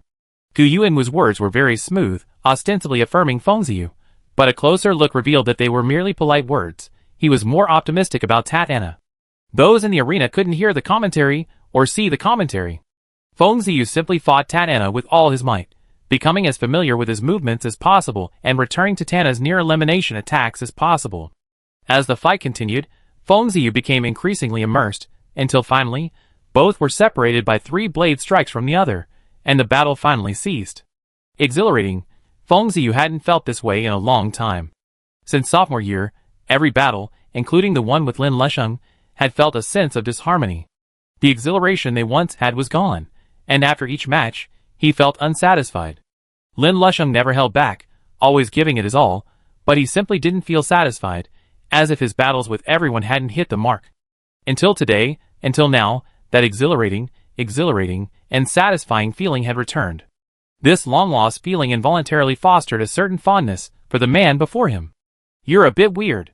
Feng Ziyu wasn't the only one enjoying the battle, Tatana did too. It was the first time he ever felt someone so tenacious. He couldn't kill him despite repeated attempts, and each time he fought back, Tatana could sense his opponent's growth. But wasn't this kind of growth a bit too abnormal? Is this kind of speed a human should possess? Impossible, absolutely impossible. You're testing me, while slowly revealing your true strength. In a one-on-one fight, once the fighting reaches a certain level, each player's methods become roughly understood. Feng Ziyu didn't expect his plan to go unnoticed. From Tatana's first strike, he knew he probably couldn't defeat him, and he just wanted to stay alive. But he hadn't expected him to actually struggle through. Let's play another round. This time, I use all my strength. Feng Ziyu appeared relaxed as he spoke, seemingly unaffected. However, only he and Tatana knew the excruciating pain he felt all over his body, all the internal injuries Tatana had just inflicted. Tatana himself wasn't particularly sympathetic, but seeing Feng Ziyu's insistence, he naturally agreed. Tatana then launched 2 more blade strikes, and as the blade strikes continued, Tatana followed closely behind. But just as Feng Ziyu was about to take the 2 strikes and deal with Tatana, he suddenly realized that the blade strikes weren't directed at him, but at the tree behind him. Tatana himself rushed out 2 steps, turned, and swung his long blade, striking the bushes behind him. The tree was forced to take the blow, leaving 2 deep scratches. The trunk swayed, and the birds perched on it scattered. A branch fell, and the two people who had been clinging to the tree, as well as those who had been hiding in the grass and nearly attacked, arrived in front of Feng Ziyu and Tatana. At this moment, Feng Ziyu suddenly came to his senses. Oh my god, he was so engrossed in the fight with Tatana that he didn't even notice the people hiding in front and behind him. Fortunately, the enemy didn't launch a sneak attack, otherwise he would have been eliminated. The two people who were knocked out were Nanning and Lin Ji from Yiqing. As for Shiqingyi, he went to where their commander, Wei Nanlu, was. Nanning, I told you not to hide in the grass. Not only did it itch all over, but I almost got beaten to death. Lin Ji, how did you find us? Chapter 156. Nanning and Lin Ji were both Yiqing's core fighters, and hiding was a required skill. They had been discovered while hiding during their first 2 league matches. Today should have been the same as before, so how could they have been discovered? Tatana thought for a moment and offered a seemingly reasonable explanation. It's probably a stress reaction. After all, Yuan Suiyan had always been fond of sneak attacks during their Silver Leaf team's internal matches, each one a different way. He had lost count of how many times he suffered at the hands of Yuan Suiyan and the others. Later, to prevent sneak attacks, he simply launched an attack in advance, testing the area for ambushes or traps. If there weren't any, that was best. If there were, he could avoid them. However, since his 2 years of university, when he wasn't participating in the league, he hadn't done this much. This situation now was thanks to them, especially Xiaoan's arrival. Nanning, stress reaction? Tatana, never mind, it's not important. As they spoke, Lin Ji and Nanning stood on either side of Feng Ziyu, blocking his escape route. The current situation didn't seem promising for Feng Ziyu. Since they were both primary attackers, it proved their strength wasn't inferior to his own. If Yiqing and the other two, plus Tatana, engaged in a fight, Feng Ziyu would undoubtedly be the one to suffer the most. Thus, avoiding a fight was the more appropriate option. As soon as he moved, Yiqing's 2 men blocked his escape route. It looked like this fight was inevitable. Thinking of this, Feng Ziyu didn't wait any longer. While they were still chatting, he suddenly turned and swung his long blade, twirling it towards Lin Ji's waist and neck. Attacked from both sides, Lin Ji reacted quickly and barely dodged the sudden attack. Turning to counterattack, he found a deep wound in his waist from a bullet Feng Ziyu had created using his ordinary Fawar ability. The wound startled Lin Ji, and in that moment of distraction, Feng Ziyu attacked again. Without an operator present, Feng Ziyu couldn't switch weapons, and his bullet attacks were limited to the most basic. The fact that the previous attack had produced such an effect was a pleasant surprise. As Feng Ziyu's long blade struck, Nanning suddenly stepped forward to block the sudden attack for Lin Ji. With a clang, the long blade collided with the opponent's retractable sword, sending both of them back a step. Nanning, what are you staring at? It's just a wound. Why don't you fight back? Hearing the voice, Lin Ji turned back to Nanning and cursed, fool. He was staring at Nanning on purpose. Who knew this fool would suddenly rush out and block a blow for him? If Nanning hadn't blocked it, he would have definitely returned the blow from his waist by now. He blocked the attack for his companion, and it would be fine if he didn't appreciate it, but he called him a fool. Nanning immediately took offense and cursed back, idiot. Nanying's curse was too much for Lin Ji to contain. You're scolding me? You're scolding me? Nanning, are you out of your mind? If it weren't for you, I would have already returned the blow. You're ruining my business, and you're still scolding me? Do you have any tacit understanding? Nanning, a tacit understanding? What tacit understanding? When did we ever have one? If the commander-in-chief hadn't insisted we act together, would I have joined you? Seeing the brawl erupt, Feng Ziyu, who was about to attack, was stunned. Tatana, who had planned to watch the show for a while before taking action, was also stunned. Not only them, but the audience and the commentary desk were also stunned. Luo Lianhua, Yiqing's 2 main attackers, seemed to have suddenly started arguing. I remember that Nanning and Lin Ji have always had a tacit understanding, almost understanding each other without speaking. That's why they haven't spoken in the past 2 years of the league. Why did they suddenly start arguing today? Major General N, do you think they're truly arguing? Or is this part of Yiqing's overall commander, Wei Nanlu's, plan for this league? And Hua Qin gave a mysterious smile. Yiqing took second and first place in the previous 2 leagues, putting them on par with Li Yang. So, I don't think it's just a simple argument. However, I'm not sure if their 2 consecutive victories will make Yiqing's players overconfident. It's not uncommon for teams to lose potentially victorious league games due to inflated self-confidence. Zhongji was a prime example of this. Before the coalition won the league championship for 2 consecutive years, Zhongji was the number one. It was precisely because they won so many games that Zhongji's mentality was completely changed. They believed that Zhongji was the best and other military academies could never compare to them. Even if they did not use their full strength, they could still get the first place. It was precisely because of this arrogance that they lost points they could have easily won and were forced to settle for a middle position. The coalition gained fame for defeating Zhongji, and Zhongji, having learned the lesson from that incident, no longer looked down on anyone. From then on, they sought this middle position, their goal being to deeply remember that everyone was improving, that anyone could reach the top, and that they were by no means the only ones.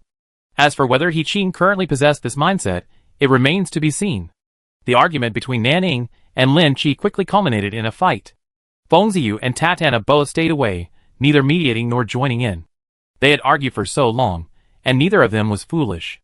Having experienced serious arguments themselves, they naturally understood each other's intentions. They simply wanted to feign an argument to give them a sneak attack, waiting for their real move to strike back when they were least prepared. This was a clear trap. Nanning and Lin Qi had been waiting for them to strike, but after a prolonged exchange, the other side remained motionless. Lin Qi smacked his lips, and Nanning sheathed his sword, returning them to their original positions. Tatana saw they had stopped fighting, but didn't expose their intentions. Instead, she stepped forward, feigning a look of unsatisfied curiosity. "Why aren't you fighting? I haven't seen enough." Feng Ziyu felt he should leave, so without further ado, he turned and began to leave. Let them fight if they wanted, he still had to find the commander-in-chief. He dreaded the thought of Yuan Suiyan, and him being on an island with no other allied forces. If he didn't go to Yuan Suiyan's side and shield her from attack, what would Yuan Su say about him after the team competition? Besides, the two He Qings truly had a rapport. He sensed something was amiss when Lin Qi was momentarily stunned, and then they let things slide, arguing without eye contact or any other communication. There was definitely some scheming involved, and with Tatana. Chapter 157. If Tatana and the others joined forces to attack him, Feng Ziyu believed he would surely die. Who knew, just a few steps away, he heard the sound of fighting from behind. Feng Ziyu didn't look back, for he knew it was Tatana, Nanning, and Lin Qi fighting. "Stop!" After taking 2 steps forward, Yuan Suiyan's voice suddenly rang out, and Feng Ziyu immediately stopped. Just then, a multi-seed slashed past in front of him. To avoid injury, Feng Ziyu took another step back. The multi-seed fell to the ground, leaving a trail in the grass ahead. A snake and several other animals, startled by the noise, fled. From behind the thorn bushes to the left, they came in. Just as he was about to follow Yuan Suiyan's instructions and head to the left rear, he turned around and, unfortunately, saw 3 people he should have been unable to see, especially since they were fighting as they approached. Just as Feng Ziyu was leaving, Nanning and Lin Qi set their sights on Tatana. From Tatana and Feng Ziyu's performance in battle, they knew perfectly well that even the two of them combined would likely be no match for him. At best, they would end up in a draw. So, while targeting Tatana, they also tacitly considered Feng Ziyu and decided to get him involved. Coincidentally, Tatana also wanted Feng Ziyu involved, simply for the fun of it. So, the 3 of them continued to fight as they moved towards him. As for Lin Qi's waist injury, he had received a simple bandage, just as Feng Ziyu had left, temporarily stabilizing the injury. With the 3 men approaching, and with an unknown gunman still to the right, Feng Ziyu couldn't afford to go behind the thorns. Otherwise, the combined force of the attackers and the gunman would surely kill the commander-in-chief. "Hey, wanna chat?" Lin Qi leaped over to Feng Ziyu's side, his right double blade slashing towards his left shoulder. He dodged the attack, but was forced to leave a wound on his left shoulder. He said he wanted to chat, but his movements were fierce. If he had allowed Lin Qi's double blades to strike his left shoulder, Feng Ziyu believed he would have lost an arm. "Lin Qi, don't worry, I don't mean to hurt you. I just want to avenge the wound on my waist." Seeing that the other party had no intention of fighting, and that Nanning was also fully engaged in fighting Tatana, Feng Ziyu asked, "Do you want me to join you in fighting Tatana?" Lin Qi, This was a confirmation. "Lin Qi, as you know, Tatana is very powerful. Even if Nanning and I join forces, we might not be able to defeat him. So, I hope to cooperate with you to defeat Tatana. I don't expect you to agree immediately, after all, you need time to consider. Tatana is very strong, and if you want to fight him, that's fine, but if he doesn't get eliminated, then even if Nanning and I are both eliminated, how long do you think it will take for you to be eliminated?" Feng Ziyu knew this, It was just a matter of time. Lin Chi didn't need to elaborate on these words. Feng Ziyu understood them well. There was a huge difference between saying them and not saying them. After all, their commander-in-chief had said that the power of words was often immense, and could even kill someone without bloodshed. However, in terms of persuasion, he was definitely not as good as the commander-in-chief, so he didn't know if he could get Feng Ziyu to join them at this point. Lin Chi simply hoped to sway Feng Ziyu's heart. That was all that was needed. This is probably no longer a secret, so it's probably okay for me to bring it up. You know the Silver Leaf Squad, right? Tatiana is a member of that team, and you should know that too. I don't need to elaborate on how strong everyone in the Silver Leaf Squad is. Every single one of them is a formidable foe for us. If we don't focus our efforts on eliminating them first, this match will ultimately be a one-man show, and everything will fall on them. In that case, the rest of us will become mere supporting roles. Are you willing to accept that? I'm not willing to accept that. I've never been willing to accept that. I don't want to live forever in the shadow of Team Silver Leaf. At this point, Lin Chi glanced at Nanning, who was still harassing Tatiana. Nanning doesn't want to either. So I want to defeat them, with my strength, with the strength of all of us. I want to tell them that besides each other, there are many others who are constantly working hard and training, determined not to be mere supporting roles, and that they shouldn't be the only ones in people's eyes. These words were spoken with conviction and passion. At the instruction of the backstage operator, the key parts of the dialogue were deliberately played out, so the audience could hear them clearly. I cried. Lin Chi truly lived up to his name. Inspiration and passion were embodied at this moment. Go Lin Chi. Silver Leaf Squad? Tatiana is from the Silver Leaf Squad? Who is he? Didn't you see the official announcement from Heretic a few days ago? Tatiana is? So it's you.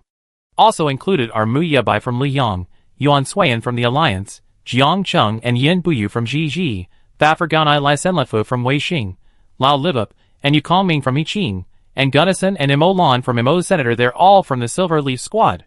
This year is truly a battle of the gods. Oh my god. Lin Chi wondered if his free-flowing approach would win over Feng Ziyu, but he spoke his heartfelt words. At first, he'd been thinking that, but then, he suddenly heard the commander's voice. He was eavesdropping somewhere, so he asked him to tell him about the Silver Leaf Squad. As he spoke, he began to think of the days when he and Nanning had been dominated by the Silver Leaf Squad. He truly wanted to surpass them, even if it was unfairly outnumbered. He simply wanted them to die at his hands. That way, he wouldn't let them down when, after countless trials and tribulations, he was ready to challenge them for another match, only to have them withdraw from the heresy.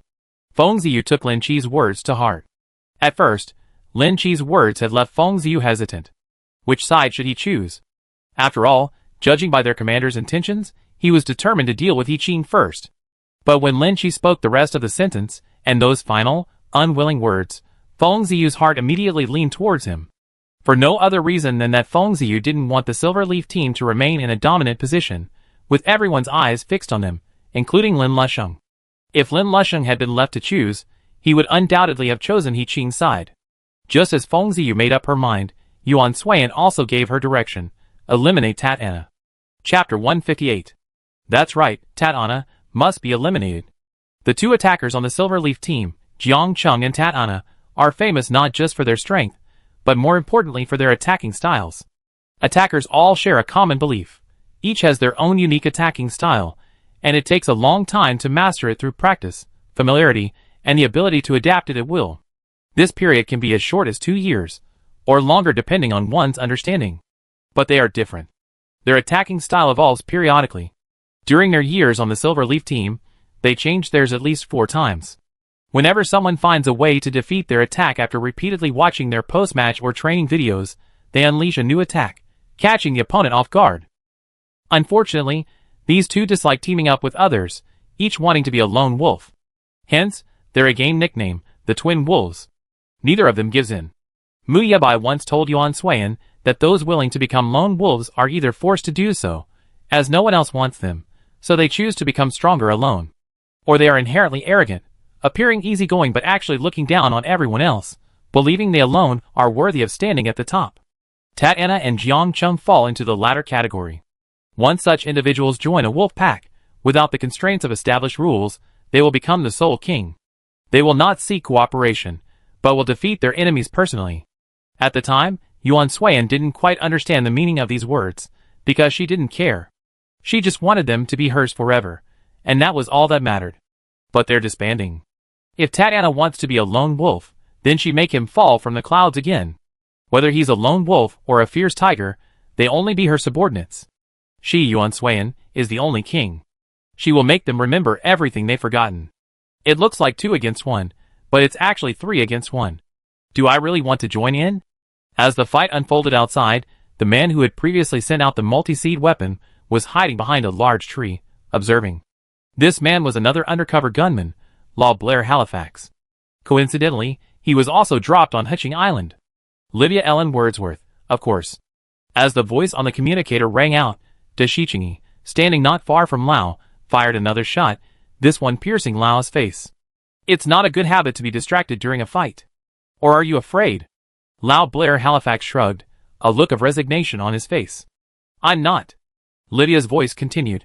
Almost all the coalition forces are scattered around now. 2 here, 2 there. You're on Hutching Island, and the coalition commander is also here. Now's the perfect time for us to show up. Your strength is comparable to that of Fafel. Dashicheng alone won't take up much of your time. Lao pressed his hand on the communicator. I understand. But let me decide what to do next. Lydia, okay. With that, Lao disconnected the communication and immersed himself in the game. He looked at the man before him. Even with a gun in hand, his hair ruffled from the recent fight, and his clothes dusty, he still looked incredibly elegant. The other man's fighting style, too, could be described in one word, elegant. Compared to him, he seemed downright crude. I say, it's boring just the 2 of us fighting like this. Why don't we join in? Dashicheng, I decline. Lao, more people makes it more lively, don't you think? Dashicheng, more people makes it noisy. Lao sighed. Then I guess I have to get serious. With that, Dashicheng and Lao engaged in a face-to-face fight. Duo Zi and Xiao Luing's constant switching soon affected Feng Ziyu's side. Just now, Feng Ziyu, Nanning, and Lin Qi had been fighting 3-on-1. After Tatiana scolded them for a while, the 3 of them managed to fight Tatiana to a draw. As for Nanning, while holding Tatiana back, he'd been slashed in the thigh by a slash from Tatiana. The wound was significant, and significantly limited Nanying's speed. Watching the gunfight spread across the battlefield, with Dashicheng, under Lao's leadership, finally turning their attacks on him, Tatiana wasn't angry, but rather even more excited. Tatiana used his free hand to pluck a handful of hair, revealing his previously covered eye. I promised Shiyushu not to reveal my current strength too quickly, but it seems I can't keep it.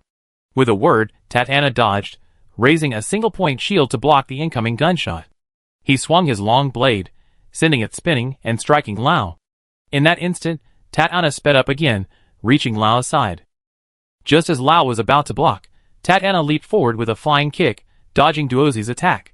He then sent Lao and Dashicheng flying backwards, catching his long blade and pointing it at Lin Ji, who was attacking from the side. As Lin Ji dodged to block, Feng Ziyu and Nanning charged forward, their long blades and retractable swords slashing at Tatiana's back. However, just as they were about to strike, Tatiana's blade suddenly spun, sparing Lin Ji, but leaving Feng Ziyu struck in the chest. That wasn't the end of the matter. Feng Ziyu backflipped to avoid the fatal blow, and Tatiana charged again, swinging his long blade and turning to confront Lin Ji, Dashicheng, and Lao. The 4 figures tangled continuously, the long blade following Tatiana's trajectory, hurtling towards Nanning. Nanning blocked it with his sword, and the long blade immediately struck Lin Ji's back. Seeing it was too late to help Lin Ji, Nanning immediately shouted dodge left. After all, they had a tacit understanding for years. As soon as Nanying's shout fell, Lin Ji's body immediately moved. He dodged to the left, avoiding the long blade from behind, but also giving Tatiana the opportunity to attack Lin Ji. Tatiana didn't catch the long blade, but let it fall to the ground. Then, reaching out to grab Lao and Dashicheng, using their strength to launch a back kick, he grabbed Lin Ji's neck just as he dodged, twisting him in midair. As he released his leg and landed, a deep wound suddenly appeared on Lin Ji's neck. A moment later, Lin Ji, eliminated, gradually disappeared from the arena. Before this league began, Tatiana, as a core member of Zhongji, had been warned by Shiyushu not to reveal his full strength unless necessary. At that time, Tatiana was reluctant, believing that with his current strength, he could easily eliminate several A-level players. Moreover, with them all gathered together, he really didn't want to hide his strength. But seeing the others' low-key figures, and the unceasing fire in their eyes, He couldn't refuse even if he wanted to, so he had to agree. Now there were so many people against him alone, several of them close to A, Lao was S, and Yuan Suan had no idea where to hide. He might be killed in a second. In this situation, he had no chance to hide his true strength any longer. Watching the disappearing figures, Tatana murmured softly, "Don't blame me for being cruel." Chapter 159. Lin Ji, having been eliminated, returned to the viewing room and stood there, letting the substitutes feel sorry for him. He had no idea how he had been eliminated. Not only did he, but the audience and the commentators didn't understand either. Huh? What just happened? How did I, Lin Ji, get eliminated? Did I see it wrong? Something seemed to be on Tatana's foot, which is why Lin Ji was eliminated. The commentary desk fell silent the moment Lin Ji was eliminated. Fortunately, Luo Lianhua, with years of commentary experience, quickly reacted and continued with the show. Okay, now we see that after a 5-on-1 battle, Huqing's Lin Ji was eliminated by Zhongji's Tatana. As Zhongji's attacker, Tatana put on an astonishing display in this brief match, eliminating Huqing's Lin Ji with a single leg-crushing kick. But a leg-crushing kick to the neck can only knock the opponent to the ground, which begs the question, how did Tatana eliminate Lin Ji? Rao Fenghua posed the question, and attacker Gu Yuanwu naturally answered, he used a trick. From Tatana's foot, no, to be more precise, from the ankle where the instep connects to the calf, silver needles popped out during his stranglehold. Under Tatana's influence, the two needles reached maximum lethality, and Lin Ji was eliminated. Luo Lianhua suddenly understood, I see. But this method has never been used before. How did Tatana pull it off? This time, it was Mu Ning who answered. I probably have to ask Zhongji's operator Mu Ying and analyst Ji Xingyu about that.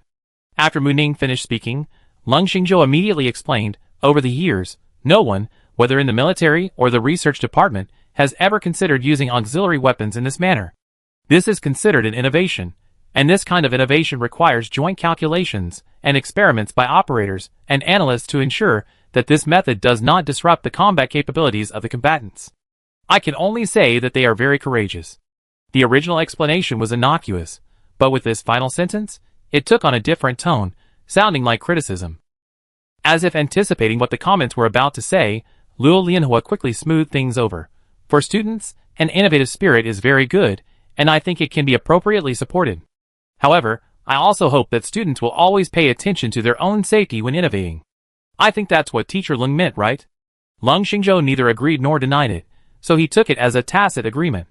With the commentary from the commentary desk, the audience's doubts were resolved, and as they began to take Zhongyi seriously, Lin Ji roared to the heavens, I haven't even used the new weapons Lao gave me yet. That's right.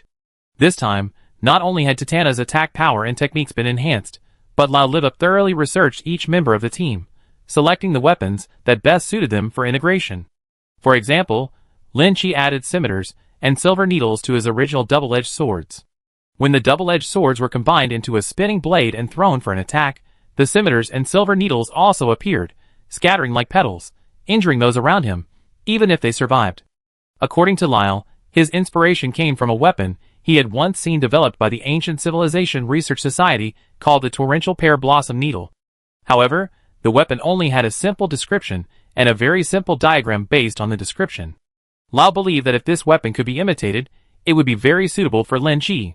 As Lyle said, it greatly increased Lin Ji's personal combat power. Unfortunately, before Lin Ji could use it, he was eliminated, the first of the entire main team to be eliminated. It was painful, and truly unacceptable. Lin Ji immediately stepped forward, his entire body glued to the live stream. Nanning, you must succeed. As if he could hear his cry, the double-edged blades Lin Ji had swung out during his elimination combined into a spinning arc. Nanying's retractable sword suddenly extended as Tatana let go, heading straight for Tatana's throat. Seeing this, Feng Ziyu followed suit and slashed at Tatana's back with his own long blade. Da Shiqingyi and Lao attacked Tatana from the other sides. Attacked from all sides, Tatana had no escape. He raised his shield, shielding his forehead and heart, and then, with a twirl, spun and launched a sweeping right kick, charging towards Feng Ziyu behind him. Seeing this, Feng Ziyu, about to fall back, didn't dodge. Instead, he low-kicked, his long blade moving without missing a beat. He struck a vertical strike, and as he was about to fall, he threw it forward. The blade traced a graceful arc in midair, inflicting a deep gash on Tatana's right shoulder. Due to the pain, Tatana's long blade fell to the ground. It was during this gap that Nanning swung out the spinning blade he had just caught and threw it out with force. As the spinning blade spun, countless silver needles and scimitars flew out. In a matter of moments, the battlefield was filled with flying scimitars and silver needles. Aside from Yiqing's Nanning and Deshiqingyi, everyone else was forced to evade the attack, suffering injuries to varying degrees. Tatana, in particular, was already severely injured, his hand nearly broken, and now he was pierced by numerous silver needles and scimitars. Although Fengziyu and Lao quickly reacted and raised their full-height shields to block the onslaught, they were still pierced by the silver needles and scimitars. Lao, you have no martial ethics. Each of them was modifying their existing weapons, making their undercover operations look foolish, unwilling to even perform basic modifications. It was Deshiqingyi who spoke. This is a competition, not a duel. This is how it should be. We need to learn to handle emergencies. Otherwise, how can we talk about the future? At this moment, Lyle, hiding in the cave with Weisheng Nanlu, observed the dynamics on the control panel and said leisurely, the attack power is indeed too low. Weisheng Nanlu shrugged. We eliminated an attacker and exposed one of their killer moves. Although we didn't take anyone away, we gained something. It's worth it. Lyle, we need to improve after this team competition. Weisheng Nanlu, let's go. The two of them were completely off the same page, talking to each other, but that didn't stop them from unleashing fireworks. Yuan Suan, hiding not far away, watched the scene unfold. In the previous attack, several silver needles and scimitars flew towards her. Fortunately, her hiding place was strong, so she didn't suffer any substantial damage. I hadn't expected Yiqing to have such a skill. Tatana was also much stronger than before. Even with so many people attacking him, he only sustained a wound to his right shoulder, and some mild injuries from scalpels and needles. It seemed I needed to change my strategy. Chapter 160. Tatana paid no attention to the wounds and his severely injured arm. Commander-in-Chief Zhang Haizong's orders kept echoing through the communication, telling him to abandon the fight and return to his teammates. But he just gotten addicted. Commander Chiron would probably launch his attack soon. He waited too long for this day. Wait a little longer, wait a little longer. I return after I take the second kill. As he spoke, Tatana foresaw the scene of being hurled a scathing rebuke from the commander, but he didn't care. Besides, there were a lot of people on this island. Based on the observations and eliminations of the various operators, it was now possible to determine where the main players from the major military academies were located. And this island, belonging to Yiqing, was the most populous and possessed the greatest fighting power. He relayed the current situation to Yuan Suan via comms. Besides those individuals on Yiqing Island, there's Yiji's attacker Jiang Cheng and shooter Jin Tiandon, Liang's gunner Duan Xinran and attacker Qiao Bin, Weisheng's attacker Sigli Duncan Egbert, Mawson's attackers Ken Gaotson and Amy Bart, and Zhongji's secondary shooter Wei Chang. Yuan Suan was elsewhere, collaborating with Yin He on setting a delayed bullet trap. Is the secondary shooter's battle over? Yin He? No, except for Zhongji's Su Wei Chang, the others. Its secondary main force is still fighting and seizing resources. Yuan Suan, what's the current situation of the secondary main force? Yin He, Lu Yang's secondary main force has lost an attacker and an analyst. The analyst is easily sniped. So far, the secondary main force has lost its commander and a marksman. The Weisheng secondary main force has suffered no casualties. Yiqing has suffered no losses, but hasn't received much supplies either. Mosen, who has been with our secondary main force, has only lost one marksman. Gu Vida has been eliminated on our side. The rest of the Zhongji team has been silent since they covered Su Weichang's departure. Hearing this, Yuan Suan couldn't help but wonder, what were Zhongji planning to do? However, this question didn't linger for long. Her current focus was on the island.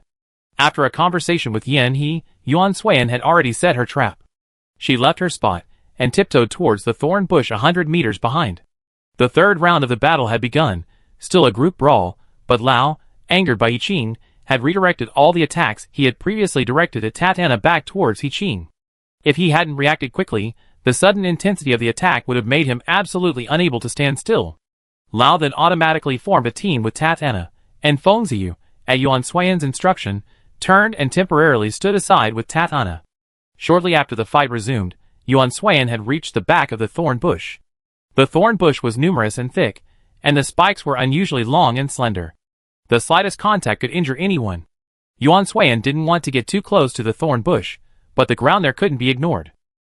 The ground felt slightly bumpy as she walked, and the dry, hard soil would occasionally get caught by small stones or gravel. Regardless of the thickness of her shoes, she could feel the discomfort, the difference being only milder or more severe. But just now, as she was skirting the thorn bush, she noticed that the ground here felt different from the ground. To avoid being seen, she had come very close to the thorn bush, nearly getting her left arm's clothing scratched by the sharp thorns, and only then did she notice this difference. The ground beneath her feet felt very flat. There were still some grass and fallen branches growing, but putting that aside, it was truly flat, as smooth as walking indoors, with no scratches to her feet. To confirm her sensation, she took 2 steps forward, approaching the thorn bush again. Using her hands, she shifted the grass and dirt, and soon, she saw a silver object. She continued to shift it to the sides, discovering that the silver ground was quite substantial. Yuan Suiyan suspected that beneath the thorn bush, there wasn't even ground, but a basement. This basement might be the location their general commander needed to seize the island. The flag was merely a temporary measure. Yuan Suiyan smiled. So how could they open this basement? The thorn bush couldn't be moved manually, and the target range was too large. If Feng Ziyu attacked it, it would attract the attention of others, and the basement's secret would be immediately discovered. Since it was a basement, there must be a method to open it. Yuan Suiyan carefully circled it, keeping an eye on her surroundings. After a complete circle, she reached the left rear of the thorn bush. Still finding nothing unusual, she continued walking. Just then, as if she had stepped on a trap, a small, crystal-clear panel suddenly appeared beside her, displaying several questions. Yuan Suiyan was familiar with this operation. Only after answering all the questions correctly could the door be opened. However, this first question required analysis, so she immediately connected Wenkazi and gave her the questions. Wenkazi, who was protecting the flag with the others, was taken aback by the question, unsure why she was suddenly asked a question, but she quickly began to answer. In short, don't question the commander-in-chief's ideas, just follow them. Yuan Suiyan filled in the answers based on Wenkazi's responses. Then, several more questions appeared, one after another, regarding operation, attacker, gunner, and marksmanship. Yuan Suiyan answered them in the same way, and finally, the question about command. After answering all the questions, the panel in front of her suddenly disappeared, and the thorn bushes on the ground began to rise. The rise was slow, and Yuan Suiyan took a few steps back, watching the floor, or rather the roof, rise to a height half a meter higher than her before stopping. A cool breeze swept in, sending a whimpering sound through the trees. Yuan Suiyan took a step forward, her hair and clothes blowing in the wind. She could even feel the undercurrent in the air. Just as she was about to descend, a series of noises erupted from a distance ahead. The sounds were neither loud nor soft, but they continued for nearly 2 minutes. Yuan Suiyan paused, looking ahead, as a figure ran toward her. You're here. Well, not too late, are you? Just in time. It was Feng Ziyu. She had Feng Ziyu assist Tat Anna, because He Qing's sudden attack had revealed a change in Liao's character. She wanted to eliminate more of He Qing's men, thus reducing He Qing's potential for subsequent attacks. So, she set a trap, aligning Feng Ziyu and Tat Anna, while also setting her sights on Tat Anna. Chapter 161. Tat Anna is difficult to kill, but she can help them inflict more serious damage on Tat Anna, which would then allow Liao or Jiang Cheng to appear and eliminate Tat Anna. To get Jiang Cheng's attention, they must direct Jiang Cheng's small battlefield towards Tat Anna, but they're unlikely to notice if they continue fighting this way. Although Weisheng Nanlu and Liao were wearing invisible cloaks, Yanhe's control panel couldn't see their current movements. However, Yuan Suiyan suspected that, given the loss of one of He Qing's attackers, Weisheng Nanlu would undoubtedly choose a temporary alliance to ensure the survival of the remaining fighters and eliminate Tat Anna. He Qing's commander-in-chief deeply values his teammates. This was the conclusion Yuan Suiyan came to after observing Weisheng Nanlu's previous league leadership during preparations. So, after Tat Anna eliminated her teammates, she set her sights on Tat Anna. However, Tat Anna was difficult to kill. Even with several people surrounding him, they couldn't eliminate him, and he eliminated another player. In this situation, to eliminate Tat Anna, they had to recruit more people or find an opponent who was equal to or even stronger than Tat Anna. Weisheng Nanlu was no fool. She knew there couldn't be a stronger opponent, only an equal one, and that equal opponent was the members of their Silver Leaf team. Yuan Suiyan wore an invisibility cloak, and except for the very beginning of the match, she never removed it. Lao couldn't determine her exact location from the control panel. But she believed that even if he couldn't see her, Law could still determine her approximate location based on the current situation on the field. In this way, Weisheng Nanlu would come to her to discuss cooperation, and together they would devise a way to lure Jiang Cheng over, allowing Tat Anna and Jiang Cheng to engage in a melee, while the other sects engaged in a chaotic battle, while they would provide support or sneak attacks. A severely injured Tat Anna would be no match for Jiang Cheng, but he wouldn't let him win easily either. Therefore, when Jiang Cheng triumphed, it would be time for them to eliminate him. Once Jiang Cheng was eliminated, only Yuan Suiyan and Lyle would remain on the island from the original 4 members of the Silver Leaf team. By then, given Lyle's understanding of her, Yuan Suiyan wasn't sure Feng Ziyu could protect her alone, so she wasn't going to follow that logic. She was planning a different strategy. Before discovering this underground base, Yuan Suiyan's approach was to refuse cooperation, but also to avoid hostility for the time being. Weisheng Nanlu wanted to eliminate Tat Anna and transform the current 2 small battlefields into a single large one. Yuan Suiyan could help her.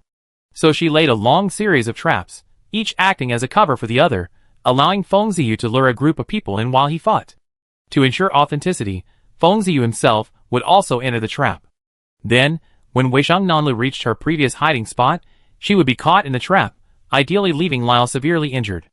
Inside the trap, Yuan Suiyan deliberately placed all of his few remaining Wujan, black blooms, inside. Yin he remotely operated, using visual support to help Feng Ziyu escape the trap and reach her side. When the series of attacks and small explosions were fully activated, the 2 smaller battlefields would converge, and a full-scale melee would begin.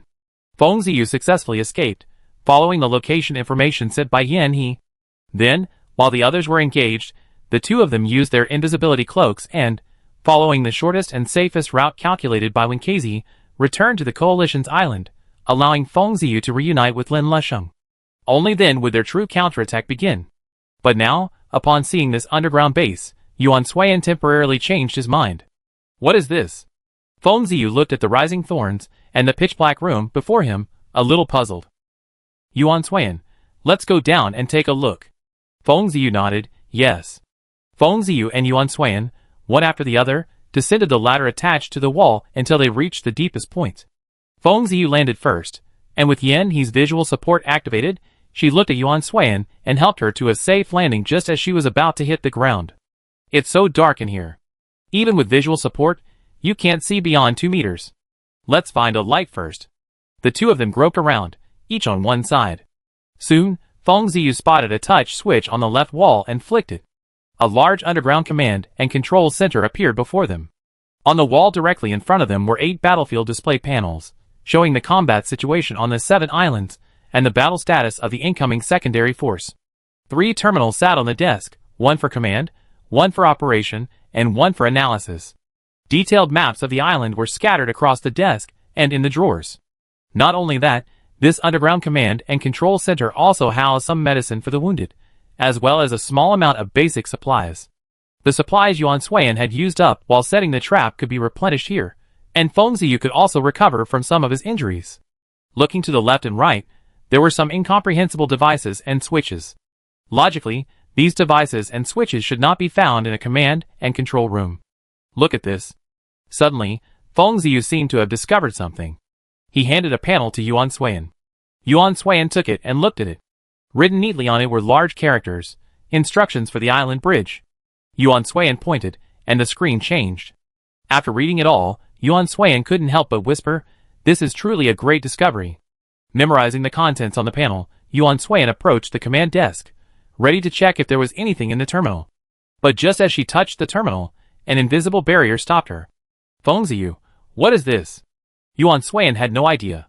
Shortly after Feng Ziyu asked, a few more words appeared on the invisible barrier. Do you accept the test? What test? Not sure. What was the purpose of the test? Not sure. It only offered a single yes or no option. Yuan Suiyan felt the organizers wouldn't be so frivolous as to not even give a hint about the test. So she asked Feng Ziyu to examine the entire room with her, not missing even the smallest detail. Finally, Feng Ziyu spotted a line of extremely small text beneath the right-hand control panel. Want to control this island? Then take the test. As Feng Ziyu mimicked the tone of the words, Yuan Suiyan remained silent. Feng Ziyu, take the test. Yuan Suiyan shared this intention. Since she had already discovered it, how could she just give up? It was just a simple test, she didn't think it could be that difficult. Yuan Suiyan reached out and selected the yes option. Chapter 162. When Yuan Suiyan saw the pop-up interface, the phrase professional match instantly came to mind. She was standing on a boat, holding a large sniper rifle. The test required her to snipe and kill a drone on the opposing ship, and then pass the level with minor injuries. The large sniper rifle in Yuan Suiyan's hand was an older model, common to all snipers. This type of sniper rifle had obvious advantages. It could deliver a powerful attack regardless of its power. However, its disadvantage was also quite significant. The interaction force was also quite large. While this type of sniper rifle inflicted damage on the enemy, it also forced the user to suffer pain. The subsequent emergence of specialized mimicry attack systems, and the improvement and expansion of weapon types led to the current most effective methods. Yuan Suiyan herself wasn't particularly sensitive to pain. Rather, it was more accurate to say that she felt less pain than others, making this test perfectly suited for her. The opposing ship was at least 1,000 meters away. Not only did the drone, but even the ship itself seemed smaller at this distance. But it didn't matter, it was just a short distance. Her best record for ultra-long distance was 3,000 meters. Back then, she put in a lot of effort to surpass everyone, join the Silverleaf squad, and become their commander. Yuan Suiyan set up his sniper rifle. With a single shot, the round of tests began, and Feng Ziyu, waiting outside, also faced his test. I thought we discovered it early, but we're still late. Weisheng Nanlu looked at the underground command and control room before her, feeling somewhat down. After Lin Qi was eliminated, Weisheng Nanlu initially acted according to Yuan Suiyan's instructions. However, after searching the area Lao had mentioned, she couldn't find Yuan Suiyan. Coupled with the continuous explosions, many people were affected, and as they collided, others were eliminated. He Qing took the opportunity to collect a kill. Lao could accurately predict everyone's location, and knew Yuan Suiyan well enough to know that this was Yuan Suiyan's handiwork. The two of them had tacitly agreed on the plan to cause a major conflict, which also made Weisheng Nanlu realize that Yuan Suiyan had no intention of cooperating with her. While she was pondering her next move, her analyst, Zisong Yiming, sent her another message. He had discovered an underground command and control room on Jiji Island, but gaining control of it required passing a test. The test involved a head-on attack on incoming drones. Zisong Yiming's offensive power was insufficient, and he couldn't gain control. He needed an attacker. So, after the melee began, not only Feng Ziyu left, but also Nanning and Deshiqingyi. They immediately headed to Jiji Island to assist Zisong Yiming, while Weisheng Nanlu and Lao Livup remained behind to search for the command and control room on the other island. If Weisheng Nanlu was right, she believed that every island had a command and control room, and that control of that room represented a decisive victory. Control probably didn't divide the military academies. The real battleground in this team competition might be the command and control rooms. Weisheng Nanlu immediately decided to abandon the battle and search for the locations of all the underground command and control rooms on the islands, aiming to capture at least 3. Unexpectedly, by the time they found this place, using the approximate location Zhang Yiming had provided, it was already occupied. Based on Lao's predictions for the next step, the number of people remaining on the island, and the number of participants, the occupants were undoubtedly Yuan Suiyan and Feng Ziyu. Lao's operational prowess was impressive, but in terms of combat prowess, he was undoubtedly inferior to Feng Ziyu. Weisheng Nanlu was a commander, and commanders often rely heavily on their brains. Therefore, when faced with an attack, Weisheng Nanlu relied heavily on his brains, making him completely unable to defeat a formidable attacker. Within a split second of deliberation, the two men immediately decided to abandon their island garrison and seek out Liyang's chief commander, Mu Yabai. They turned and swiftly left the area without a backward glance. By the time Feng Ziyu climbed up the ladder, he had just seen 2 figures vanish in a flash, and Tat Ana and Jiang Cheng charging towards them with unstoppable momentum. The two fought with gusto, their injuries not hindering their performance. When the two men got serious, their earlier brawl seemed childish. Before the melee began, only Lin Qi had been eliminated, so Tat Ana had held back a bit. Feng Ziyu observed this, and immediately retracted his head. Participating wasn't a good thing, and being discovered wasn't either, so the only option was to hide. He heard someone ask, "What's that thing? Why are the thorns flying?" During the fight, he heard the other person reply, "It doesn't matter. Just be careful when fighting." The two figures moved from top to bottom, from left to right, advancing and retreating several times, fighting around the control room. Feng Ziyu glanced at his hands, and suddenly connected with Yen He. Switch my Fawar ability to gunner mode and fuse it with Bumblebee. Yen He, don't be ridiculous. This request was a bit unreasonable. According to the current attack system, once all classes have their positions chosen, they are essentially fixed and cannot be switched arbitrarily. This would not only increase the already heavy workload of operation and analysis, but also prevent the combatants from achieving the required primary position after switching modes. Unless a combatant can fully adapt to all positions, switching between them without error is a must. To date, no more than 20 individuals have achieved this, and all of them are at the rank of Admiral. During training, they practice all positions because they are their lifeline, and their primary position remains constant. However, the ability to switch positions freely is somewhat difficult for students like them to assess. Not only must they fully adapt to attack methods in all positions, but they must also avoid any errors. Many people strive to become all-round warriors during training, but the difficulty often discourages them. Furthermore, Feng Ziyu has never switched modes during training. He has always used only attacker mode. Suddenly switching to gunner mode would raise questions about his accuracy, not to mention his ability to adapt to a completely new Fawar mode. Fawar modes vary from position to position, and once someone becomes accustomed to one mode, it's difficult to adapt to a second. This is the primary reason why there are so few all-round warriors. Feng Ziyu, I want to try. His voice was earnest, so earnest that even through the communicator, Yen He could clearly see Feng Ziyu's serious and stubborn face. Yen He, aren't you usually very calm? Why aren't you calm now? Tatana and Jiang Chung are right next to you. You're switching to gunner mode and you're not familiar with it. Using gunner mode will only lead to failure. Yen He was anxious. Among them, if we really had to choose who was the calmest, it would undoubtedly be Feng Ziyu. Naturally, Yen He was incredulous at Feng Ziyu's decision. Feng Ziyu clenched his open hands into fists. I am very calm, and it's because of my calmness that I made this decision. Chapter 163. His abilities had stagnated for a long time. Although his last conversation with the Commander-in-Chief had eased his anxiety, Feng Ziyu was constantly training his physical abilities to maintain his current position. But Feng Ziyu knew better than anyone that his abilities could never advance any further, and there was a high possibility that he would stop here. But he refused to accept this. Especially after his recent battle with Tatana, where excitement and frustration mixed, he desperately wanted to possess the ability to fight Tatana. Now, Tatana and Jiang Chung were fighting not far from him.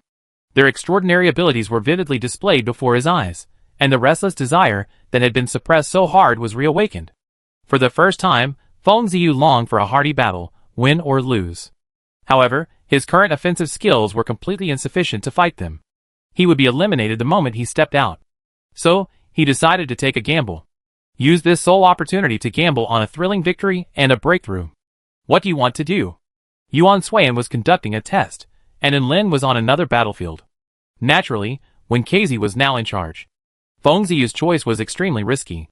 Wen Keizi herself had no sense of adventure, but after witnessing Yuan Suiyan's repeated risky actions, she suddenly realized that data doesn't tell the whole story.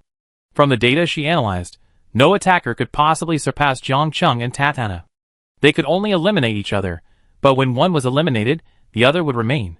This would be the biggest obstacle to victory in this league. Feng Ziyu, I want to take a risk and eliminate Jiang Chung and Tatana. When Keizi pondered for a moment, go ahead. She also decided to take a risk, eliminating Tatana and Jiang Chung while they were both injured. Ideally, she wouldn't leave either of them alive. Hopefully, her decision wouldn't be wrong. With Wen Keizi's affirmation, Yen He, though he didn't quite agree, had no choice but to obey. After switching to gunner mode, Feng Ziyu clearly felt the difference from attacker mode. An attacker's Fawar abilities mostly target various parts of the body, maximizing attack power. While gunners' Fawar abilities also target the body, they primarily target the eyes. Now, Feng Ziyu felt as if he had an automatic target finding and aiming device on his face. Any movement of his eyes would automatically aim. While this made shooting easier, it didn't take long for Feng Ziyu to notice a significant drawback. The strain of automatic target finding and aiming on his eyes caused them to become sore, and this soreness led to tears. So when the game video flashed past him, and someone saw his tearful face, they were in an uproar. Baffle is awesome. Huh?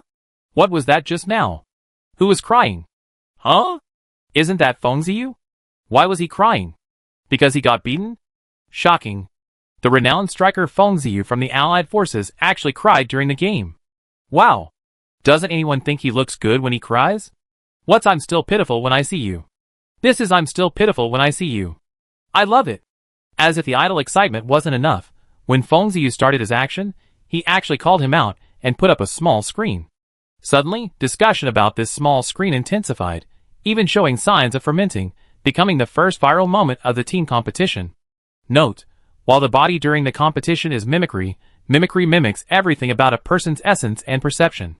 More accurately, it's like putting a layer of skin on the human body, a physiological phenomenon similar to the unavoidable tearing of the eyes due to soreness. After adjusting to the routine on the ladder for a while, Feng Ziyu prepared to venture out again. But before he could even move, Jiang Cheng, who had just been enjoying the fight outside, was suddenly struck by Tatana's blade, knocking him to the edge of the underground command and control room. Jiang Cheng seized the opportunity, leaping forward with his short blade in hand, slashing down with both hands. Tatana's long blade swung horizontally, blocking the near-fatal blow. Jiang Cheng attempted to knock him down, but Tatana refused to hold his ground. In the stalemate, Feng Ziyu saw his opportunity and launched a multi-seed spear straight at Tatana's heart. This was Feng Ziyu's first time using the multi-seeds as a gunner. To avoid mistakes, he deliberately increased the dosage and minimized the effects of his occasional blurry vision. The multi-seed successfully reached Tatana's back, but before they could strike, two single-point shields suddenly appeared on her back.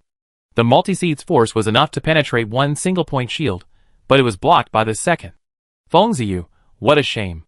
Such a good opportunity, once missed, would be hard to come by again. Hey, across the way, this guy's mine. Don't try to steal him.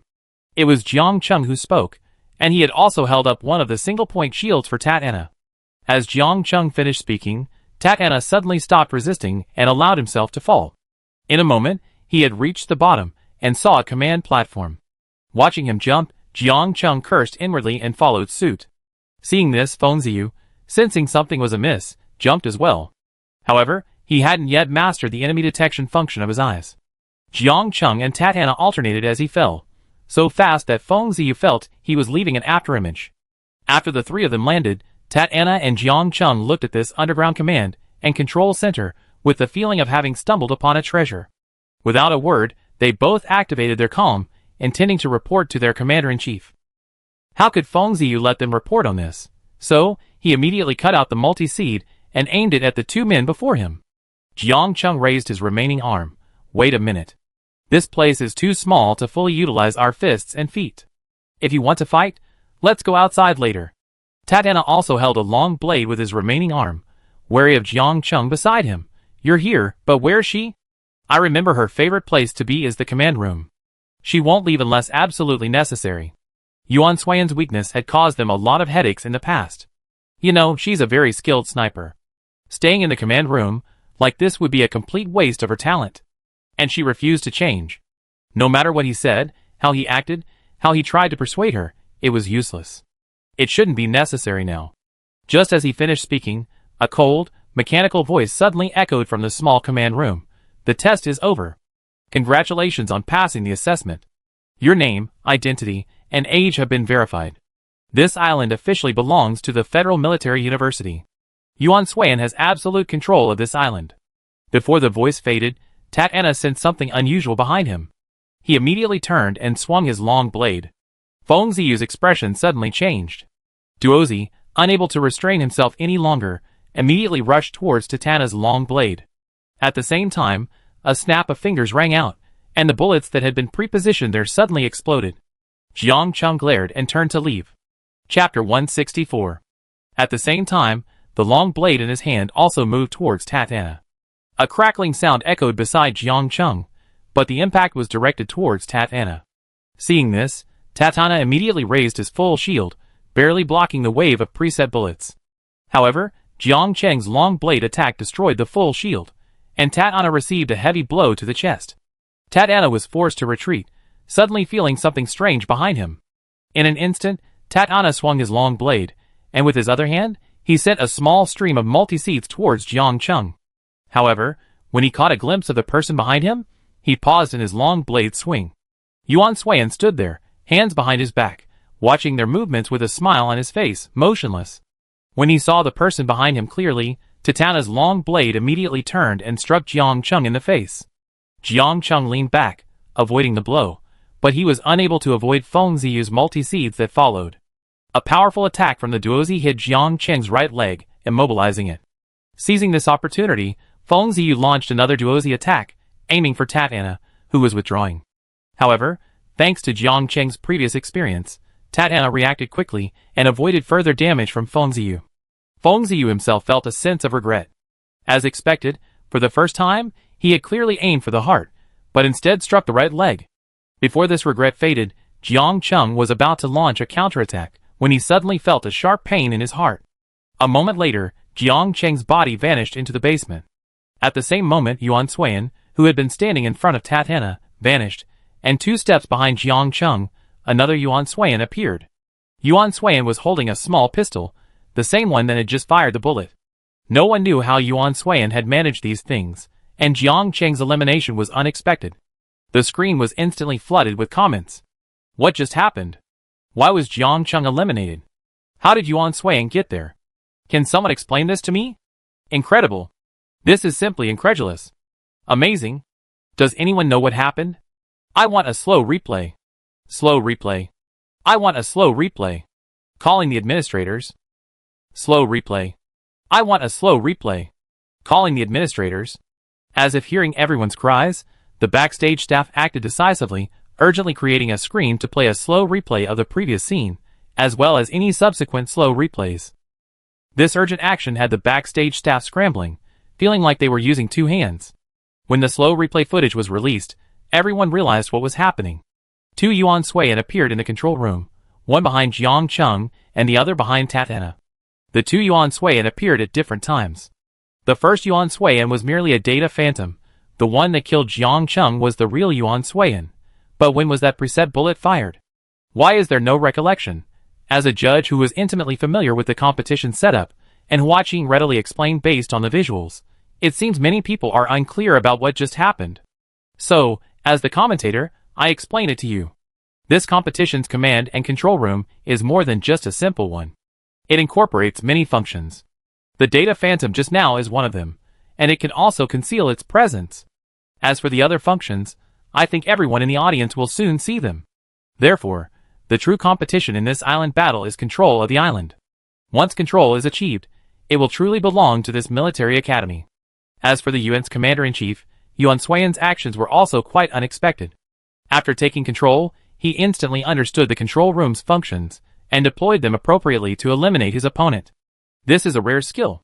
The second after Hua Qing finished his explanation, Tatiana was also eliminated due to severe injuries, and a rapidly decreasing health bar. This point was added to Jiang Cheng, who had dealt him more damage. As host, Luo Lianhua also offered some concluding remarks. As of now, the first stage of the current competition has concluded. Through the tireless efforts of all the players, each school has achieved its own results. From the improved attack methods of Qinghe and Zhongji, we can see that this year's participating students possess a spirit of innovation and high morale. Compared to previous leagues, there are many more interesting things to watch. I believe they will bring us even more exciting experiences. What are the commentators' expectations for the upcoming matches? And Hua Qing, the first person to speak, said, "The commander-in-chief of the coalition forces has impressed me greatly. I look forward to her performance." Luo Lianhua, indeed, as the commander-in-chief of the coalition forces, Yuan Suiyan's performance has been outstanding. Although her Fawar ability is only D-level, in every other respect, she is a qualified, even excellent, commander. The coalition forces had a difficult start, but now, thanks to her strategy, they have successfully captured an island. They are also the first to capture an island and gain control of the island's command and control room. I am also looking forward to her performance. I wonder if she can lead the Federation to victory in this team competition. I think she can. This time, it wasn't one of the commentators who took the floor, but an unexpected choice. The man, dressed in simple blue casual attire, his hair neatly combed, his hands tied behind his back, looked relaxed yet exuded an indescribable sense of majesty. Behind him stood General Yuan, General Lin, and Rao Fenghua. "Marshal!" Luo Lianhua called out unconsciously upon seeing the newcomer. With that, the others immediately stood at attention, and prepared to salute. No need. The league is important. I'm just here to join in the fun. You guys continue. Okay, Marshal, but please take a seat first so we can continue. As soon as Hua Qing finished speaking, Luo Lianhua and Lang Xingyu immediately made way for the marshal and the two generals. Rao Fenghua stood behind the marshal, while Luo Lianhua and Hua Qing and Lang Xingyu stood side by side on the other side, microphones in hand. Once they were seated, the online chatterbox exploded with excitement. The marshal is here? The marshal is here for this year's league? Oh my god. I'm in my lifetime. I can actually see the marshal in the league.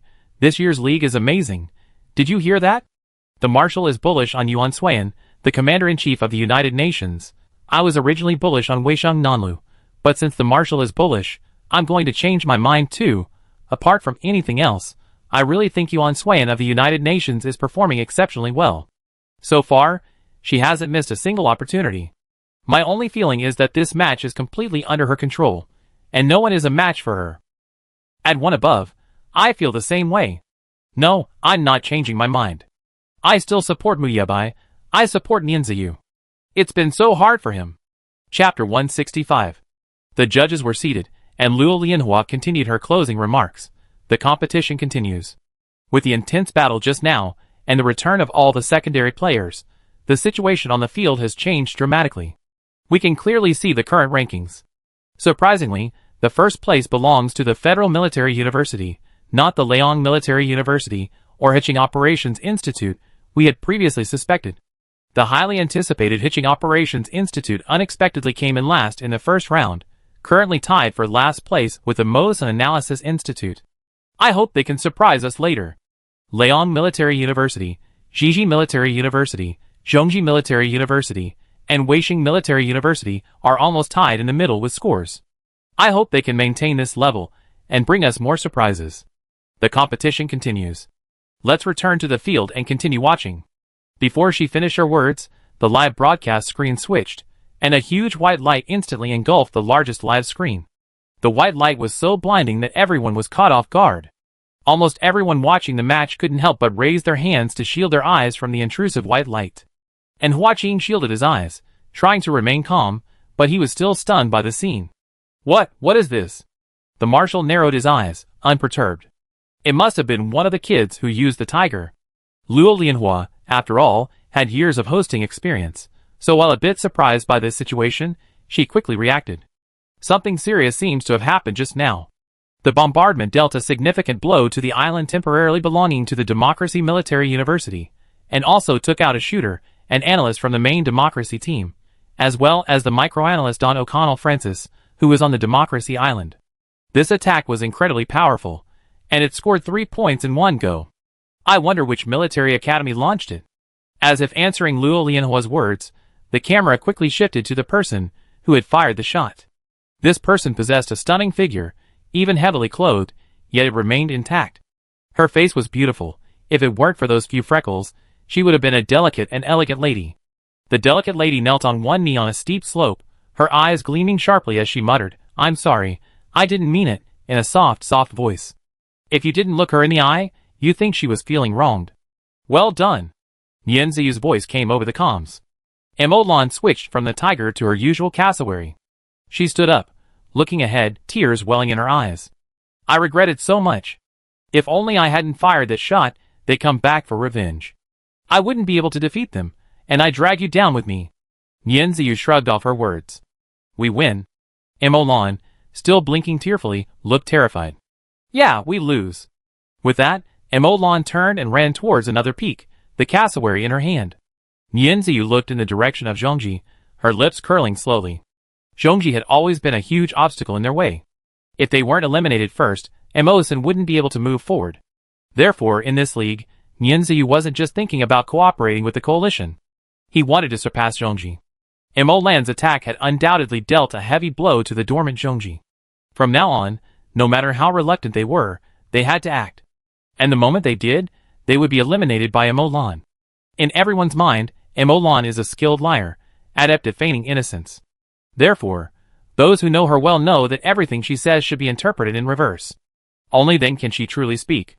But to those unfamiliar with her, her disguise could inadvertently inflict a heavy blow. Mo Lan's personality was like this, and so was her marksmanship. Seemingly harmless, yet in reality incredibly powerful, she earned the nickname Deception Beast when she was with the Silver Leaf Squad. What Mo Lan had just said about losing meant she would win. Nian Ziyu could distrust anyone, but he had to trust his teammates, especially those like Imolan and Gunnison, who could directly lead to victory. Imolan had said they would win, so Nian Ziyu was confident that in this match, their Mosin team would definitely defeat Zhongji.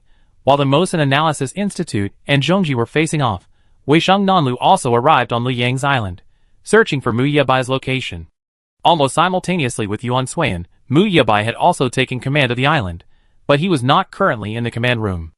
Instead, he was outside, working with attacker Fan Yao and marksman Rafina to eliminate the other military academy personnel currently on their island.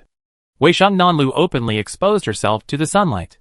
Liyang's operator, Daya, quickly noticed her presence and reported her location to Mu Yebai. Upon receiving the news, Mu Yebai instantly considered many possibilities, either cooperation or a trap. But judging by Weisheng Nanlu's previous match videos, she never played tricks. Intent on chatting, Mu Yebai brought Fan Yao to Weisheng Nanlu. Weisheng Nanlu was in an open, flat area, with virtually no shelter. She stood there alone, without a trace of fear or alarm. The sunlight poured down on her, revealing her integrity and fearlessness. Before arriving, Mu Yebai had been thinking that there was no way she could have come here alone. There must be someone else with her, simply wearing an invisibility cloak, so the other person didn't appear on the control panel. Now, upon seeing Weisheng Nanlu, he suddenly realized that he had overestimated his suspicions. Despite this, he didn't let his guard down. Mu Yebai raised his hand to adjust his glasses. Commander Weisheng is very brave, entering the enemy camp alone. If you want to discuss cooperation, you naturally have to show some sincerity. Weisheng Nanlu answered with neither servility nor arrogance, staring directly at Mu Yebai, seemingly fearless. But she was unsure about this negotiation. Mu Yebai was Liyang's new commander-in-chief. Weisheng Nanlu knew nothing about him, but after watching the first round of individual matches, she suspected he wasn't unreasonable. If Liyang's commander-in-chief was still Shinchang Kong, Weisheng Nanlu would never have dared to appear here. So, she was simply gambling. Regardless of whether the negotiations were successful, Mu Yebai would let her leave safely. If Mu Yebai was the kind of person she thought he was, then in the upcoming matches, regardless of whether the negotiations were successful, she wouldn't have to worry about Liyang using underhanded tactics against Tiqing. Chapter 166. Since Commander Weisheng is so sincere, I won't beat around the bush. I don't intend to cooperate. As Mu Yebai spoke, he raised his hand and gestured.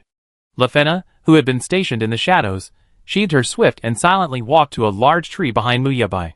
She leaned against the trunk and stood somewhat casually. Seeing this, Weisheng Nanlu's tense heart relaxed a little. This attitude at least meant that she could survive for now, but the matter of cooperation couldn't be dismissed. Commander Mu, why don't you listen to what I have to say next before making a decision? That's a waste of time. The current situation is this. Mosin versus Zhongji, Shiji, and Weisheng are facing your Liyang, and Hiqing is facing the coalition. Judging from the results of the first match, Shiji and Weisheng are quite powerful. If these two academies join forces against you, it will be a severe blow to you. Of course, I also believe that with Commander Mu's strength, he should be able to deal with these two academies without any problem, but the losses will certainly be great. But what if our two academies unite? While losses are inevitable, they will definitely be much less. The outcome of this match will largely depend on the extent of the combat losses. If we can minimize them, I think it will be a good result for both you and us. Now that she's here, Weisheng Nanlu won't give up this opportunity easily. She's reached her current position by relying on her refusal to give up easily. Weisheng Nanlu's words were true, but they alone weren't enough to completely sway Mu Yebai. If it's just about reducing losses, I can work with others, like Mosin. They're facing Zhongji right now, and they just lost 3 of their teammates to a barrage from Imolan. Mosin's commander-in-chief approached us about cooperation. If I agree now, with Imolan's presence and Gunnarson's analysis, I think my losses will be even greater than if I were to cooperate with you. Mu Yebai's words were ostensibly about minimizing losses, but his real meaning was clear. He refused. However, Weisheng Nanlu discerned a different meaning. Rather than simply minimizing losses, he was more concerned with what this partnership could bring him. Since he didn't care about losses, then his concern could only be something else, like ranking, supplies, or a certain person. First, supplies could be ruled out. With Liyang's strength, it wouldn't be difficult for him to seize supplies from other military academies. Secondly, ranking. In this league, Liyang already had Shinchang Kong, the former commander-in-chief. Although he was now deputy commander, the commander-in-chief was the even more powerful Mu Yebai. Weisheng Nanlu, and Shin Chong Kong were equally matched. With these two commanders, would Liu Yang still care about a lower ranking? That left only the last option. Lao told me that your Silver Leaf team will be competing against each other in this league, but I think the only one you truly want to defeat is Yuan Suiyan of the coalition. Am I right? The sunlight shone on Mu Yebai's eyes, casting a white gleam across his gleaming glasses. Mu Yebai denied it without a trace. Yes. The fact that the Silver Leaf team had been dispersed across the various military academies was already common knowledge. As a commander, it wasn't surprising that he could guess this. Weisheng Nanlu continued, then I can assume you want to defeat Yuan Suiyan yourself and win this league, right? Mu Yebai still didn't deny it, of course. This made Weisheng Nanlu less anxious. Since Mu Yebai was now following her lead, it meant that this cooperation was possible. In this case, we have a need to cooperate.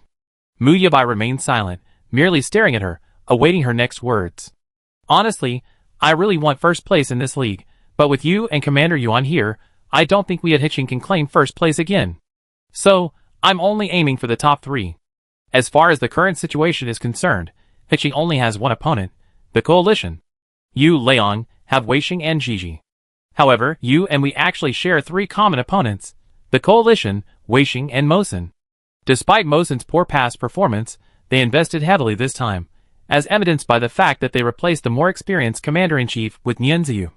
Furthermore, Nianziyu contacted various military academies before the team competition began, suggesting that, besides genuinely seeking collaboration, he was also trying to gauge the character of the commanders. In the upcoming matches, to achieve victory, he chose the one he believes has the best chance of ultimately winning. Military Academy. I already confirmed the candidate for that military academy during the first match. It's the coalition. As for Weisheng, I believe you already noticed in the recent battle that, although they're attacking you alongside Gigi, they're actually hindering Gigi's progress, slowing down his attack. Otherwise, you have already started a major war between 3 military academies, and I wouldn't be standing here discussing cooperation with you right now. Seeing her deliberate pause, Mu Yebai adjusted his glasses again and continued. So, what do you think Weisheng's purpose is? To be honest, Weisheng Nanlu wasn't sure what Weisheng's purpose was. She had only witnessed contact between Weisheng and the coalition before the team competition began, and the commanders of the 2 military academies had a private conversation. Even on the island where her own military academy had just been, Weisheng's men were assisting the coalition, and now they were assisting Liu Yang. Therefore, she was just speculating, not completely certain. But if Mu Yebai wanted to convince her now, even if he was unsure, he had to accept her suspicions as fact. Weisheng is helping Commanderin, the Allied Forces Commander-in-Chief. They know Commander Yuan's true target, and they're helping her carry out her plan. Therefore, while the Allied Forces may appear to have no partners, Weisheng and Mosen are actually her ally. If Liu Yang remains isolated, and Yiqing is subsequently defeated by the Allied Forces, then, with fewer troops against more, how likely is Liu Yang to succeed? Hearing this, Mu Yebai paused for a rare 2 seconds. Let's not even consider the truth of her statement for now. If Mosen and Weisheng truly wanted to stand behind Commanderin, Liu Yang alone might struggle to defeat them. Leaving aside Xiao An's commanding abilities, the combined strength of Gu Vida, Mo Lan, and Fafel could eliminate many. Adding Yuan Suiyan to the mix, and if he doesn't have the fighting power to counter Mo Lan and Fafel, the outcome is essentially certain. So, if he wants to fight her alone, he must break the current situation. I can cooperate with you, but I'm the only one who can move the coalition forces. This was Mu Yebai's only request. Seeing his agreement, Weisheng Nanlu naturally had no objections. She had personally witnessed and experienced the strength of the Silver Leaf Squad's 2 commanders. She felt truly fortunate to be able to work with one of their deputy commanders. After all, it was an opportunity to observe and learn up close. Weisheng Nanlu extended her right hand, then, happy cooperation. Mu Yebai stepped forward and shook her hand in return. Happy cooperation. Chapter 167. Mosen vs. Zhongji. Zhongji is currently at a disadvantage, with little chance of a comeback. Hiching and Liu Yang are joining forces to counter the pincer attack from Gigi and Weisheng. Gigi and Weisheng appear to be at a disadvantage, with a 60% chance of being eliminated. For now, no one is targeting our coalition, so we have already gained control of 2 islands, one our own, the other the island formerly owned by Yiqing. Mosen has captured 1 island, and Zhongji's island may become theirs. Yiqing has taken Gigi before Gigi. Liu Yang and Weisheng have each captured 1 island. When Casey briefly explained the current situation to Yuan Suiyan, Yuan Suan naturally understood the rest without further explanation. Mosun's target was Zhongji, while the other 4 military academies were engaged in a battle in which neither side could be distinguished. The coalition was currently being ignored, but this gave them ample time to rest. Yuan Suan stationed his secondary main force on the island formerly owned by Yiqing, while his main force gathered on the island now owned by the coalition. The coalition now had 4 options. First, advance fully towards Mosun and Zhongji. While Zhongji is weak, seize Zhongji's island and eliminate Mosun. Second, wait for Liang's round of battle to conclude, then advance accordingly to eliminate Heqing or Weishing's forces, and then engage Liang. Third, combine the main and secondary forces, then split into 2 teams. One team will participate in the battle against Mosun, helping Mosun win, and then guide Mosun against Weishing or Heqing. The other team will participate in the battles against the other 4 schools, helping them eliminate them, and then guide Weishing or Heqing against Mosun. As for the remaining team of Heqing or Weishing, after Mosun is eliminated, Heqing will face Weishing. The remaining team will then depend on whether Liang or their coalition moves faster. Of course, this was Yuan Suan's choice when she was in a good mood. As for when she was in a bad mood. Fourth, all members of the coalition rested in place, waiting for the other 2 sides to finish their round of fighting, and then proceeded to reap the heads. After much deliberation, Yuan Suan ultimately chose the 5th option. Regardless of Mosun's side, if there was any impact, she would fight back with all her might. She would take Bai Yuehua and Li Lianyun to Li Yang's side to secretly interfere with Mu Yebai.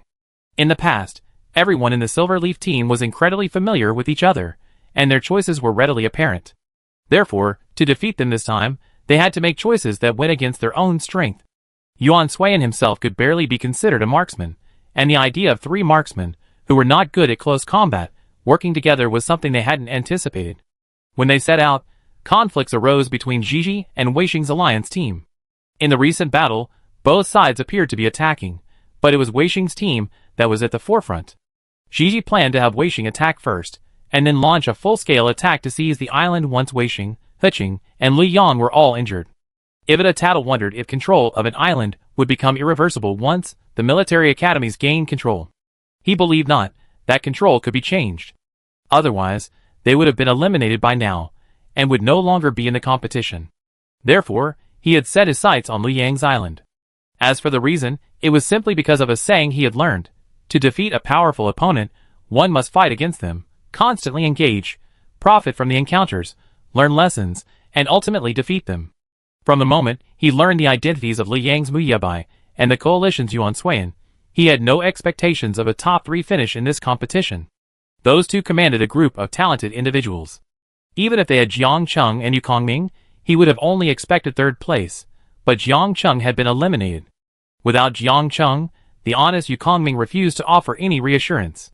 With him around, the 3rd one wouldn't run away. He even claimed he was the worst in the entire Silver Leaf team.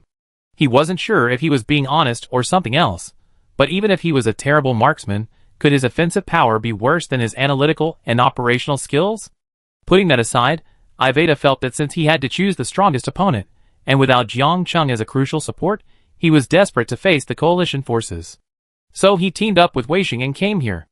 Iveda planned to use Weishing as a pawn, waiting until Liang and Weishing were almost done fighting, then they would go and finish them off. However, Heqing showed up mid-sentence, allied with Liang. Although Yu Kongming had already taken several kills from Heqing and Liang, his whereabouts were quickly discovered, and he didn't land any more kills. Having a marksman's whereabouts exposed was a serious matter. In short, Yu Kongming had no chance to strike for the time being. Otherwise, the next time he did, Fafel would finish him off. Why do I say that? Because Weishing knew his purpose. They had become enemies with Zhiji, and were helping Liang kill them. Evita suspected that Weishing's chief commander, Livia, had done this intentionally from the beginning. Yes, I did. Back at Weishing, Livia was discussing this with Horace. As Weishing's primary operator, Horace had long suspected the purpose of Livia's collaboration with Zhiji, but he hadn't figured it out until now. Originally, Weishing had no intention of collaborating with any military academy other than the coalition forces, but Zhiji approached them. After a conversation between the 2 commanders, Livia changed her mind and agreed to cooperate with Zhiji in the attack on Liang. Before this, Horace hadn't understood the significance of cooperation. Anyone with eyes could see Mu Yebai's strength, and attacking Liang would do them no good. But now, he understood that Livia's target was Gigi, not Li Yang. With the appearance of He Qing, there was naturally another He Qing. In the previous battle, although Wei Xing and Gigi were both engaged, they each had their own agenda, so Li Yang suffered no real damage. Livia, having calculated Gigi's intentions, had been waiting for this moment of conflict, thus giving them a legitimate reason to counterattack Gigi. This way, everything will fall into place. Eliminate Gigi, and then He Qing, and we secure a top 3 finish. Not bad. With a top 3 finish, their goal in participating in this league would soon be achieved. After this discussion, Livia opened the communication channel and addressed all members of the micro-train, everyone. Upon hearing the command, the micro-trainers responded in unison, a unified voice echoing through the communication. Here. Now, our enemy is before us. Everyone must exert all their might to meet them head-on, eliminating Gigi and He Qing. We must leave no room for error. Victory is our goal. Yes, sir. In a corner out of sight of Livia, every member of the micro-trainers, whether engaged in combat or not, gave a standard Weston salute with their free hand. The Weston flag is about to be raised once more. Chapter 168. In the battle between Mo Zhen and Zhongji, Mo Zhen undoubtedly had the upper hand. Wherever Mo Lan appeared, her bullets never missed their mark. Although Mo Lan's firepower had been severely depleted by the Tiger bombardment, temporarily preventing her from using her weapons, this did not affect her ability to use sniping in this situation. To put it bluntly, it was simply a matter of range and numbers. There are so many people. This is so fun. I really want to face Xiaonan soon. Mo Lan smiled broadly, and Gunnarson's voice came over the comms. Then you have to work harder. As Mo Lan's teammate for many years, from the Silver Leaf squad to the present, Gunnarson knew Mo Lan's character all too well. In the entire Silver Leaf squad, Mo Lan was Xiaoan's most loyal supporter of command, and even now, that hasn't changed. Initially, Team Silver Leaf was severely defeated by Commander Xiaoan's team. Later, she repeatedly defeated them with forceful tactics, forcefully infiltrating their ranks until she officially became their commander. She consistently won more matches than she lost against Commander Mu. Therefore, despite Xiaoan's weak commanding abilities, they still considered her their leader. As time passed, the others became somewhat dissatisfied with the status quo, and they proposed disbanding, ignoring Commander Xiaoan's opinion. The only ones in the team who seemed indifferent were him and Lao Livup. They were the masters of operations and analysis, and whether they left or not would not hinder their strength in analysis and operations. Mo Lan, captivated by Commander Xiaoan's dominance from the outset, was also unhappy with the disbanding and still longed for the day when they could fight alongside him again. Gunnison still remembered that Mo Lan had originally planned to join the coalition forces and assist Commander Xiaoan, but she couldn't resist the persistent pleas of Principal Mo Sun and current Commander Nian Ziyu. So she joined him in the Mo Sun Analysis Institute, losing the chance to fight alongside Commander Xiaoan again. The current match was also crucial for them. If he could help Mo Sun reverse his previous defeat, he would gain so much more. Indeed, Gunnison wasn't satisfied with his current reputation, because it represented only him, not all of the analysis. That sentence was enough to galvanize the somewhat discouraged Mo Lan. He decided to eliminate Zhongji as quickly as possible, and his next target. According to our current deployment, Zhongji will be eliminated in less than 20 minutes. Who will be our next target? After the battle, Mo Sun, having been hiding until now, had minimized their casualties in the battle against Zhongji. Their commander, analysts, and operators were still in place. Upon hearing Gunnison's question, Nian Ziyu didn't hesitate. Coalition. Gunnison's brows twitched, and he immediately spat out, "That's impossible. Fighting her would be courting death." "You misunderstood. I meant to have the Dark Night Queen cooperate with us." The Dark Night Queen was Yuan Suiyan's nickname when she was with the Silver Leaf squad. Wherever she went, she was invincible, leaving no hope for others to win, as if darkness had descended upon her. Hence the name Dark Night Queen. I should have said it was impossible. Yuan Suiyan never cooperated. In her world, there was only one path to victory, and on that path, she relied solely on herself. She never collaborated to achieve victory. To her, it was unfair to the weaker party. He had said this was impossible when Nian Ziyu had considered cooperating with the coalition. Our best option now is to defeat Zhongji again, and not attack again, until the coalition's battle with Li Yang is over. Then we surrender to the coalition.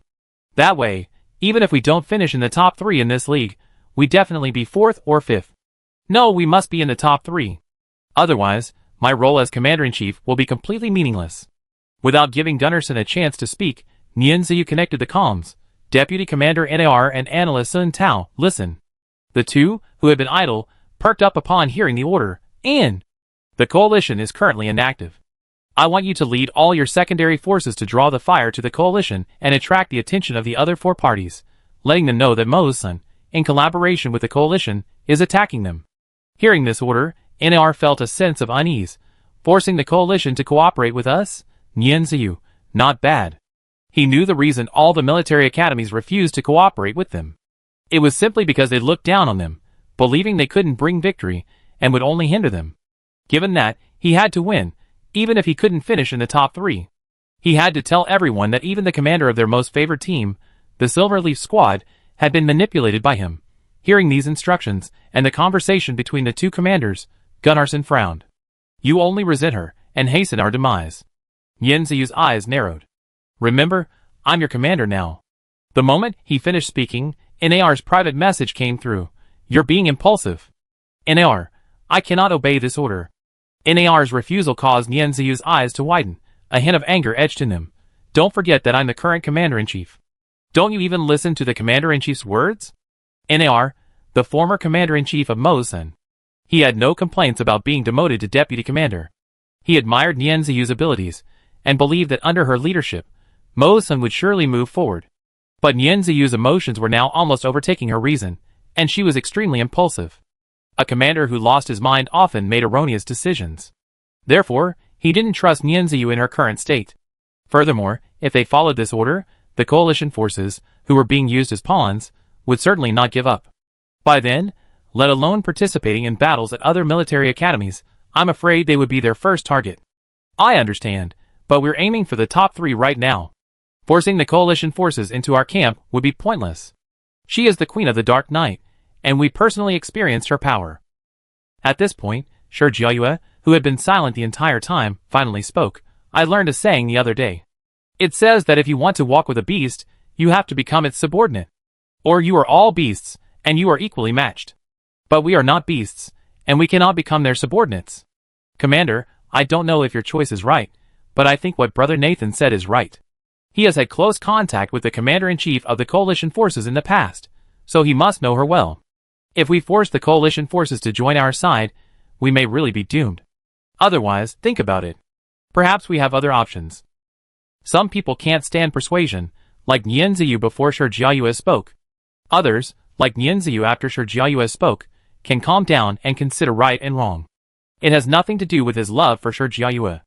Shi Jiayue had nothing else on her mind except the operation, and usually followed orders without hesitation. But even she had just objected. Nian Ziyu suddenly came to her senses. How impulsive had he been to make that decision? If they hadn't tried to persuade him, and had followed his instructions, they would have been finished. They might not even have been able to eliminate Zhongji. Thinking of this, Nian Ziyu warned himself that from now on, no matter what, he must never let his current victory get him carried away and lose his mind. Chapter 169. This fierce battle lasted a full hour. Over there, Shiji watched as the other 3 military academies turned their attentions towards him. Yu Kongming's combat power was being controlled by Fafel and Lyle, rendering him unable to provide any additional support. With his entire team on the verge of annihilation, Iveda immediately decided to turn to Mosun and take down as many of the remaining Mosun men as possible. However, before Gigi's men could reach Mosun Island, most of them were trapped. Combined with repeated sniper fire and the enemy's sudden and powerful combined attack, the remaining Gigi men were thrown into disarray. Yu Kongming immediately switched to firing mode, unleashing 3 flood and 2 bat attacks. He Qing and Weixing, who were pursuing them, suffered heavy casualties, while Yu Kongming's combined attack significantly depleted his Fawar abilities. Fafel acted decisively, while Yuan Suiyan secretly arranged his plans. Ultimately, Fafel's Fire Lotus attack cost them most of their lives, and Yuan Suiyan dealt the final blow to Yu Kongming, completely eliminating him. After Yu Kongming was eliminated, Gigi's overall commander, Ibida Tattle, and the operator, Yu Jinghan, were relatively ineffective. Just as Yi Qing and Gigi were about to eliminate them completely, Bai Yuehua and Li Lianyun snatched the kill, effectively ending Gigi's career. After Gigi's elimination, Weixing immediately shifted their focus to Hiqing. Due to their previous partnership, Li Yang couldn't ignore her, so Mu Yabai decided to help her, while also forcing Yuan Suiyan to eliminate Fafel and Lyle.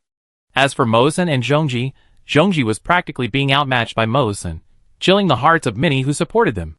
However, just when everyone thought Zhongji was about to exit the competition, they suddenly reversed course, abandoning their previous low-key approach. Choosing a life-or-death strategy, the entire team severely injured Mosen in a short period of time, leaving only the last 5 remaining: Commander Nian Ziyu, Analyst Gunnison, Shooter Mo Lan, and Secondary Analyst Sun Gao and Operator Yun Yin. Zhongji's counterattack exceeded everyone's expectations. Anhua, please comment. If they had maintained this form from the start, they wouldn't have been eliminated so early. This also proves that keeping a low profile doesn't suit Zhongji. They're better suited to their previous all-out attack.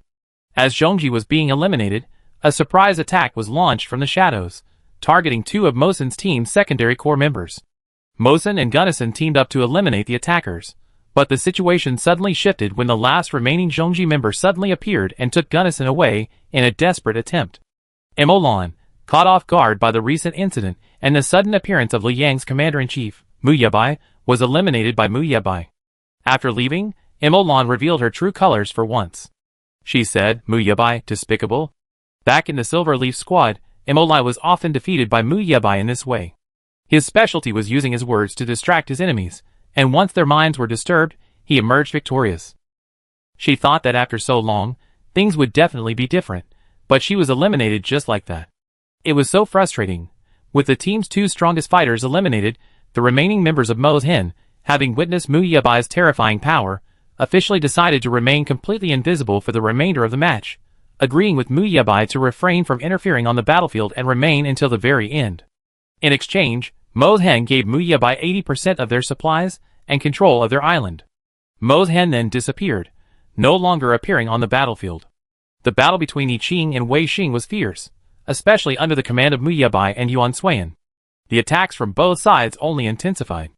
Wei Sheng Nanlu and Livia saw that the alliance between Mu Yabai and Yuan Suiyan was just theirs, not the alliance of their military academy.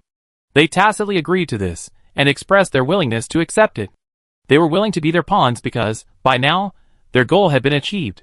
Yi Qing simply wanted to remain in the top 3, while Livia simply wanted to hand Li Yan over to Yuan Suiyan to help her achieve her goal. Both sides had fought to the point of exhaustion.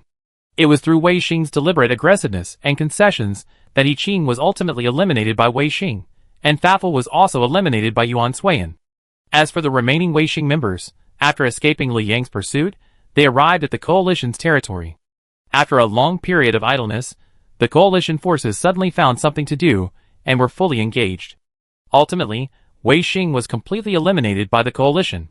And Hua, watching the live broadcast, commented that Wei Xing and He Qing's performances were outstanding. It could even be said that the 2 academies were relatively evenly matched, both very powerful. However, He Qing's primary disadvantage was a lack of combat experience. As the former Western National Military Academy, Wei Xing places a heavy emphasis on practical combat experience in its student training, a practice that remains unchanged even now. Therefore, in terms of combat experience, He Qing is inferior to Mosen, and their loss was a well-deserved one. It was also hoped that the major military academies would learn from this match, strengthen their students' combat experience, and ensure sufficient combat strength. Wei Xing and He Qing were both eliminated, leaving only the Alliance and Liang military academies on the field. The clash between the 2 academies took only a moment, without any need for words. From the moment they confronted each other, they engaged in a fierce battle, each attacking with maximum force.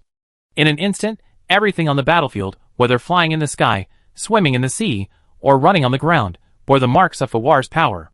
Waves splashed, sparks flew, and everyone watching the game was shocked by the 2 sides' extremely strong fighting ability, extremely fast reaction ability, and extraordinary observation and command ability. From the outset, both teams' choices were remarkably consistent: main force versus secondary force, eliminating the other team's secondary first, then using the remaining players for the final clash. Mu Yabai faced An Lin, Yuan Suiyan faced Shen Kong. Following Mu Yabai, Shen Kong once again felt an unprecedented sense of pressure from Yuan Suiyan. Having learned his lesson from Mu Yabai, Shen Kong knew he couldn't panic, or else he suffered the same disastrous outcome as his previous private duel with Mu Yabai. The speed with which they eliminated the other team's secondary forces greatly determined their chances of success in the subsequent battles. Therefore, in this round, Yuan Suiyan and Mu Yabai held back from the outset. Within 20 minutes, Both teams' secondary forces were eliminated.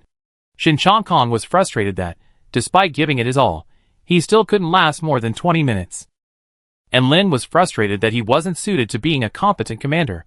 Currently, the only players left on the field were the main forces led by Mu Yabai and Yuan Suiyan, respectively. This time, as the main forces of both sides engaged in battle, Mu Yabai and Yuan Suiyan remained together above the sea. That was a sealed air pavilion deployed by the original Mosin Island under the command of 2 commanders. The space there was just enough to trap the 2 men, and no one but Mosin could release them. This was the joint plan of Mu Yabai and Yuan Suiyan. Nianziu and the others also considered themselves incompetent. Even if either side emerged victorious and remained, they would have no chance of turning the tables. Therefore, in this match, Mosin was merely a pawn for Yuan Suiyan and Mu Yabai. They were in the air above, and below them, traces of the fighting were everywhere. They couldn't see the figures, but they knew exactly where they were going, without having to rely on the control panel. Chapter 170. On Yuan Suiyan's side, Yuan Su, Shuremo, and Feng Ziyu formed a team, fighting in the front, drawing the enemy's attention. Lin Lusheng, Li Lianyun, and Bai Yuehua formed another team, with Li Lianyun in the open and Lin Lusheng and Bai Yuehua in the dark, aiming to capture and eliminate the enemy in their final form. On Mu Yabai's side, Daya, Wei Wei Tang, and the marksman Xinran formed a team, navigating the perimeter, constantly drawing the enemy's attention. Attackers Hui Yao and Xiaobin formed a team with the marksman Jian Yuluo, attacking with all their might. Archers De and Ji Wenyin kept a constant eye on the enemy's marksmen, preventing their movements and eliminating them when necessary, especially Bai Yuehua. Indeed, in Mu Yabai's heart, Bai Yuehua was as important as any member of their Silver Leaf team. Their shared imprisonment was a mutual choice, made during their encounter before either side had completed the first stage of their deployment. Yuan Suiyan had said they were too powerful, and that forcing them into their battle would be unfair. It would be better for them not to participate in this final battle, and after giving them a final explanation, he would lock himself up. Mu Yabai agreed. He also wondered if, in their absence, the remaining troops would be able to perfectly carry out all their instructions, both stated and unstated. When they arrived up here, and everything below had nothing to do with them, the 2 men engaged in casual conversation. Mu Yabai, long time no see, Commander Shaoan. Yuan Suiyan frowned, bluntly expressing her displeasure. Deputy Commander Mu, you should call me Chief Commander. This directness, without any other words, suddenly made Mu Yabai realize that the man before her was no longer the commander she once was, but a commander even more formidable than she had been. Okay, Commander-in-Chief, Mu Yabai said without further hesitation. But I'm more than just a deputy commander now. Yuan Suiyan looked directly at Mu Yabai. No matter how time passes, or how the world changes, you will always be my deepest hope. In an instant, Yuan Suiyan was back in her past self, expressing her words with sentences she had read in some book or on the Star Network. Mu Yabai understood the meaning of this, but he didn't answer directly. Instead, he changed the subject.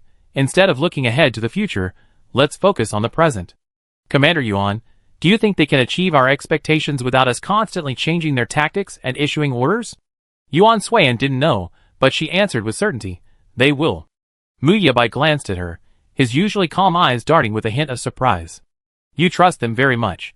For a long time, Mu Yabai had been able to easily discern people's thoughts through simple conversations, which led him to become a commander.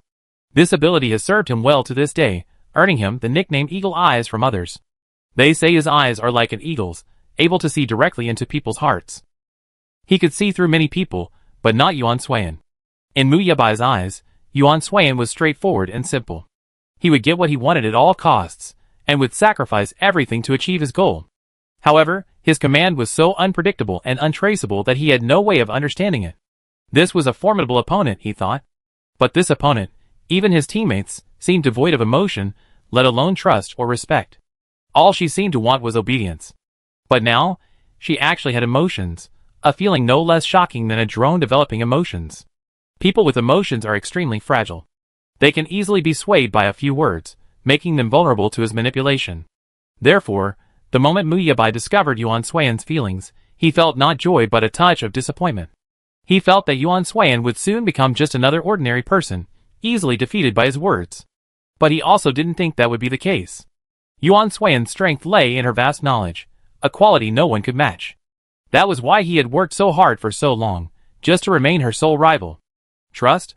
Yuan Suiyan, didn't know what trust was, but she felt that this wholehearted desire to protect a group of people was trust. If that was trust, then it wasn't bad. The battle continued, but as it progressed, winning or losing became less and less important to them. They realized that the tactics their commander had given them were leaning towards a draw. Unaware of the situation, they abandoned that option and chose to give their all for the ultimate victory. As both sides unleashed their full might against their opponents, they became increasingly absorbed in the battle, their passion surpassing their desire to win. They each considered each other their greatest rival. Entering here with you has violated my teacher's instructions. He told me to give my all to win this competition, no matter the cost. But I think, for you and me, after the previous matches, what matters now isn't the final victory or loss, but whether the rest of us, besides ourselves, have learned and grown from our experiences, and whether they can achieve the outcome we both desire. Shaoan, go win, and then tell your father that no matter who you face, you are the one and only commander-in-chief. At this point, what was there for Yuan Suan to understand? Mu Yabai had become her father's student, his most prized student. He had carried his father's instructions, yet he had disobeyed them, choosing to face the outcome with her. Both Mu Yabai and she cared more about their team's determination to keep fighting than winning or losing. Those who constantly fight are more likely to win than those with a purpose, no matter what it may be. Even if they die on the battlefield, it would be the deepest honor of their lives. The team competition was over. As their respective teams finished their matches and left, Yuan Suan and Mu Yabai raised their pistols, facing each other, and were both hit by a bullet. The bullet struck center. According to a slow-speed machine, Yuan Suan was slightly faster by 0.06 seconds. The remaining members of the coalition, Yuan Su and Bai Yuehua, completely eliminated the remaining members of Mo's and secured the final victory. The other military academies, in order of ranking, were Liyang, Weixing, Emosen, Hiqing Jiji, and Zhongji. Emosen leaped to 4th place, a feat Emosen hadn't dreamed of for years. From that point on, each generation of Emosen began to make it their goal to survive the competition. Zhongji, having learned their lesson, no longer kept a low profile, becoming the most visible presence in the competition. Some of them even resorted to tactics that ultimately resulted in the deaths of their own students, leaving everyone laughing. Hiqing began prioritizing students' combat experience. 10 years later, Hiqing became the academy with the most outstanding military talent. As for the Alliance and Liyang, the undisputed leaders of the military academies, they focused on cultivating their students' combat awareness and produced generations of military talent. To this day, those who survived continue to shine in their respective fields, considering their contribution to the Federation their greatest honor. On the day of the award ceremony, the top 3 military academies stood on the podium according to the rules. The marshal personally presented them with trophies and gifts, and spoke of their future prospects. When reporters asked them how they felt about their current rankings, the Alliance Army and Liyang gave different responses, but the meaning was identical. This was a testament to their strength. As for Weixing, they made a choice that dominated the headlines on Starnet for nearly 10 consecutive days. Chapter 171. That day, Lydia, the chief commander of the micro-train, pulled out the flag of the former Weston. The main students of the micro-train unfurled it, and held it high. In front of the reporters' cameras, Lydia loudly declared, "Western has never been destroyed. We will always be Westonians. From today on, the micro-train military university will revert to its original name, the Weston National Military Academy." This decision undoubtedly caused an uproar throughout the Federation. Soon, the former councilors of the former Weston-affiliated National Assembly issued an official statement in response. In the 14 years since Weston's incorporation into the Federation has offered Weston a peaceful outlook and provided a respite when it was on the verge of collapse. For this, I believe every Westonian is deeply grateful. However, 14 years have passed, and the memories of Weston's past prosperity and the humiliation of its destruction are still fresh in our minds. We cannot forget history, Weston, or the home that once gave us confidence and led us step by step toward strength. Since ancient times, the entire Chintang star has had a saying that says, "Fallen leaves return to their roots." I believe that this is how people must return to their roots. No matter what, the home of the Weston people is always Weston. We cannot forget our home and desperately hope to rebuild it, so that the home we once relied on can once again stand on the Chintang star, so that even when we grow old, we can still return to our home. 14 years ago, a large-scale war cost us our country and destroyed our home, making it part of the Federation. While we are grateful to the Federation, we are unwilling to accept this fate. We hate drones because they destroyed our country. We are grateful to the Federation for accepting us in our broken state. When the Federation accepted us, we all believed that Weston and the Federation would work hand in hand to build a peaceful and beautiful homeland. However, this has not been the case. For 14 years, there have been countless misunderstandings and injustices between the people of Weston and the citizens of the Federation. We do not resent the Federation, but we desperately hope that the Federation and Weston can truly work together. However, due to differences in nationality, customs, and national education philosophies, Weston and the Federation have experienced countless conflicts since living together. I have watched these conflicts grow day by day, powerless to change them, and this has been deeply saddening. Therefore, after joint deliberation, the former Weston councilors have decided that Weston should enter the hearts and minds of the people.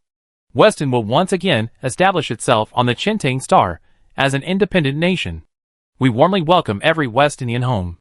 We have never been destroyed, for Weston exists in the hearts of every Westonian and will forever exist on the Chintang Star. Following the post, a number of former Weston's most representative institutions, figures, and residents, including the former Weston National Military University, the former Weston National Agricultural College, and the former Weston National Government Council, shared the message, declaring Weston their permanent home. This move undoubtedly announced Weston's resurgence. Weishing's third-place finish in the league, and the reemergence of the new Weston Knights of Light, further demonstrated that after 14 years of development, they now possess sufficient leverage to negotiate with the Federation.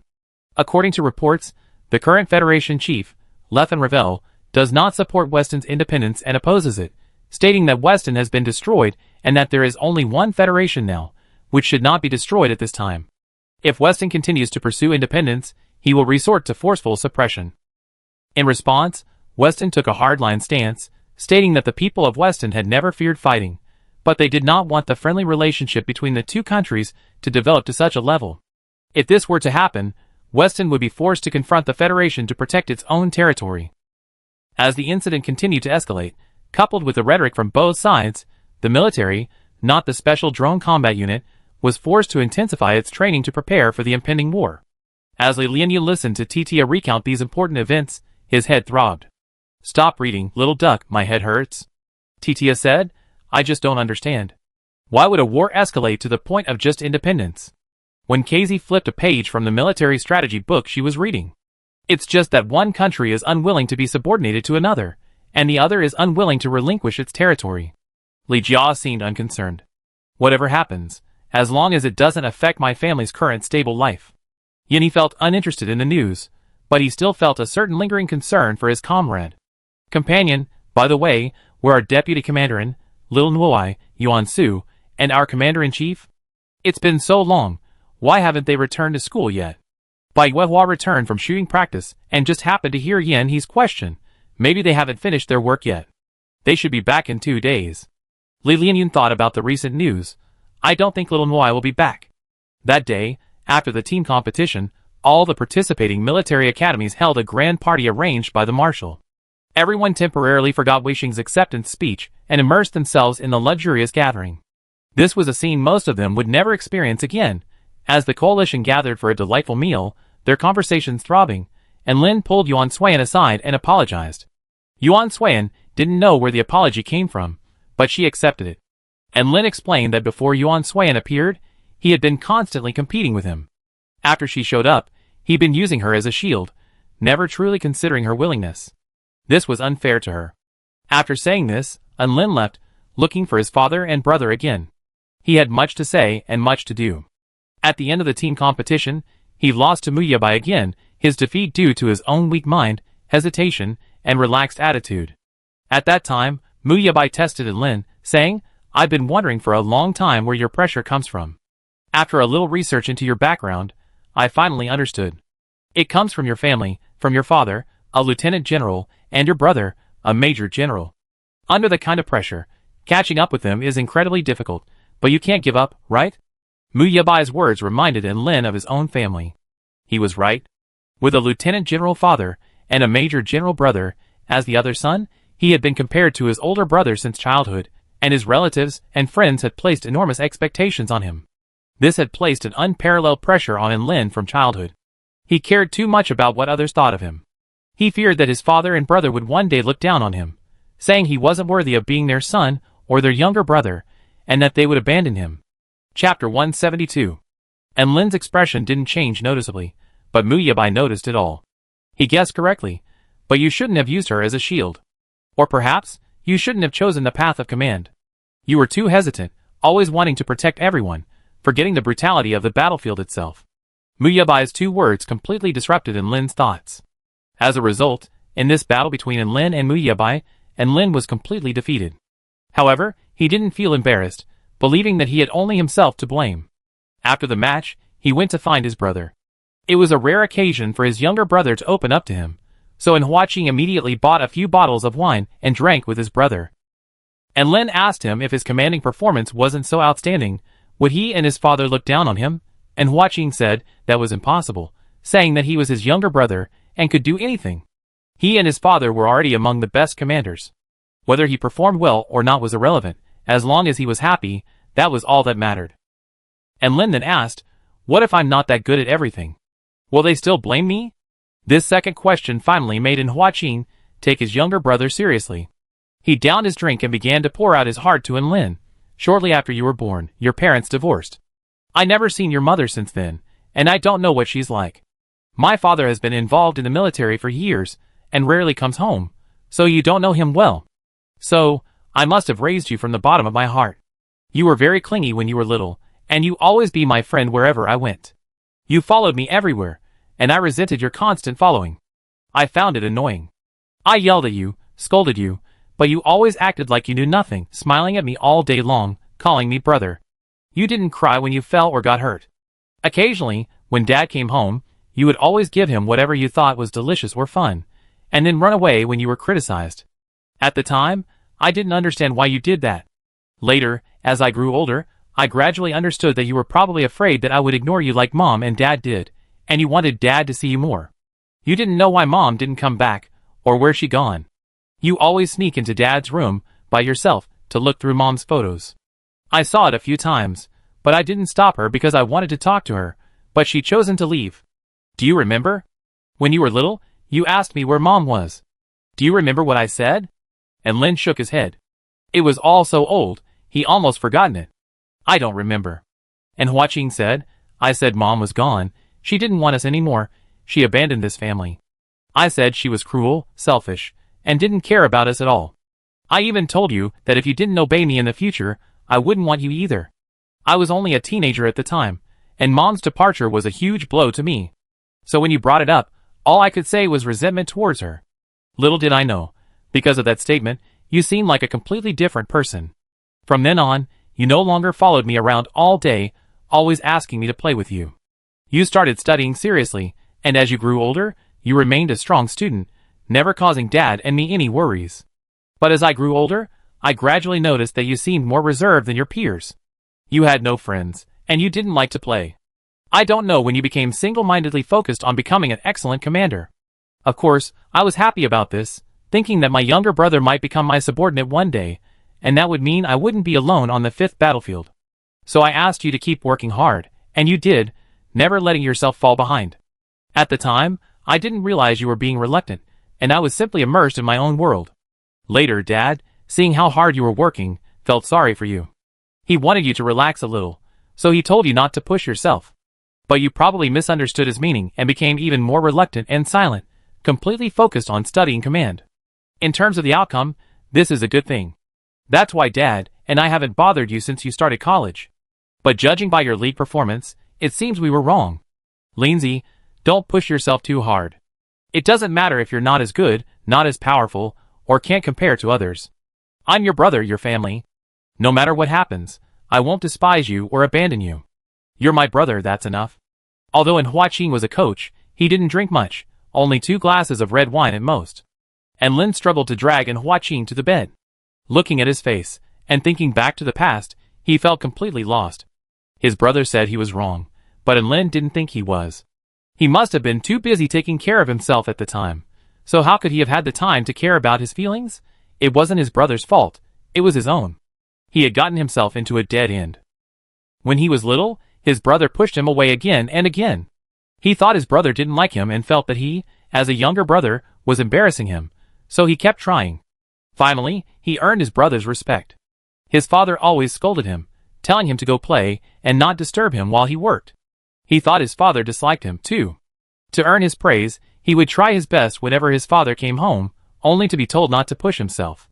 He thought his father was saying he wasn't talented enough, and that no matter how hard he pushed himself, he wasn't worthy of being his son.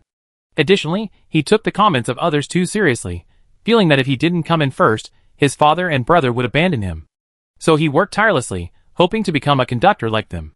He dared not let his guard down, not let himself fall behind, not let himself be second, third, or even further behind.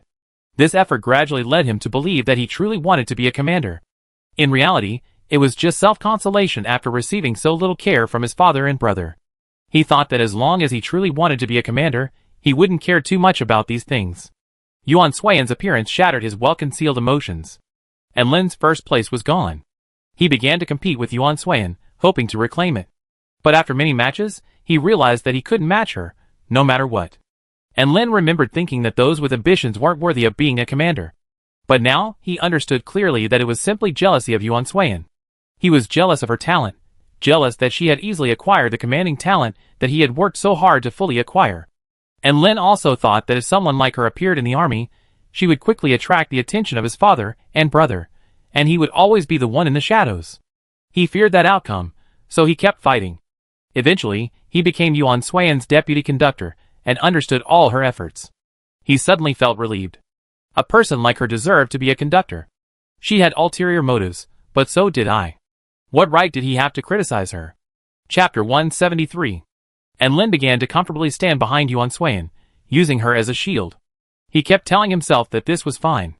He wasn't as good as her, so occasional mistakes were normal, and occasional stagnation was also normal. That way, his father and brother wouldn't say he wasn't worthy, but rather that the other person was too talented. He was already quite impressive for achieving this. Then Mu Yabai appeared. He said he wasn't a qualified commander, and shouldn't have used Yuan Suiyan as a shield. He barehandedly exposed the darkest corners of his heart, revealing his most selfish and dark self. Eagle Eyes, Lin felt, was the perfect title for Mu Yabai. They only met twice, but he's seen through him completely, his gaze piercing. That was why he disliked him. He hated the feeling of having his heart seen through. At the same time, Mu Yabai reminded him that he shouldn't exploit others for his own selfish purposes. Especially since that person was someone he wanted to be friends with for life. The banquet was 3 days later. During those 3 days, Lin didn't see anyone, simply dwelling on his own thoughts. Questions arose about whether he truly loved conducting, whether he should continue conducting, and how he would face them in the future. Only on the day of the banquet did he feel he had finally figured things out. He first apologized to Yuan Suiyan, then went to see his father. He said perhaps he wasn't cut out to be a conductor. Lieutenant General and quickly responded, "You finally figured it out." Lin? He had expected his father to offer some comfort, but he wasn't expecting this. Lieutenant General and smoothed his collar and led him to the balcony. Outside, a man-made waterfall towered above a high platform in the center, where a statue of a goddess stood. Surrounding it were flower beds, bathed in moonlight, a breathtaking spectacle. "Your personality is very similar to your mother's." Lieutenant General and suddenly mentioned his wife, and Lin pricked up his ears. "What kind of person is my mother?" "She's gentle and kind, always concerned about others and forgetting herself. She's also sensitive and stubborn, overthinking everything someone says. She's irresistible and easily gets stuck in a rut." And Lin felt as if this was referring to him. "The day I met her was also at night. She was singing beneath the waterfall. I found her so beautiful that I couldn't help but listen for a long time. She often sang at night when no one was around, and I often listened to her at night when no one was around. Every time she finished singing, she asked me how it went. Over time, we became close friends. We became familiar with each other. We went from knowing each other to falling in love. Those were the happiest days of our lives. She said she wanted to be with me forever, so I proposed, and we got married. Everything was fine in our first year of marriage, and we were inseparable. But in the second year, she became pregnant with your brother, and that was when I started getting busy. She said she didn't want a life like this, where she was the only one doing everything after marriage. She wanted a divorce then, but when she looked at your brother's young face, she couldn't bear to let him endure the pain of separation from him from a young age. So she endured it for 9 years. 9 years later, she became pregnant with you again. She said she didn't want to repeat the same mistake or she would be drowning in pain for the rest of her life. I didn't want to see her suffer, so I let her go. She didn't abandon you and your brother, but during that time, she felt almost suffocated. Giving up this family was the only best option she could make. And Lin sensed that his father hadn't explained many things, but he didn't want to ask. It must be the unspeakable pain that both his father and mother felt.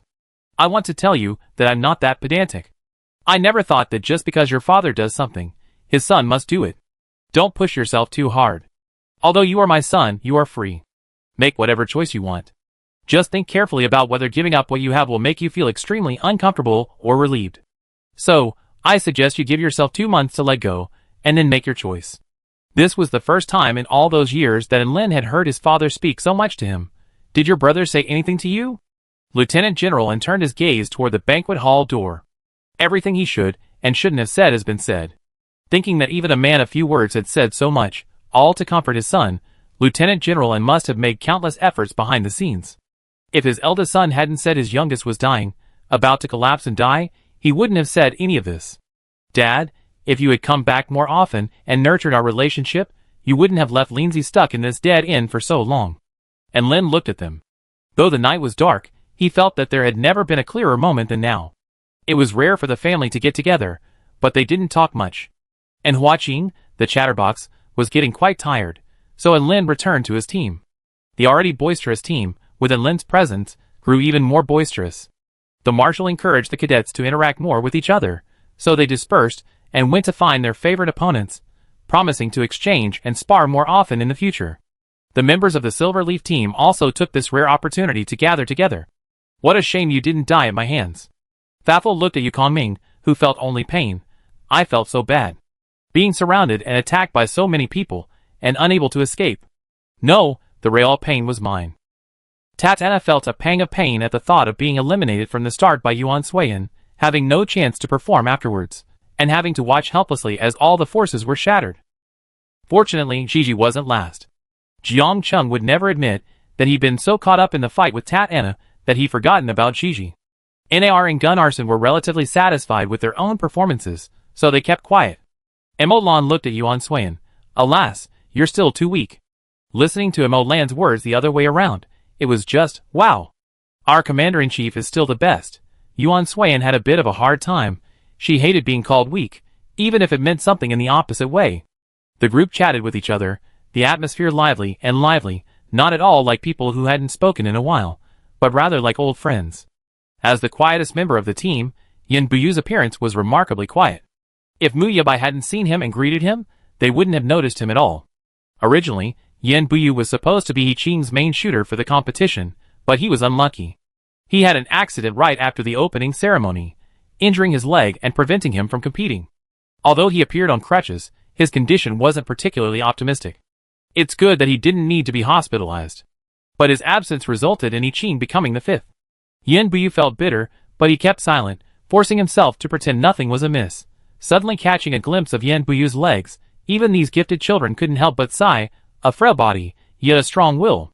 Chapter 174. As the banquet drew to a close, Yuan Zheng, for once, summoned Yuan Su, Yuan Suiyan, and Enbuli together. Seeing this, Yuan Su suddenly unleashed a flood of chatter. Once started, he couldn't stop, rambling on about everything from childhood to adulthood. What had been intended to be praise for Yuan Suiyan gradually turned into a rant about how clumsy their father had been in caring for them after their mother's death.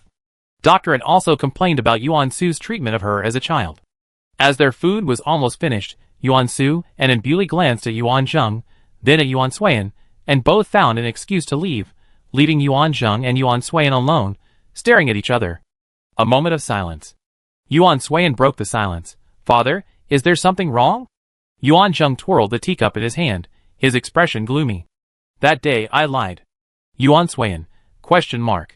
You must listen carefully to what I'm about to say. This matter will affect your future as Bai Sheng. As if he had made a profound decision, the usually serious Yuan Zheng now wore an extra layer of caution. After I picked you up from the battlefield, you were in a coma for 6 months. Aside from waking up once, you were essentially a vegetable. Ordinary doctors couldn't determine your specific condition and unanimously concluded that your body functions had been damaged by the drone strikes, and that recovery would take time. At the time, none of us considered your original Fawar abilities. Even after Doctor arrived and cared for you for so long, she never told me about your Fawar abilities. It wasn't until yesterday that Doctor told me the full truth she knew. Yuan Suiyan keenly sensed a different whiff. Perhaps what Anton had told her about her physical condition wasn't the full story, and that the truth her father had told her wasn't real. Perhaps her father knew part of the truth, but that part he couldn't share with himself, leading to his excuse that day. You were in training camp at the time, and there are things I can't tell you. But since you're going to be a commander, you must understand your body and accept your responsibilities. Yuan Suiyan placed her hands on the table, clearly intrigued by this warning, though her expression remained expressionless. Sounds serious. Yuan Zheng took a deep breath. Your body isn't a normal one, but half human, half drone. Yuan Suiyan blinked, unreflecting. Yuan Su, who was chatting with Doctor outside, was also shocked when he heard this. What? And is half drone? Doctor quickly covered his mouth. Keep your voice down. Are you afraid others won't hear? Realizing his mistake, Yuan Su nodded repeatedly. Seeing his agreement, and Bewley let go of his hand, sighed, and continued, that day, General Yuan's words at the training camp were lies. He thought they were lies, but he also inadvertently revealed the truth. Yuan Su had lied to Yuan Suiyan about his father's inability to lie. General Yuan was the commander-in-chief, so how could he not tell a few lies? But that day, Yuan Su truly believed his father hadn't lied, and it was precisely when he thought he hadn't lied that he actually lied. Yuan Su, so, my sister did originally have SSS-level Fawar abilities, but the persecution by the drones destroyed her high abilities, turning her from a top-tier genius into a half-human, half-drone? And Bewley leaned against the wall and sighed deeply. True. But there's more to her body than that. Yuan Su suppressed the turmoil in his heart. What else? Yuan Zheng looked up at the moon outside the window. The wind blew dark clouds across the full moon, obscuring half of it. The remaining half stood stubbornly outside, continuing to illuminate the world. What is certain is that you, as a young child, possessed SSS-level abilities, the hope for the future of the entire Chintang star. The drone likely discovered your location, took you away, and transformed your body into its current form. I don't know how you escaped, but Dr. N's research confirms that your body now possesses both the subtle emotions of a human and the violent ruthlessness of a drone. Your Fawar ability remains SSS level, but as Dr. N said, it is suppressing the energy contained within the drone. The fusion of these two forces will take time. Once you choose a battlefield, you will eventually face the enemy firsthand. When these two energies erupt simultaneously, you will most likely lose control, losing all sense of foes. I needn't elaborate on what your fate will be. So, will you still choose to fight and become the Federation's commander-in-chief? Yuan Suiyan suddenly thought of the banned drug. What would happen if the two energies within me were neutralized? She felt that Dr. N's research must have yielded results. Yuan Zheng didn't rush to tell her the answer, but instead asked her to answer her own question first. Yuan Suiyan also gave her answer. No matter what, the battlefield will be my life's destination. The answer was not at all surprising, but Yuan Zheng secretly hoped she would learn to back off a bit, even if only slightly. Yuan Zheng, okay. Regarding the neutralization results, ask Dr. N directly later, she tell you. Yuan Suiyan said okay, knowing that the matter was settled. She had everyone's approval, and she could go to the battlefield and become a commander. A faint smile suddenly crossed Yuan Zheng's eyes. It was the first time he had seen it on her face in years, and even her eyes shone with a hint of fighting spirit. He felt both relieved and a little sad. After all these years, he finally felt the energy of life from Yuan Suiyan. During this time, so many people had, both overtly and covertly, advised him that Yuan Suiyan was a promising candidate for a commander and shouldn't be buried. Even his son, who had once been as opposed to her, had unknowingly sided with her and spoken up for her. Muyabai was a good child, also extremely talented. He accidentally discovered him and became his teacher. He believed that as long as he devoted all his efforts to teaching him, he would one day surpass Yuan Suiyan and become the Federation's strongest commander. When the marshal asked him to come to the live league to watch the match, Yuan Zheng was reluctant, but the marshal dragged him along.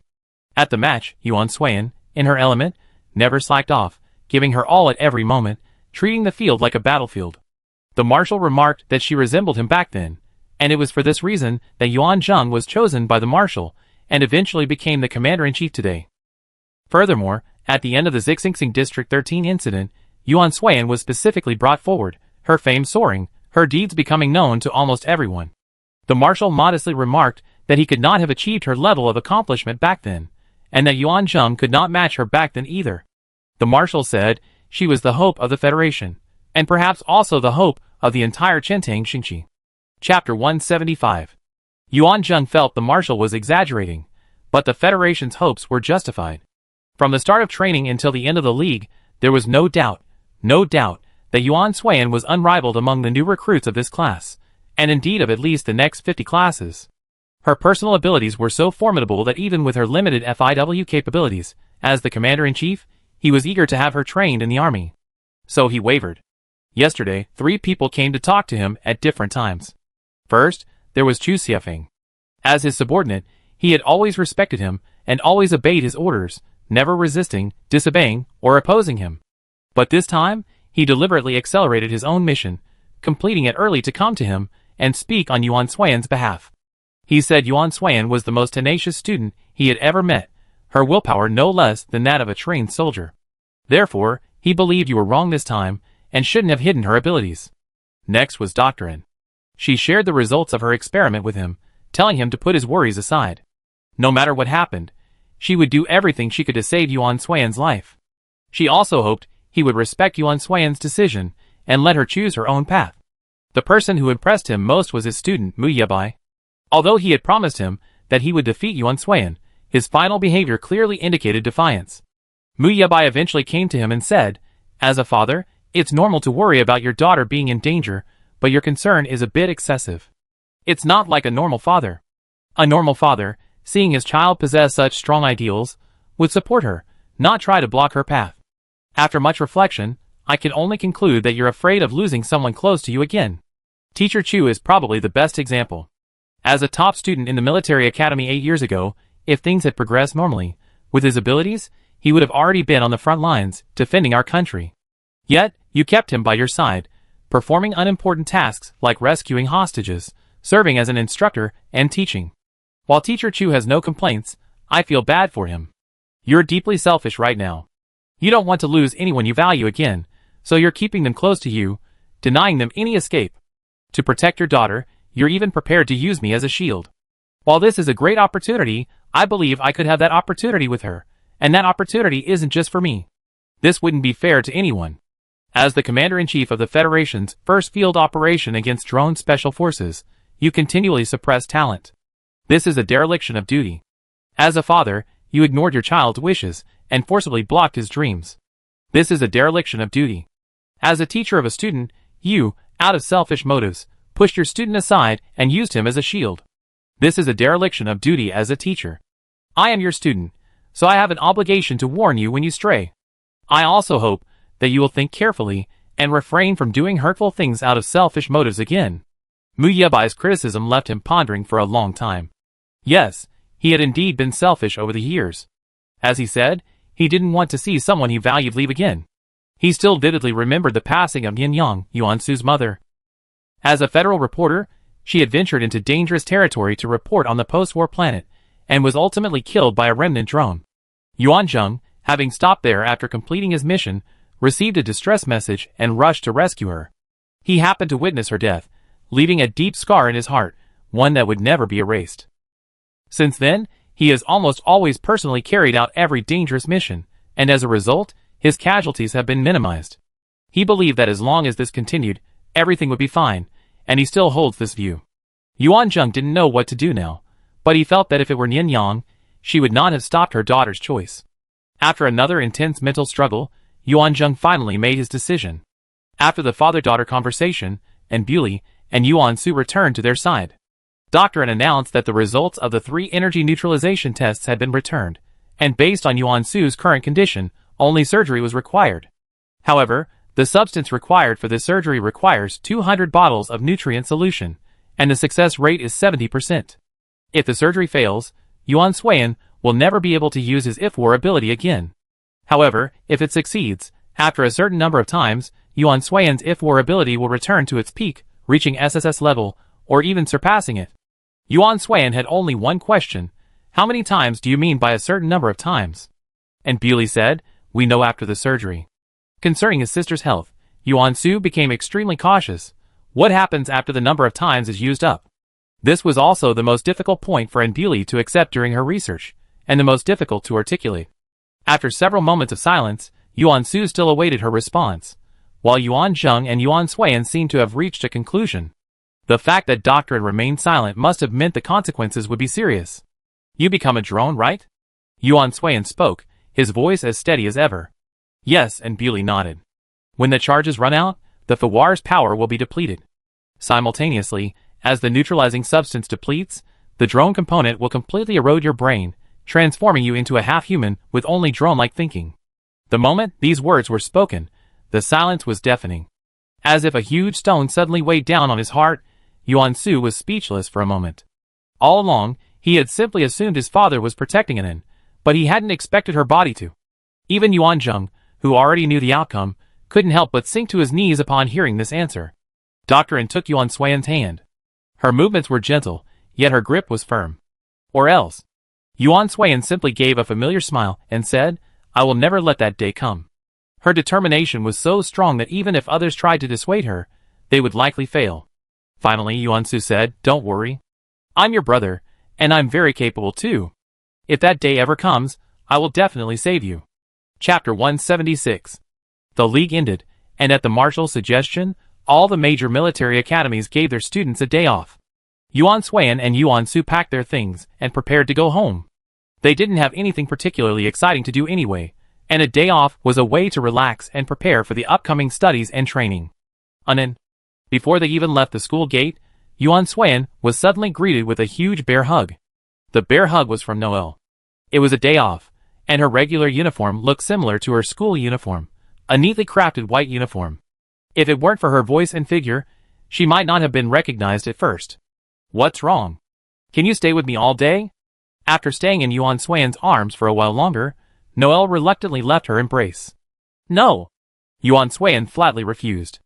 After a day off, she felt she needed sleep. Noelle glanced at Yuanxiu, a misunderstanding forming in her mind. Is it my brother who won't let me? Yuanxiu, ?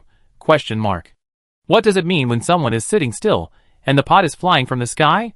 Yuanxiu felt he needed to have a good chat with this little girl, and not make false accusations. Yuan Suiyan, no. After a moment's thought, she added, I want to sleep. But Anin, I don't have much time left. Just stay with me for one day, just one day, okay?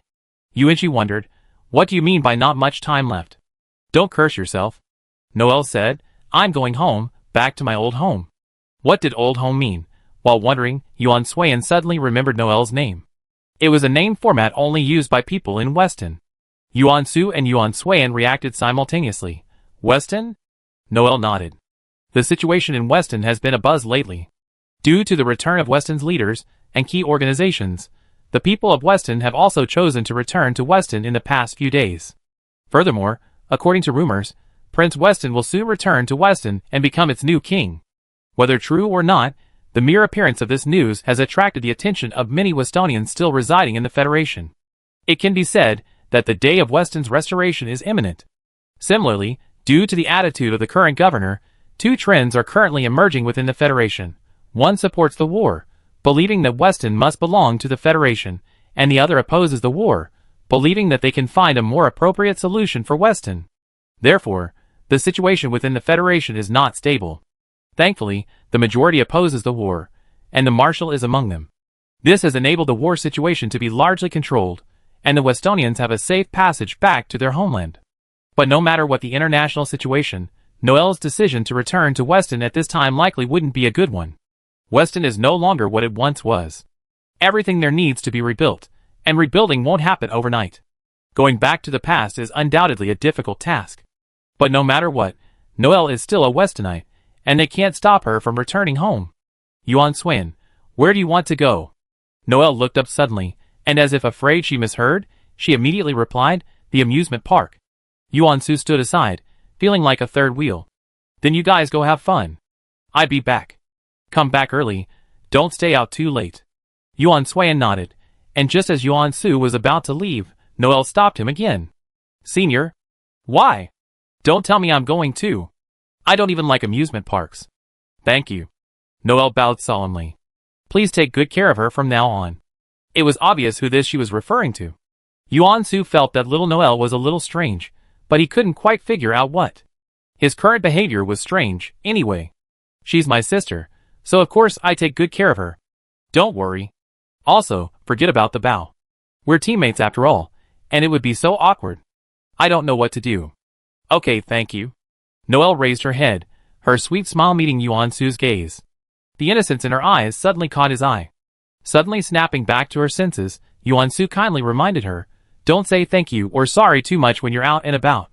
Otherwise, bad guys will see you as easy to bully and keep bullying you. Try to be more serious, okay? Okay. To be honest, Noelle didn't really like going to the amusement park, but she was just worried and might regret it, so in her haste, and without a good idea, she just picked the amusement park. When she actually got there, she saw the sliding rides and heard the shouting, and she immediately felt like backing off. But Yuan Su had already left and bought the tickets, buying every ride without missing a single one. Noelle felt bitter, but she kept quiet. She just forced a smile. They started with the most exciting rides. The bungee jumping machine, then the roller coaster, the sky skiing car, the pirate ghost ship, and finally the cloud swing. Noelle, stubborn all the way, felt dizzy and nauseous after the roller coaster ride. But Yuan Suan sat beside her, seemingly unfazed, oblivious to her suffering. To avoid embarrassing Inan, she forced herself to complete the rest of the ride with Yuan Suan's security department. After getting off the swing, she didn't know how she found a seat. She felt her spirit had been wandering for a long time, her body unconscious like a walking corpse. It took a long time for her to recover. Perhaps finally realizing her pain, she finally came to her senses, seeing a bowl of steaming white sugar dumplings, a glass of water, and a bottle of nutrient solution. Noelle was deeply moved, and found Yuan Suan's gesture heartwarming. The moment she ate a dumpling, warmth slowly filled her body, and inexplicably, tears welled up in her eyes. After devouring her second dumpling, Noelle burst into tears. She feared she would never be able to eat anything and bought her again. Inan is so good sob. Someone inexplicably started crying, and the girl standing opposite was momentarily at a loss. Yuan Suan raised her right eyebrow. Why are you crying? Noelle raised her wrist, wiped the tears from her eyes, then stood up and hugged Yuan Suan. Inan, let's continue to be friends. For life, okay? Yuan Suan, okay. But the steam from the bowl of sugar dumplings in her hand made the back of her head feel uncomfortable. After the amusement park trip, and Noelle's suggestion, they went to a handmade jewelry store. Noelle said she wanted to make them a bracelet. Chapter 177. Yuan Suan wasn't an expert at this, so she hesitated for a long time while choosing the materials. She finally settled on a colorful array of beads, mixed with small silver beads and some bamboo-shaped beads, and arranged them on the table. Looking at the circular grooves before her, and then watching Noelle's movements beside her, she felt a little unsure how to arrange them. Noelle, who had already arranged the bracelet, glanced at Yuan Suan's, and was deeply impressed.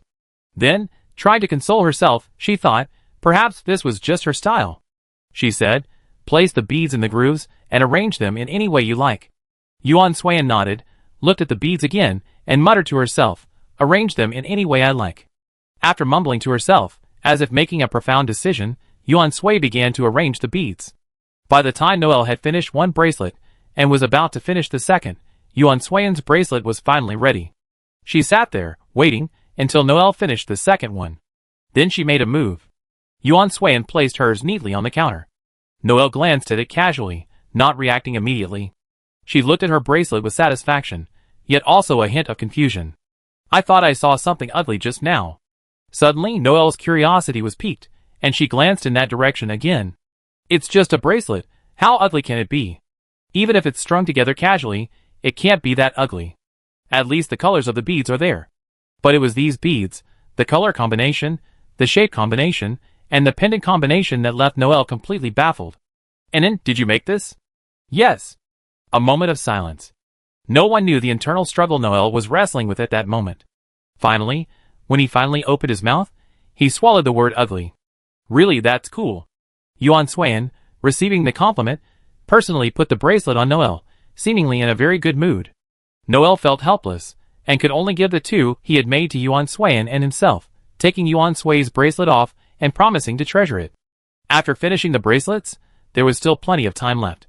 Then, until 10 o'clock in the evening, besides eating, Noelle took Yuan Suan to visit nearly every store in the area, walked every street, and took countless photos together. Although Yuan Suan maintained a polite smile in every photo, he looked like a robot. As time was running out, The two of them sat down to rest for a while before heading home. When are you leaving? Tomorrow afternoon. So soon? Actually, I submitted my application for withdrawal after the individual league competition ended. It was approved yesterday. I pack my things tomorrow morning and leave this afternoon, Noelle said. Relatives between Weston and the Federation aren't good right now. I don't know if I have the chance to come back after I go back. Actually, I don't want to leave, but Weston is my home. I once did something wrong that hurt my family, so no matter what, I have to go back and make amends. I don't know if we have the chance to see each other again after this departure, but I hope that Weston and the Federation will one day coexist peacefully. I hope we can all wait until that day arrives. Then, we can go shopping together, make bracelets, take photos, just like any other good friend, okay? Okay. Thank you, and the time I spent with you was my happiest. Noelle stood up, took Yuan Swayan's right hand with her left, and placed it against her heart. Even though we're far apart, I will always bless you and protect you. I sincerely wish you all the best in life, and a long and happy life. If the truth ever comes to light, I hope you forgive my concealment and my sins. This is the highest blessing ritual in Weston, representing the most sincere blessing from one person to another. After Noelle lowered her hand, Yuan Swayan followed her example. Although she grew up in the Federation, she performed this ritual with perfect precision. The day passed so quickly, it seemed like a fleeting moment. Noelle hadn't told anyone else about her departure. She said she didn't want tears in her eyes at parting, nor did she want a farewell party. It would be painful to think about. Therefore, they refrained from disturbing Noelle and Yuan Swayan's private time. Despite this, they still prepared a small parting gift for Noelle. It was a video. Their little group chat was unusually quiet today, until Noelle entered the airport, awaiting her interplanetary flight. That was when the first message of the day arrived. It was a video message. Noelle clicked on the video, and a group of people suddenly popped up. They were greeting each other in a chaotic manner, with no sense of order. Everyone was jostling, and sometimes quarreling. Only when they heard the aloof goddess cough did they settle down and stand quietly. Suddenly, music began to play. It was the familiar Lianda school song. As the screen scrolled, she saw moments of their interactions from training camp to the end of the league. Back then, they were always at odds. They were a group that loved to argue, and no one could stand up to the other.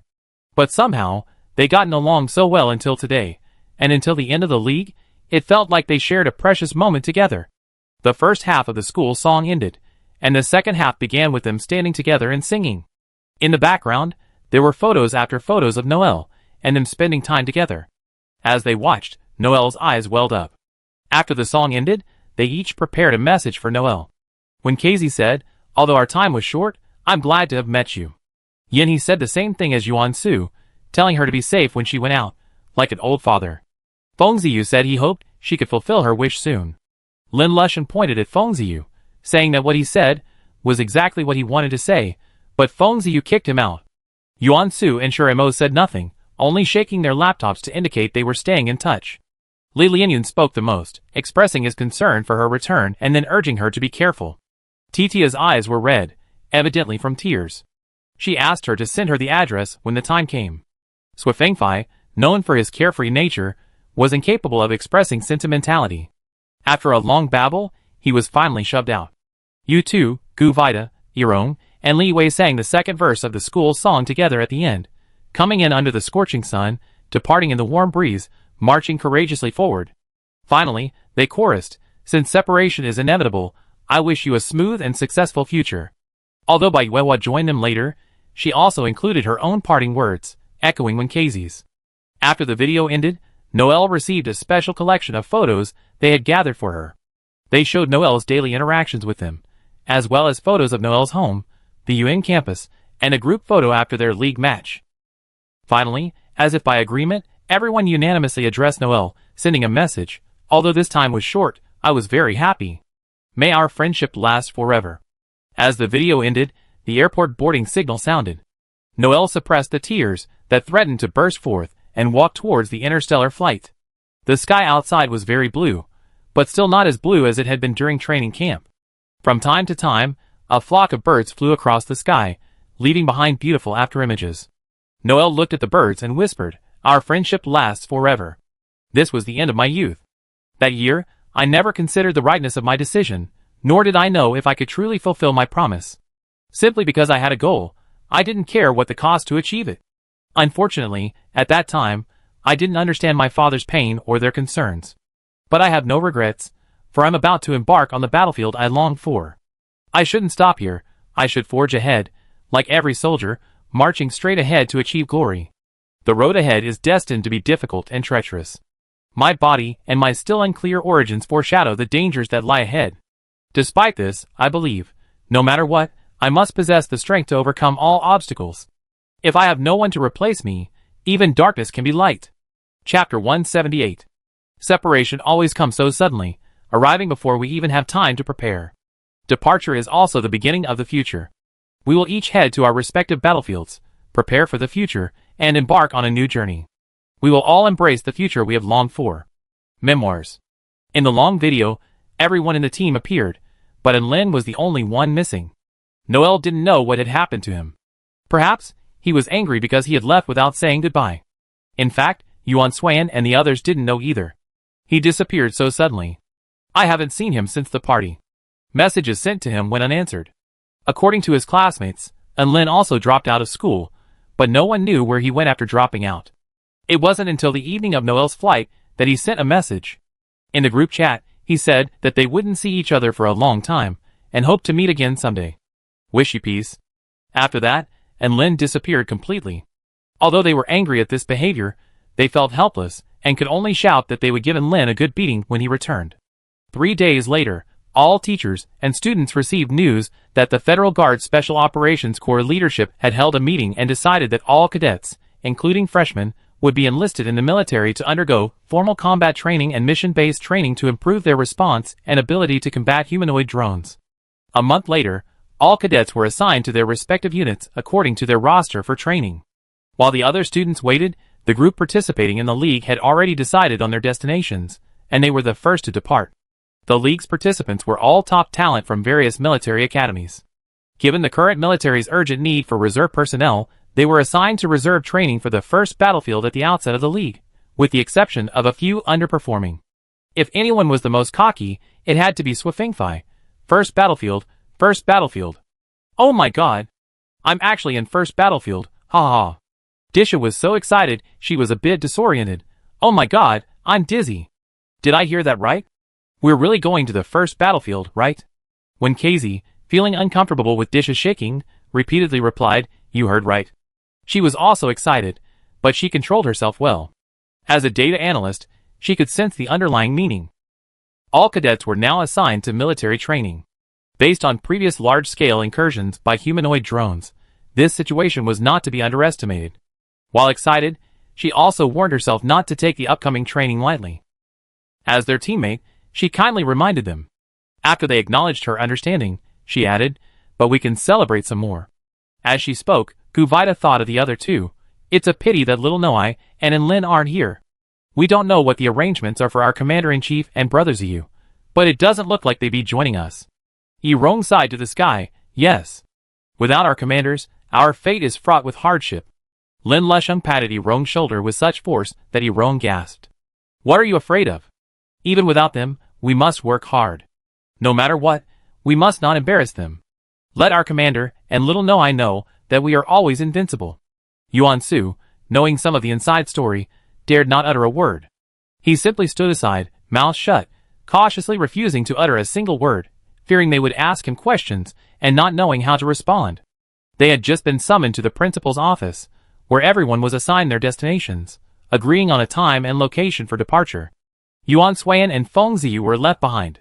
You should be aware that with your current FIW capabilities, you can't train with the others on the first battlefield. This was addressed to Feng Ziyu, who quickly accepted the advice. I understand. However, your strength is evident to all. Leaving you to train in a random location would be a loss. Therefore, after much discussion with the higher-ups, it has been decided to place you with Lieutenant General Li, who will personally train you. You depart the day after tomorrow, and the location and time will be communicated directly to you.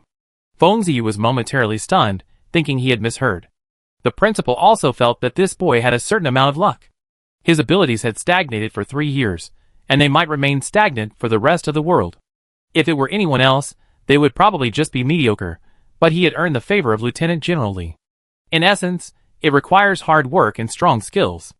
Even luckier than him was Yuan Suiyan, the talented commander of the highest caliber. After sending Feng Ziyu away, the principal led Yuan Suiyan to the lounge next to the principal's office. It was then that Yuan Suiyan realized there was someone else there, a well-known figure among the people of the Federation. Unlike the formal and serious appearance he usually portrayed in videos and photos, he sat on the sofa, his legs crossed and his body leaning back, all of which betrayed his laziness. Marshall. 3 days ago, on the day all students were on break, he had already arrived at the school, catching the principal off guard. Everyone knew that the coalition's principal, Zhou Liang, was also the commander-in-chief of the 2nd battlefield. But what they didn't know was that their marshal, Su Weiji, always seemed particularly weak compared to General Zhou. And so, at the principal's call of Marshall, the marshal, who had been about to fall asleep with his eyes open, suddenly woke up and sat up straight, reappearing as he normally did in videos and photos. Yuan Suiyan followed the principal in calling out Marshall.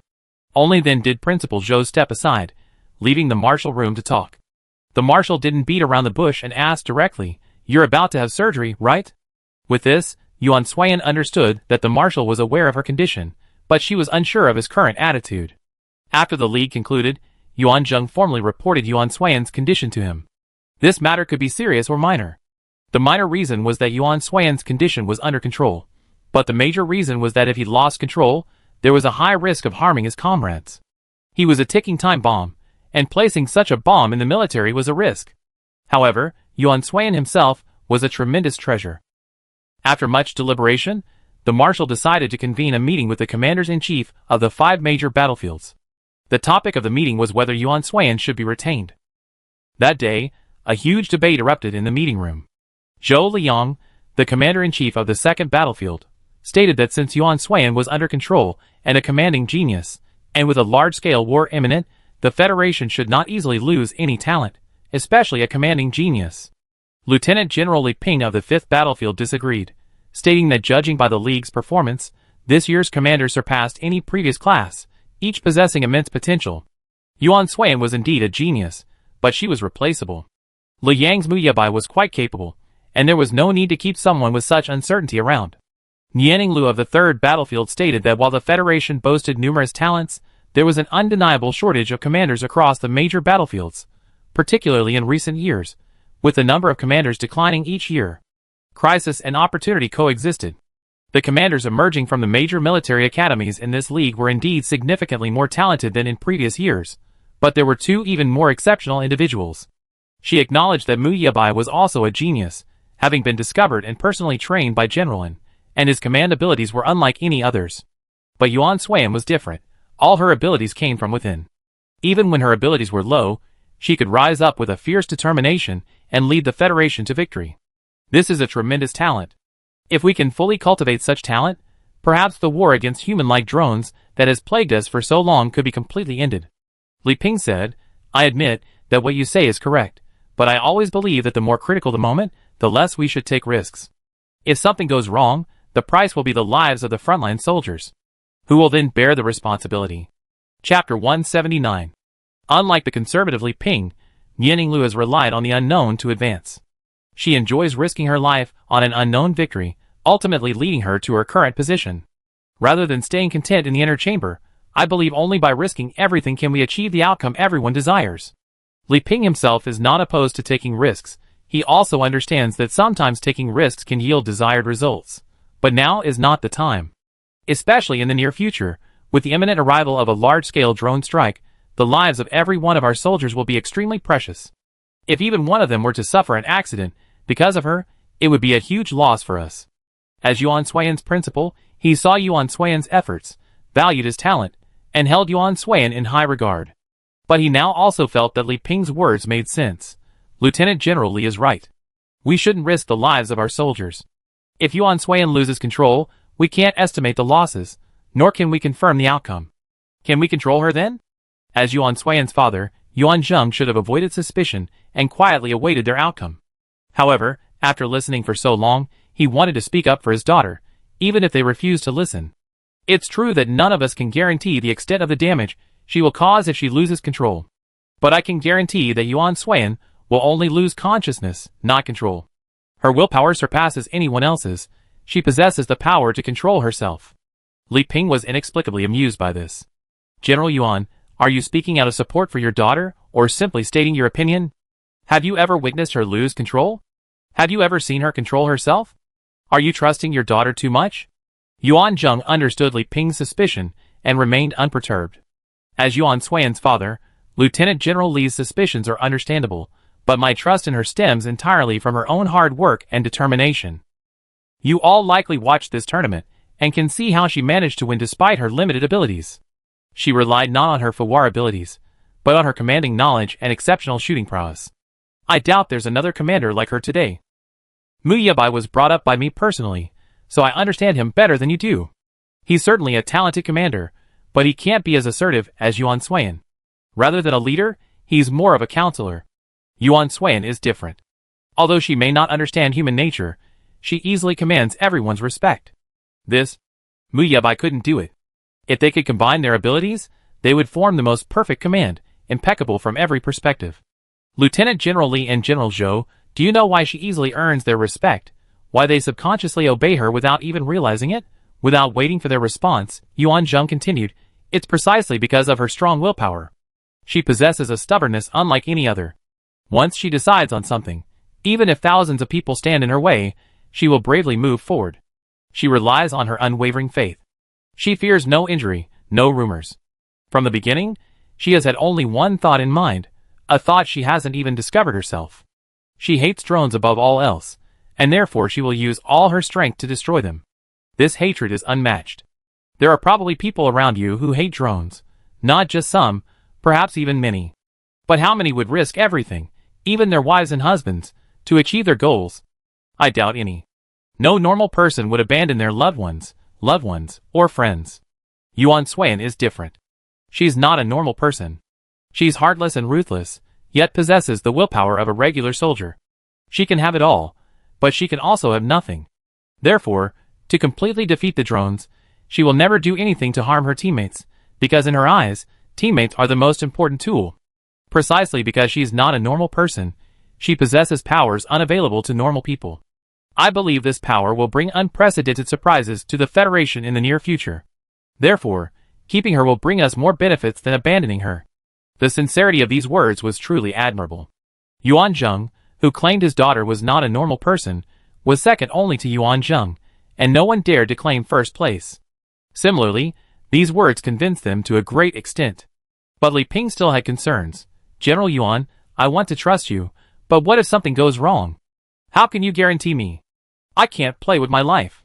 Yuan Zheng lowered his head and reached out to remove the badge from his chest. I am willing to guarantee with my title of general and my life that even if I lose control, Yuan Suiyan will never harm innocent people. If she does, you can kill her, and I will be buried with her. The golden badge represented a person's military rank and all the honors he had earned since entering the battlefield. Honor brings admiration. Honor loses, and everyone despises her. Li Ping was shocked. You're actually going this far. As the battle neared a lull, the marshal looked at Lieutenant General and Song of the 4th Field, who had remained silent. Lieutenant General and, what's your opinion? And Song paused for a moment, then finally said, it depends on the results of the surgery. If it goes well, she can be used, but during training, we need to investigate her background to determine if she's a potential traitor. Furthermore, we need to know if her body has any side effects from being transformed into a semi-drone. And if she loses control, we need to have a way to control her. After much deliberation, this was the perfect answer, the one the marshal had been looking for. The marshal sighed inwardly. As expected, in a crucial moment, and Song still had to be there. The final word. After that, they discussed Yuan Suiyan's future again, and then dispersed. After the meeting, out of sheer curiosity about Yuan Suiyan, even before she officially joined the team, the marshal couldn't wait to chat with her. He wanted to find out what exactly Yuan Zheng meant by abnormal. After all, he's seen her as normal during the league matches. Yuan Suiyan replied, yes. As they spoke, Su Weiji had discreetly scrutinized her several times. Sure enough, she didn't look like a half-drone, but her eyes felt strange, and he couldn't quite put his finger on what. The marshal smiled, trying to sound like a kind father. Have you decided on a specific time? Yuan Suiyan bowed her head, and replied respectfully, and honestly, we still need to find some things. Once we have everything, we can start the surgery. Chapter 180. After research, and Bewley discovered that the unknown substance contained in the fine dust originated from transparent crystals. This transparent crystal originates from the seabed of Edan Star's eastern continent. Due to its high tolerance, it is often used in various research projects beyond medicine and food. The quantity of transparent crystals wasn't large, but it was also sufficient, more than enough for Yuan Suiyan's surgery. However, according to federal law, the mining of any crystals, minerals, or energy sources requires approval from the Weian Federal National Research Institute. From the last seizure of the fine dust, based on post-extraction testing, only 5% remained, and the rest still needed to be mined for crystals. However, obtaining approval from the Research Institute was no easy task. They would thoroughly investigate the source, usage, and reason for mining, and would refuse approval if there was even the slightest suspicion. Yuan Zheng had said he would leave this matter to him, but Yuan Suiyan was the first to receive the marshal's greetings. Yuan Suiyan figured that since Marshal Su had asked, he must know everything. His father had told him everything. It's understandable what they're saying. It's better to get consent up front than to be forced to know later if something goes wrong. Marshal Su didn't immediately choose to imprison her upon learning of this. This clearly shows that she's safe, at least until things get out of control. I have someone take care of the transparent crystal, but before that, I hope you can honestly answer a few questions. His kind expression remained unchanged, and Marshal Su deliberately emphasized the word honest. Yuan Suiyan listened and understood, okay. Whether the surgery could go smoothly, and she could join the army depended on her current attitude. Seeing she showed no intention of resisting, and seemed quite cooperative, the marshal's kind smile took on a hint of sincerity. What do you think of your body? Yuan Suiyan didn't rush to answer, but instead mentally composed his words. The marshal is well aware of my commanding abilities. I'm irreplaceable among all the current cadets. The drone part won't hinder me, it will only make me stronger when I can't use my Fawar abilities. It's my weapon. Weapon. Marshal Su found the term quite novel. Anyone, even him, would be enraged and upset if they discovered one day that part of their body had become a drone. Yet, she actually called it her weapon. It seems your father was right. Before Yuan Suiyan could ask what her father had said, Marshal Su's next question followed. Besides this, do you have any other reasons for thinking the drone part of your body is your weapon? Yuan Suiyan said, I can accurately predict the arrival of drones. Oh! Marshal Su suddenly became interested. How so? I predicted the arrival of drones more than once. Yuan Suiyan gave several more examples. When she was a child, her brother took her out. Before a drone arrived, she suddenly hid with him, and a drone appeared exactly where she was looking. Afterward, she often sensed the presence of drones before the alarm sounded, and each time she was able to react and leave quickly. The first time could be a coincidence, but when the same thing happens so many times, it's no longer a coincidence. This was just her speculation, so she hadn't told anyone, but she believed it could be leveraged now. No wonder you said it was your weapon. The marshal chuckled, but not in a dismissive way. If one day you completely lose control, to prevent you from harming innocent people, we will choose to kill you. Do you agree? Before harming anyone, I will first destroy all the drones, and then commit suicide. I won't give myself any chance to kill anyone. Yuan Suiyan looked into the marshal's eyes. It was said that only in this way could one express sincerity and truth. If I lose control, then kill me. In the meantime, you can use any means to control me. If I lose control and harm anyone, I will be at the marshal's disposal. After staring into her eyes for a long time, the marshal finally confirmed that everything she said was her truest thoughts, without any concealment. Are you willing to separate from your teammates and embrace a completely new team? Even if that team includes someone you dislike? No matter what happens, I'm just a commander. As a commander, personal preferences are irrelevant. Everyone, everything, and everything can be my most powerful weapon.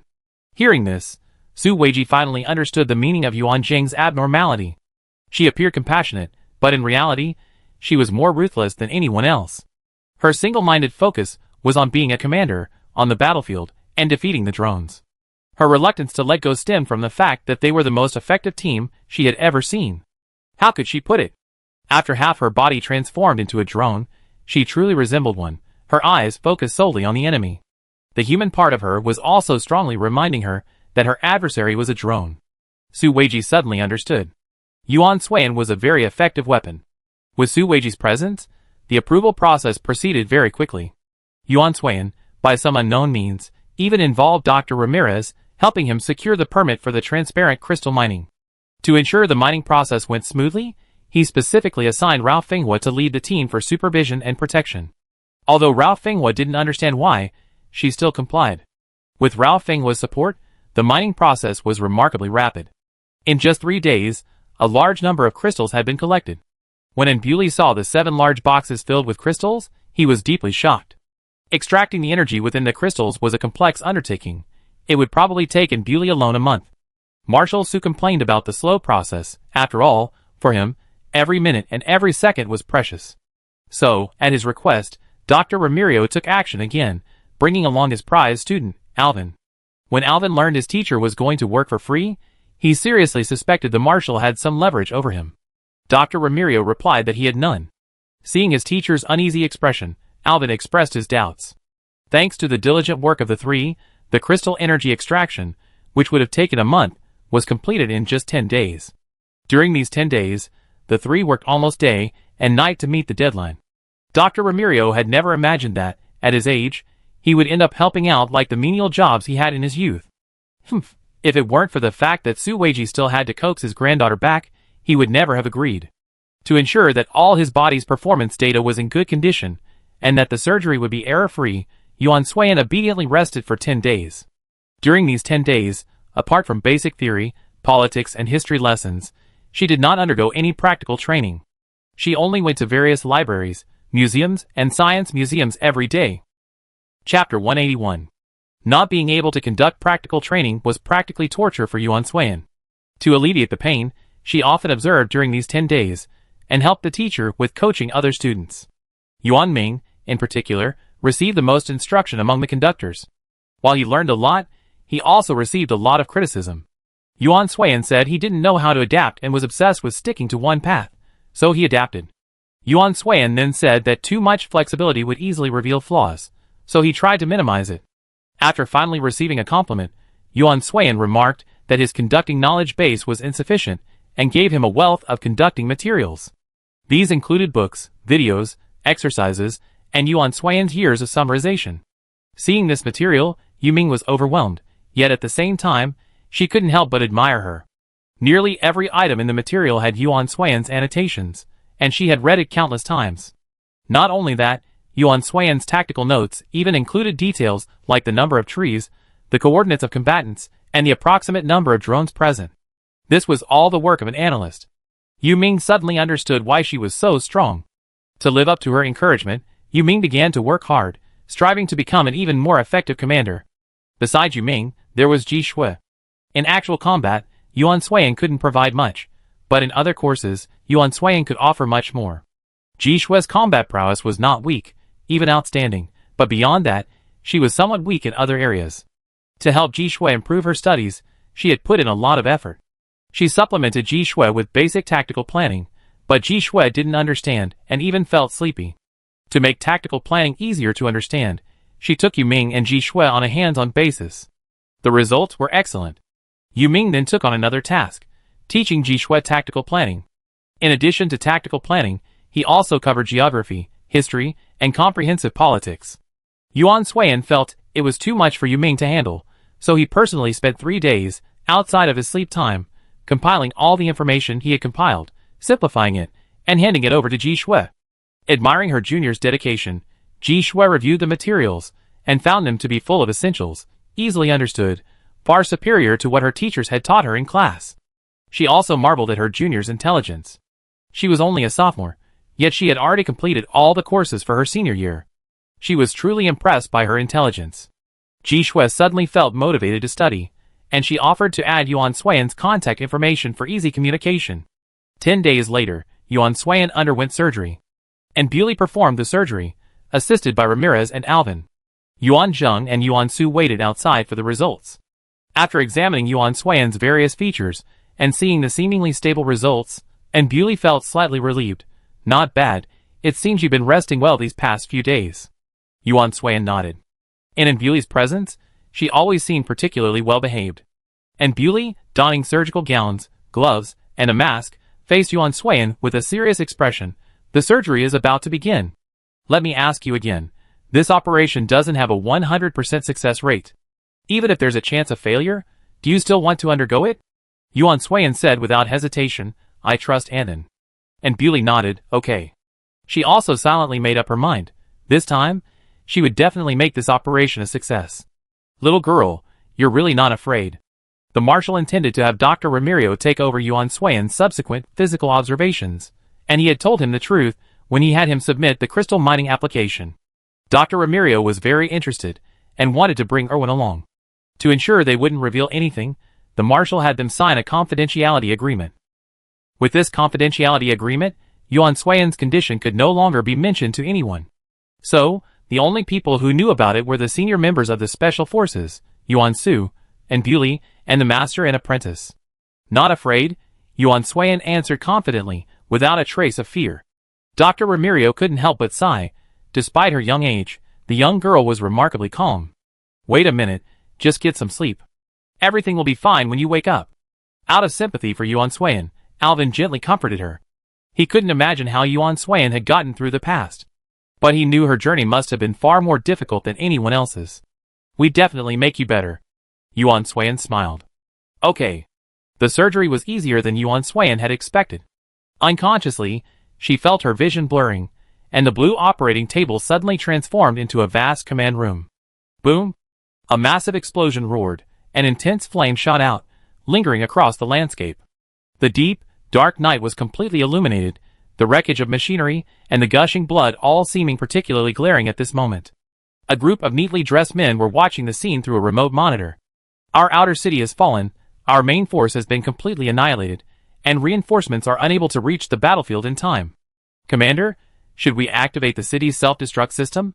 At the control console, a uniformed officer stood up, his posture erect, his hands clenched tightly. Watching the enemy approaching on the remote monitors, the main city imminently falling, shouts and wails echoing, and artillery fire roaring incessantly, the commander-in-chief closed his eyes, then stood up and, with a voice of deep sorrow, activated the communication terminal, declaring the war a failure. Soldiers of Mingwei District, today is our last battle. From now on, there will be no more Mingwei District. But we still have our people. The city's self-destruct system is about to be activated. At the end of the war, soldiers, please protect the last people of Mingwei District and fight for them. His voice was not loud, but every word sounded resolute to the soldiers in front. Fight for the people of Mingwei District. With these words, the soldiers consciously divided into two teams, one to withstand the relentless fighting ahead, the other to lead the people to the evacuation area. Soldiers of Weston, your bravery will be forever remembered by the people. In the command room, unseen by the soldiers outside, the commander-in-chief and all the other commanders, operators, and analysts stood and saluted. Reporting to the commander-in-chief, the remaining personnel have evacuated. Activate the city's self-destruct system. Yes. A finger moved to the control panel. Attack mode is off. Defense mode is on. The core cannon is fully charged. The combatants ahead are ready. Activate the city's self-destruct system. A thin beam of light emanated from the ground, instantly engulfing the entire city, leaving only a small shelter untouched. The light condensed into a ball, and then a louder boom erupted. A pure white light completely enveloped the area, and countless fighter planes and tall buildings were reduced to ash. In a matter of moments, the entire Mingwei district was destroyed along with the enemy, and as far as the eye could see, there was endless ruin. Chapter 182. It was a dream, yet it didn't seem like a dream. Yuan Sui was clearly aware that she wasn't participating in it. She was simply witnessing an incredibly shocking scene. Yuan Sui transformed into a smaller version of herself. Before her stood a dark-haired woman, her hair tied high. She stood upright, leading the others in the command room in a salute. We will forever remember the fallen in Mingwei District. Yuan Sui couldn't hear what the blonde woman said next, but she knew they had won the war at a tragic price. When the battle ended, the blonde woman turned to Yuan Sui and said, "Remember? We were on the battlefield. You witnessed the brutality of the battlefield with your own eyes today. Do you still choose to command?" "Yes." Yuan Sui heard her smaller version of herself's answer, but she didn't see the woman's face until the command room gradually faded away and she opened her eyes. The blue of the lounge was different from the blue of the command room. One was calm, the other solemn. Yuan Sui thought, that must be a memory from her past. Anan! The surgery had long since concluded, and everyone was waiting in the lounge for her to wake up. When she opened her eyes, Yuan Su, with his sharp eyes, noticed and was the first to approach. "You're awake. How are you feeling? Are you okay? Any discomfort?" If so, please tell me so Auntie can examine you properly. Having just woken up, Yuan Suan was still somewhat out of shape. Faced with the sudden appearance, she simply stared blankly, unresponsive. It was Alvin who couldn't bear it anymore and pulled her aside. She just woke up. Be quiet. Yuan Zheng had been standing by. Seeing Yuan Zheng's clamor, he wanted to do it himself, but someone else beat him to it, so he just let them do it. Are you thirsty? Turning his head to glance at the three men, Yuan Suan finally came to his senses. No. Yuan Zheng asked again, are you hungry? Yuan Suan said, no. Yuan Suan's face was as pale and rosy as usual, with none of the frailty one might expect after surgery. Yet, his normal appearance made people feel even more uncomfortable. If you want anything, just tell me, and I get it for you. Yuan Suan blinked. It didn't seem like she wanted anything. How did the surgery go? This silenced Yuan Zheng. 5 hours had passed since the surgery. The doctor, and Alvin had been analyzing the results. Even though Alvin had come out, it was only to check on Yuan Suan's condition, so he could go back and help. As of now, there was no concrete result. I just had a dream. It must be a memory from my past. Seeing Yuan Zheng remain silent, Yuan Suan didn't press him. After careful consideration, she finally told him about her dream. Alvin had been trying to stop Yuan Su, but upon hearing her words, they both stopped and listened quietly. Yuan Suan briefly described her situation, finally stating her conclusion. I think I'm from Weston. Perhaps my background is connected to someone who was once a high-ranking Weston official. The surgical results are in. As soon as she finished speaking, before they could react, and Bewley emerged, carrying the documents, one after the other, followed by Dr. Ramirez. Priorities were crucial, and once the surgical results came in, Yuan Zheng ignored everything else. What are the results? Dr. Ramirez delivered the conclusion. 1 good news and 1 bad news. Which would you like to hear first? Bad news. Bad news. Good news. Good news. For different voices, Yuan Suan and Yuan Zheng chose the bad news, while Yuan Su and Alvin chose the good news. Ramirez raised his right hand and scratched his head. Let's start with the good news. The good news is that your surgery went well, and all 3 types of energy in your body have now reached a stable state. Not only that, we discovered that after more than a decade of repression and resistance, your Fawar abilities have been greatly tempered and are currently experiencing a certain degree of growth. Let's just say your Fawar abilities have now surpassed SSS level, and are currently at A level, and they won't decline. As long as your emotions remain stable, and don't experience extreme ups and downs, there won't be any problems. This was indeed good news, meaning Yuan Suan would gain even greater command capabilities than before. She could also conduct combat training at this level, ready to engage in direct combat with drones and protect herself and her companions. Great. Yuan Su turned and ran to Yuan Suan. Great, and then. Your Fawar ability has been improved. Now you won't be constrained in your future command. So what's the bad news? Yuan Zheng was naturally happy for Yuan Suan, but he hadn't told her the bad news yet. Now, Dr. Ramirez returned the floor to Bewley. It's not really bad news. It's just necessary to maintain energy balance. Yuan Suan asked, what conditions?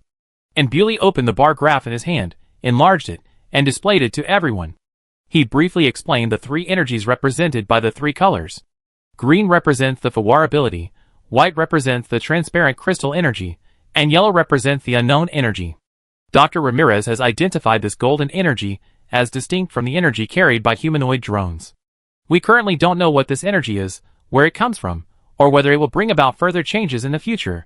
For research purposes, we attempted to remove it, but discovered that it was supporting the growth and activity of the other half of Yuan Suan's drone.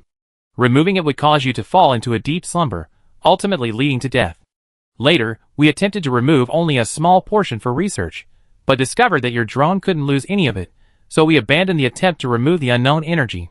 After this incident, we conducted a study on all the energy within your body. A comprehensive examination and condition simulation ultimately yielded a conclusion that best suits your current condition. Based on this conclusion, we performed the surgery, which lasted a day and a night before achieving complete success. The 3 energies have achieved a harmonious coexistence within your body. Combined with the energy from the transparent crystal, your Fawar abilities have been liberated, and the highest level you can currently utilize is A. However, to maintain this stability, there is another prerequisite. Your emotions must remain as stable as they are now, without extreme fluctuations. Excessive emotions can overwhelm the drone portion of your brain, potentially leading to cerebral palsy. Chapter 183. What? Yuan Su was the first to get upset. How is this possible? Anton, please stop joking, okay? Although Yuan Suan is currently half drone, she's also half human. As a human, how could she possibly maintain such a stable, unwavering mood? Yuan Zheng sternly rebuked Yuan Su. Shut up and listen to Dr. N. I'm saying you shouldn't have extreme emotional fluctuations. Normal emotions are fine, and Bewley emphasized. Next, let's look at this picture. Green is clearly much higher than the other two colors. Yellow and white are at similar heights, but yellow itself is not stable, and seems to be trending upwards. This is the second condition I'm talking about. Yellow is currently showing an unstable trend. It could rise above or fall below white at any time. When it's above white, but not exceeding 20% of the green's excess, you'll be fine. Once it exceeds 20%, your body will be gradually replaced by the drone. When yellow is 20% below white, you can use S-level abilities. When yellow is 35% below white, you can use SS-level abilities. When yellow is 50% below white, you can use SSS-level abilities. When yellow is 60% below white, you can unlock all your abilities and use them without restraint. When yellow is 70% below white, white will suppress green, preventing you from using your abilities and instantly falling into a coma. Furthermore, if you overuse your Fawar abilities while using abilities beyond A level and your Fawar abilities drop below 20% of white, you are very likely to be dominated by the drone. To prevent you from losing control, we installed a control device in your body. Whenever you need to use abilities beyond level A, you must apply, and we unlock them accordingly. And Bewley's speech wasn't fast, but neither was it slow, giving them ample time to think. Regardless, this result was better than they imagined. They originally only considered getting better. Unexpectedly, this surgery allowed Yuan Suan to use even higher levels of his Fawar abilities. That's good news, Yuan Zheng said. Anything else you need to discuss? One last thing, regarding the number of uses we mentioned earlier. And the others seemed to have calmed down, and Bewley felt relieved. She worried they wouldn't be able to handle the outcome, but this was her best effort. She feared no one could do more. I told you before that after the surgery, your Fawar abilities will return to peak levels, or even surpass them. Now you know you already surpassed them. Therefore, the number of uses you can use will also increase accordingly. I cut to the chase, and get straight to the results. S and SS level abilities have no limit on how many times you can use them, only a time limit. If you use them for too long or the power is too depleted, we will not hesitate to disable your abilities. SSS level abilities can be used up to 5 times, but only once at full power. Alternatively, SSS level abilities can be used up to 4 times, but only twice at full power. This is the limit White can handle. Furthermore, each use of SSS level and Super S level abilities can lead to a loss of control, with no solution unless you regain consciousness. Once all 6 uses have been completed, the White ability will be completely ineffective, and the Fawar ability will disappear simultaneously, leaving the Yellow ability to dominate you. I don't need to remind you of the consequences. Therefore, we have a rule regarding the subsequent use of Fawar abilities. SSS and Super SSS abilities must not be used except in critical situations. Yuan Suan quickly agreed. Okay. The results were quickly relayed to the marshal. Upon hearing the news, they quickly issued a reply. Join the cadets at the same time as all other cadets. Yuan Suan breathed a sigh of relief after hearing this from Yuan Zheng. Regarding the memory she mentioned, Yuan Zheng said, you may have originally been from Weston. Perhaps only by returning to Weston can you discover your true origins and understand who you truly are. But here, you will gain what you always desired. Therefore, whether you return to Weston is up to you. Yuan Su had originally not wanted her to return. Weston's current situation wasn't good, and everything needed rebuilding. They were still waiting for their leader, so the next few years would undoubtedly be fraught with uncertainty. He worried that returning would drag her into even deeper turmoil. But Dad was right. The decision to return was hers. Yuan Suan didn't know what to do about this matter. Returning to Weston might allow her to uncover her true origins, but in the Federation, she could continue to do what she wanted and was supposed to do. 10 days later, she met Li Xiaotian. Yuan Zheng had already taken Yuan Su back to the first battlefield. During this time, and Bewley, the doctor, and Alvin had been caring for her. These 3 people provided far more attentive care than Yuan Zheng and Yuan Su alone. Yuan Suan had never felt so at ease as she did right now. She didn't have to worry about chores, and could do whatever she wanted, except, of course, training. When she met Li Xiaotian, she and Alvin were on their way back from the Science and Technology Museum after viewing a technology exhibition. Li Xiaotian was drinking coffee in the cafe, a small terminal in front of him, his mouth moving as if he were talking to someone. Yuan Suiyan had no intention of saying hello and was about to leave, but Li Xiaotian suddenly noticed them and waved, motioning them inside. Since it had come to this, they had no choice but to go in out of courtesy. As soon as they sat down, Li Xiaotian's call ended. Looking at the two people, who seemed a little reserved, he simply took a sip of coffee and leaned back in his chair, feeling extremely relaxed. Long time no see. The greeting was directed at Yuan Suiyan, who responded with a hello. I watched the league game, and your performance was truly impressive. Yuan Suiyan didn't react to Li Xiaotian's praise, remaining calm. Thank you. Li Xiaotian tapped his knee with his right index finger. I suppose you're Dr. Ramirez's student, Alvin Dariana Noyce. Alvin's fingers curled slightly. You're mistaken. My name is Alvin Werner Noyce. Really? Li Tianjia's smile remained unchanged. Then I must have been mistaken. He calmly closed the terminal. Would you like some coffee? Yuan Suiyan wasn't polite either. White coffee, thank you. It looked like they couldn't leave for a while anyway. Alvin also said, I have a white coffee too, thank you. Li Xiaotian's eyes flickered between the two of them. Okay. After the two white coffees arrived, they chatted for a while longer, and the topic inexplicably turned to Weston. Chapter 184. There's a lot of news about Weston right now, both true and false. Do you think this is true?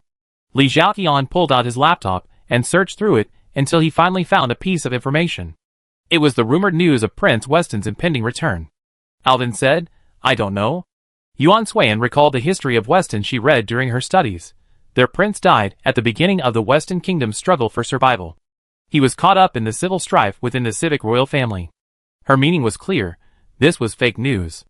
Li Xiaotian put away his laptop and sighed casually, I hope this news is true.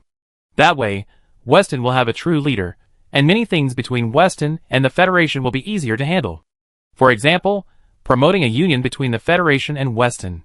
Li Xiaotian's gaze fixed on Alvin, as if he wanted to poke a hole in him. Come to think of it, you're not Commander Yuan's biological daughter, are you?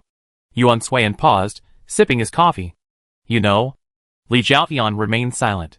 Yuan Suiyan quickly realized that this matter hadn't been kept secret to begin with. Anyone who cared enough to investigate would have found the truth. I can help you find your origins, and when the time comes, I can also take you home. As he spoke, Li Xiaotian's gaze remained fixed on Alvin. As expected, Alvin, who had been reluctant to speak, suddenly responded, No need, Commander Li. Yuan Suiyan, ? She won't go home. This is her home. Yuan Suiyan, ? For a moment, Yuan Suiyan seemed to sense something important, but she didn't voice it directly. Instead, she suppressed her doubts, planning to investigate further after returning. Captain Li, we still need to return for a medical checkup. We stopped talking today. With these farewell greetings, Alvin left the place with Yuan Suiyan without a backward glance. Li Xiaotian remained seated, watching the two depart. His smile remained unchanged, but he possessed a sense of confidence, a certainty of victory. After returning that day, Yuan Suiyan seemed to have a clear direction for her investigation. SSS-level Esperers are rare in the entire Chintang galaxy, especially those of her age. If she were originally from Weston, then her SSS-level abilities would certainly be unheard of in Weston. According to data, of the 5 SSS-level Esperers in the Chintang galaxy to date, 2 are from Weston, while the other 3 are from the Vian Federation, the Scanaria Empire, and the Republic of Kata. Those 5 had long since perished with the passage of time, so currently, apart from her, there were no SSS-level users in the Chintang system. Yuan Suiyan searched for Weston records from 20 years ago, but found nothing. She then went back another year, to 19 years, still nothing. 5 years later, she finally found a simple yet complete record of Fawar users in Weston's records. On March 21st, 182 New Star Calendar, Princess Andriana Wells was diagnosed as a command system SSS-level Fawar user, signaling a possible new transformation for the kingdom. On May 2nd, 182 New Star Calendar, Princess Andriana Wells, led by the Queen, witnessed her first battle. Her courage and determination were hardening, and the kingdom may have a brighter future. On September 12th, 182 New Star Calendar, humanoid drones intruded into the royal court. In the midst of danger, the princess unleashed her potential, destroying all the drones and keeping the royal court safe. On December 30th, 182 New Star Calendar, this was a turbulent year. The princess's SSS-level abilities brought us greater hope, but also attracted the attention of the drones. Fortunately, the royal court's knights were formidable, and the princess survived. However, the princess must be better protected and strengthened, so that the kingdom's hope can remain safe. On June 1st, 183 New Star Calendar, good news. After 9 months of training, the princess has grown beyond her mischievousness. She has developed a sense of self-preservation, and on her birthday today, she no longer cries about going out to play. On October 6th, 183 New Star Calendar, the queen led her army in a surprise attack by drones. Most of the knights were also mobilized. The remaining elite troops, though elite, were unable to withstand the sudden attack. They dispatched their commander-in-chief to personally capture the princess. All the kingdom's knights were killed, and the princess was captured. On October 8th, 183 New Star Calendar, the drones suddenly retreated. The queen dispatched the kingdom's most secretive knight order, the Blades, to rescue the princess. On October 9th, 183 New Star Calendar, no news. On October 10th, 183 New Star Calendar, no news. On October 11th, 183 New Star Calendar, no news. February 27th, 184 New Star Calendar. No news yet. The kingdom is about to fall. Besides this brief entry, Weston has no other records of SSS-level Esper. Yuan Swayan then looked through records from other countries and the Federation, finally confirming that the person this princess was referring to was her. Recalling Alvin's reaction while drinking coffee with Officer Lee, Alvin must have been hiding something from her, and he must know her background. So who is Alvin then? Suddenly, Yuan Swayan remembered Li Zhaotian's slip of the tongue. Alvin Diana noise, Yuan Swayan whispered. Diana? She had researched the Weston royal family. External sources indicated that it consisted of 9 members: the king and queen, a princess, a prince, the queen's sister and her husband, and the king's brother and his family of 3. According to historical records, the queen's sister, frail from early childhood, died prematurely 5 years after her husband's death. The premature baby was raised by the queen and became a princess of the kingdom. The king's brother, having usurped the throne, was stripped of his royal status and became a commoner. The little boy's eyes in the surviving photo of the king's family of 4 looked very familiar. Similarly, there was another person who concerned her deeply. You are my brother, and the Prince of Weston, right? You found out anyway. As soon as she learned the news, Yuan Swayan went to Alvin. She didn't mince words, she spoke directly, as she believed, to the truth. Alvin offered no defense. This day had to come, hadn't it? The reunion between siblings wasn't as tender and heart-wrenching as one might have imagined. Alvin knew his sister was no longer the same as she had been. He felt sorry for her, but there was little he could do. Are you going back to Weston? Of course, Alvin said, but I hope you stay. Why? Weston is in ruins right now. Its medical care, technology, and military are no match for the Federation. Staying here will give you greater strength and better health. I will return to Weston to inherit the throne. Once everything is back on track, and the next large-scale drone invasion is over, I will personally take you home. Chapter 185. Alvin's real name was Carrie Dariana Wells. After the Weston civil unrest, a large-scale drone invasion ensued. Everyone thought he was killed by drones, but he knew only that he was killed by his uncle. The Freya family had the audacity to instigate the civil unrest because of his uncle. His uncle, Pullman, stripped of his royal status, remained steadfast in his ambition to become king of Weston. He exploited the Freya family. Although his plan failed, he successfully captured Carrie and led everyone to believe their prince was dead. Unbeknownst to him, Carrie managed to hold on, with his last breath, but when he awoke, the kingdom was destroyed. He didn't know who saved him or where he was, but they had kept in touch over the years, and he had heard a great deal from them. It was that person who had helped him change his appearance, and who had brought him to the Federation, making him the adopted son of the Noyes family. Alvin learned from him that Uncle Pullman had saved his father during the war, expressed his guilt, and then helped his father destroy the drones.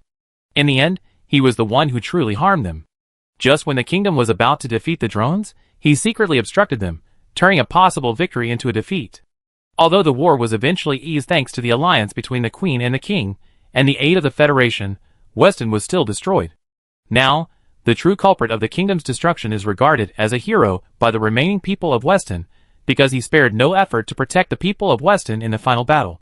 After more than a decade of development, Weston, under his leadership, has regained some of its former self, and this hero of the kingdom now stands beside the king's throne, controlling the entire Weston under the pretext of awaiting the prince's return. The people of Weston longed for him to become king, and he had announced that if the prince hadn't returned in a month, he would reluctantly ascend the throne and lead Weston into a new life. Alvin should go back, expose his conspiracy, and make the truth known to the world. He simply couldn't let go of his sister. After the individual league matches, Noelle came to see him. Alvin had always known Noelle's identity, so he was more or less certain of her sudden visit, but she hadn't said anything that day. Noelle simply asked, "Are you doing well now?" Of course he was. Although his family wasn't wealthy, his adoptive parents treated him well, so well that Alvin often wished he were their biological son. He now had a happy family, and the things he wanted to do. If he continued like this, he would have a bright future. "I'm fine." "What's wrong?" "That's good. I hope you can always live as well as you do now." He could see that was Noelle's heartfelt hope. He also knew that all this would eventually fade away. Noelle left. She said nothing, did nothing, simply returned to Weston alone. He didn't know what she was going back for. As the descendant of a sinner, she would only be abandoned in Weston. Meeting Officer Lee was unexpected. He hadn't expected Officer Lee to know his true identity. Officer Lee said he wanted to promote the union between the Federation and Weston, and his words kept hinting that one of him and his sister would have to return to Weston to take charge. His sister's body was a ticking time bomb, something no one in Weston could tolerate. If she returned and became the king, she would inevitably be opposed to the end by everyone. That would only lead to greater disaster, so that person had to be him. After Alvin returned, Li Zhaotian added him on social media and sent him a message. "Have you made up your mind?" Alvin also asked, "How long will it take for a tiger to defeat a lion?" Li Zhaotian, 6 months. 6 months later, the election for governor of the Wian Federation began. The conflict between Weston and the Federation was intensifying, and he thought it was time for him to return to Weston. "Alvin, please take good care of her." Li Zhaotian, "Of course. Some things don't need to be said explicitly. They all know they need each other. Once cooperation is reached, whoever breaks the agreement will die. This is the tacit understanding shared by those in power. Weston is in ruins right now. Its medical care, technology, and military are no match for the Federation. Staying here will give you greater strength and better health. I will return to Weston to inherit the throne. Once everything is back on track, and the next large-scale drone invasion is over, I will personally take you home. When that time comes, I hope you can use your strength to work with me to make Weston a better place." Under Alvin's persuasion, Yuan Suiyan finally decided to stay. She thought her brother needed help, but given her physical condition, returning with him would only be a burden. Since that was the case, she would stay here and do everything in her power to strengthen her own wings, and then become his greatest support. Alvin left 2 days before Yuan Suiyan joined the team. That day, Yuan Suiyan, unsure of what had happened, grabbed Alvin's sleeve as he turned to leave. Alvin roughly understood the meaning of this gesture. He patted her head, then looked up at the blue sky and said, "As long as we're beneath this sky, we'd be together forever." Yuan Suiyan smiled, this time with a frank and cheerful smile she had never had before. "I wish you the best." Alvin smiled too. "I wish you the best too." Chapter 186. Yuan Suiyan's background could be quickly investigated with anyone willing to investigate. Soon, several high-ranking officials, including the Marshal, learned of the matter. The Princess of Weston would remain in the Federation as a new recruit. This decision was difficult for anyone to understand, especially given the current strained relations between the Federation and Weston. But if she wanted to stay, they couldn't kick her out, could they? The Marshal ultimately made the decision. He said that since the Princess of Weston was willing to stay, it proved that there was still a possibility of easing relations between the Federation and Weston. Rather than sending her back, it would be better to go with the flow and do Weston a favor. Perhaps once relations between the two countries eased, she could become a link between the two countries, and we could also benefit from it. This would be a beneficial outcome for both countries. And so, as originally planned, Yuan Suiyan was assigned to the Marshal's training. The first battlefield was as serious and intense as everyone had imagined, and the training was noticeably more rigorous than before. When Yuan Suiyan arrived, the first thing she saw was the neatly arranged formations. Everyone stood straight and ran in unison. The occasional slogans carried a soaring momentum, and even just 1 or 2 were enough to create a truly impactful experience. Occasionally, someone walked by, their eyes smiling. They seemed relaxed, yet they possessed an indescribable sense of order, as if a single command would instantly send them back to battle-ready positions. The soldier's demeanor was truly admirable. This was the day Yuan Suiyan joined the army, a scene she would never forget. "Hello again, Commander Xiao Yuan." The person who came to pick her up was Rao Fenghua, which wasn't unexpected. Yuan Suiyan placed his suitcase steadily on the ground and simply said, "Hello, Colonel. Originally, I should have given you a brief introduction to the first battlefield training ground and the preparation area, but unfortunately time is limited. You can learn more about it later. Okay. I take you to see the marshal first." With that, Rao Fenghua led her around tall buildings, through the outdoor training ground, past the cafeteria, and through the dormitories, finally arriving at a less than conspicuous house. The house was simply built, a plain little bungalow that hardly fit in with the other buildings along the way. This is where the marshal works. Although it looks simple, it's fully equipped. The marshal came from a poor background, and his journey to where he is today has been no easy task. He insisted that even in high office, he couldn't forget the hardships of his past. That's why he had this small bungalow built for his work and training. But your future training won't be here. When they met with a few students who, like Yuan Suiyan, would be personally trained by the marshal, they had their suspicions subconsciously aroused by the sight of this small bungalow. A dignified marshal of the Federation working in such a simple house? No one would believe it if they told anyone. It wasn't until Rao Fenghua brought them before the marshal that they finally believed him. So, subconsciously, Rao Fenghua explained, even though Yuan Suiyan didn't seem to care. Upon meeting the marshal, Yuan Suiyan placed his suitcase on the iron table to his left after entering the room. The room's furnishings were simple and cold. Why the word cold? Because some of the furniture inside was made of iron. Isn't iron inherently cold and hard? After escorting Yuan Suiyan to the office, Rao Fenghua exited, waiting for the marshal and Yuan Suiyan to finish their conversation. "Hello." This was the first time the marshal had greeted Yuan Suiyan in this way. Yuan Suiyan responded with a hello. Su Weiji crossed his fingers, resting his elbows on his chin, his eyes filled with scrutiny. It's incredible that Her Royal Highness the Princess of Weston would choose to remain in the Federation, and even join the Federation army. What are you thinking? Yuan Suiyan said, I hope Weston and the Federation can coexist peacefully, and in the future, there won't be another day of conflict. I also want to possess even greater power, and completely defeat the humanoid drones. Su Weiji was slightly stunned. That's a great idea. So do you think you can achieve that? I don't know. Those seemingly emotionless eyes revealed a determination she herself hadn't yet realized. Everyone has their own reason for existence. I don't know how far I can go, but I know that every small decision will bring about huge changes in the future. Still reading from some book, Su Weiji couldn't help but sigh. She was still herself, and her status as a princess hadn't changed much. So should I call you Yuan Suiyan or Indeliana Wells? Yuan Suiyan. She is currently in the Federation, and her identity has not yet been disclosed, so for now, she is still Yuan Suiyan. This was the answer to her current identity. Su Weiji expressed great satisfaction with this answer. He lowered his hand, opened a drawer, and pulled out a small box. This was the self-destruct device he had been preparing for Yuan Suiyan. The self-destruct device was shaped like a black ring, perfectly fitting around Yuan Suiyan's neck and offering a certain aesthetic appeal. Anyone who saw it would simply see it as an ornament, not a self-destruct device. This is the self-destruct device, and its activation switch. The activation switch also came in a matching black ring. To activate it, simply flick a finger. I don't have the power to decide whether you live or die. It's up to you to decide whether to wear it or not.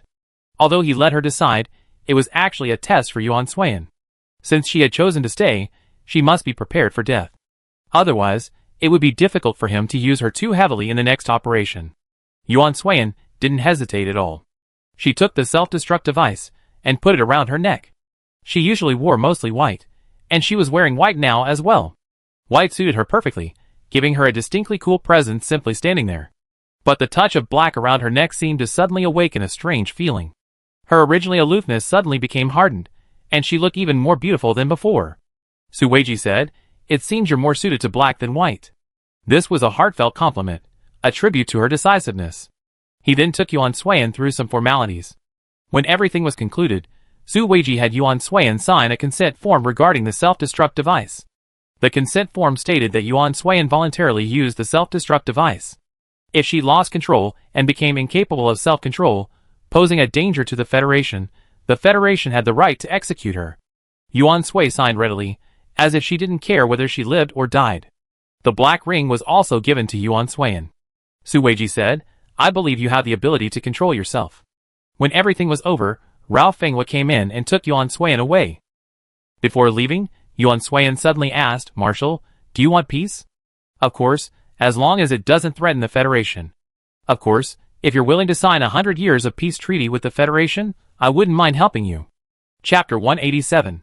The first 2 days, after the new recruits joined the team, were their most relaxed. The first day was spent packing the dormitories, collecting clothes, and making various preparations.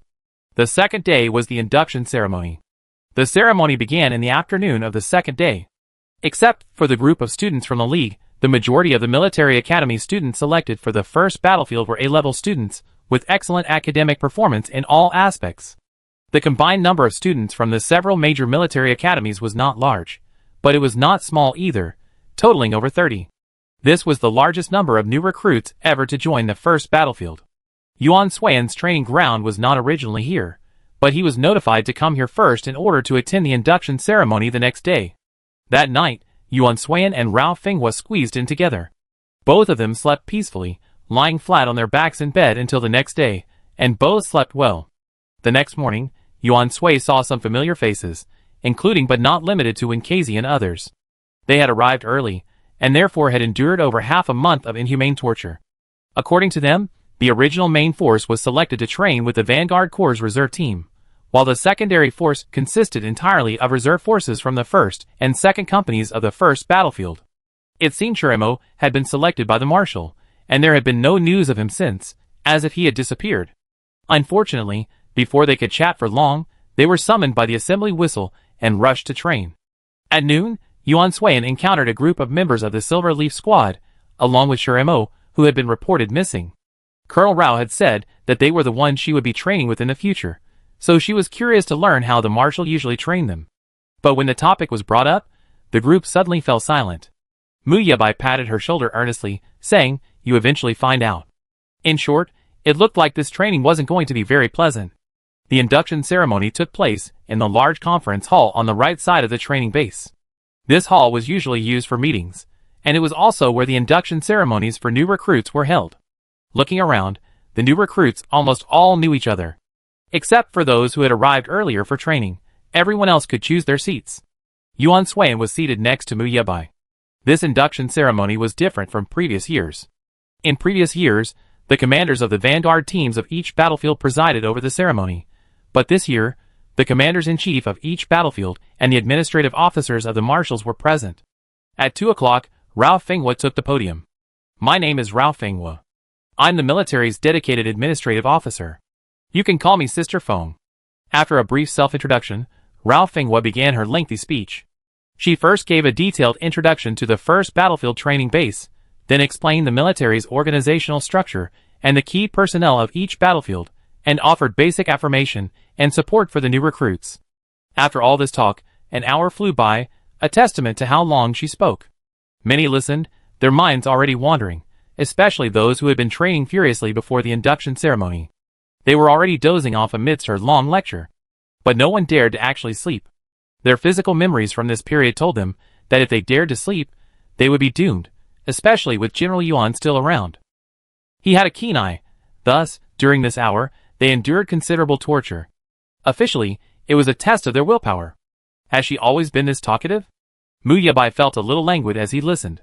This was even more difficult than the principal's speeches at previous opening ceremonies. She spoke slowly and at length. "No." Yuan Swayan shook her head. In her memory, Colonel Rao was very decisive. Truly, Rao Fenghua didn't want to do this, but before the induction ceremony began, the marshal had said they had to do this for the first hour. It was a test for them. If anyone dared to sleep, the rest of the training would be the most demanding. Rao Fenghua had no choice but to change her speaking pace. As the time ran out, Rao Fenghua mentally counted the seconds to finish her speech. To boost their spirits, everyone stood and sang the national anthem. The music was deliberately turned up high. After the song, everyone's spirits were not only restored, but they also felt a desire to continue listening. However, they hoped someone else would speak. Thinking of it, it happened. Rao Fenghua stepped off the stage and handed the microphone to Yuan Zheng. The first battlefield has always been the dream of every military academy student, and I'm sure everyone here is no exception. But before you officially begin training, at this induction ceremony, I want you to ask yourself, are you currently worthy of the first battlefield? After saying this, he gave everyone some time. Some took it lightly, while others pondered deeply. Over the past half-month of training at the first battlefield, when Casey has deeply felt both her own shortcomings and the strength of the first battlefield. Any one of them, even a medic, has the ability to battle drones. It can be said that the soldiers here are the most formidable warriors in the entire Federation, possessing both willpower and strength. Compared to this group of formidable warriors, those who were once considered the pride of the military academy are nothing but scraps. Their pride was ruthlessly rubbed to the ground. Indeed, they were unworthy of the first battlefield right now. If you think you deserve it, then I can only say that you are too arrogant. Those who are conceited because of a small achievement, because they were chosen for the first battlefield, are unworthy of the first battlefield's glory. The first battlefield's troops faced the very front lines of the battlefield, the most dangerous and terrifying front. Countless have perished on this front, and countless others have advanced. Arrogance will only lead to your early death. Therefore, the first thing you must do now is to abandon your vanity and forget your past pride. From this moment on, all that past pride will bring you no victory. If you feel unworthy, then congratulations. You have some self-awareness. We at the first battlefield welcome people like you the most. From now on, you will receive the most rigorous and brutal training from the first battlefield, as well as the warmest greetings from the first battlefield. As the Federal General and Commander-in-Chief of the first battlefield, Yuan Jing's authority was never just talk. Just a few words at the beginning, while simultaneously striking a blow, also stirred their competitive spirit. Many people secretly vowed that they would definitely become worthy. Mu Yabai was the first to applaud. Following his lead, more and more people began to applaud, and the huge conference room was gradually filled with applause. Yuan Zheng didn't like it, and quickly gestured to stop the applause. Chapter 188. Next, we proceed with the oath-taking ceremony. Before we begin, I think everyone here should understand the meaning of the word fawar. From childhood to adulthood, no one in any of their education had ever taught or discussed the word fawar. People simply called it by its name out of habit, that's all. When it was suddenly mentioned today, everyone was surprised to realize that fawar actually had a meaning. Unlike others, as Yuan Jing's student, Mu Yabai had heard his teacher talk about it long ago, and hearing it again today helped deepen his memory. The word fawar is derived from 5 names. As Yuan Jing spoke, the wall behind him suddenly parted, revealing a large screen. The screen displayed a group photo of 5 people. In the photo, 3 men and 2 women stood arm in arm, all smiling confidently. Behind them lay a defeated drone and a rubble of ruins. During your studies, the history of drones discussed their origins and evolution, as well as the countless heroes and martyrs who sacrificed their lives for their country. But no one mentioned them. Because records of them are extremely rare, so rare that they only appear in a few brief sentences throughout history. The discoverer of humanoid drones, the first combatants of humanoid drones, the creator of the first generation of drone combat systems, and the 5-man force that held off the first humanoid drones. As Yuan Zheng spoke, several lines of text appeared on the photo behind him. This is all that is recorded about them. They left no names, and aside from this post-victory photo, no other information. But just these few lines reveal all their achievements. When humanoid drones first appeared, we were nearly defenseless, relying solely on building walls of flesh to maintain our safety. Then, one day, these 5 individuals suddenly appeared. With a power unmatched by humanity at the time, they defeated the drones and passed on their methods to the military. When the first large-scale invasion of humanoid drones arrived, they personally went to the front lines, bringing peace. This is how this photo came to be. To the people of the Chintang Galaxy, they said there was no need to know who they were. They were not heroes or saviors. They simply stumbled upon power and resolved to protect their homeland. It wasn't a truly remarkable feat. They didn't need to know everything about themselves, nor did they deserve to be extensively described in history books. Therefore, their information was deleted, leaving only these few words and a group photo. After Yuan Zheng finished speaking, the image on the screen changed again, this time displaying a diagram of the human body's fawar energy flow. But this energy within us cannot be without a name. This energy is different from the mental power required to pilot a mecha. It is a far more demanding skill. From its inception, it selected the most suitable humans to serve as its carriers, and thus these 5 individuals were born. They later gradually formed the entire military of our anti-humanoid drone special combat unit. previous researchers considered many names, but none met their expectations. It was only after the first large-scale war that the researchers and the military at the time unanimously decided to combine the names of these 5 individuals to form what we now call Fawar. Fawar means hope. Can you tell me why the word Fawar was chosen to mean hope? Yuan Zheng casually pointed to someone, directly in the 3rd row behind Yuan Suiyan. That seat was Nanning from Mosun. Suddenly called, Nanning subconsciously glanced at Weisheng Nanlu, his eyes filled with a desperate desire to survive. Save me! Weisheng Nanlu returned his gaze, wishing him well. Nanning sighed, his words were over. Because, at a time when people were helpless, this energy emerged, bringing new hope to humanity, so its meaning is hope. Nanning summoned his lifelong reading comprehension skills to finally utter these words. This was his limit. Although his Chinese language scores were slightly better than Lin Qi's, under normal circumstances, they were very poor. Yuan Zheng gestured for him to sit down. That's understandable, but there's more to this word than hope. At the human army's most helpless moment, the appearance of these 5 individuals brought us new hope. New energy and new methods of attack also brought new hope to the army. We constantly refine this hope and pass it on. Everyone on the Qintang star is the hope of the future.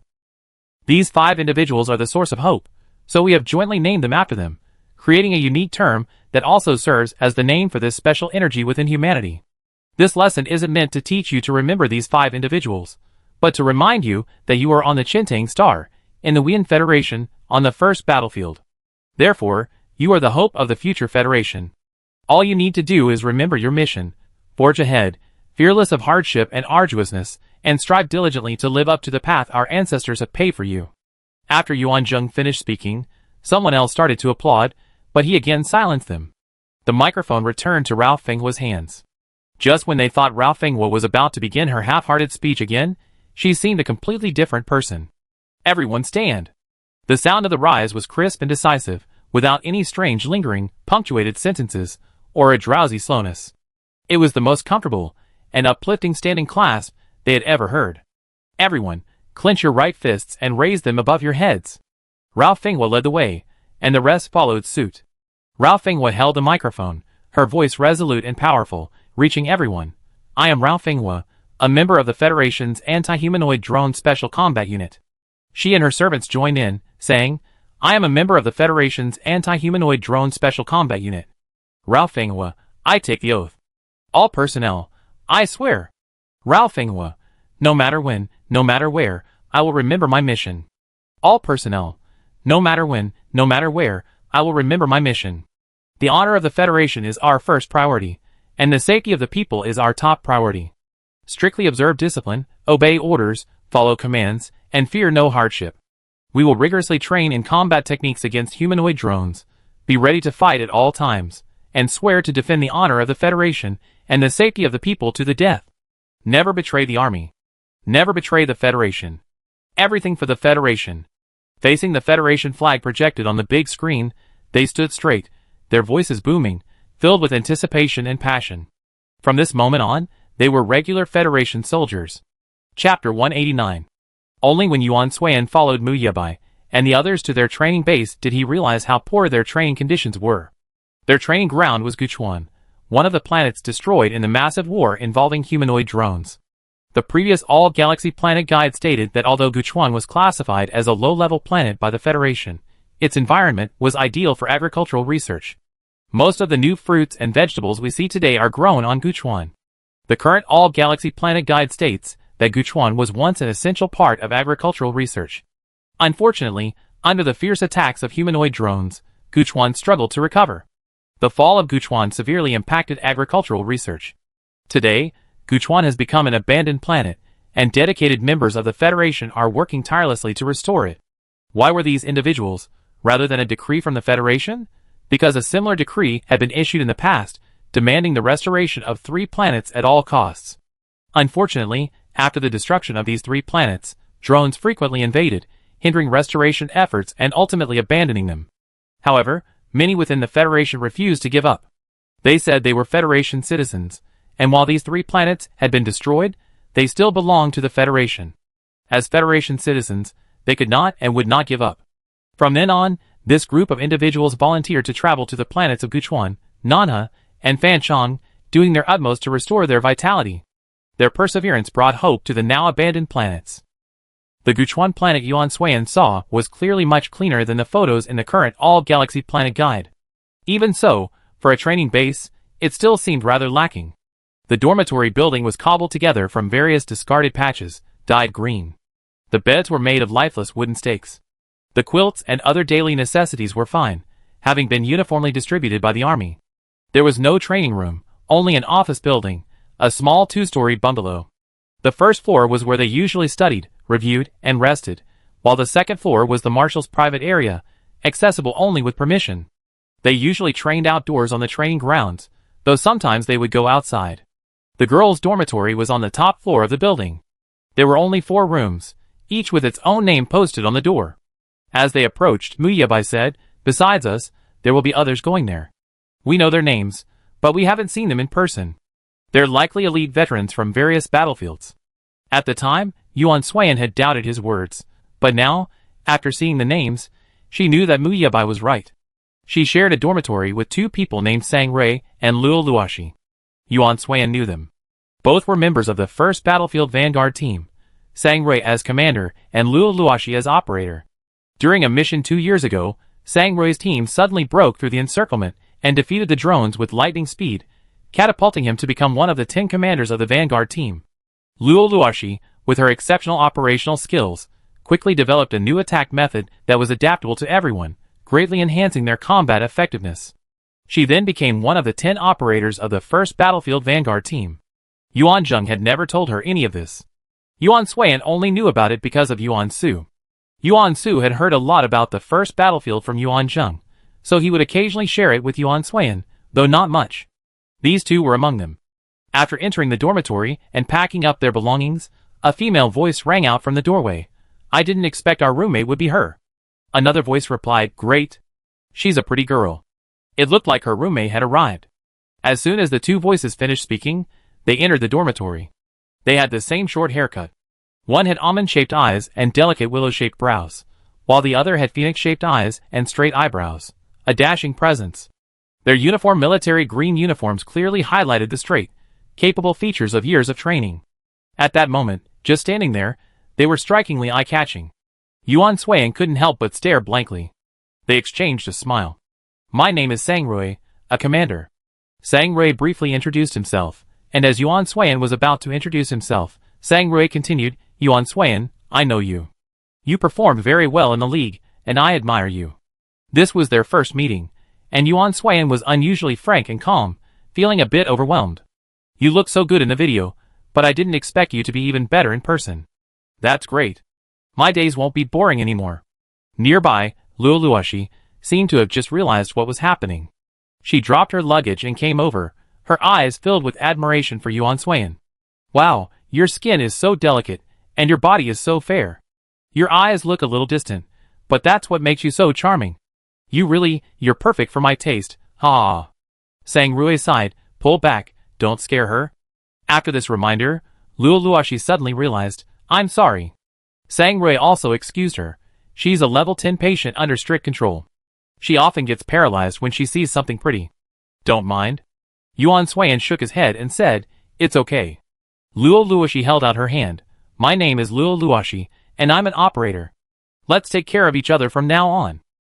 Yuan Suiyan shook her hand back. "Okay, let's take care of each other." Feeling the warmth of his hand, Luo Luoshi's smile suddenly deepened, ice cold. After they finished packing the dormitory, Yuan Suiyan couldn't help but sigh. As expected of a regular soldier, they packed neatly, and with remarkable speed, and there was almost nothing wrong with it. Seeing Yuan Suiyan's uniform, Sang Rui kindly reminded him, "If nothing unexpected happens, we should start training today. If your uniform has already been issued, I suggest you change into it now." The clothes she was referring to were training uniforms. Everyone who joins the army is given 4 types of clothing: training uniform, service uniform, dress uniform, and combat uniform. Yuan Suiyan's clothes had been made along with everyone else's while she was recuperating at home, so she had already received all hers. With Sang Rui's reminder, Yuan Suiyan didn't hesitate and immediately undressed and changed into her training uniform. Soon after she changed, 2 people dragged her to the training ground. A number of people were already standing there. "They're so quick." Except for those from the distant 4th and 5th battlefields, almost everyone who should have arrived was already there. I seem to smell the scent of wealth. Chapter 190. Shiremo approached in his training uniform without attracting any attention. The veterans, eager to show their friendliness, were almost all chatting with the newcomers in their profession. Shiremo didn't want to be disturbed. He wanted to quietly enjoy this rare moment of freedom. Unfortunately, this rare moment of freedom wasn't enjoyed for long before it was completely interrupted. Sang Rui's eyes lit up as he ran up to Shiremo and greeted him earnestly. "Long time no see, Xiao-Mo." Yuan Suiyan watched Sang Rui leave at such a speed that he almost thought something had happened. Just as Sang Rui had explained in the dormitory earlier, Luo Luoxi explained, "Don't mind her. She's a money-obsessed person. Her hobby is spending time with money and wealthy people. She says rich people have a strong aura of wealth, and if she smells it enough, maybe she become one herself." Yuan Suiyan nodded, understanding, but her focus was clearly elsewhere. Following Sang Rui forward, she heard a greeting and asked, "Do they know each other?" Luo Luoxi, "I think so." She didn't know. In fact, Sang Rui and Shiremo did know each other. But only when they were children. Back then, Sang Rui was in high school, an extremely rebellious girl. She wouldn't listen to anyone, and would always go against everyone else. In short, she was rebellious and incurable. She skipped school when she was supposed to, skipped classes when she was supposed to, and she wouldn't do anything wrong, but she loved to stand up for others. That's how Shiremo and Sang Rui met. That year, Shiremo was 9 years old and Sang Rui was 16 years old. It was a special day. Shiremo's parents had sent him out to buy some groceries, presumably to let him experience ordinary life. Little Shiremo sighed inwardly, thinking shopping was exhausting. Looking at his shopping list, Shiremo wandered almost the entire mall before he finished. As a result, little Shiremo was left dragging his large bag along, stopping and starting every step. Halfway through his journey, he suddenly heard a voice coming from the alley next door. It sounded like someone was extorting money. He wasn't someone who was overly curious, but seeing a group of adults bullying a child was truly annoying. His parents had told him not to cause trouble outside, to try to hide his presence and avoid drawing attention to himself, so Shiremo didn't want to intervene. They also told him not to stand by and watch others suffer, but to learn to help when faced with injustice, but only if he could protect himself. Shiremo felt the best way to protect himself was to stay out of it. After all, the other party was too big, and he definitely couldn't defeat them. By the time Shiremo realized what was happening, he heard 2 cries from the alley. He was already standing at the entrance, throwing a bottle of sports drink at them. His strength wasn't great, but his aim was exceptional. A few thugs were about to grab him and join in the fight. Shiremo glanced at the bag's contents and thought, "It's over." Alas, the expected punches didn't land on him. Before his bodyguards could even react, a girl in a high school uniform suddenly appeared and instantly knocked down 3 of them. The 3 fled in panic, their heads in their hands. Shiremo, looking at the swift figure, breathed a sigh of relief. "Thank you." Shiremo assumed she just popped in and offered a helping hand, but he didn't expect Sang Rui, who skipped class, to be sleeping in a tree. When she woke up, she looked down and saw a young boy in elegant attire. She immediately jumped down, wanting to chat with the boy. It didn't matter if they didn't make friends, just letting him smell the star coins would be enough. Shiremo's clothing might not be noticeable to others, but Sang Rui was well aware of these luxury items. As she moved behind Shiremo, she happened to see him throw the drink. Sang Rui, struck in the head by a blow, decided she wasn't as good as him. After seeing what had happened, Sang Rui didn't hesitate to call the police and help them. Of course, the result was that when the police arrived, Sang Rui was reprimanded and told to study hard and not skip classes every day, as it was a bad influence. Sang Rui didn't care.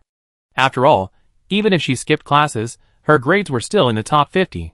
That's how Sang Rui and Shiremo met. With Sang Rui's deliberate attempts to connect, they developed a close friendship. Shiremo's classmates all knew he had a friend 7 years his senior, but what they didn't know was that this friend was quite poor. Perhaps it was Sang Rui's bravery, that day, that had instilled a fondness in Shiremo for her. While he didn't mind their regular interactions, constant contact was becoming increasingly irritating. He needed a few days of personal time. So Shiremo asked, "Why do you skip school every day? Aren't you going to class?" Sang Rui's eyes dimmed for a moment, but she quickly concealed it. She patted Shiremo on the head and said, "You little brat, you don't understand." Shiremo was a little depressed. Slapping your head won't make you taller. Even Shiremo cared about his height. Sang Rui refused to explain, So Shiremo tried another approach. How about this? I transfer 50,000 star coins to you. Go play by yourself for a few days. When the star coins run out, we can play together again? Sangrui was shocked. Why did this kid look so handsome? Was this the charm of the rich? Shiremo said so, and he actually transferred the star coins to her. But Sangrui confiscated them and returned them to him. And then she really didn't show up for a while. 10 days into a month, Shiremo was already itching to play with Sangrui, but she didn't show up. 10 more days passed, and Sangrui still didn't show up. Shiremo figured she must be busy. 10 more days passed, and Sangrui still didn't show up. Shiremo was getting anxious. Why hadn't she come to him yet? 40 days passed in a flash. Just when Shiremo thought Sangrui didn't want to play with him anymore, Sangrui finally appeared. What were you doing? Sangrui didn't explain, simply apologizing sincerely. Sorry, something got me late. Don't worry, I still come see you often. Sangrui wasn't in any serious trouble. She just met a new friend and unconsciously spent more time with him, forgetting Shiremo until now.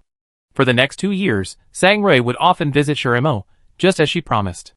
Similarly, Shiremo gradually noticed something different about Sangrui. In the past, Sangrui was unkempt, prone to skipping classes, and lifeless every day, yet she pretended to be cheerful. Later, Sangrui stopped skipping classes, studied hard, dressed neatly, was polite, and full of hope for the future.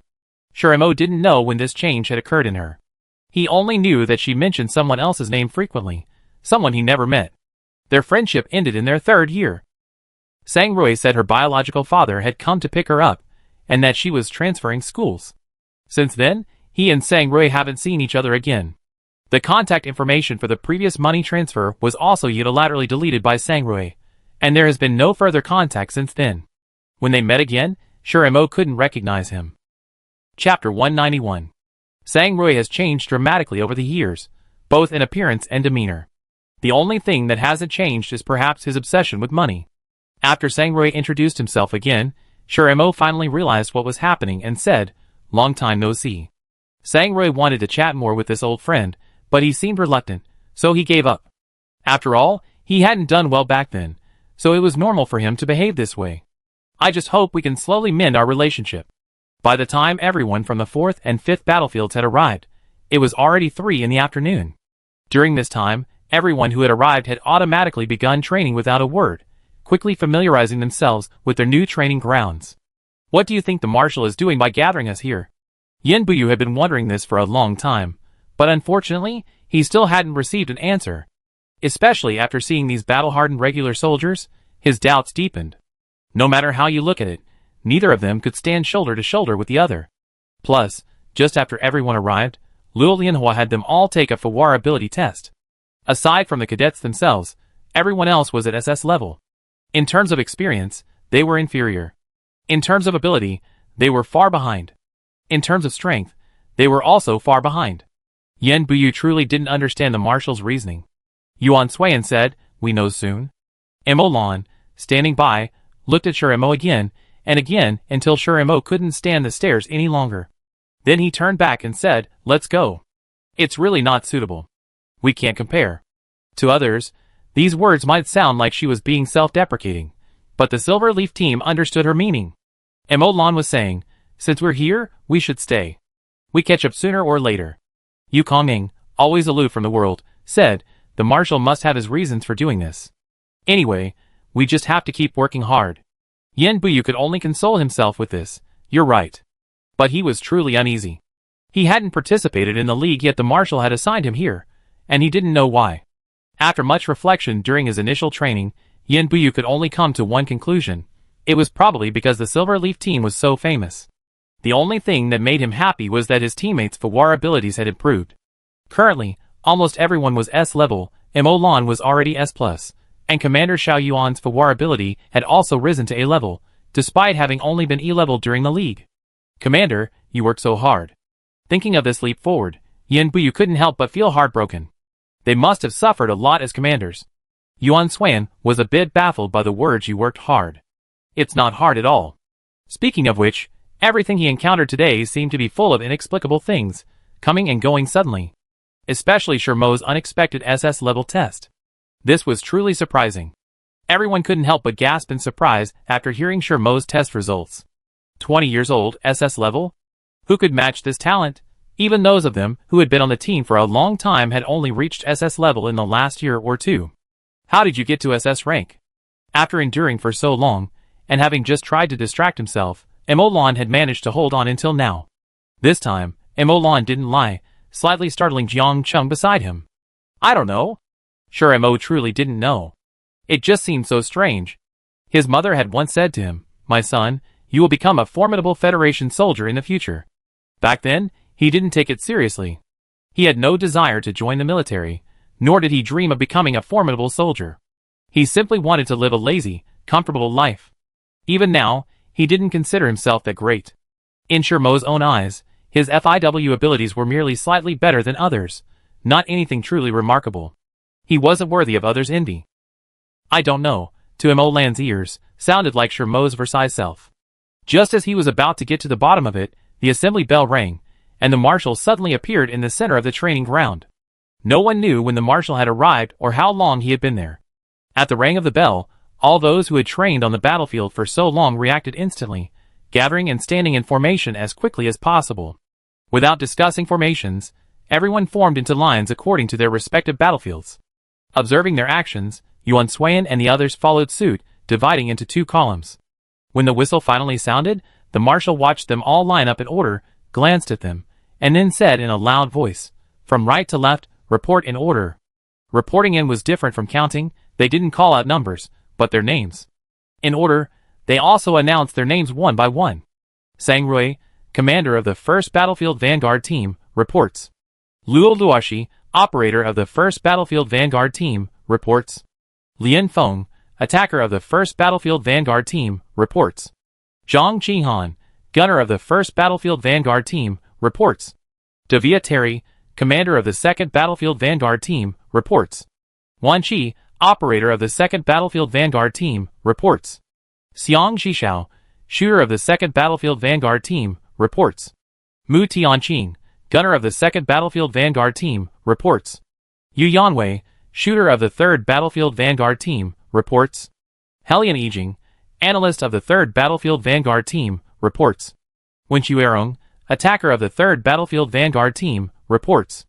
Li Li, the gunner of the 3rd Battlefield Vanguard Team, reports. Yu Yanwei, the marksman of the 3rd Battlefield Vanguard Team, reports. Yu Wei, the analyst of the 4th Battlefield Vanguard Team, reports. Gong Xian, the operator of the 4th Battlefield Vanguard Team, reports. Kelida Elaine, the marksman of the 4th Battlefield Vanguard Team, reports. Li Siyu, the commander of the 5th Battlefield Vanguard Team, reports. Zi Shuling, the analyst of the 5th Battlefield Vanguard Team, reports. Xiang Jihuai, the attacker of the 5th Battlefield Vanguard Team, reports. One after another, each voice was incredibly loud and clear, without the slightest hesitation or pause. Only after the last voice fell did it finally come to Yuan Suan and the others' turn. Following the previous example, Yuan Suan and the others also began to report in with their strongest voices. Yuan Suan from the Command Department of the Federal Military University reports. Mu Yabai from the Command Department of the Leong Military University reports. Sure Mo from the Gunnery Department of the Federal Military University reports. Mo Lan from the Shooting Department of the Mos and Analytical Institute reports. Yin Buyu from the Gunnery Department of the Heching Operations Institute reports. Jiang Chung from the Attack Department of the Jiji Military University reports. Yu Kongming from the Shooting Department of the Jiji Military University reports. Tatana from the Attack Department of the Zhongji Military University reports. Gunnison from the Analysis Department of the Mos and Analytical Institute reports. Lao Liva from the Operations Department of the Heching Operations Institute reports. The reports echoed one after another, and no one was left behind. Even after they finished, the vast training ground was still filled with their echoes. Even those who were just standing there couldn't help but feel their hearts tremble. Chapter 192. The Marshal spoke less than expected. After confirming that everyone was present, he explained the purpose of creating this team. I imagine you're all curious. You clearly come from different places, with varying ages and experiences. Why did I bring you together to form this team? Curious, of course. Who wouldn't be curious? You are all elite personnel from various battlefields and campuses. Therefore, I have brought you together to form this team. The goal of this team is to train you into well-rounded warriors over the next year and a half, ready to fully combat all types of Class A and Class B drones in the upcoming humanoid drone war. He will personally train the most elite personnel from all current battlefields in the Federation, excluding the Commander-in-Chief, as well as the most elite personnel from various military academies. During this training, he will deploy them to the front lines to hone their abilities. When the drones finally arrive in mass, they will be the ones on the front lines of each battlefield, facing the Commander-in-Chief drones. This is the Marshal's plan, and it's something the Commanders-in-Chief of each battlefield have always known. When deciding to create this team, the Marshal said, the drone commander possesses all the wisdom and power of humans, even far surpassing the human military. In the past, we have often suffered in this regard, wasting countless talents to close this gap. Therefore, to completely defeat them, we must first defeat their commander, destroy their production plants, and all their reserve forces. Therefore, I have decided to create an unparalleled force and personally train them into well-rounded warriors.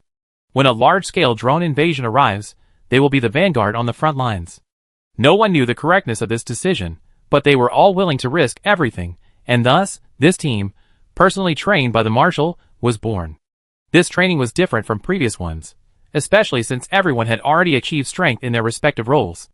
Their training shifted from their original roles to training in other roles, simultaneously consolidating and further strengthening their original roles. Those who had previously joined the vanguard teams on various battlefields, after years or even decades of training, had already gained some experience in all-around combat. While they couldn't achieve breakthroughs at any given moment, their basic combat capabilities were considerable. This group of students at the military academy was different. Although they received basic training in roles other than their own, it was only basic training. Many did not receive further training due to the lack of interoperability between roles. On the morning of the first day of training, after completing their basic training, they began their attacker training. Everyone switched to attacker mode, including the operators. As all attackers know, due to individual preferences, each employs a different attack method. Some excel with long blades, some with short blades, some with retractable swords, double-edged swords, or battle axes. Only by utilizing your most proficient attack method can you maximize your effectiveness. However, from now on, you can no longer use your most proficient weapons. You may switch between the other weapons at will. You have already learned how to use various weapons, so I will not elaborate further. Luo Lianhua, one of the Marshal's administrative officers, had come along this time under the Marshal's arrangement.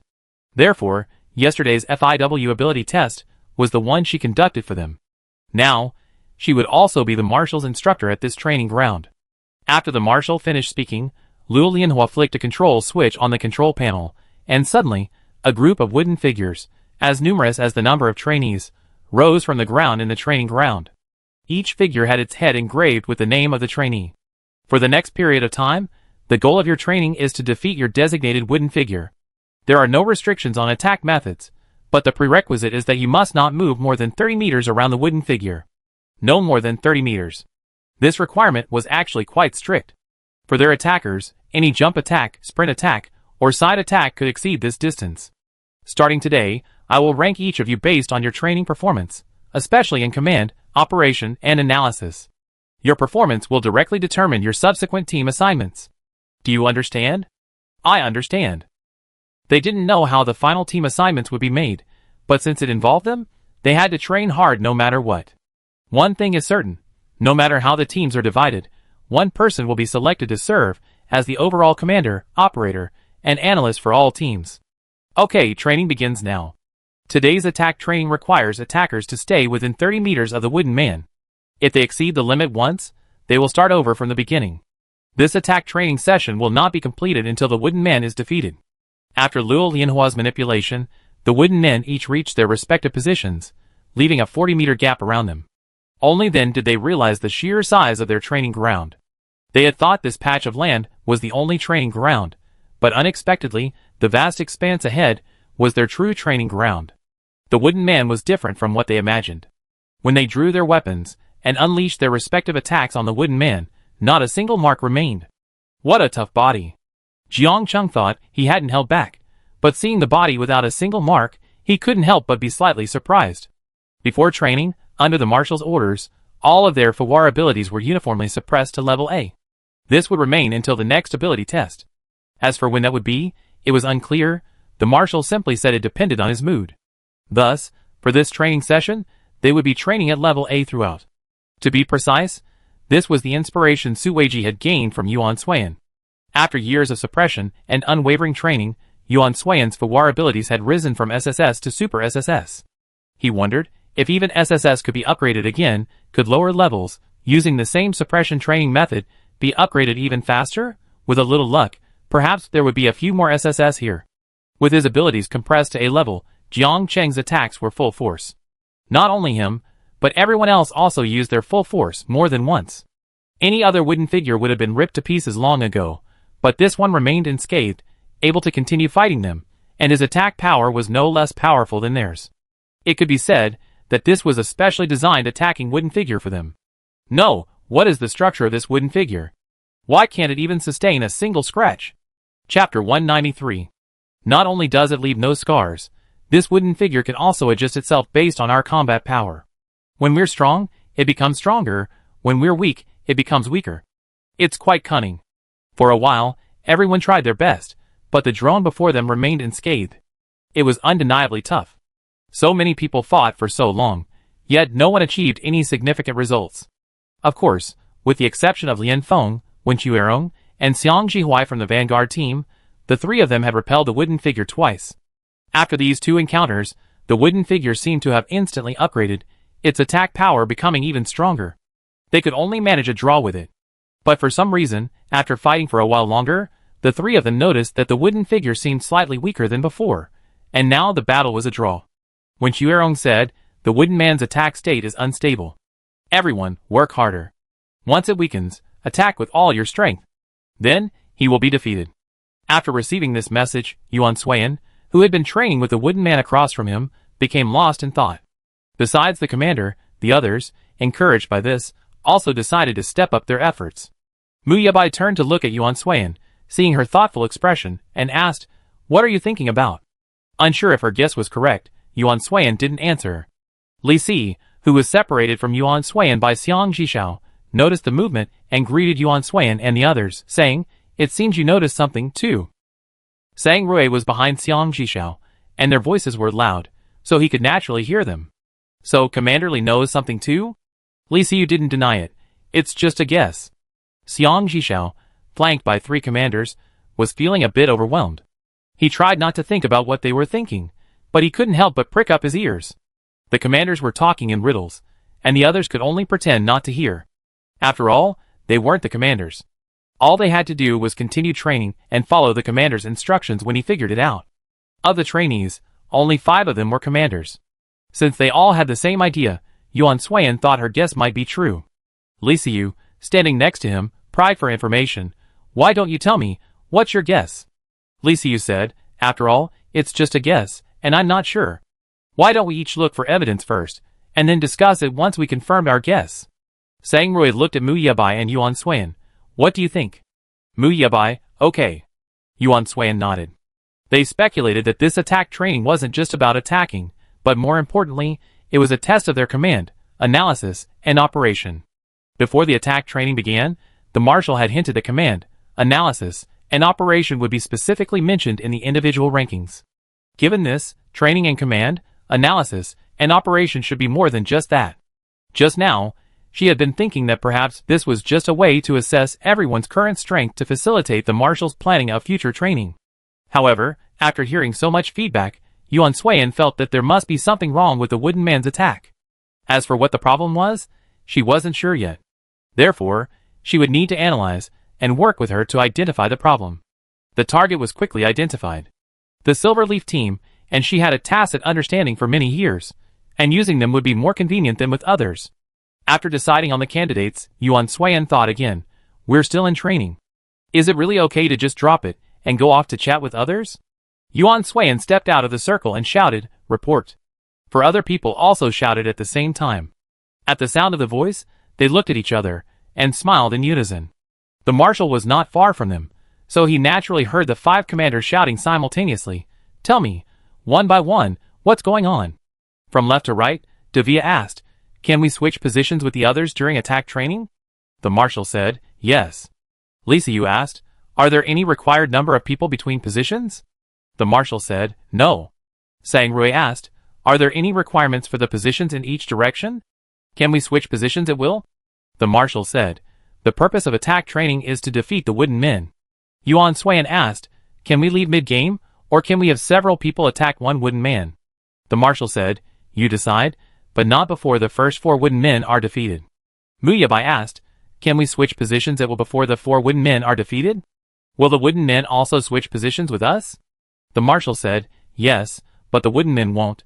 Seeing that they had quieted down, the marshal asked, "Any other questions?"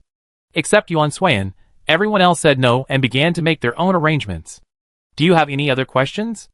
Yuan Suiyan walked forward, approaching the marshal, and lowered her voice deliberately. "Are there any other wooden figures?" Yuan Suiyan pondered this question for a long time, unsure whether she should ask, or if she was just overthinking it. Ultimately, she decided to ask, but only to answer her suspicions. After all, sometimes, she just wanted to be prepared, just in case. The marshal curled his lips into a smile. "Yes." Yuan Suiyan's brows jumped. He actually had one. How many? Where are they? The marshal, "Find them yourself." Come to think of it, just getting the information that there were still wooden figures that hadn't appeared was already a bonus. If the marshal had said anything more, it would have been like giving away the whole story, so he wouldn't reveal it. There was one last question. Can operators use the control panel? The marshal gave an ambiguous answer. That depends on your strength. Perhaps tired of being asked, the marshal waved his hand. "All right, I said what I need to say. I have nothing further to say. You may return." Hearing this, Yuan Suiyan buried his remaining questions and returned to the training group. Currently, there are 28 wooden figures on the field, and there are also hidden figures whose number is unknown, and information needs to be collected. Operators can use the control panel to help them become stronger, but there are conditions. The strength referred to is unclear, but it is speculated to be offensive strength. Since the prerequisite for leaving the field is to defeat 4 wooden figures, does the number of these figures depend on the player's original positions? The operator can use the control panel, and this condition means that it can enhance the strength of everyone currently on the field. This suggests that a tough battle is likely to follow. The tough battle will occur after the 4 wooden figures are defeated, because before that, the 4 wooden figures can only fight one-on-one. So what should we do? Chapter 194. Yuan Suiyan tilted her head, a polite smile on her lips. She decided to hold off, waiting for the other 4 commanders to complete their choices before reaping the benefits. As long as the final victory lay within her grasp, nothing else mattered. It was a perfect opportunity for her to focus on training her attacking abilities before the 4 wooden figures were defeated. Besides, the wooden figure before her was a perfect training ground. She could clearly see her own weakness in him, his tendency to think instead of instinct. Thus, to defeat him, she must first overcome this instinct before attacking. Instincts are difficult to control, but Yuan Suiyan didn't believe she was incapable of it. During this attack training, her weaknesses were evident. At the same time, Yuan Suiyan also noticed a change in her body. Yuan Sui had a habit of reviewing her performance whenever she had a video recording to analyze it. She had previously watched the video of her training camp, and her loss of control had naturally caught her eye. After the training camp, she tried to recreate the experience, but it was never quite satisfactory. It wasn't until before surgery that she learned her identity as a half-drone and the reason for her loss of control. So, she wondered, after surgery, would her attack power, while under control, be able to reach the level of uncontrolled power she experienced during the training camp? Before, during her recovery period, she hadn't been able to experiment with her current body. Now that she could finally train, she naturally began experimenting. Thinking back to the day when she lost control during training camp, Yuan Suiyan initially tried to imitate it, but the results weren't as good as she hoped. She assumed it was because she hadn't practiced it extensively in her previous training. Later, she tried gradually increasing the intensity of her attack, building on her original attack strength. The results were positive, but still not what she had hoped for. After half an hour of training and the recent incident, she suddenly remembered that attackers often act on instinct rather than thought. Then, coupled with her own observations of the wooden man's shortcomings, she was even more convinced of this. Yuan Suiyan ultimately concluded that she was overthinking when attacking. What would happen if she abandoned thinking and simply let her instincts guide her attack? Over there, the other 4 commanders watched Yuan Suiyan's arrival before the marshal. Mu Yabai knew Yuan Suiyan's character well. She must have thought of something he hadn't, but since she hadn't spoken, it meant their current direction was correct. As for the additional information she knew, she would likely learn it after their current operations were complete. After watching the league, Sang-Rui had a hunch that in 2 years, no, perhaps just a year, or perhaps even less, Yuan Suiyan's commanding abilities would surpass everyone else's. Yuan Suiyan's actions were rarely out of her sight. After arranging everything on her side, she returned to Yuan Suiyan's side. I didn't expect you to have such good offensive skills. Sang-Rui was merely being polite. She could tell Yuan Suiyan's offensive abilities still needed work. However, judging by her initial battle with the wooden man, he seemed much better. Thank you. After the first attempt at gathering information, Davia returned to Yuan Suiyan's position after arranging her tasks. Hello, Junior. Davia had naturally watched the league, so he was well aware that Yuan Suiyan's strength was unlike that of ordinary people. When he first participated in the league, he couldn't do what they did.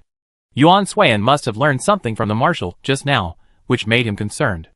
Davia also graduated from the United Nations University, so calling Yuan Suiyan Junior wasn't too much of an exaggeration. Hello, Senior. Did Junior say anything to the marshal just now? Why don't you share it? If it gets tricky, we can help you. Nothing special. I just asked if there would be any other training if I didn't pass today's attack training. After all, my offensive skills are a bit weak, and I might not be able to make it. It was an obvious excuse, but it was also impeccable. After all, Yuan Suiyan's offensive strength was clearly visible before their eyes. Seeing her reluctance to speak, the two men weren't about to give up. Sang-Rui made a different decision, offering their known information in exchange for more intelligence. This attack training isn't simple, as you probably already know. I won't go into the details. I just tell you the results. Among this group of wooden figures, there are 4 operating systems. The 4 wooden figures the marshal mentioned are the 4 wooden figures that conceal the operating system and analysis system. I already know where one of them is. Do I need to tell you? Yuan Suiyan understood the conditions for the exchange, but she wasn't planning on making one right now because the conditions weren't important. Besides, once all the results were in, someone would naturally share them with her, so she wasn't worried about waiting for them. Not really. The meaning couldn't be clearer. Seeing her like this, Sang-Rui realized he had nothing to gain and gave up. However, Davia still wanted to play the relationship card. Junior, you see, we both graduated from the Federal Military University. After all, we're seniors and juniors. Given that relationship, we should look out for each other, right? Yuan Suiyan nodded. Senior, you're right. Davia was momentarily delighted. Sang-Rui was stunned. Yuan Suiyan continued. So, I hope you look after Shiremo and me during future training. Everything they needed to know about Shiremo was known. The youngest SS in the entire military. The mention of Shiremo completely blocked all possibilities. In short, they couldn't expect to get any other information for now. The two, without any information, had to give up. After they found the 4 wooden men and knocked them down, they would see how the situation would develop before making their next deployment. Without their interruptions, Yuan Suiyan could finally concentrate on his attack training before the 4 wooden figures were defeated. With the first one appearing, Lian Feng, under Sang-Rui's instructions, went there to exchange places with Xiang Jihuai. Having received Li Siyu's instructions in advance, Xiang Jihuai refused, choosing instead to attack on his own. Li Siyu wondered why the next step required defeating the 4 wooden figures. These 4 wooden figures were likely more than just ordinary wooden figures, they must have hidden characteristics. So he sought out Zi Shuling and Gong Xian, who quickly understood his intention and began searching for them at his request. Soon, they came to the conclusion that the wooden figures contained 3 operating systems and an analysis system. Their attack strength was determined by the analysis system, which then adjusted the operating system accordingly. The 4 wooden figures likely referred to these 4. Knowing their specific identities would allow a powerful attacker to attack and completely defeat them. To be on the safe side, Li Siyu also gave his teammates, who had agreed to cooperate with him, a heads up. If someone else finds these 4 wooden figures first and comes to trade places with you, you must not agree. You must defeat them yourself. Chapter 195. Li Siyu believed that this attack training session wouldn't just be a competition between commanders, but also a competition for everyone. The outcome would directly impact the subsequent team assignments. However, in this match, command, operations, and analysis would account for a larger proportion. Based on the current total number of players in training and the number of players in each position, there would be 5 commanders, 4 operators, and 4 analysts. The remaining attackers, shooters, and gunners would be roughly evenly matched. While he didn't know how the final team assignments would be, he expected a balanced distribution. This way, the forwards, center backs, and wingers would all be capable of fighting. Thus, with this number of players, there would obviously be 2 extra commanders, 1 operator, and 1 analyst. Each team, whether it was the vanguard or the main force, would have a chief commander, a deputy commander, a chief operations officer, and a chief analyst. The extra personnel would obviously be based on their positions. The remaining personnel would likely be assigned based on their strength and the degree of coordination. In other words, demonstrating their strength early on would be crucial. Yuan Suiyan was a formidable figure, and Li Xiu admitted to being inferior to her in command. Mu Yabai was equally formidable, and there seemed to be an unspoken understanding between them. From the outset, this training session had destined Yuan Suiyan and Mu Yabai to remain inseparable. So, if he wanted to break this fate, he had only one option: surpass Sang Rui and De Vieteri, and, if possible, surpass Yuan Suiyan. He was from the 5th battlefield, but that didn't mean its inhabitants were inferior to those from the 1st and 2nd battlefields. This was especially true for Zi Shuling, who possessed abilities that rivaled anyone. Xiang Jihuai effectively guarded the wooden figure in front of him. This figure was originally supposed to belong to Xiang Jishao. I can't believe it, Xiang Jishao, that you end up in my hands one day. As fraternal twins, Xiang Jihuai and Xiang Jishao didn't look alike and often quarreled and fought. When they were young, they were evenly matched, but as they grew older, Xiang Jihuai became increasingly outmatched, and Xiang Jishao frequently robbed them. It wasn't until they both joined the vanguard teams of different battlefields that the situation eased. Today, she finally had the chance. Although it wasn't Xiang Jishao himself, it was enough for her to vent her anger. But she hadn't expected that Xiang Jishao was not only a skilled shooter, but also a capable attacker. It took a tremendous effort for her to bring him down. With this second success, the other 3 wooden figures were also successfully defeated. The moment the 4 wooden figures were knocked down, Yuan Suiyan, already prepared, shouted simultaneously, "Mu Yabai, Tat Anna, Jiang Cheng, Yan Buyu, follow me to find the hidden wooden figures. The rest of you, follow my instructions, and defeat all the wooden figures currently on the field." The long-awaited command finally arrived. Mu Yabai and the others quickly obeyed, leaving the field and heading to Yuan Suiyan's side. With an A-level Fawar ability, it was time to test its effectiveness. After recent attack training, Yuan Suiyan had largely mastered the rhythm of her attacks. While not as good as during the training spree, it was still stronger than before. So, she jumped out of the 30-meter range, feigning a training failure, and activated her Fawar ability to survey the ground within the training field and search for the other wooden figures. Her A-level ability gave her a tremendous boost. She could now easily cover the entire training ground with it, but she hadn't discovered the location of the other wooden figures. Where could the other wooden figures be hiding? As Xiang Jishao defeated the first wooden figure, Yuan Suiyan suddenly recalled the scene when the wooden figures appeared. They emerged from underground. Could it be that they were underground? Then how could they get in? The wooden figures appeared because of Colonel Luo's control panel, but the marshal had just said that the other wooden figures needed to be found on their own. In that case, Colonel Luo's control panel couldn't be used. But how could the underground passage be opened without Colonel Luo's control panel? Yuan Suiyan activated her Fawar ability again, trying to find other switches. She searched almost every corner, but alas, she found nothing. Now, she had gathered these people here, not only for the sake of the search, but also in the hope that Mu Yabai would provide a reasonable answer. Mu Yabai lived up to expectations. Think carefully, the marshal didn't say anything about Colonel Luo's control panel. And Colonel Luo is here now, having not left with the panel. Why don't we give it a try? After Mu Yabai's reminder, Yuan Suiyan suddenly remembered her last question to the marshal. Could the operator use the control panel? The marshal had said it depended on their ability. It seemed that if the operator wanted to obtain the control panel, they would have to overcome Colonel Luo. At Yuan Suiyan's instruction, Mu Yabai called Lyle again and explained the situation to him. Mu Yabai asked, "Lyle, can you?" Mu Yabai believed in their strength, but the opponent was Colonel Luo. It was common knowledge that anyone who could be placed by the marshal's side was undoubtedly superior to anyone else, and Luo Lianhua was a master of operations. Colonel Luo usually kept a low profile, but when a situation arose, she was absolutely the most reliable person. Lyle said, "Give it a try." He was confident in his own abilities, but not yet arrogant. He didn't know if he could succeed, so all he could do was give it his all. If not, let's try someone else. Yuan Suiyan nodded, "Okay." The 6 of them approached Colonel Luo, and Lao frankly stated his purpose. "Luo Lianhua, you're smart to think of coming to me." He addressed Yuan Suiyan. Yuan Suiyan politely thanked him. Obtaining this control panel won't be easy. If you're ready, just proceed. As long as you can solve the puzzle I set, you can take the panel. What Luo Lianhua didn't say was that solving this puzzle required the collaboration of operation and analysis. However, not just any operation or analysis could be successful together. It would only work if both parties were at the same level of knowledge, and both had reached the level of a special grade operator and analyst. Special grade was difficult. Lao had given up before even reaching the halfway mark. While he was certainly strong among his peers, he was far from a special grade level. Currently, he was at best one step away from an advanced level. Yuan Suiyan quickly decided to switch to another operation and analysis. After Lao left, Mu Yabai asked, "What information do you want the other 4 commanders to know?" The moment after asking the question, Mu Yabai seemed to have the answer. For the tough battles ahead? Chapter 196.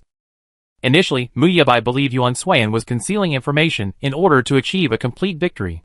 However, the information she revealed after the 4 wooden figures were defeated made him feel that it was not so simple. He wondered if she was still hiding something, but after a moment's reflection, he could roughly understand Yuan Suiyan's thoughts. She hid the information before the 4 wooden figures were defeated in order to gain an advantage at the moment of their defeat. This advantage might completely determine the future outcome. The people she had chosen would definitely side with her from the moment they were chosen. As long as she said nothing, they would naturally say nothing either. So, why would she choose to change the operators and analysts in such a difficult situation? Mu Yabai's only possible thought was that the control panel in Colonel Luo's hands would likely play a significant role later on. If that was the case, why was there only one control panel? The test to obtain access seemed difficult. Based on the current number of participants, this test was probably designed to select the best analysts and operators. Yuan Suiyan could have chosen these 2 players in other ways, but she didn't. Instead, she opted for a direct substitution, which meant that all the information they currently knew was at risk of being leaked. No, not possibly, but definitely. Mu Yabai couldn't guarantee that he wouldn't share their chosen commander after the other analysts and operators learned the information. If that's the case, then why did he do this? Was Yuan Suiyan just trying to leak information? No way. From what he knew about her, as long as she was in command mode, every move she made was the most perfectly calculated and considered choice. That was why she always won. In this light, Yuan Suiyan's choice seemed clear. The ultimate prerequisite for agreeing to help with analysis and operation was the commander. She wanted the commander to have some information to prepare for the upcoming training. So what would happen next? What would have led her to make such an arrangement? At the beginning of this attack training, everyone was simply training their attack capabilities, and the operators were not allowed to use the control panel. Under what conditions would the operators be allowed to use the control panel? Mu Yabai thought, probably only when strengthening the attack and switching attack modes within the current FIW training capabilities. With the combined efforts of everyone else, it would only be a matter of time before all the wooden figures on the field were defeated. There would be no need for operators at all. The fact that operators were needed meant that there were far more wooden figures than those on the field. Combined with the other information Yuan Suiyan had learned from the marshal, that there were other wooden figures, but their number was unknown, and that the operators could use the control panel, it was highly likely that a tough battle would follow. And all the current tests were aimed at selecting the best commanders, operators, and analysts. Since a tough battle was already underway, it was natural that the other commanders would also need to prepare in advance. Only then could they jointly achieve victory in the ensuing battle. Mu Yabai's mind raced, and he reached this conclusion in a matter of moments. Yuan Suiyan wasn't at all surprised by his thinking. Since Mu Yabai had come up with this idea, the 3 commanders who had received information from the other 3 operations and analysis departments naturally considered this possibility as well. Sang Rui suddenly realized that the concept of surpassing had never existed from the very beginning. From the very beginning, they, the commanders, had become mere pawns on Yuan Suiyan's chessboard. They already lost a step, a crucial one at that. It would be difficult to turn the tables later. Davia muttered to herself, "Such a brilliant junior makes life difficult for me, her senior." Li Siyu glanced at the figure next to Colonel Luo. Unexpectedly, she held back during the lead. And Hua Qing, even you, facing her, would be doomed. It's common knowledge that Lieutenant General An has a son named Hua Qing, currently the Commander-in-Chief of the 5th Battlefield Vanguard Squadron, a special anti-humanoid drone combat unit of the Federation. However, few knew that his command abilities, like his father's, rivaled those of the 1st Battlefield Commander Yuan Zheng. The reason they chose to stay in the 5th Battlefield was that the 5th Battlefield Vanguard Squadron lacked a highly capable Commander-in-Chief at the time. Under those circumstances, the 5th Battlefield Vanguard Squadron's combat readiness and troop losses reached unprecedented heights. At the time, he was supposed to be assigned to the 2nd Battlefield's Vanguard team, but Huaqing chose the 5th Battlefield instead. He said the 5th Battlefield's Vanguard team needed a chief commander, so with the Marshal's approval, he joined the 5th Battlefield's Vanguard team and became its chief commander. With his addition, the 5th Battlefield's Vanguard team's survival rate and combat readiness reached unprecedented heights, leading some to believe he would one day become a force like General Yuan. Among his peers, and among the current chief commanders of the major Vanguard teams, Huaqing believed no one could surpass him in command. Even after watching the League, he simply praised Yuan Suan as excellent, without further comment. Li Xiu knew that Huaqing was a very arrogant person, rarely taking others seriously. The fact that he praised Yuan Suan as excellent spoke volumes about his strength, but he didn't believe Yuan Suan's current abilities could surpass his own, so he simply said very excellent. During the 5th Battlefield, Li Xiu had often been irritated by him. Now, having personally experienced Yuan Suan's strength, Li Xiu's first thought was naturally in. After a period of trial and error, it was Luo Luoxi and Yu Wei who finally passed the control panel test. This combination was quite surprising to everyone except the cadets. One was from the 1st Battlefield, the other from the 4th Battlefield. In the past, they had no prior contact, but in terms of skill, they had both reached the special grade level, and that aside. Currently, the minimum requirement for the Vanguard team's operations and analysis is advanced. Special grade requires more practical experience, training, and knowledge. However, when it comes to operations and analysis, simply being at the same level isn't enough. A strong level of chemistry is also crucial. When chemistry reaches a certain level, many problems are easily solved, and the future will be a profound bond. Luo Luoxi and Yu Wei had never expected such perfect chemistry with each other, achieving their desired results without even having to say much. Having worked with many people, this was the first time they experienced such smooth coordination. Luo Luoxi, not bad. This is the first time I ever worked so smoothly with someone. It seems you're more than just handsome. Yu Wei, this is also the first time I worked so smoothly with someone. I hope we can work together more often in the future. Luo Luoxi naturally wouldn't refuse such a capable candidate. Great. Chapter 197. What Yuan Suan didn't expect was that after entering the underground, he found about 30 or 40 wooden figures lying in the center.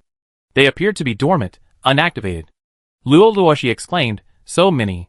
Yuan Suan said, go check inside to see if there are any other wooden figures with hidden operating and analysis systems. He addressed Luo Luoxi and Yu Wei. Yuan Suan said, Tat Anna and Jiang Cheng, go out and help the others defeat the wooden figures. Keep me informed if anything happens. Tat Anna and Jiang Cheng, Roger. With this arrangement, Yuan Suan made no further moves, simply awaiting their results. Just now, when I was inspecting the wooden figures from above, I noticed that the movements of these 4 figures were orderly and constantly changing. The way they changed seemed to be dictated by the overall attack progress, as if they were being directed by a central control unit. This was the information Mu Yebai had gathered from the recent training. Although it was only a guess, it was enough for Yuan Suan to make some decisions. Yuan Suan, where do you think the master control unit needs to be so it can be operated and analyzed to adjust the attack patterns of the remaining wooden figures based on training situations? Mu Yebai said, it should be on the training ground, but not among the wooden figures there. Yuan Suan, do you think they're real or fake? The words were unclear, and anyone else would have been unable to understand. Mu Yebai and Yuan Suan had a tacit understanding, so he quickly understood what she meant. If the master control unit is really up there, then the current main battlefield is also up there. The master control unit can't help but monitor the main battlefield and make arrangements. Information can only be transmitted back and forth through human communication. If the wooden figures here are real, then one of them must be communicating with each other. This hasn't happened since the beginning. Also, their activation method is unknown, so it's possible they were set in advance. Personally, I hope they're fake, but based on the subsequent fierce battle, I believe they're real. Yuan Suan agreed with his point, but she also had her own thoughts. There's another possibility. Whether these wooden figures are real or fake, they could just be bait used to reduce the number of participants. When the time comes, the exit here will be closed, and we all die, and more wooden figures will emerge from elsewhere. Mu Yebai fully understood Yuan Suan's point. She always considered the worst-case scenario. If the scenario she described actually happened, and they were unable to resolve it, they would be the true losers of this training exercise, and their recent victory would be lost. So, instead of waiting, it's better to destroy them outright. Yuan Suan and Mu Yabai said this in unison. Afterward, they exchanged a smile. In some ways, they truly had a tacit understanding. Just as he was about to call Luo Luoshi and Yu Wei back, they also received their answer. Luo Luoshi, I found it. There's an analysis system and an operating system. Yu Wei, besides that, they also been given a startup timer. Currently, there are 35 seconds left. 35 seconds, a very tight number, and as Yuan Suan had suspected, there was a time limit. Immediately switch Yin Buyu and Ai's Fawar abilities to shooter mode, and use bats to attack the current wooden figure directly. Upon hearing the command, Luo Luoshi and Yu Wei sprang into action, only to discover a serious problem. Yu Wei, bats are unavailable. Shooters can only use the most basic Moon Arc Swift and Crane Camel attacks. Luo Luoshi added, everyone else except attackers will be treated the same, unless switching attack mode. Commands can be used except for temporary linking of Fawar abilities. Operations and analysis can only be performed using attack Fawar abilities. Other Fawar abilities cannot be enhanced. They only discovered this now. They had been so focused on finding the analysis and operations within the wooden figure that they hadn't had time to study the existing control panel. Great. Oh no! Only 15 seconds left. To save time, Luo Luoshi and Yu Wei spoke at breakneck speed, but still couldn't stop the clock from running away. With only 10 seconds left, they were likely trapped. Everyone, get out. Yuan Suan had originally planned to eliminate all the wooden figures, but with only 10 seconds, time was completely insufficient. With no other choice, she had to leave. Yin Buyu volunteered to stay. You go first, I follow. 8 seconds. Luo Luoshi left. 5 seconds. Yu Wei left. 3 seconds. The wooden figure suddenly opened its eyes, gazing intently at the remaining 3. The exit door began to close. In the final 2 seconds, Yuan Suan reached the top. As the door was about to close, she stared intently at the light outside. Just before the goalkeeper completely closed, several strands of silk suddenly descended from the sky, wrapping around the bodies of the last 3 men as if they had eyes. Zhang Qinghan, Li Li, and Mu Tianqing had been fighting in the original training ground. After Yuan Suan and the others entered the underground, the wooden figures suddenly went mad and gained intelligence, shifting their formations and launching a fierce attack. They were all caught off guard. The commander suspected a central control system was operating from within, so the 3 of them decided to search for it. Zhang Qinghan, Li Li, and Mu Tianqing's offensive prowess was considered decent for a gunner, and they should have been attacking. Unexpectedly, just a short while ago. No, perhaps only a moment. A message flashed through their minds. Get to the underground entrance within 35 seconds and rescue us. They didn't hesitate, they decided to go the moment they received the message. If it weren't for the brief delay in shaking off the wooden figures, they could have arrived much faster, and wouldn't have heard Yuan Suan's exclamation of so slow. Lily said grumpily, alright, let's get going now that we're out. Yuan Suan, thank you. She had initially assumed they wouldn't come, or wouldn't be able to make it, given her age and time constraints. At the very moment, the countdown ended, and the underground door closed, the doors to the other subterranean chambers opened. A similar number of wooden figures appeared from each chamber, dispersing in an orderly fashion to join the training grounds for battle. Mu Yabai couldn't help but sigh, what a large number. Although he known a tough battle was coming, he hadn't anticipated the sheer number. Yuan Suan hadn't expected such a large number either. What she wanted to know more than anything else was the location of the master controller within this group of wooden figures. Chapter 198. Now, with the 3 commanders gone, everyone except Yuan Suan and his men were fighting according to the arrangements made before the commanders left. The situation had been effectively adjusted, greatly alleviating the initial surprise. Yuan Suan glanced at the current situation on the battlefield. The other 3 commanders had gone to search for the master controller, but had not yet found any clues. The remaining men divided into 3 teams and attacked the wooden man. After all, they were the vanguard troops of various battlefields. In terms of offensive capabilities, even when they could not switch positions temporarily, they could quickly adjust their positions. The strong ones fought one-on-one, the weak ones fought many-on-one, and in this way, they defeated the wooden man in their current training ground. It must be said that their attack arrangement was very reasonable, but Yuan Suan felt that the personnel distribution could be adjusted to make the current combat situation more powerful. Yuan Suan extended his hand. Lend me the control panel. Luo Luoshi hesitated again for a moment. Do you know how to use it? Yuan Suan, a little. In her opinion, to be a qualified commander, one must possess more than just commanding prowess. One must also fully understand combat modes, operational modes, and analytical modes in various aspects, and possess a solid foundation in both operations and analysis. Therefore, in addition to daily training and study, she also found time to study operations and analysis. Luo Luoshi was still a little skeptical when she handed over the control panel, but it wasn't until she saw Yuan Xuan's movements on it that she realized she wasn't lying. Furthermore, Yuan Xuan's operational and analytical skills weren't terribly bad.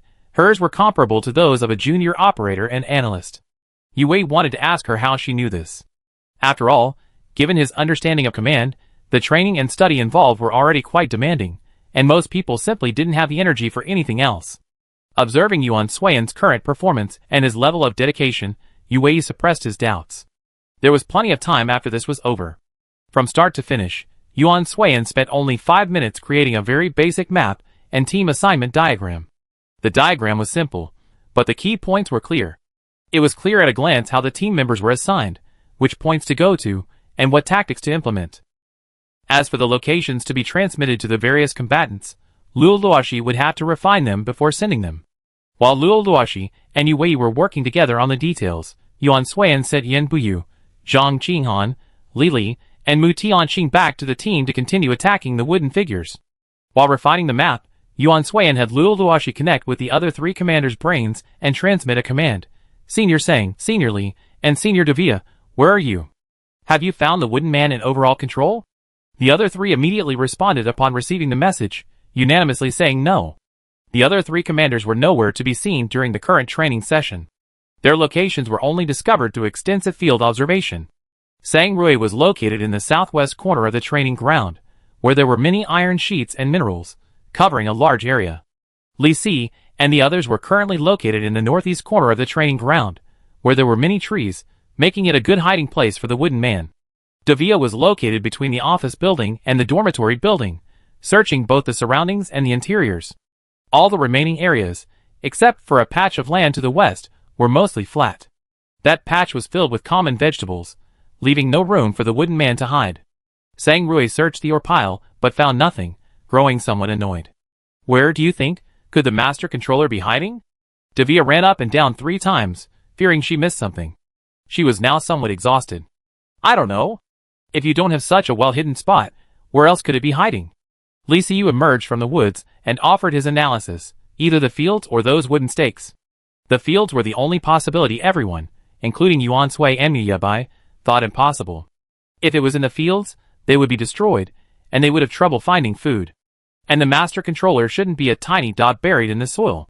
If it were found, wouldn't this training be over? Thus, they unanimously rejected this possibility. The wooden stakes Li Siyu mentioned had been placed 10 meters in front of the wall since they entered the training camp. Before they officially began training, the attackers had used them for training. Coincidentally, Li Siyu's idea mirrored the other commanders, except they were currently farther away. The closest were only Yuan Xuan and his team. Meanwhile, Luo Luoshi and Yue had also successfully completed their maps. Yuan Xuan, now, send the current map and team assignments to everyone.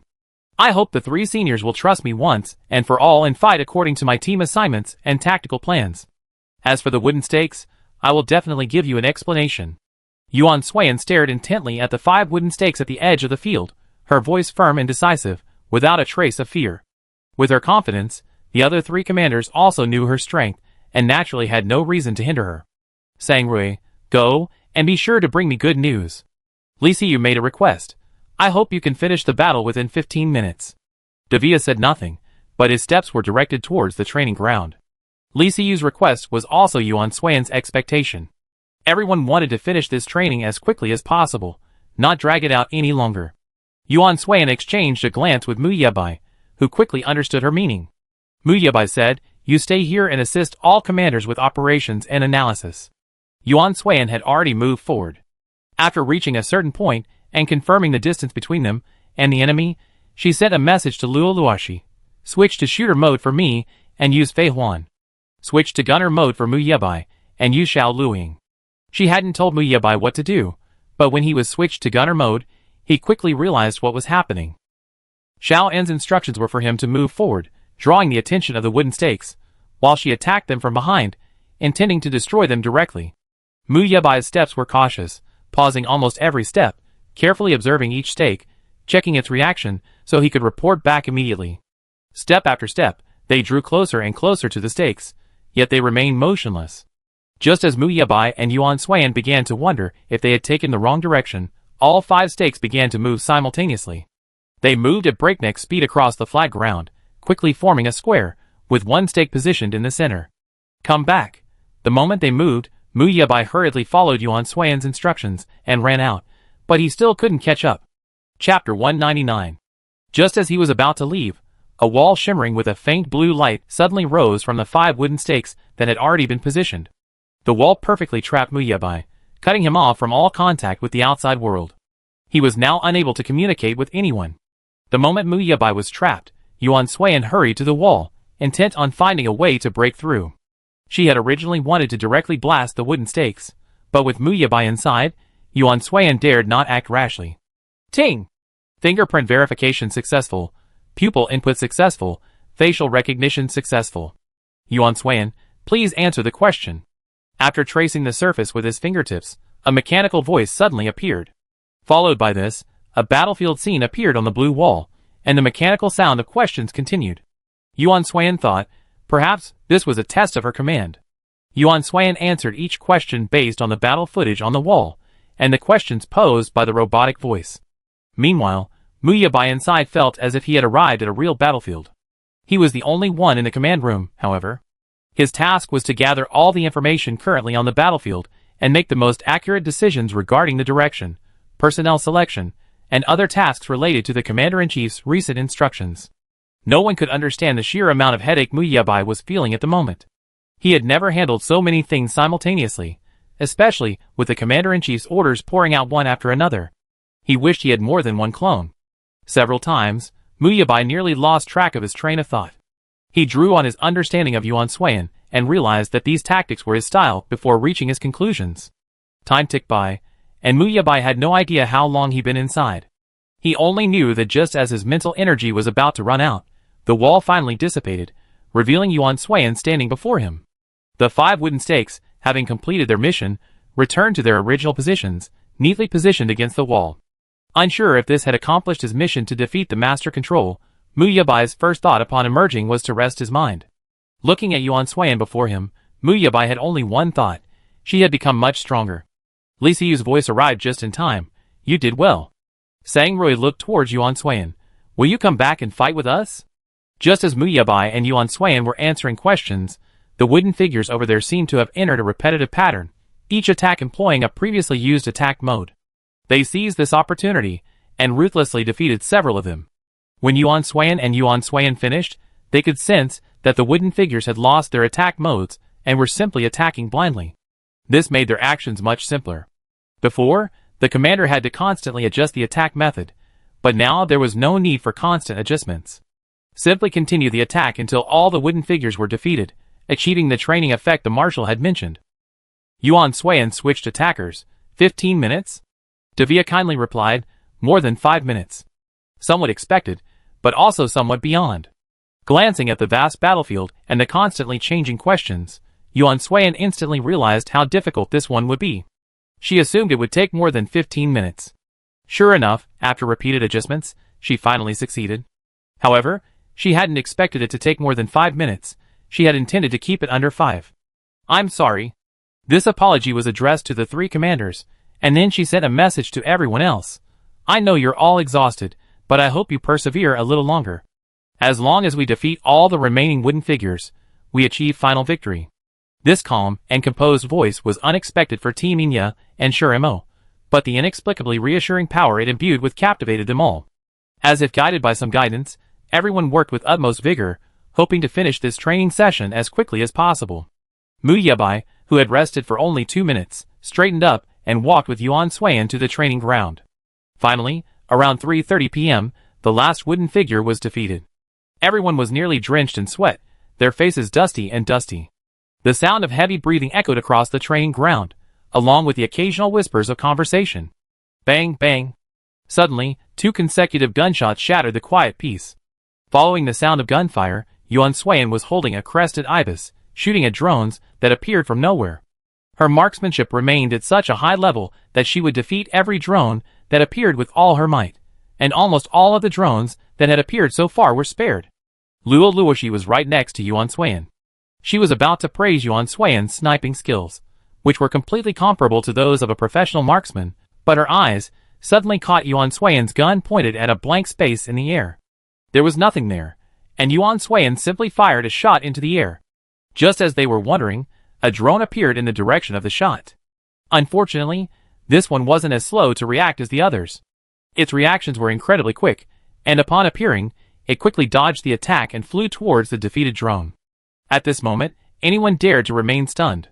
They all immediately switched to combat mode and launched an all-out attack on the drone.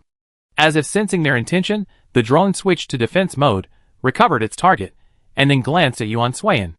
Then, it opened a spatial portal on the spot and entered. A few final bullets pierced the portal, and the portal closed, and the drone vanished. The entire process took less than a minute. The final drone had appeared and disappeared just as quickly, without any intention of attacking, as if it was simply there to recover the wreckage of a drone. No one knew how Yuan Suiyan had predicted the drone's appearance. After this training exercise, he was summoned by the marshal. As they reached the second floor of the office building, the marshal smiled and said, "Congratulations. You successfully proven your strength to me." Su Weiji still remembered Yuan Suiyan's words that day vividly. Yuan Suiyan claimed she could predict the arrival of drones. Thus, Su Weiji had chosen this location as the unit's training ground to test Yuan Suiyan. The most important reason the reconstruction of the 3 planets destroyed by drones had been unsatisfactory was that these 3 planets were subject to frequent and sudden drone attacks, far more severe than on other planets. Setting this location for training would not only heighten their vigilance and combat readiness, but also allow them to test Yuan Suiyan's claims. If Yuan Suiyan's claims were true, perhaps more accurate information would be available later. Everyone who's read this far is undoubtedly a true fan. Despite its many shortcomings, I'm still very grateful for your continued reading. I have my share of flaws with updating. I tend to take breaks and don't like to update daily. Plus, my stats aren't great, and I only make $1 a day, which doesn't motivate me. I only persisted until now because people are still reading, and I don't want to leave it without an ending. Of course, I continue updating later. I won't give up on this book, and I'm doing this for you who love reading it. However, my focus from now on will likely be on my work and quietly preparing for the next book. Thank you for your support. Chapter 200. Dr. and Dr. Ramirio, who knew Yuan Suiyan's condition best, had come here at the marshal's request to monitor her and prevent any abnormalities. Yuan Suiyan's drone prediction data for today had been fully recorded. The marshal had brought her here solely to examine her for any abnormalities. After a comprehensive examination, Dr. Ramirio and Dr. N both confirmed that there were no abnormalities. Only then could the marshal finally rest assured. Su Weiji asked, "Does your prediction only work when drones are about to arrive? Can you predict their direction and number before they arrive?" Yuan Suiyan shook her head. "I don't know." This was Su Weiji's hope. If it could, they would have more direct information about drone movements. If it couldn't, that was fine. The people at the Research Institute would just work harder and strive to develop an instrument that could perfectly predict drone movements. After this training session, the team's chief commander, deputy commander, chief analyst, and chief operations officer have been finalized. Yu Wei and Luo Luoshi have been confirmed as the chief analysts and chief operations officers. As for the chief commander and deputy commander, after this training session, all remaining commanders underwent another wooden stake test. Ultimately, Yuan Suiyan was chosen as chief commander and Mu Yebai as deputy commander by a vote. The reason for this was that, aside from Mu Yebai, no one else was suitable for the deputy commander position. Any of these deputy commanders would interfere with the commander's decisions, ultimately hindering smooth decision-making. Mu Yebai then underwent 4 rounds of being imprisoned in a wooden stake. After each of these tests, he stated frankly that he and Yuan Suiyan were the most suitable partners, and the test results showed just that. This was the reason for this outcome. The other 3 commanders were completely convinced, without a trace of doubt or dissatisfaction. It was just a hardship for Mu Yebai. After this command test, he simply lay on the ground and slept for 3 hours. When he woke up, he still felt dizzy, and it wasn't until the next day that things began to ease. Whether the remaining members of the Vanguard team accepted this arrangement or not was irrelevant. The important thing was that it was fixed and irreversible. They had to obey, whether they wanted to or not.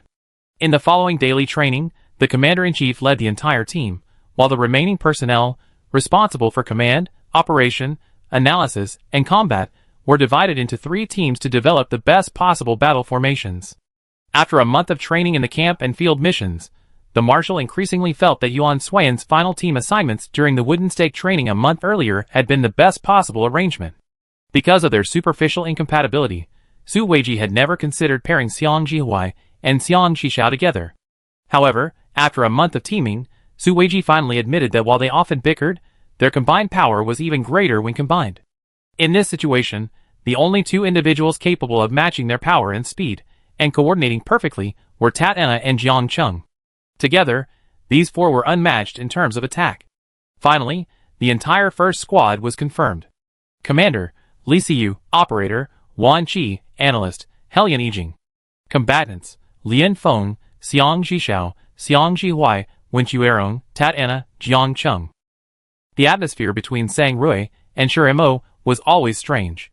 They seemed to have something to say in their daily interactions, yet neither of them spoke. Whenever they met, anyone standing nearby felt incredibly awkward. Shiremo was naturally quite lazy, only occasionally perking up when Yuan Suiyan was around. After observing him for a while, Su Weiji had already made a plan to place Shiremo by Yuan Suiyan's side to protect her, while he would select a new replacement. Unfortunately, Sang Rui and Yuan Suiyan were unusually close, perhaps because they lived in the same dormitory and saw each other constantly, which gave them the appearance of a closer relationship. Shiremo became jealous, a jealousy unlike anyone else's. Lately, he barely listened to Yuan Suiyan, only responding when Sang Rui called out. After this incident, Su Weiji finally remembered the Wooden Man fight that day. At first, Shiremo, under the command of the nearby commander, followed instructions, but remained reluctant to go all out. It wasn't until Sang Rui took over, however, that his attack power suddenly surged, as if his Ren and Du meridians had been opened. It could be argued that Shiremo's contribution to the Wooden Man's defeat that day was significant. Su Weiji understood Shiremo's strengths, and the entire second team was finalized. Commander, Sang Rui, Operations, Gong Xinyan, Analysis, Gun Arson, Combatants, Yu Yangwei, Kelida Lane, Yu Kongming, Mo Lan, Shiremo. The third team was easier to establish than the previous 2. The roster was already determined from the outset, but only after a period of training did a major conflict arise among them. It's a bit of a joke. Among the combatants, Yen Buyu was the only male. At first, driven by a learning mentality, Yen Buyu was extremely respectful to all the seniors on the team. He even addressed the other seniors as sisters, saying how amazing they were, so that they were willing to teach him more. The sisters were also very kind, enthusiastically teaching Yen Buyu various combat techniques. Until one day, Yen Buyu couldn't stand it anymore, and went to complain to the marshal. It was then that they realized just how harsh these 4 seniors had been in teaching him. So harsh that they didn't even care about their relatives. So harsh that it was outrageous. Yen Buyu had thought that enduring it would greatly improve his strength later on. Alas, before he even realized what was happening, he was on the verge of collapse, and so he came to complain and request a change of team. Su Weiji felt that perhaps Yen Buyu wasn't a good match for them, so he considered switching Yen Buyu and Lian Feng to a different team to see if they could. But when the time came to swap, the sisters weren't happy. The 4 of them ran to apologize to Yen Buyu, explaining that they actually liked him, but years of experience had conditioned them to believe that the more they liked someone, the more they needed to be strict. That was the best way to teach someone they loved. Since Yen Buyu couldn't stand it, they would definitely exercise self-control in the future and never let the past happen again. They would definitely choose a better way to help Yen Buyu become stronger. Their apologies were sincere, and Yen Buyu softened. Seeing their sincerity, and considering they were his seniors, he decided to return to the team. Of course, Lao Livip had also been there to persuade him. As for what happened next, Yen Buyu's exhausted expression after each training session made it clear. But why he didn't continue to complain remains unknown. However, anyone with a discerning eye could see that Yen Buyu was indeed becoming stronger day by day during training. Finally, the third team was confirmed. Commander, Davia Terry, Operations, Lao Livip, Analysis, Zi Shuling, Combatants, Mu Tianqing, Zhang Qinghan, Li Li, Wenqiu Erong, Yen Buyu. Chapter 201. Team training missions are carried out in groups, with the next group continuing after each group returns. The location and mission of each outing are different. The personnel are randomly assigned. Even when the teams are fully assigned, they will only be assigned in this manner if a mission is extremely important, such as a sudden attack led by a Class C or higher drone. Today is the day when the previous team returns, and the next team goes on another mission. Team members are randomly assigned, occasionally following pre-assigned teams. The only difference from previous assignments is that this time, the personnel are assigned as a complete team. Commander Yuan Suiyan, Deputy Commander Mu Yebai, Analyst Yu Wei, Operator Luo Luoshi. The remaining personnel are Lian Feng, Zhang Qinghan, Xiang Zhishao, Mu Tianqing, Yan Wei, and Xiang Jihuai. Luo Lianhua. This mission is to rescue the researchers trapped by drones on Dias, an abandoned planet on the border of the St. Guliaz Empire. You must do your utmost to rescue them, and escort them back safely. Yu Yanwei was puzzled. Why would the researchers travel so far when they can't just stay at the Institute and do their research? Xiang Jihuai was also a little puzzled. The drone attacks are ongoing. Without the Federation's protection, didn't they anticipate an attack before they left? After all, they had indeed traveled far. They couldn't understand why they chose to leave the Federation during this period of drone harassment. After some thought, Luo Lianhua decided to tell them the reason. Researchers at the Federal Weapons Research Institute are studying a fighter jet from Weston's past. They discovered that the materials necessary for that fighter jet exist on Blue Star. If they can perfectly restore it, our overall combat capability will be greatly enhanced in the future. Therefore, after approval, the Marshal agreed to allow them to go and retrieve the materials. However, unexpectedly, when passing the abandoned planet Diaz on the border of the St. Guliaz Empire, they were suddenly attacked by a large number of drones, including 3 D-class drones. The combatants who were cooperating to protect them were killed, and one of the 3 researchers who were traveling with them also died. The remaining 2 found a place to hide, and finally managed to survive until now. I've chosen you now, because you possess the ability to fight drones of Class D. I believe you will be able to successfully bring back the researchers, and prevent the lives of our Federation citizens. Yu Wei frowned slightly.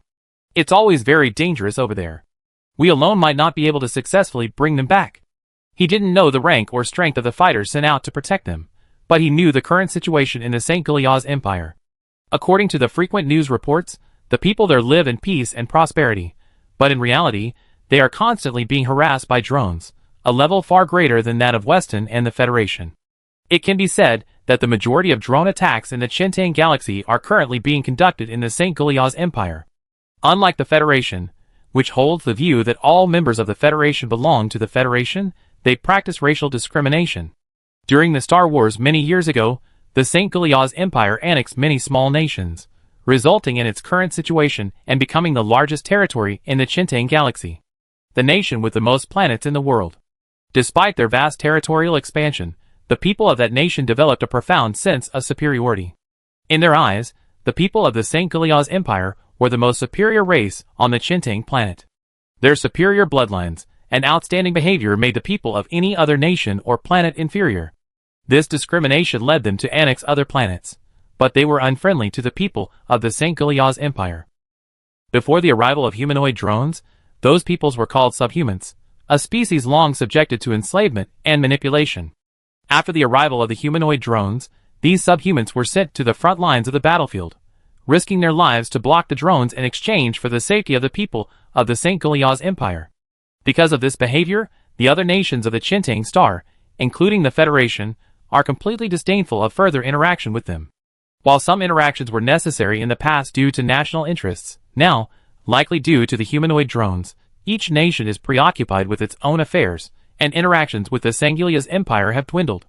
Perhaps due to their arrogance and excessive evil deeds, the people they call subhumans have become increasingly scarce during the subsequent invasions of humanoid drones, and they are gradually unable to sustain the St. Guliaz Empire's resistance.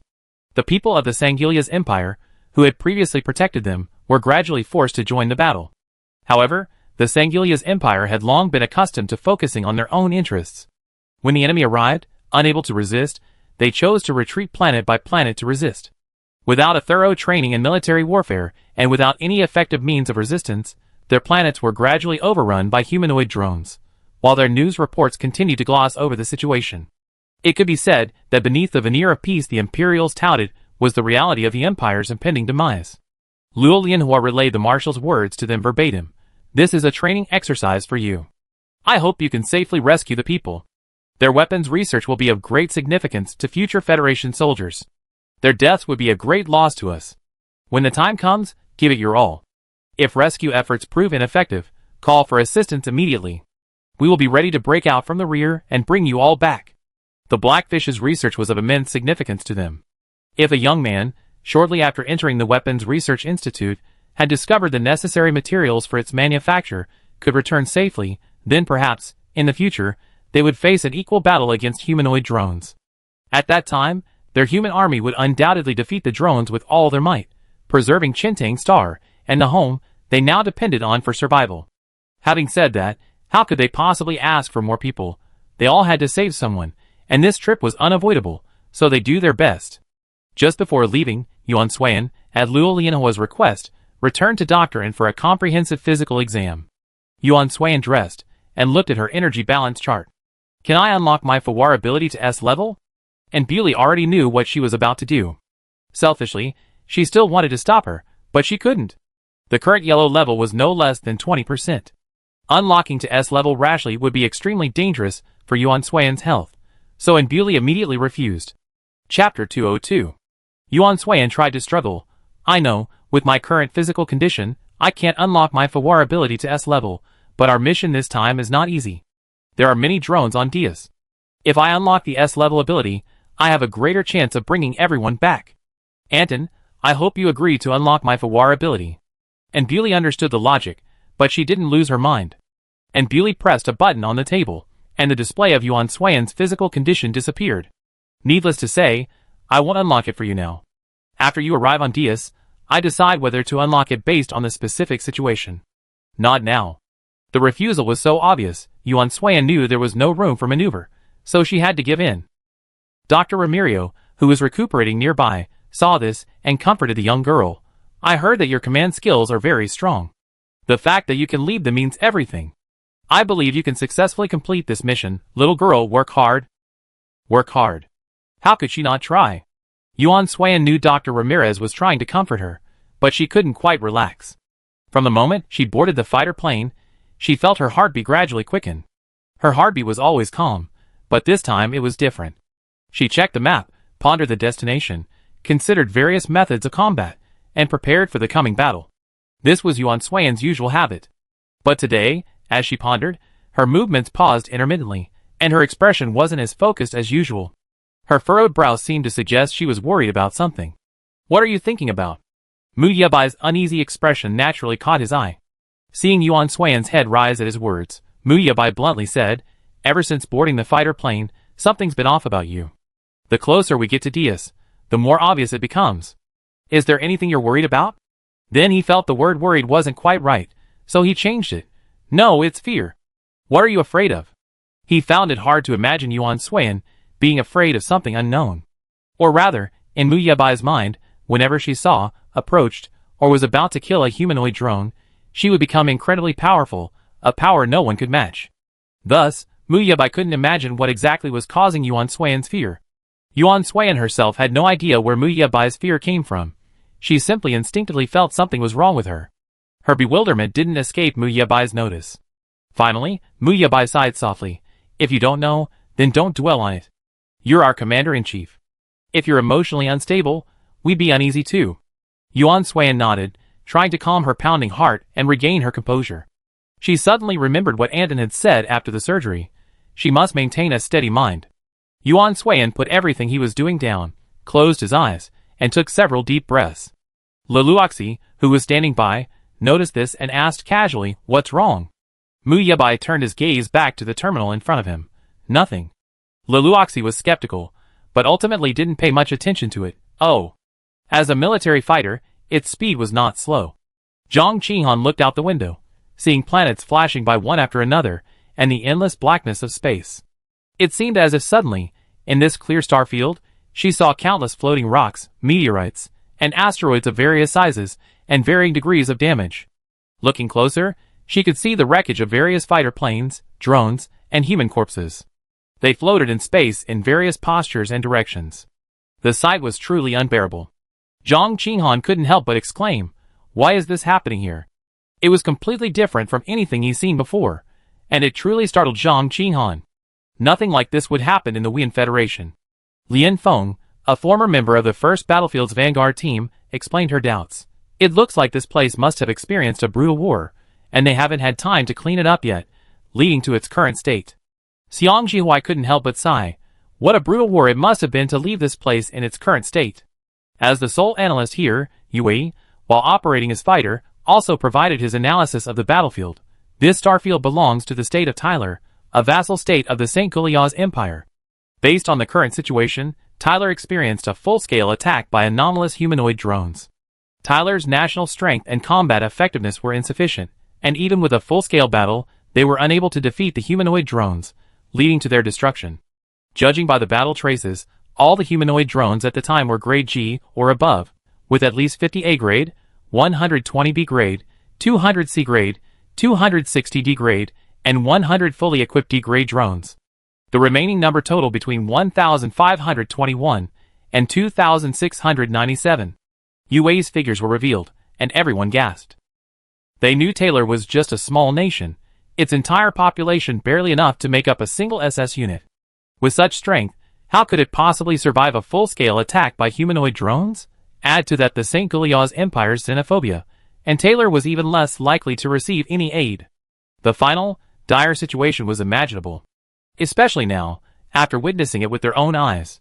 For a moment, everyone felt pity for Taylor, and their own federation grew even more intense. No matter what, the Wien Federation could not be allowed to end like this. Yue, 10 minutes remaining until reaching Dia's planet. Everyone, please be prepared for battle at any moment. As soon as these words were spoken, everyone instantly attached their right wrists to the mimicry rings, switching to combat mode. The moment the mimicry transition was complete, Yuan Suiyan stood up from his position, turned, and gazed at everyone. His figure was erect, his gaze piercing, and his seemingly frail frame emanated an unusually powerful strength. Seeing her like this, Mu Yabai, who had been worried about Yuan Suiyan's condition since the beginning, finally felt relieved. This was her. Everyone, prepare for battle. Chapter 203. Confirm the primary mission of this operation. Rescue the trapped researchers. Yuan Suiyan unfolded the command panel and began making basic arrangements for the current operation based on the map provided by Yue.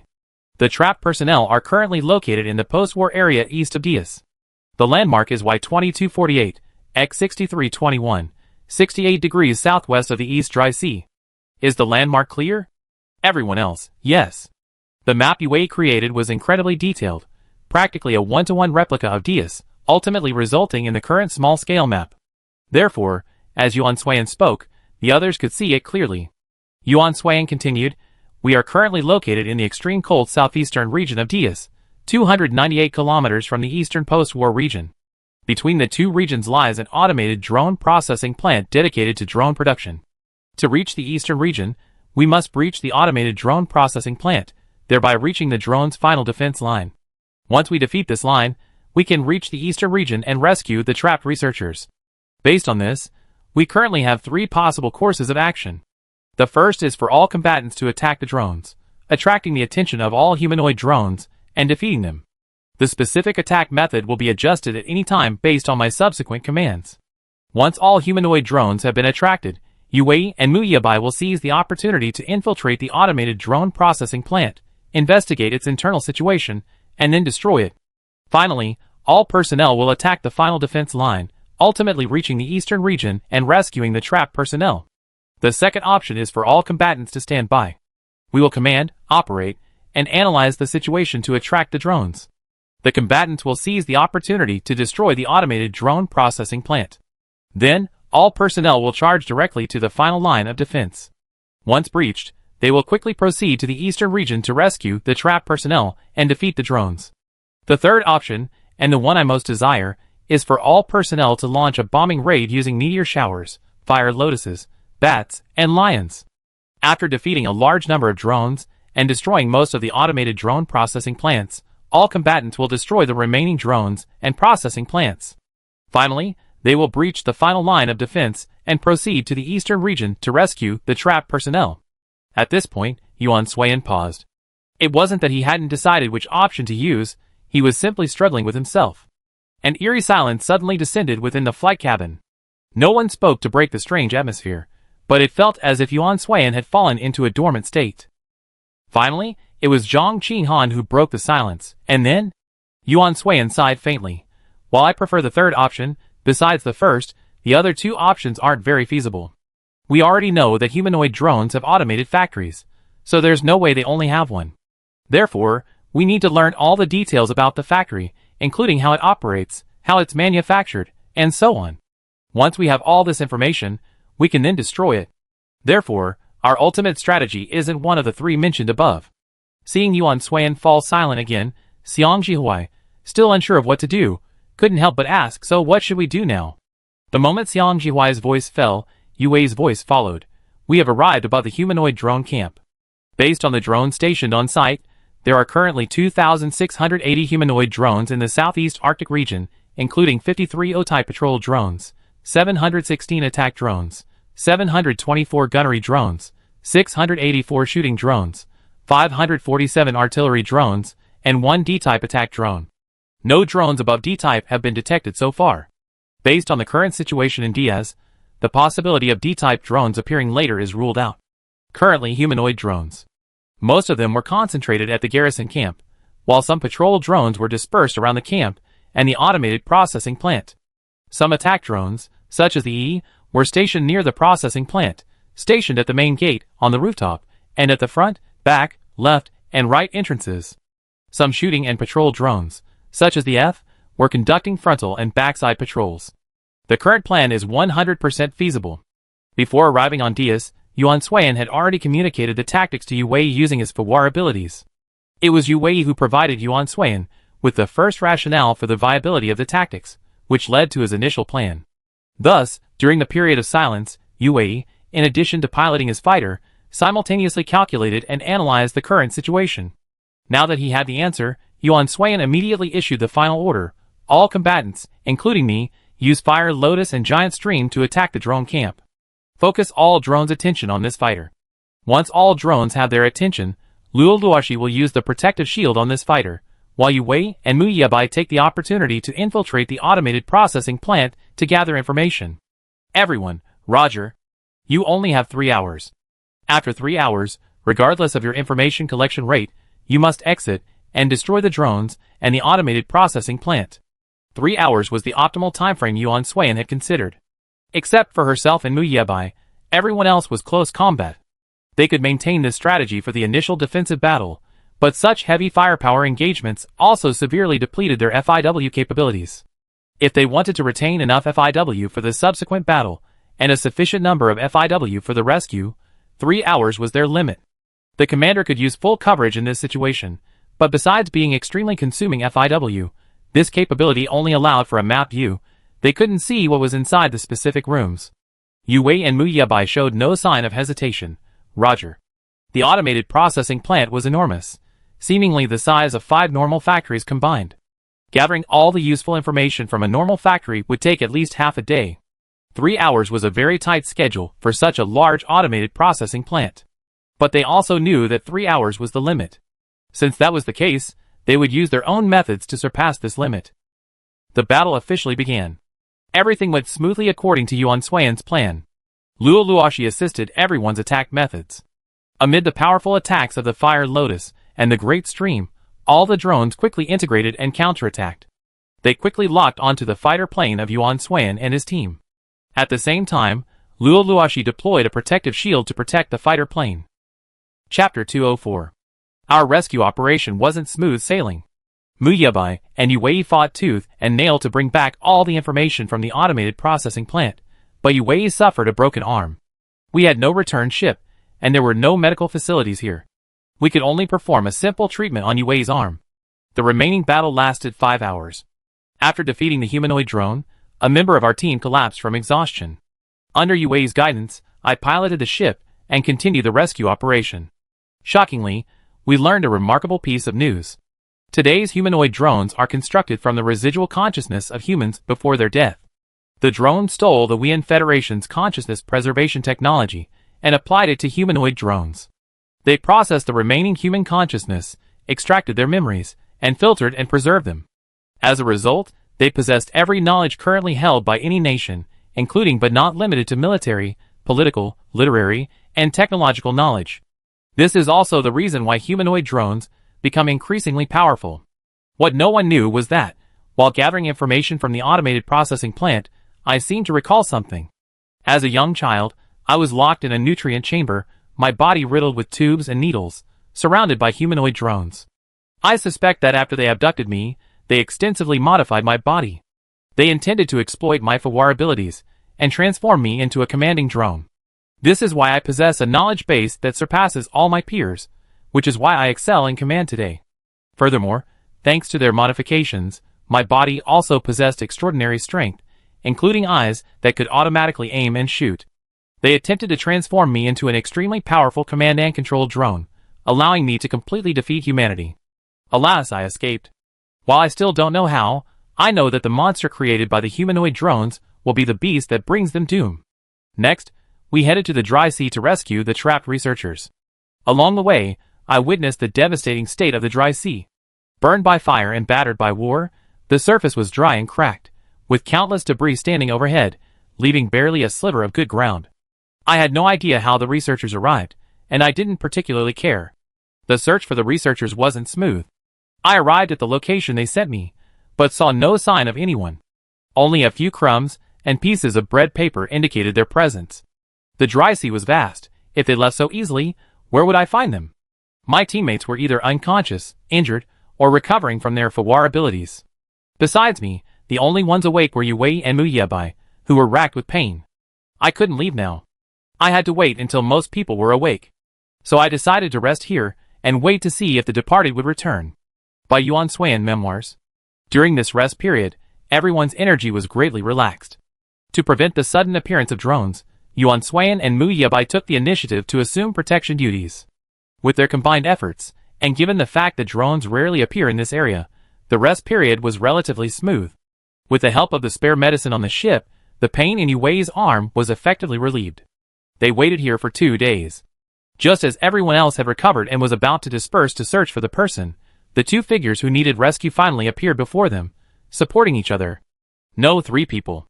The other one didn't look like a Federation member, but rather someone from the Sangulisian Empire. Yuan Suiyan knew one of the 2 researchers. It was Yushi, who had helped her connect with her at the interstellar airport and later learned that he was one of her brother's friends. Afterwards, Yushi would occasionally harass her online, either with trivial details or congratulating her on winning a competition. After she officially joined the military, he left a final message. "I heard you joined the military, so I wish you all the best." There was no further news from him after that. Without this person who constantly harassed her with messages, Yuan Suiyan occasionally felt a little annoyed, but she didn't see this annoyance as a big deal, so she just ignored it. "Long time no see. I didn't expect you to come and rescue us." Yushi, supporting another researcher, greeted Yuan Suiyan. Yuan Suiyan nodded. "Long time no see." Muyabai's attention was entirely focused on this third person. The people of the St. Galicia Empire were peculiar in their nature, and they wouldn't help anyone except their own people. He was curious as to why he didn't seem to have the slightest disdain for them, especially since this person himself carried a profoundly tragic aura. "It looks like you're safe now. I be leaving now." The weathered uncle said hello to Yushi and the others and turned to leave.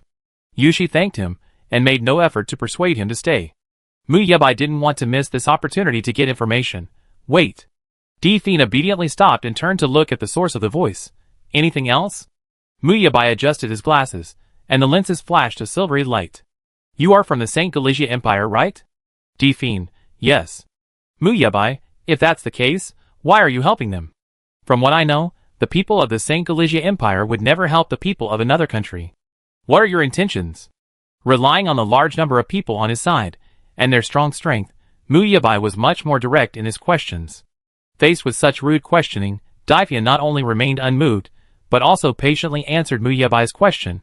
"I know you don't think the people of the Sangulisian Empire are good people. In fact, there are indeed many arrogant individuals. But please believe me, not all Sangulisian Empire people are like this. I had no ulterior motives. I simply saw they needed help, so I offered my assistance."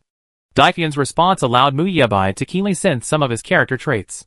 A normal person with some genuine kindness, a love for his country, a disappointment, and a subtle glimmer of hope. "Since you already helped us once, would you mind helping us a second time?" Chapter 205. Mu Yabai sensed something unusual about him, and his interest in him grew even stronger. Judging from his physique, build, and black pants, he must be a soldier of the St. Galicia Empire. But what could possibly happen to a soldier to develop such complex feelings for his country? to end up stranded alone on a planet abandoned by the Empire. You don't seem to need my help. Really? But I'm very interested in you, and you seem very familiar with this place. We're new here and not very familiar with the place.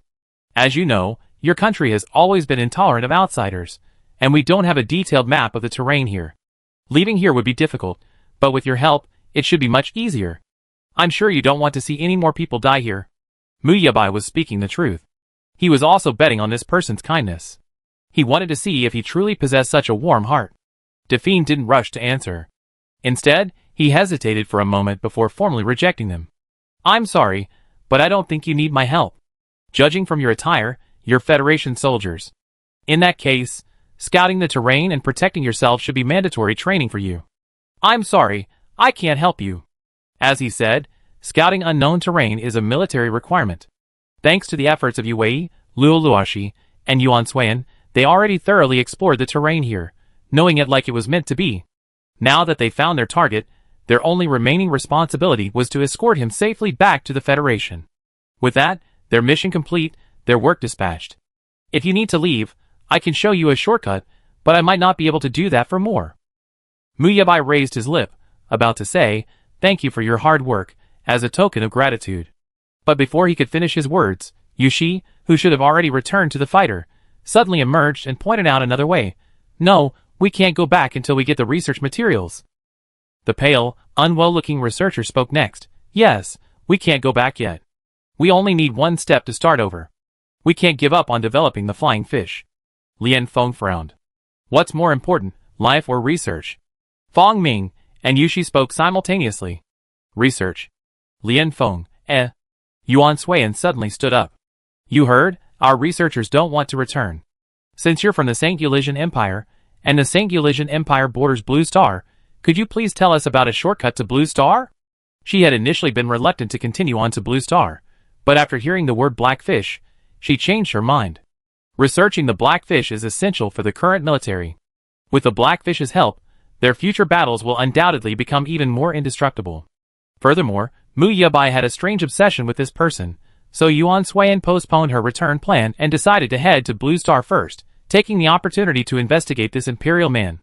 The commander-in-chief had already spoken, and the rest of the group had no choice but to obey. For a moment, no one objected.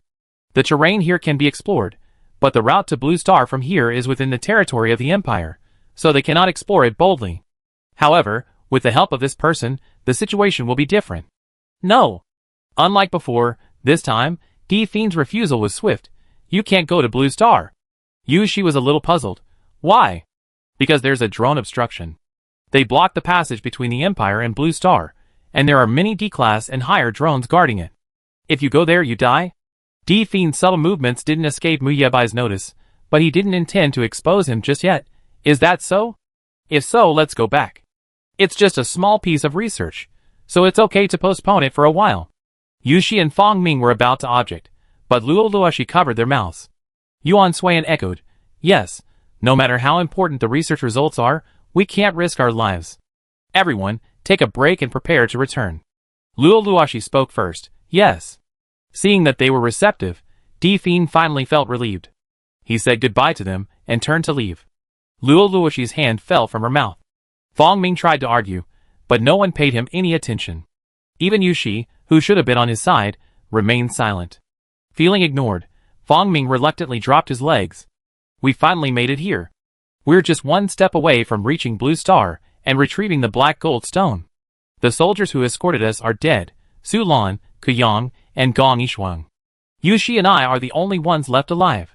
If we return like this, with nothing to show for it, how can we be fair to them? We've been researching the blackfish for so long, and success is so close. How can we just give up? Listening to Fong Ming's story, Yushi suddenly laughed. Unwilling to accept this, Fong Ming was extremely depressed. What are you laughing at? Yushi said, we're laughing at your stupidity. They never planned to go back. Fong Ming, huh? Out of kindness, Yue, who was resting, began to explain. The imperialist's appearance on an abandoned planet, and he's the only one wandering there, seems strange no matter how you think about it. The deputy commander wanted to get all the information he could from him to see if there was anything useful to us, but he was very stubborn. So the two commanders decided to try another way to get information out of him, and find out why he lied about the way to Blue Star. The road is guarded by numerous D-Class and higher drones. Luo Luoshi kindly explained, there's only one reason for not telling the truth. He doesn't want others to know the truth he knows. He doesn't want us to go to Blue Star, but we must go. There might be something extraordinary on Blue Star, and it's connected to the Empire. If we uncover this truth, we might be able to break through the Empire's defenses, and the Interstellar Battle Alliance the Marshal currently envisions will have a very high probability of being fully realized. With their explanation, Fong Ming realized something profound, and his previous resentment vanished. According to Yuan Suiyan and Mu Yabai, their plan was simple: memorize D-Fei's route and, while he was resting, pretend to pass by him casually, then head to Blue Star and observe his reaction. This would allow them to determine whether Blue Star was worth the trip. If it was, they had to go. Not only that, but they also had to investigate what had happened on Blue Star over the years, and what the Imperials had done there. Chapter 206. What they didn't expect was that when Define saw their route, he reacted with extraordinary force. He not only intended to destroy their fighter planes, but also used this as a threat to force them to abandon their plans for Blue Star. Yuan Suiyan had expected his opponent to be powerful, but he hadn't imagined he was capable of destroying an entire fighter plane with his bare hands. With such power, his FIW ability must have reached SS+. The combined strength of these close combatants wasn't insurmountable, but rather than consuming their energy and stamina through combat, Yuan Suiyan preferred other methods to pry information from them. So, before the battle lasted long, Yuan Suiyan told everyone to surrender without leaving a trace. As the team's deputy commander, when Yuan Suiyan didn't want to talk, didn't know what to say, and yet the situation demanded it, Mu Yabai was the first to speak. You were lying about the many D-Class and higher drones on the road to Blue Star. Defin didn't directly answer, simply repeating, get out of here. I don't want to kill anyone. Though they had lost, their hands and feet were unrestrained. Mu Yabai had been sitting on the ground, but seeing he couldn't get any more information out of him, he simply stood up and met his gun head-on. If I can't reach Blue Star, I return empty-handed, and in the end, I'd probably be dead. Why don't you just kill me now, and put an end to it all? Xiang Jihuai gasped, Deputy Commander. Even though she knew the plan, she was afraid the other party would actually strike. The others exclaimed in alarm, and tried to intervene, but Yuan Suiyan remained motionless. But Mu Yabai was betting that he wouldn't kill him, so he boldly charged forward. Defin was furious at his reckless behavior. A blue planet, is it worth risking your life for? Mu Yabai's face darkened. Of course it is. Don't forget, all humans in the Chintang galaxy today are descendants of Blue Planet. Blue Planet is our past home. He hated this kind of contempt. For Mu Yabai, if he was lucky enough to survive after the war, he would submit an application to restore Blue Planet's ecology and allow it to regenerate. Some may forget humanity's past home, but he would not. Define didn't understand him. It's just a planet. Even if it was humanity's former home, that's in the past, and has nothing to do with the present. Mu Yabai closed his eyes, took a deep breath, and suppressed his anger. Okay, even if it's just an insignificant planet, why are you so desperately trying to stop us from going to Blue Star? Is there something shameful there, and is that something connected to your empire? Define's pupil shrank slightly, and his body stiffened slightly. Mu Yabai took in his expression. My guess is correct. Your empire may be plotting something, and this conspiracy is related to Blue Star, or evidence has been left there. If we go to Blue Star, there's a high probability we find evidence. And that conspiracy targets every nation except the Empire.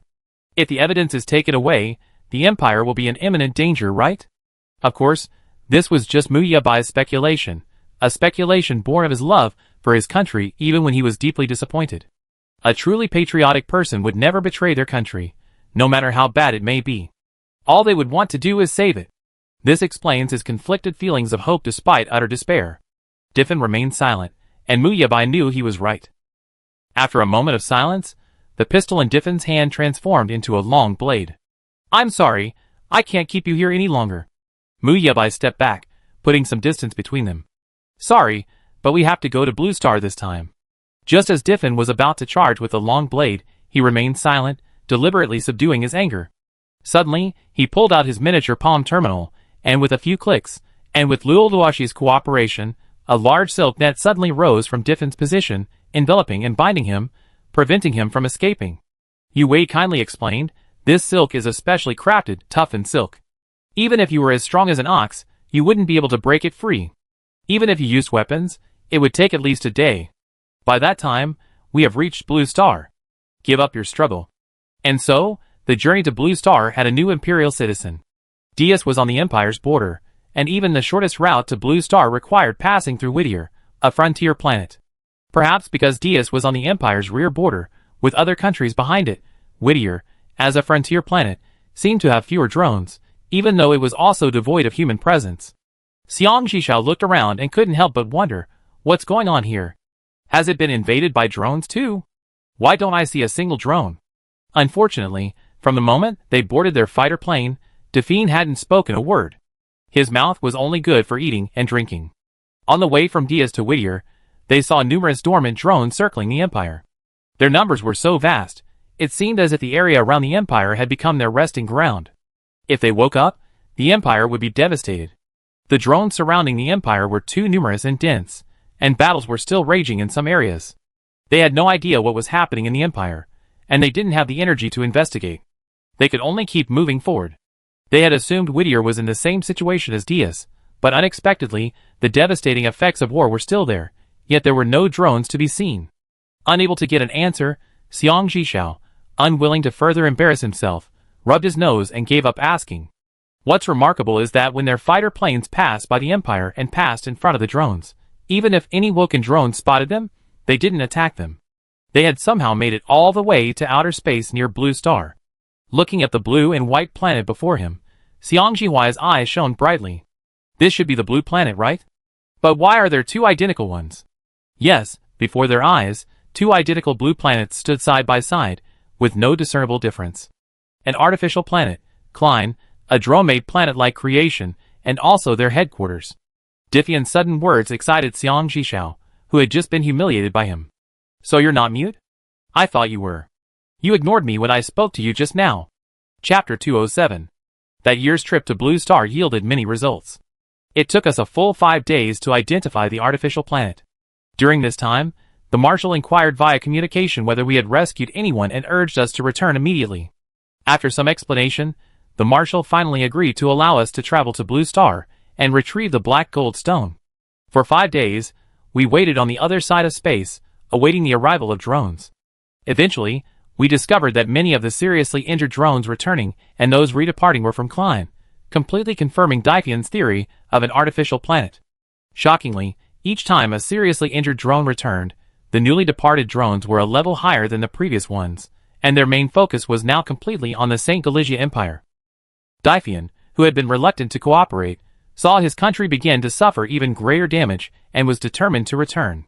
We stopped him, hoping he would tell us the truth and explain why the humanoid drones were now primarily targeting the St. Galicia Empire. Because of Diffian's determination to return, and with Mu Yabai's persuasion, he finally revealed everything. This is the truth behind the reappearance of humanoid drones on the Chintang star system. Many years ago, the king of the empire was incredibly ambitious, determined to annex all nations, and claim the entire Chintang galaxy as his own. However, human power alone was insufficient to achieve his ambitions, so they devised a terrifying idea, to import and enhance drone technology from Blue Star's past. They dispatched troops to Blue Star, recovered all the dormant drones, and brought them back to the Empire for research. Thus, humanoid drones were born. Later, the humanoid drones, unwilling to be controlled by the Empire, began to flee. Life on Blue Star became unsuitable, so they built their own planet next to it, naming it Klein. The humanoid drone force grew larger, and the initial group of self-aware drones became Klein's supreme commander, commanding all drones. While seeking revenge against the Sangulisa Empire, they also harbored the desire to annex Chintang Star, thus beginning a war that would devastate the entire planet. Later, the drones discovered Weston's consciousness preservation technology, stole it, and began using it on their drone warriors. The humanoid drones began to possess consciousness, and were forced to obey the drone commander, causing harm to their respective nations. Evidence of the Sangulisa Empire's evil deeds also remained on Blue Star, a video recording. Imperial soldiers, gloating over their actions, recorded everything and left it on Blue Star, declaring that everything on Chintang Star would eventually belong to the Sangulisa Empire. Defion was originally a colonel in the Empire. His disapproval of the Empire's racial discrimination prevented him from ascending to a higher position, even though his abilities rivaled those of a general. While he loathed the Empire's actions and deeply resented them, he also harbored hope for the people of the Empire, hoping they would see the truth and end racial discrimination. But later, he stumbled upon the truth and tried to defend it, only to be betrayed by his own nation in a military defeat. They accused him of betraying the empire by leaking secrets to drones, leading to the defeat. Imprisoned, Defion became a target of public condemnation. It was his students who risked their lives to rescue him, allowing him to escape to Dias. During his years on Dias, he strengthened his strength through daily battles against drones, but his heart still held on to the empire. He was disillusioned with the empire's brutal actions, but many within the empire shared his sentiments, and he clung to a last glimmer of hope. He believed that since he had been born and raised in the empire, he would always be an imperial. Therefore, no matter what the imperials did to him, he could not completely betray his country. At this moment, his country was under unprecedented and intense drone attacks, with the threat of destruction looming. He could no longer sit still, declaring that he would return to save his doomed nation. Yushi tried to stop him. "You're about to die. Why are you still risking your life? Is it worth it for an empire that has betrayed you?" Defiant, "Of course it is. Live for the empire, die for the empire, that's my duty as a citizen." "Yushi, you regret it?" Defiant replied with absolute certainty, "No, I won't. Since I've chosen to live for the empire, betrayal doesn't matter. This is my choice. Now that I made it, I will never regret it. I will give my all for the empire. If the empire wants my life, then take it. I die in my homeland, and my soul will forever remain in the land I love." I didn't understand Defiant's feelings, but his words have stayed with me for many years. We all felt sorry for him, but since he had made this choice, we couldn't stop him. We could only let him return home and protect the devastated Sangulizia Empire. The Sangulisa Empire has inflicted unforgivable damage on the Chintang Galaxy. We cannot forgive their actions. Fortunately, our journey to Blue Star, our search for the Black Gold Stone, and the evidence we uncovered went remarkably smoothly. An unexpected event occurred on the return journey. We were suddenly attacked by humanoid drones. The drones attacking us were all D-class or higher, including 2 C-class attack drones and 3 all-purpose drones. Under such an attack situation, it would be impossible for us to return safely with just a few men. We could only ask the marshal for assistance and buy time as long as possible, waiting for reinforcements to arrive. Xiang Jihuai and Xiang Zhishao have a natural rapport. Even without a word under my command, they can unleash power beyond my imagination. Combined with the efforts of everyone else, we were able to delay the attack time and time again. Everyone fought with all their might, but humans are no match for machines. Humans can become exhausted, while machines can only remain active for longer than humans.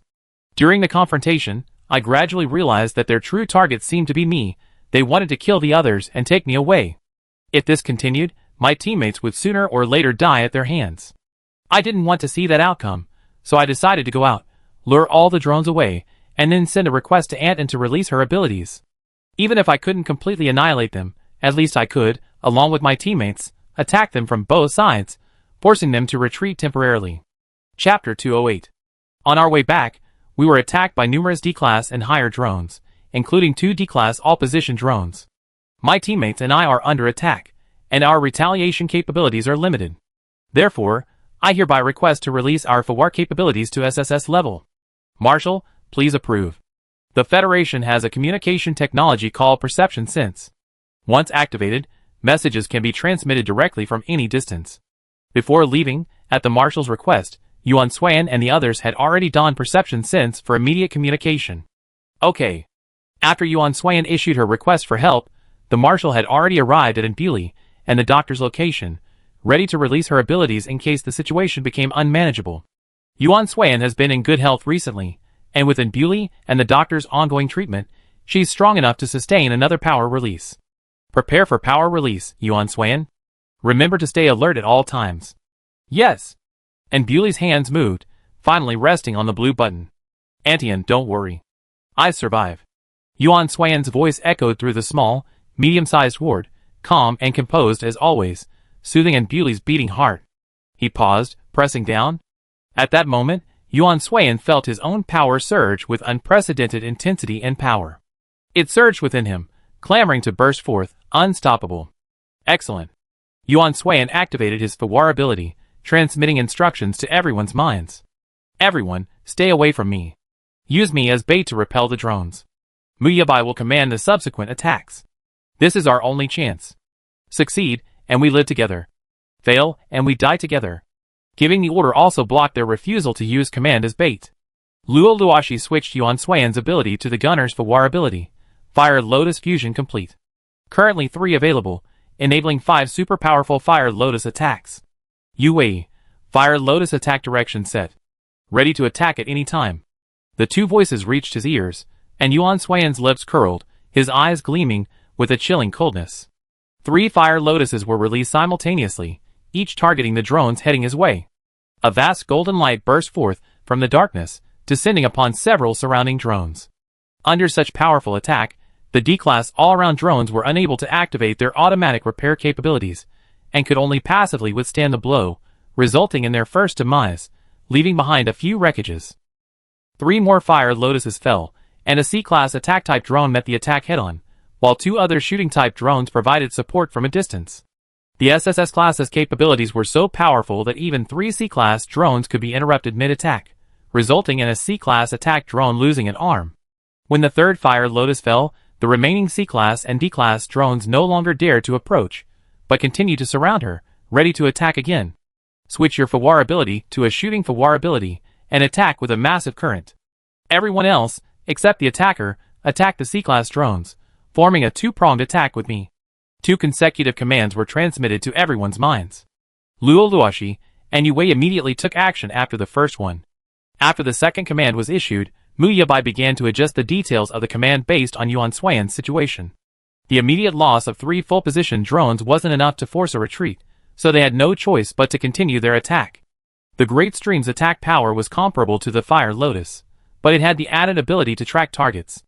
Once launched, it was difficult for the targeted drone to escape. Several massive streams were unleashed, and the full-position drones blocked the way, doing their best to prevent them from being harmed.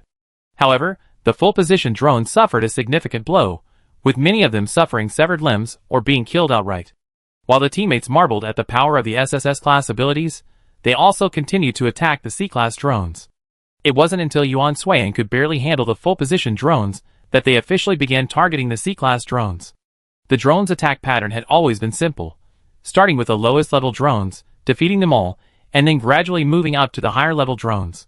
Even in the current battle, they maintained this pattern, but it was precisely this pattern that proved that the easier it was at the beginning, the harder it would be later. As expected, compared to the all-around D-Class drones, C-Class drones are more cautious and refrain from rash attacks, yet they excel in all kinds of defense and quick attacks. Yuan Xuan couldn't match them in terms of quick attacks, but she could keep C-Class drones busy. Several more massive streams were unleashed, attacking 5 consecutive C-Class drones.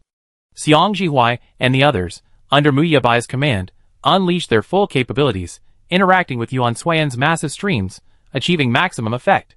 Burning roars rose and fell, fighting tirelessly, one after another. For every C-Class drone defeated, a B-Class drone would take its place. B-Class drones are different from C-Class drones. They are only stronger than C-Class drones. Even if Yuan Xuan put all her energy into dealing with just one drone, she could only achieve a 1-5 victory, but there were a full 20 B-Class drones here. Yuan Xuan's firepower wasn't inexhaustible, and given her physical condition, she was already exerting all her might to remain surrounded by drones without attacking. She could sense that if reinforcements didn't arrive, or the drones didn't retreat, she would surely lose consciousness in this battle, transformed into an indiscriminate human weapon.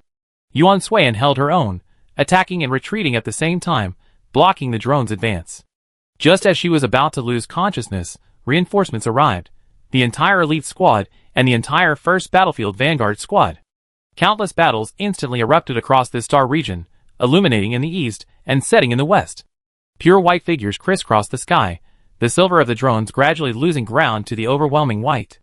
Until the drones retreated, Yuan Xuan seemed to hear voices calling out to her, but she no longer had the strength to respond. Chapter 209.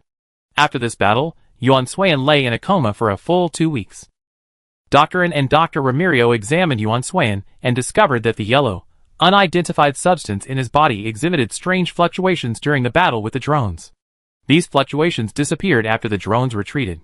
They suspected the unidentified substance originated from a part of the drones, but the specific location remained to be investigated. Mu Yabai handed the marshal the evidence they had gathered regarding the St. Eulalia Empire's drone deployment, and shared everything they had learned with Su Weiji. Su Weiji listened to each and every detail, finding it absurd. After Mu Yabai left, Su Weiji connected with Li Zhaotian via video chat, who was preparing for his next move. After connecting via video, Li Zhaotian put down his work and propped his chin up with his hands. Have you figured it out? Will you cooperate with me? Su Weiji rubbed the evidence in his hand for a moment. Yes, but I have a request. If you can do this, I agree to cooperate. Li Zhaotian's lips curled slightly, Su Weiji's movements not missing him. It seems you received some significant news. Indeed significant. Su Weiji paused. I have evidence that the St. Eulalia Empire brought drones to the Qinting planet. So, my request is to expose the Empire's conspiracy. To get the Kingdom of Weston to cease its hostility towards the Federation and establish friendly exchanges. To unite the most elite personnel from all the nations of the Qinting planet to attack the artificial planet Klein. No problem. Li Zhaotian agreed readily. You don't seem surprised by this. Perhaps I know far more than you like, but I've been struggling to take action because I lack evidence. Li Zhaotian's confidence forced Su Weiji to believe him. But to achieve this, there's a crucial prerequisite. I must become governor. Without him, many of my plans won't work.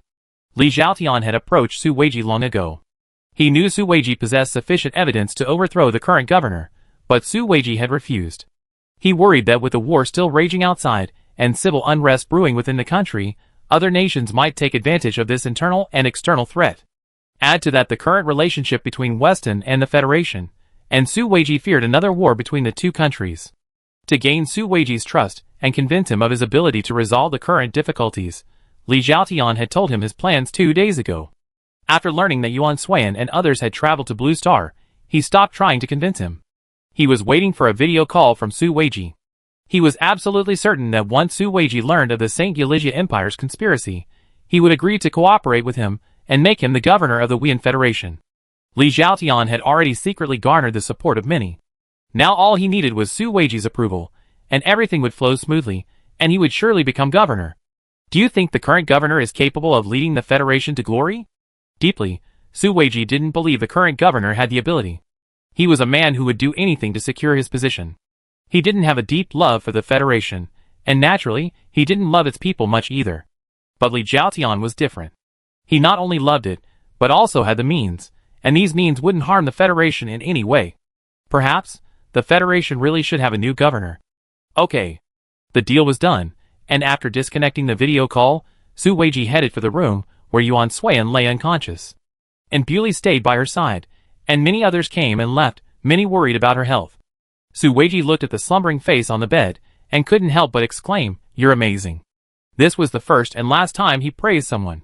During this battle, Yuan Suiyan's Fawar ability dropped to 1%, while the yellow unknown energy rose to 80%, with the remaining 20% controlled by the intermediate energy. The doctor said that in such a situation, there was a 98% chance of losing consciousness and launching an indiscriminate attack, but she didn't, and she held on until reinforcements arrived, demonstrating her unparalleled willpower. When Yuan Zheng came to visit Yuan Suiyan, he felt nothing but heartache. He blamed himself for not arriving with his team sooner. Otherwise, he wouldn't have let her endure this long, ultimately losing consciousness and still not waking up. But military affairs were busy, and as the commander-in-chief, he couldn't be there all the time. He had to ask Bewley to keep him informed. After everyone who had visited and left had left, and the ward was empty except for Bewley, Yuan Suiyan slowly regained consciousness. Academician sister? Bewley's smile, which had been filled with joy at Yuan Suiyan's awakening, froze. What did you call me? Academician sister, Yuan Suiyan repeated. After remembering it, she temporarily lacked the strength to get up, and could only lie in bed. Bewley was somewhat incredulous. You remember everything? Yuan Suiyan nodded. Yes, I do. During her childhood, during the tedious and rigorous training, an older sister arrived in the kingdom. She had beautiful blonde hair and striking emerald eyes, and Dariana Wells was immediately drawn to her. The prince said it was Liz Estelle Diddley, who had been assigned to teach her lessons, care for her health, and perform daily checkups. She was not only an excellent student and excelled in science and technology, but also a skilled doctor and a formidable fighter. She was a rare talent in the kingdom, and her father had specially assigned her this position, hoping that the academician could teach the princess more. The princess loved her, and she loved the princess too. With academician Liz around, the little princess finally regained some of the energy that a child should have. Unfortunately, the good times didn't last long. The little princess was soon captured. Academician Liz was among the knights sent out to search for her. They finally found her, but the rescue wasn't smooth, with many casualties along the way. When they reached the Federation, she was the only one left to protect the princess. She hid her in a safe place while she went out to fight, determined to die. Unexpectedly, she survived, only to lose the princess once again. She began a relentless search, and eventually found the princess, but she had forgotten everything. So, she transformed herself into Enbuli, a master of science, technology, and medicine, and came to the Yuan family, becoming their personal physician, dedicated to protecting Yuan Swayan. Enbuli repeatedly considered whether to tell the princess the truth, but whenever the words reached her lips, she found them unspoken. All she could do was protect her, and keep her out of danger. She has been doing this ever since, and no one, except Alvin, has recognized her true identity. Enbuli thought that this secret would stay with her until her death. Chapter 210. You, the Knights of Dawn, and what happened after I was captured. I remember everything. For half a month, Yuan Swayan had a very long dream. So long that when she woke up, she couldn't react immediately. She subconsciously called out the childhood nickname for Doctorin, and only then did she slowly realize that she was no longer in Weston or the drone laboratory. So you also remember what the unknown energy in your body is? Past memories are not as important as Yuan Swayan's body. If we could know the true nature of that unknown energy, perhaps we could know how to remove it. Yes. Yuan Swayan nodded. It's the most important source energy heart in the drone's main control hub. Source energy heart? No one had heard of this term before, and this was the first time Enbuli had encountered it. On the planet Klein, where humanoid drones were created, there are complete production and control programs for humanoid drones. The drone's central control hub governs the actions of all drones, and it's the source energy heart that enables all drones to move. With the source energy heart in place, they can continuously produce drones, enabling them to continue operating and attacking. Even defeated drones can be recycled and rebuilt into new ones. This is why the drone population remains so large, growing year by year. The automated processing plants and command-type drones within the drones operate directly under the instructions given by the source energy heart, while the remaining drones simply follow the command type. Why would they place such a valuable item on you? Now that the heart of energy is in your possession, why are they still so powerful? Su Weiji arrived at an inopportune moment, yet perfectly timed, overhearing Yuan Swayan and Enbuli's conversation. He had come to see how Yuan Swayan was doing. If she was awake, he would return to guide the training as best he could. That group still hadn't gotten over the incident between Yuan Swayan and Yu Wei. Everyone was training like they were going all out. If this continued, they'd be late and collapse on the training ground. Yuan Swayan hadn't expected the marshal to come over. She greeted him, then pondered for a moment before deciding to continue. The item she had on her was of great importance, and might be of great help in completely eliminating the drone problem. After I was captured by the drones, they conducted a series of experiments on my body. They wanted to transform me not only into a drone, but also into a mobile master control hub, allowing them to control all drones at any time and from anywhere. However, they didn't dare to place the entire source energy heart into me at the outset, so I only have a quarter of it. And Enbuli asked, can it be removed? Yusu, no. As your previous examination showed, it's supporting the thoughts and actions of the other half of my body. If it were removed, I would be as good as dead. Su Weiji also pondered for a moment. So, if we can destroy the source energy heart, can we completely eliminate the drones? Machine? Yuan Swayan disagreed. Not necessarily. While the drone's operations and survival depend on the source energy heart, destroying it would indeed plunge all the drones into dormancy. However, as long as the drones remain, the source energy heart could still rise again, and this small part of me would sooner or later become their sustenance. Thus, to completely eliminate the drones, we might also have to eliminate the entire command-type central control hub and the newly modified human consciousness remnant. The report Muyabai and Yue gave upon their return indicated that the drones had mastered the Federation's consciousness preservation technology. The last remaining consciousness of those who died was then infused into the drones, significantly increasing their offensive capabilities. This is the latest type of human consciousness remnant drone. Furthermore, they can also restore the basic appearance of various human consciousnesses when they were alive, for use against humans. Turning former teammates, family, and friends into enemies, the drone's methods are truly cruel. This was the unanimous opinion of Su Weiji and all the admirals upon receiving the news.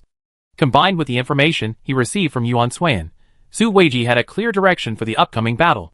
After the next large-scale drone attack, all their attacks would be directed at the heart of source energy.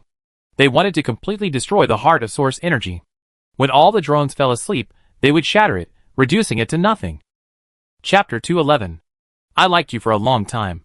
Yuan Suiyan never expected that, just as she woke up, recuperated, and was about to go to training, Yushi would suddenly confess his love to her.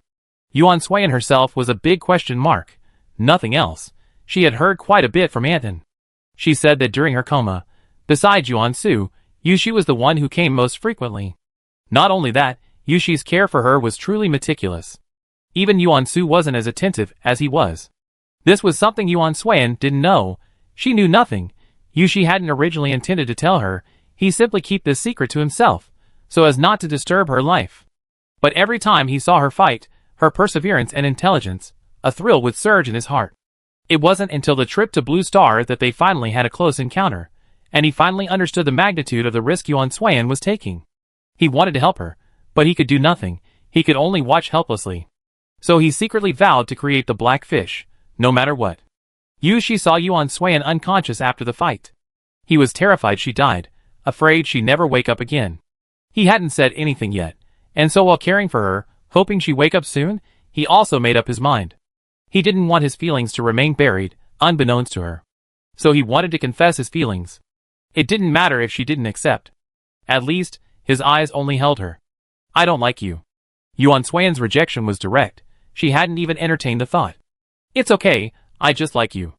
After that day, Yuan Suiyan returned to the training ground and noticed that the enthusiasm of all the teams was at an all-time high. Even Yue, who had a broken arm, would frequently run to the training ground after getting a prosthetic limb, hoping to return to the battlefield soon. When Chuerong, Keizi's older sister, had long wanted to talk to Yuan Suiyan alone, but she had never found the opportunity. Now that she finally had the chance, she was unwilling to give it up. I heard my sister mention you many times. Yuan Suiyan didn't respond. But it wasn't until you appeared before me, and after this trip to Blue Star, that I finally understood why, no matter what happens, everyone ultimately bows to you. Because you're worth it. She glanced at all the trainees there. In previous training, we weren't so enthusiastic because we all thought we were strong enough. But after seeing you, and the battle on Blue Star, we realized how weak we are. You were our commander, yet you were asked to protect us. In the end, the commander was unconscious, while we were left standing here alive. We feel ashamed. Ultimately, it's our lack of strength that led to this situation. So we must practice harder, harder than ever before. We want everyone to reach SSS level capabilities, so we can compensate for your lagging behind. Commander-in-Chief. When Chuerong extended her hand, will you join us? When Chuerong's personality is very different from Keizi's. She is decisive and generous, and she looks like a very talented person in every way. Yuan Suiyan wasn't offended. Okay. A year and a half remained before the large-scale battle. During this period, all of us trained relentlessly, striving to break through our current levels and successfully reach SSS rank. Just 6 months later, the conflict between the Wian Federation and the Kingdom of Weston intensified, and war between the two countries loomed. Civil unrest erupted in Weston, and the election for the Federation governor began. In addition to the incumbent governor, the candidates included Li Xiaotian, the marshal, and another candidate. One of them withdrew his vote, and voted for Li Xiaotian. The election lasted a week. The marshal's vision of a strong nation through military force, and a universal military was met with strong opposition. With the incumbent governor, and Li Xiaotian tied in votes, allegations of corruption and bribery were exposed among the governors and executive officers. The funds were subsequently misplaced, and the whistleblower was retaliated against. Even before the end of the election, Li Xiaotian was criticized for his age, believing he was unfit to handle the responsibilities of governor. Li Xiaotian fought back, ultimately proposing a solution to the crisis facing the Federation and Weston. He proposed peaceful coexistence, with Weston and the Federation as one nation, governed separately yet integrated. This idea gained overwhelming support, and Weston also leaned towards it. When the governor objected, and when Old Weston refused, the long-missing Lin suddenly reappeared and, with concrete evidence, pointed out the governor's illegal activities. At the beginning of his reign, in order to secure the position of governor, he secretly murdered a powerful rival. During his tenure, he repeatedly opposed policies that benefited the people, completely suppressing plant research and preventing further success in agronomy. He significantly reduced the internal executive power of the military, hindering the Federation's military progress and depriving its soldiers of even the most basic protections. Furthermore, he had also been the one who dispatched the assassination attempt 2 days earlier. And Lin's evidence was irrefutable, and the governor was forced to abdicate. Public opinion shifted towards Li Zhaotian, but a majority still favored the marshal. Before the final results were announced, following the civil unrest in Weston, the newly crowned king, Carrie Deliana Wells, publicly expressed his support for Li Zhaotian as the new governor-general of the Federation and his agreement with his proposal for a single nation. However, he also made a request. His sister, and Deliana Wells, would be placed by the Federation military as a peace representative between the two countries. Her position and assignment would be determined by the Federation military at its discretion. From then on, my identity was completely exposed. Li Zhaotian became governor-general, and the marshal renounced the title, remaining marshal. The former governor was imprisoned as a guard for serious criminals. Soon after assuming his post, the new governor immediately began his new duties. He first transferred all executive authority from the military to the military, with the marshal and the commander-in-chief reporting to him. Agricultural development must not be abandoned, and the Federation must also accelerate the implementation of plans for new structures. The Federal Research Institute has proposed the need to strengthen the military's combat capabilities. To this end, they have been researching new weapons and attempting to restore the Blackfish, but they are struggling with a lack of close combat capabilities, as the Black Gold Stone cannot be properly integrated with the Blackfish fighter. In response, the new King of Weston has decided to send the kingdom's emerging scientific research force, descendants of the old kingdom's top technicians, to the Federation to exchange technology with federal researchers. Li Zhaotian agreed with this view, and soon after, I met Noel, whom I hadn't seen for a long time, and Horace, whom I hadn't spoken to in the League. However, he has now returned to his real name, and everyone calls him Eugene. Noel and Eugene don't seem to have a good relationship. They often bicker whenever they meet, yet they work very well together during production. Yushi said that with them around, Blackfish research has progressed much faster. Not only that, during Blackfish's research, Noel also discovered a mecha that can be used by all soldiers in the army. As long as they wear this mecha, all soldiers can fight against drones together. Chapter 212. The research continued unabated, and Li Zhaotian began fulfilling his promise to the marshal. They would unite all nations to fight the drones. Li Zhaotian thoroughly exposed the conspiracy of the St. Galicia Empire, which was now under massive drone attacks and threatened with imminent destruction. This news shocked the entire galaxy, with everyone condemning the Empire's actions, saying they deserved it. On the verge of destruction, the Empire finally sent out a call for help, but almost no nation responded. I inexplicably thought of the Imperial general named Defiant. What was his fate? Did he regret saving his empire? I had no idea until I met him later, on the way to Klein, leading his troops in a desperate resistance. I doubt he would regret it. He still wanted to save his hopeless nation, because there were still citizens there who could distinguish right from wrong and needed protection.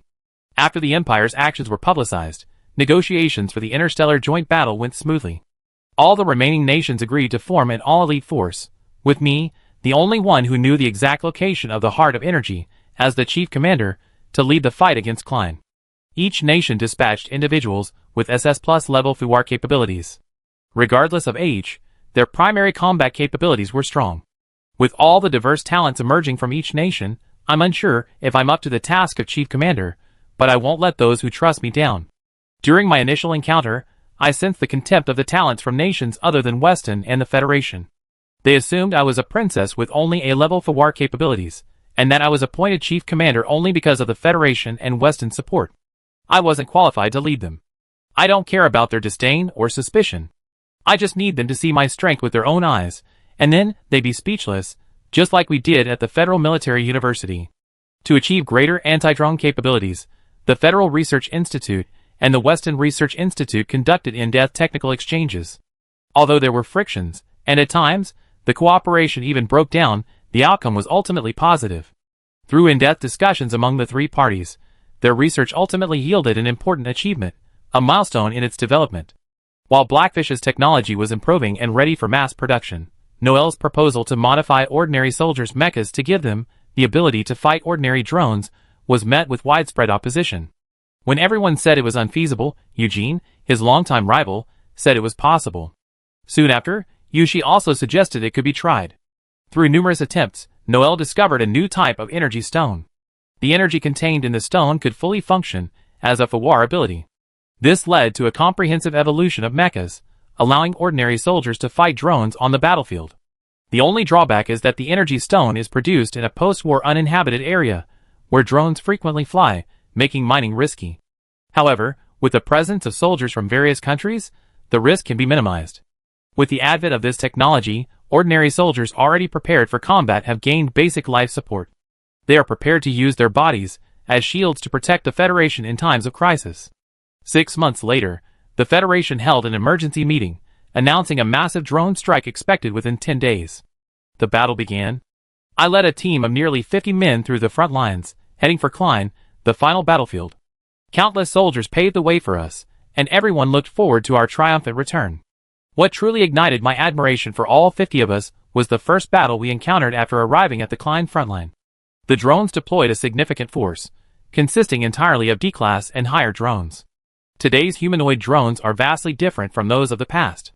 We were facing the remnants of our former comrades, or the people we once protected.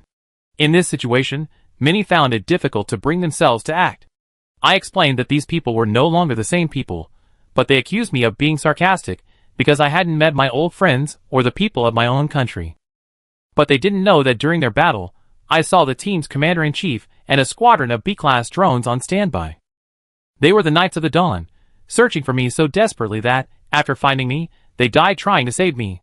And Bewley, my army doctor, felt a pang of pain when he saw them. They were once comrades, but now they faced each other as enemies. Everyone in the elite team could act recklessly, except the commander-in-chief. At Yuan Suiyan's request, and Bewley agreed to unlock Yuan Suiyan's Fawar ability to SSS level, depending on the situation. She knew her target was the drone ahead, bearing a face resembling that of the Knights of the Dawn. I know that some of you still doubt my ability as commander-in-chief, and therefore are unwilling to follow my orders or trust me to lead everyone to victory. This is unimportant to me. Your doubts or not will not harm me in the slightest. However, if your suspicions and your grief for your own people and comrades prevent you from eliminating the drones, then I am derelict in my duty. To be honest, I was once taken away by a drone for experimentation, which allowed me to determine the location of the source energy heart. The commander-in-chief and Class B drones at the forefront are all members of the Knights of Dawn, who risked their lives to rescue me. Everyone. They are already dead.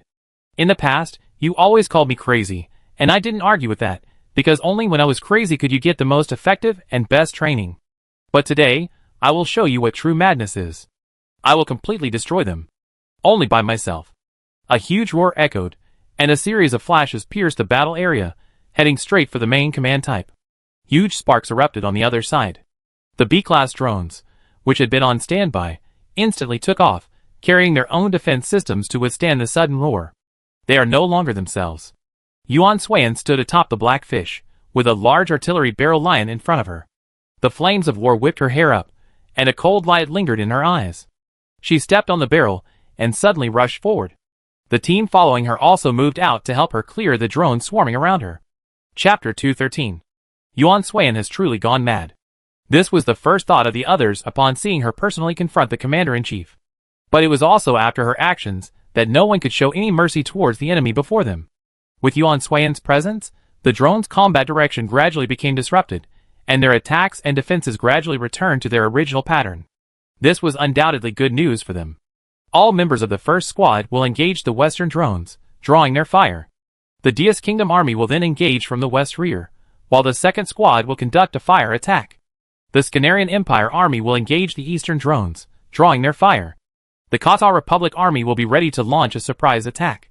The Western Kingdom army will engage the drones from behind, ensuring they cannot advance. The third squad will assist the Western Kingdom army and provide support to me at all times. On his way to the commander-in-chief, Yuan Suiyan prepared and issued orders, his gaze fixed on the commander-in-chief, who looked identical to the Knights of the Dawn. Humanoid versus half-humanoid, Yuan Suiyan sneered. Let's see who's more skilled. His pace gradually quickened. Step by step, Yuan Suiyan ran in front of the commander-in-chief. With a single leap, aided by his chameleon power, Yuan Suiyan appeared and disappeared, while the commander-in-chief made no effort. Until Yuan Suiyan delivered a real punch. His fists weren't powerful to begin with, but with his own abilities unleashed and the other half of the drone, Yuan Suiyan's punch was powerful enough to rival the drone's. As the two fists collided, a resounding explosion echoed, and the gust of wind lifted Yuan Suiyan's hair. When you punch, you must be quick, accurate, and relentless, so you can hit the enemy squarely in the heart. Yuan Suiyan's eyes flickered. That's what you taught me. With that, Yuan Swayan grabbed the drone's arms with both hands, spun around, leaped forward, and delivered another flying kick. A scimitar slashed from his foot, slicing across the drone's neck before sinking deeply into the nearby broken stone. The command drone reached out and grasped the slender silk thread, pulling the boulder with unparalleled force. As it moved, more silk thread suddenly appeared around it, trapping it in a web of silk. With another step, the surrounding bamboo suddenly exploded, and the drone was instantly engulfed in the sound of the explosion. All is fair in war. Utilize everything you can to lure the enemy into your trap. Yuan Swayan landed. You taught me that, too. Young Yuan Swayan possessed a relentless spirit. The captain taught her much, but also taught her much. To be honest, some of Yuan Swayan's basic command techniques came from him, though she simply forgot them. The smoke cleared, and the command drone, with its shield deployed, stood intact before Yuan Swayan. This was when the real battle began. In an instant, two humanoid figures suddenly lifted off the ground, their bodies sometimes approaching, sometimes separating, accompanied by bursts of collisions and gunfire. The clash between the humanoids and the semi-humanoids formed a hurricane-like circle that no one could enter. Despite their sheer speed, the frenzy of punches and gunfire was incredibly dazzling. An unknown amount of time passed, and just as Yuan Swayan was feeling increasingly powerless, the opponent's attacking hand suddenly paused. Yuan Swayan had been waiting for this opportunity. She was a half-drone, still retaining most of her human consciousness. So, a fully humanoid drone, with its remnants of human consciousness, could also possess some residual human emotions. Yuan Swayan was betting on whether her words could awaken the remaining consciousness of the commander-in-chief. This pause, Yuan Swayan knew she had succeeded, even after being defeated countless times and rising again countless times. She wiped the blood from her mouth and immediately released several massive streams of water. The torrents released by the SSS-level Fawar ability were no less powerful than a large missile. The torrents flew out from behind Yuan Swayan, then plummeted from a height, crashing directly into the commander-in-chief. In an instant, the light was as bright as day, and the sheer magnitude of the light shook everyone's hearts.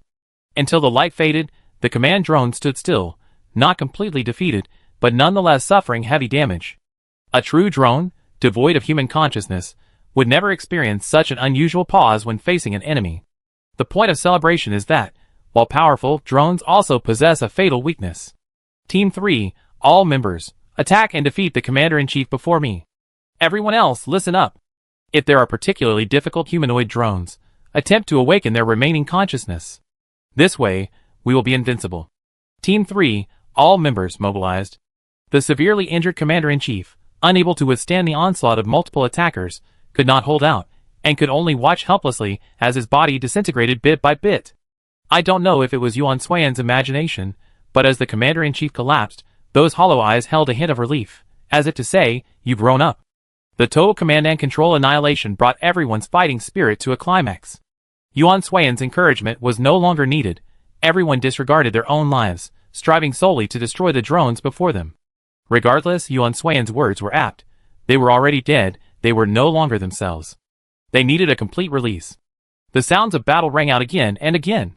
Yuan Swayan stood in the center of the battlefield, using his remaining strength to deal with the incoming drones, adjusting his command accordingly until the moment of victory.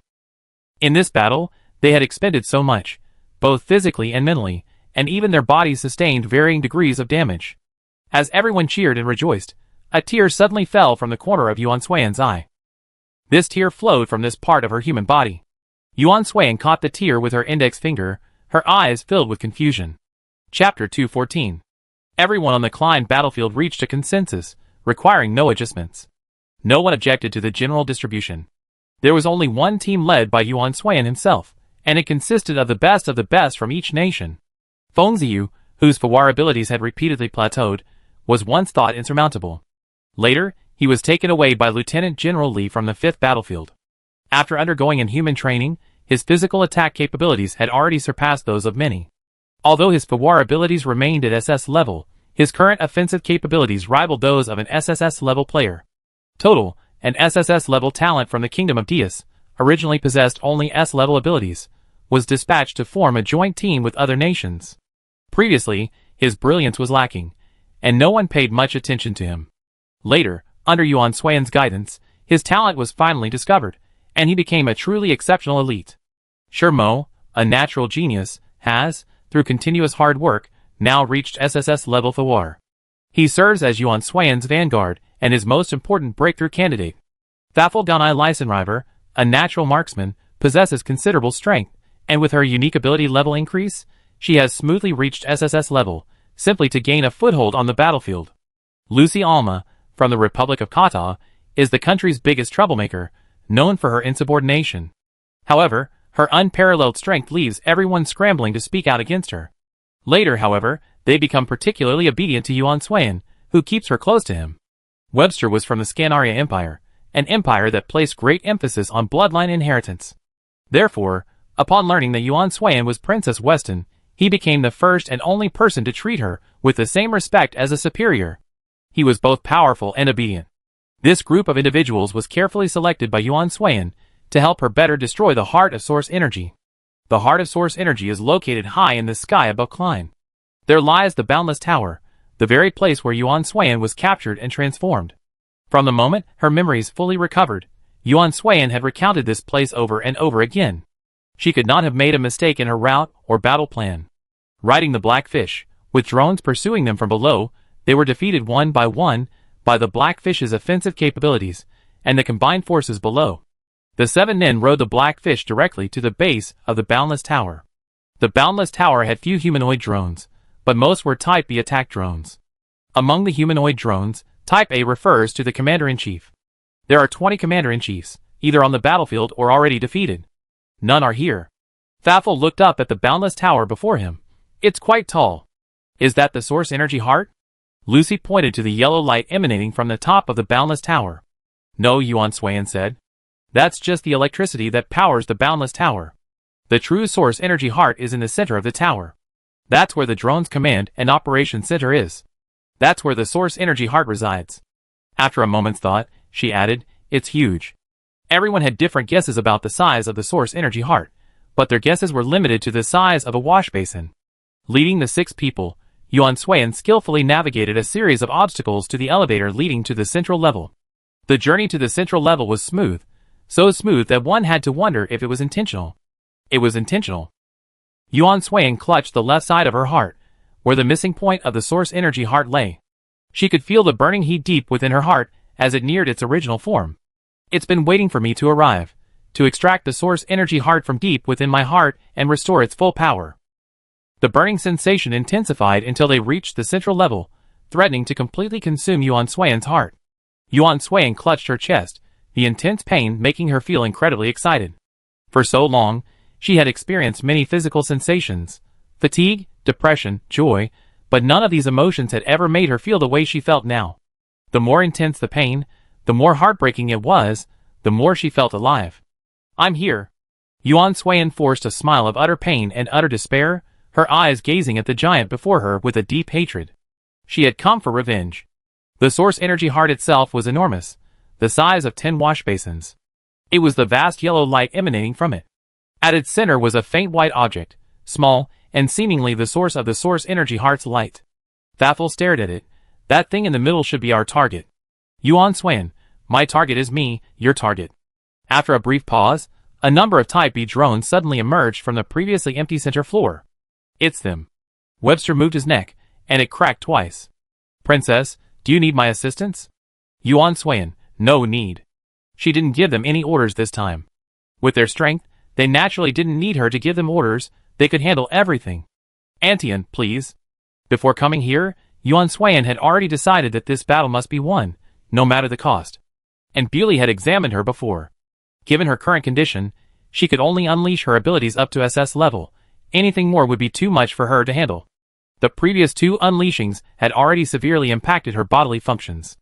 If she unleashed any more than SS level, she would immediately lose all consciousness within 5 minutes, with the drones taking over. Yuan Swayan possessed a fervor that transcended her own abilities. She refused to believe that anything could defeat her after she launched her attack. I will completely eliminate it within 5 minutes. After her teammates had lured the drones away, clearing a path for her, Yuan Swayan cut out the lion. Unleashing her full power, she emitted a beam of light even finer than before. When it reached her target, that tiny beam suddenly shone with a brilliance even greater than before. Under this powerful attack, the protective shield of the source energy heart shattered bit by bit. 2 more explosions echoed, one followed by another, and a vast golden light engulfed the entire source energy heart. The B-class drones that had rushed in to serve as shields were also engulfed by the golden light. As the golden light faded, the yellow light gradually faded, and several B-class drones were completely destroyed. Their shattered protective shields remained, leaving only the white core at the center still floating in the air. Struck by this power, the few people continued their movements, yet a sense of melancholy remained. This Super SSS level power was truly terrifying. If it had been them, they would have died countless times, and yet, even so, the source energy heart hadn't been completely destroyed. Just how difficult was this thing to kill? Others didn't know the source energy heart's weakness, but Yuan Xuan knew it. This was also the reason she was appointed commander-in-chief. When the light faded, Yuan Xuan lifted her foot and sped to the front of the source energy heart. She produced a silver needle and channeled all her strength into it. With another downward thrust, the needle pierced the small hole directly above the source energy heart. This is the source of the heart of energy's light, and also its weak point. Plunging a silver needle, the drone, which had inflicted a wound on Yuan Xuan's back with a knife, suddenly stopped moving. Yuan Xuan lay on the ground, his eyes fixed on the heart of energy. Everyone get out. This was Yuan Xuan's final command. Shurimo instinctively detected a distinct scent. Let's go together. At this moment, he was the closest to her. Yuan Xuan stood up, glanced at the window, and with the last of his strength, he smashed through the extraordinarily thick outer wall, leaving an escape hatch for everyone. Okay. The heart of energy's main body suddenly flashed, followed by a resounding roar and a massive explosion. The ground began to tremble rapidly, starting from the center of the source energy heart, and everything was gradually engulfed within it. Shurimo and Yuan Xuan desperately ran out until they reached the cave entrance. The black fish, waiting outside, had arrived. Thafel and his men leaped onto the black fish one after another, not stopping until everyone was atop them. Outside, the earth belonging to Klein cracked, and the sky also split into vast fissures. The sound of explosions spread from the boundless tower to the entire planet.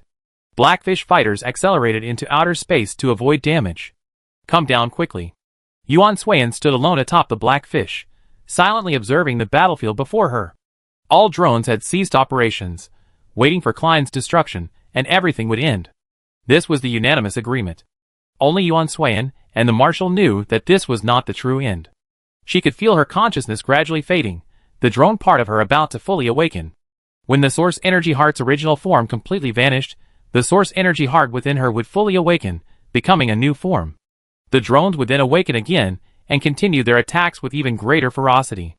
To avoid such an outcome, Yuan Xuan reported everything to the marshal long before the battle began. Yuan Xuan lowered his head to gaze upon Mu Yebai's face, a slow smile spreading across his face. It was a smile of boundless tenderness, a tenderness Mu Yebai had never witnessed before. Suddenly, a foreboding feeling washed over him. Mu Yebai quickly took a giant step, reaching the top of the flying fish and standing before Yuan Xuan. Come back with me. As Mu Yebai moved, Yuan Xuan retreated until he reached the edge of the black fish. Take care. The edge of the black fish lacked protection, and Yuan Xuan fell face down, pressing the sensor in his ear. Mission accomplished. Marshal, when all is said and done, please inform everyone that Andariana Wells is the most powerful hero in the final battle of the humanoid drones. Outside, the roar of explosions continued, along with the creaking of falling wind. But the clearest sound was the voice of the commander-in-chief, heart-wrenching yet deeply cherished. The explosive system on his neck began to flash, and Yuan Xuan simultaneously drew his pistol and pressed it to his heart. Bang! Boom! Silence fell. The battle over the humanoid drones ended. In this war, countless lives were lost, and countless more were severely injured. We won the final victory at a tragic cost. After my death, I was recognized as a peace elite by the entire Chintang Star. My statue stands in various countries. They say I brought lasting peace to Chintang Star, and am a general no one should forget. I heard that among those who died were my former classmates, my father, and many generals on the battlefield. Even the Federation Marshal was seriously injured and can no longer serve. But no one, including me, my father, and the Marshal, received this honor. I am very happy. The glory of peace will forever shine on the stars of Chintang. Those who survive will finally no longer have to worry day and night about being attacked by drones again. May peace last forever.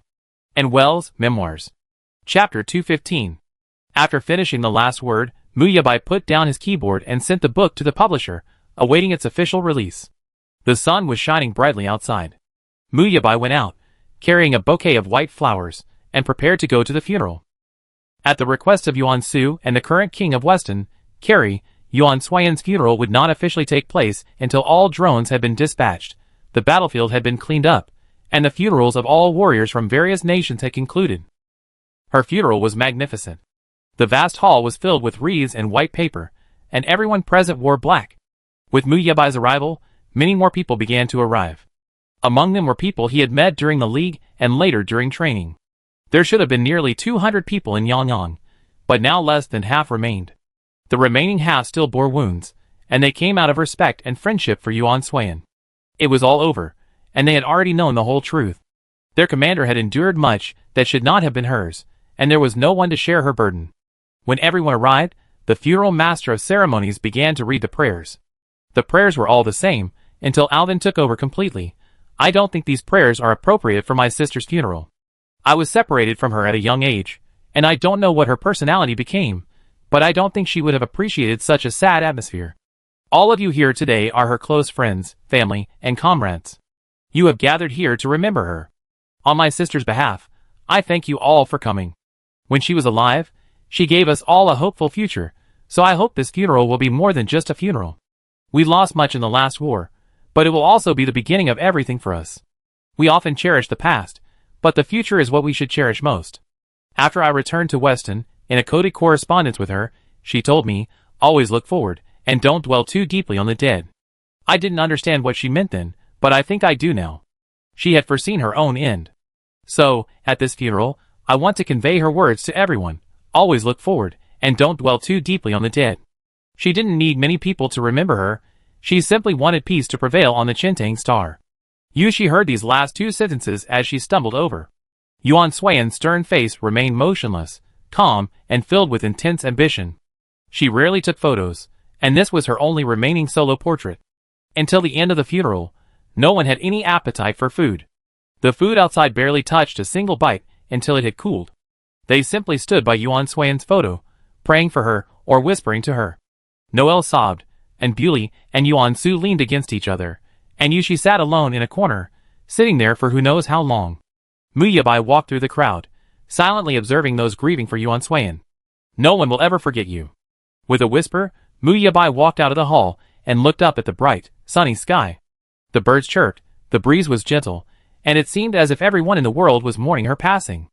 Muyabai watched a bird fly forward, his deep gaze gradually brightening. He would move forward, carrying his wishes and the memory of Yuan Suiyan, and he would keep moving forward,